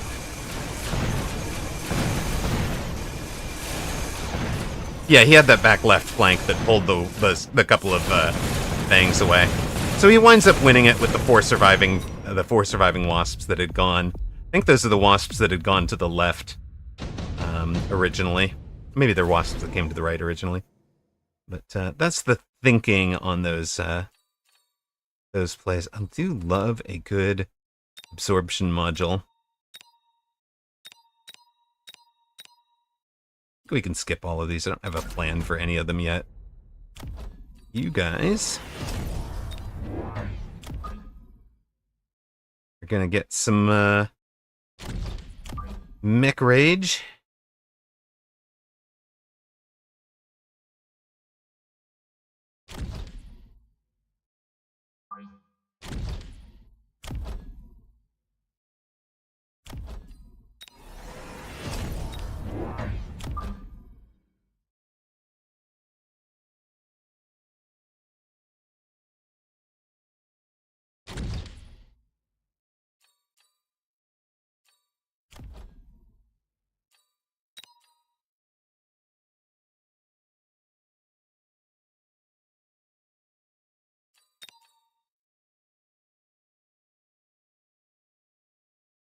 Nah, we're just gonna save that.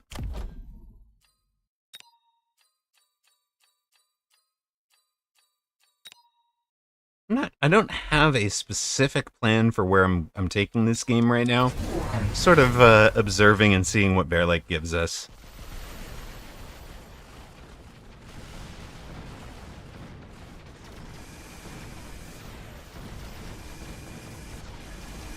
We're winning on the right side. We've been consistently losing the left, but with the change to the hounds now mech raging over there, they're doing substantially better. And we'll have bullied the steel balls for a change. Tower take is great timing. Opponent's steel balls in under Stormcallers during tower debuff. That's gotta hurt. And for the first time, we have beaten the impossible. We've dropped him down to 39,808. 3 of our hounds level up, which is really good for us. We're also going to take Wraith into a charge like this is so good. You can basically use the degen beam to slow everything down.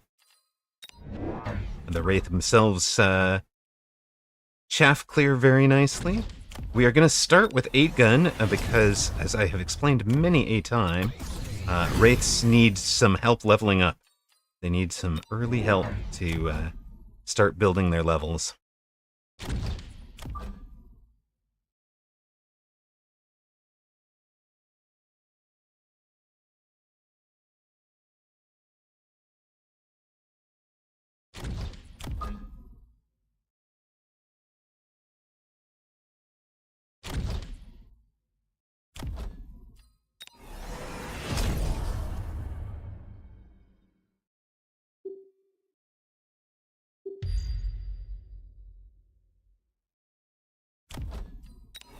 So if opponent hasn't bought an anti-air, those Wraiths are going to have a tremendous round. They're going to get a lot of level. If opponent had bought a bunch of anti-air, which they did, that would be one thing for opponent, but the anti-air is all on the wrong side. So, sure.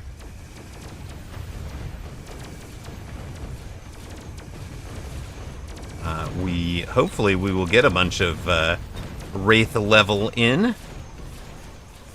This round, this is going to, I think, push us to sell these storms. The storms are kind of superseded by the floating artillery, surprisingly.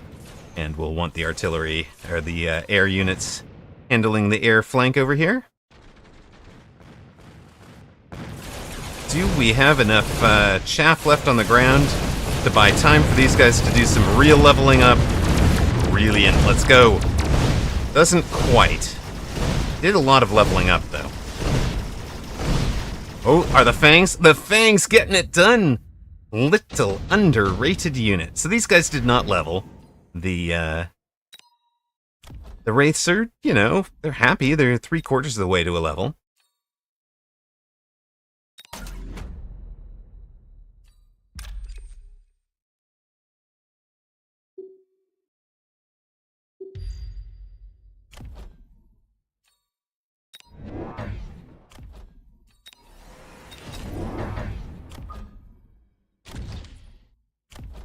That Fang is the one that leveled, I think, off of those guys at the end.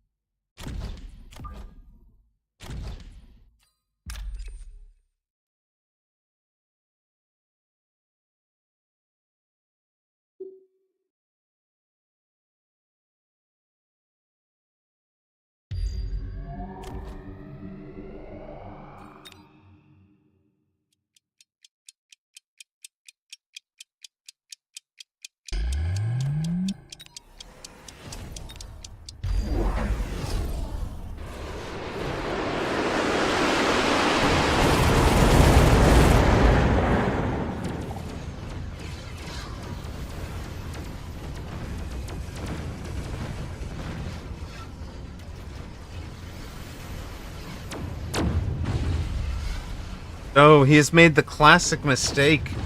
The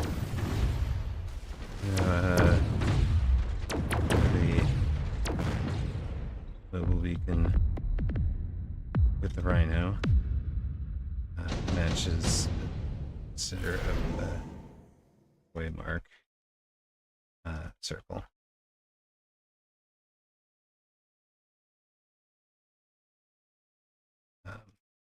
Rhino position in the initial circle dictates position in the half circle. Same position includes tower. So.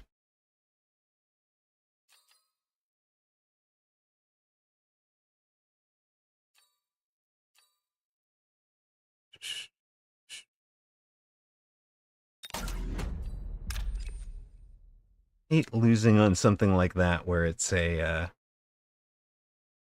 pure mechanics thing, you know? Like this guy should have gotten the tower take. We'll make sure he does not next time. These two have leveled. That's exactly what we wanted from them. This guy... I mean, this looks very gospel to me right now.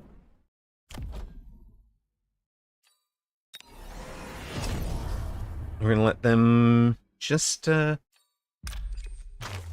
their thing here.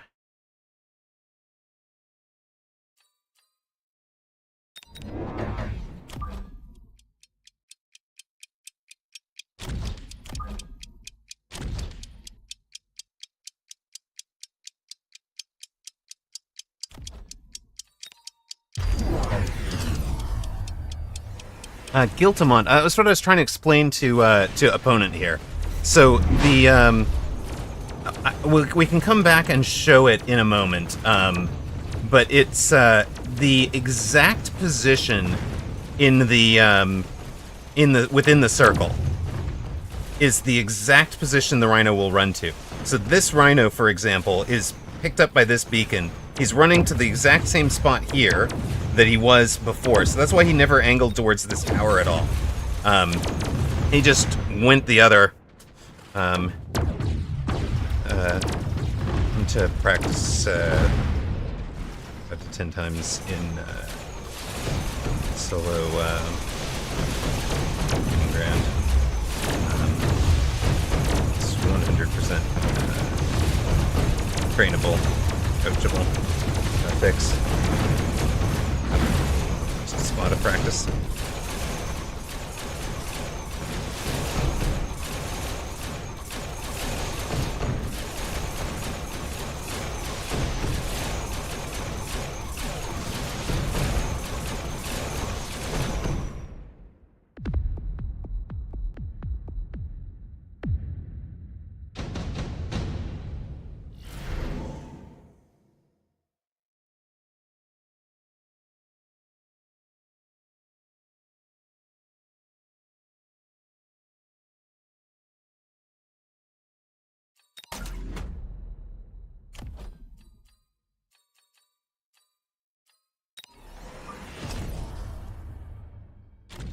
They're like just giving us all the answers right now.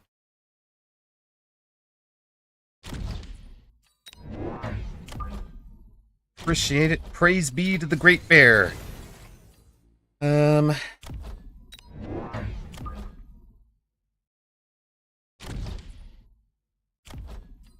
praise to the Great Bear right now.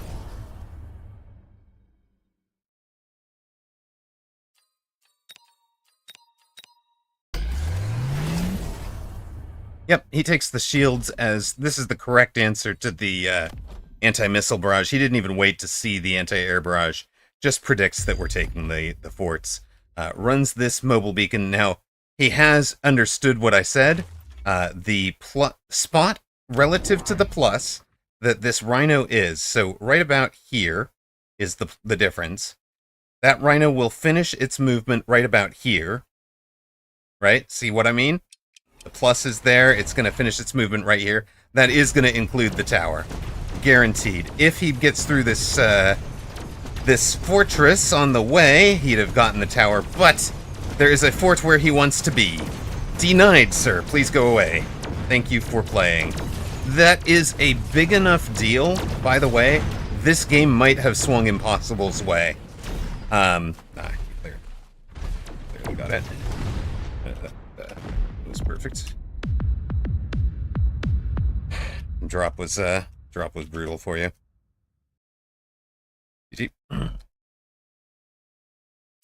But no, the beacon, that last beacon was perfect. So I'm gonna step out to your opponent is title card. What you're saying is impossible. No. What I was saying was too impossible. Okay, so let us step out. This is the canonical answer to the to Rhino Wasp, to the gospel.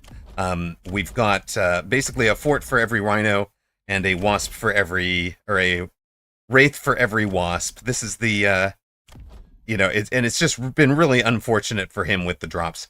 I was planning the wraiths either way. No, I took the wraiths for the drop. I took the fortress from the drop. So that's just bad luck for him in terms of this drop. He also does not have the full gospel. He doesn't have the ground spec over here. So any ground unit in front of our wraiths is really stopping things. Exploding Rhino, no, you want ideally, this works if my response had been to go to my response had been Mustangs. Then he gets the clear indicator to take the armor enhancement and goes on and wins, right? But the Fortress anti-air barrage bypasses the Rhino to just target the wasps directly. You pin the wasps in place so they don't leave, so that the first volley, you don't want them moving, otherwise that first volley won't hit, so you have to have something on the line. And then you want something else for chaff clear behind. In this case, these guys are going to chaff clear the crawlers. They're also going to gain some experience from hitting the rhinos, and then they work on the big guys. And then for explaining again what we were trying to tell Impossible, we'll look at the, and I don't mean to, obviously the guy got it by the end of it, so I don't mean to intend to belabor the point, but that that first miss is pretty critical, because the wasps, and who said this? Fab4 was saying the wasps really need ranks if they're going to beat the forts, and that is exactly correct. And that is why this slight mistake on, I think it's 5, whoops, not 6, it's on 5, right, that we get this one? Yeah, there we go. So he's going to place, we don't care, we're just going to watch, right? He's going to place the Rhino here, he's going to give it a mobile beacon, but the mobile beacon plus is going to be in front of the Rhino, and the plus is going to be right about here. So the Rhino will be in the back half of the mobile beacon, it will move to the back half of the mobile beacon here, and then it will move to the back half of the mobile beacon here, right? And we'll see that when he gets to it. I love that he went for one at the front door and one at the flank, but reminding me that the front door was open might have been a mistake. So here's exactly what I'm saying, right? You can see the little plus. The Rhino is... Hold up. Stop. So there's the little plus, right? The Rhino is just behind the plus, and whoops, I just want, so something like that behind the plus. Over here, he's going to go to the offset plus, not the second one. He's going to go to here. Stop, and then that is the end of the mobile beacon, the first half of the mobile beacon for him. He's like, okay, I came to here, mobile beacon complete. I don't have anything else to do. Then he picks up the second half of the mobile beacon, in which he is to the right of the plus. There's a new orientation for everything, so he's right here. He is going to move to right here. So what you'll see is that, from my perspective, he is going to walk to exactly this spot, and then walk up, walk along that corridor, right? So you guys see how I'm able to predict that from the drop. And if, for Impossible's perspective, if this first line were drawn longer, such that the plus were right here, the line of the plus was here, the half of that the rhino is in would be all the way there and include this piece, then the rhino would have taken down the tower and it goes on to the other side. Mushroom Samba, that's a much better way of putting it. The unit moves to the exact same part of the beacon it originates from, and then treats each half of the beacon as two completely separate, completely new beacons. Important to know. It's going to run to its finish spot on the first beacon, decide a new finish spot, a new start spot within the second circle, and follow that to the same spot on the end of the second circle. So here we'll bring it back. We'll run it, and you'll see that is exactly what happened to this rhino. And now there are hounds in the way. The rhino will stop and punch the hound, right? But even though the tower is in the beacon, the rhino gets to here. He's done with his beacon. Now he starts on his second beacon, and that involves running this line off to the left. Don't care about the tower. You didn't tell me to go hit the tower. You told me to go over here. So that is what's going on there. There is a really good mobile beacon video. Let me see if I can find this. Okay, a little bit of this one. This is a 45-minute deep dive on Rat's video. Exactly. YouTube link, here you go. This is the link SponsorFest is talking about. It is a tremendous piece on the full, how to master it. If you don't want to do the 45-minute video, and there are two little things that have been changed in that video, the game has actually changed underneath Rat. So Rat's advice is correct, completely correct. Two little things have changed. He made another video here. It's much shorter. It's more like the intro to mobile beacons, if you will. And then he's got a there's a bunch of links off of this second one. It's absolutely worth watching. 100%. Go watch and learn from that man. It basically should be. It's almost a almost required viewing here. All right, gang. We finished out with 7 wins, 9 losses on the day. You guys know normally I do try to play a full 20 games. But we spent an hour playing Words on Stream because somebody decided that we were going to... I decided I was going to have dinner. I put on a little bit of fun Words on Stream. And we wound up the top Words on Stream game in category. We wound up with all the professional Words on Stream gamers. And we wound up reaching, get this, Apucci, level 123 in Words on Stream. I think we've hit the all-time Mechabellum streamers record. We're now the Mechabellum streamer record holders. The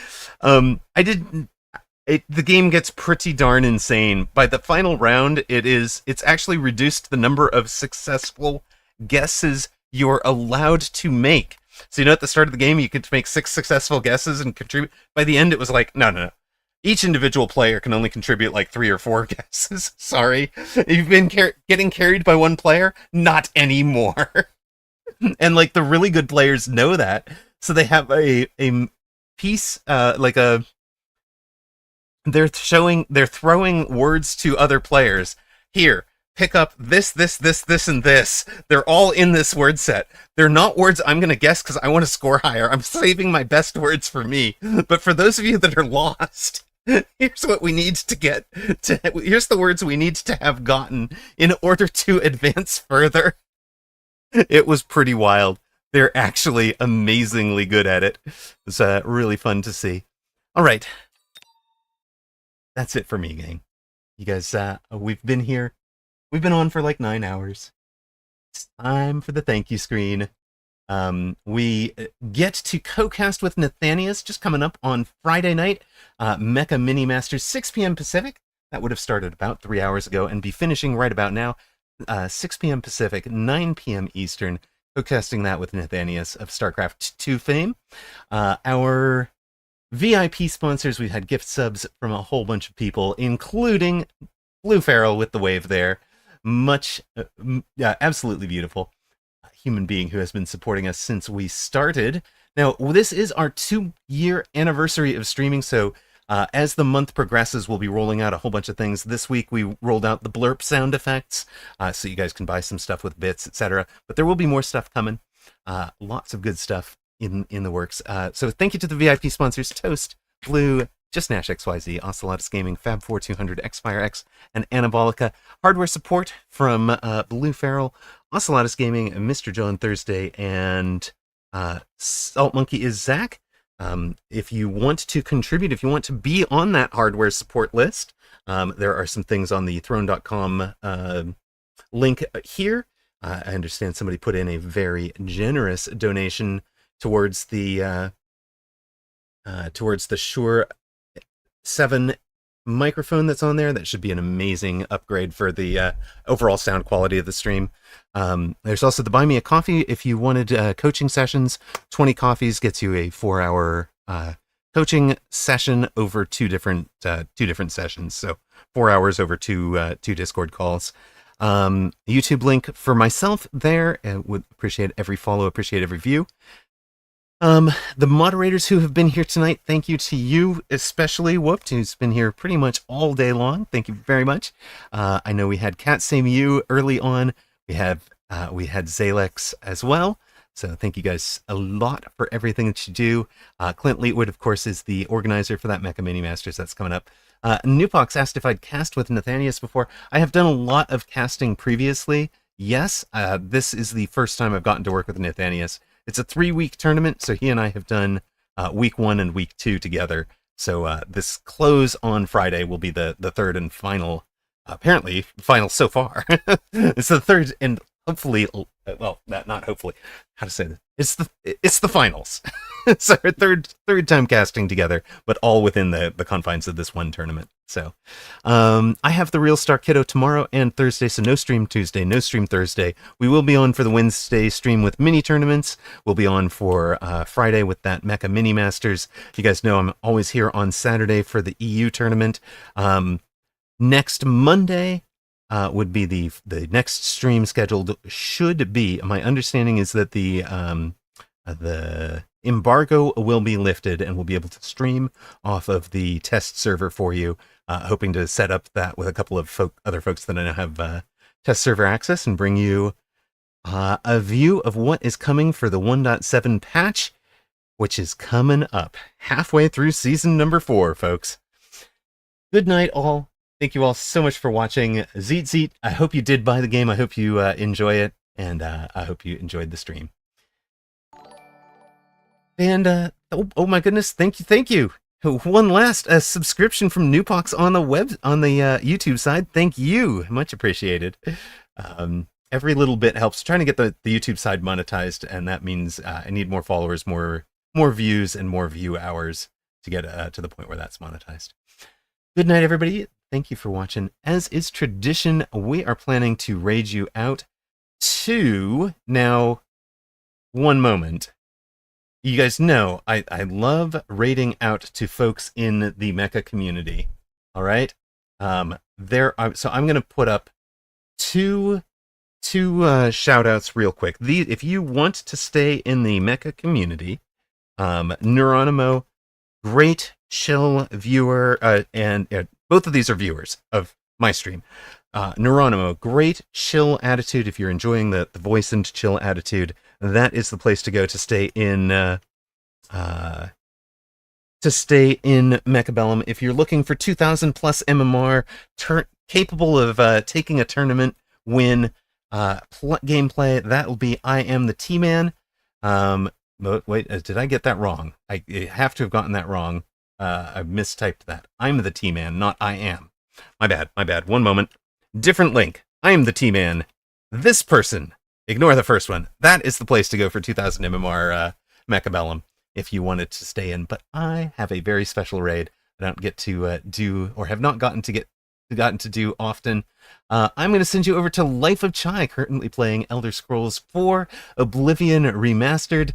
Chai is part of the off of Mechabellum, but a whole bunch of really good LGBTQ friendly streamers, support fellow streamers. I never get to raid her. Our timing just does not line up. So I do get to raid her now. I'm super excited.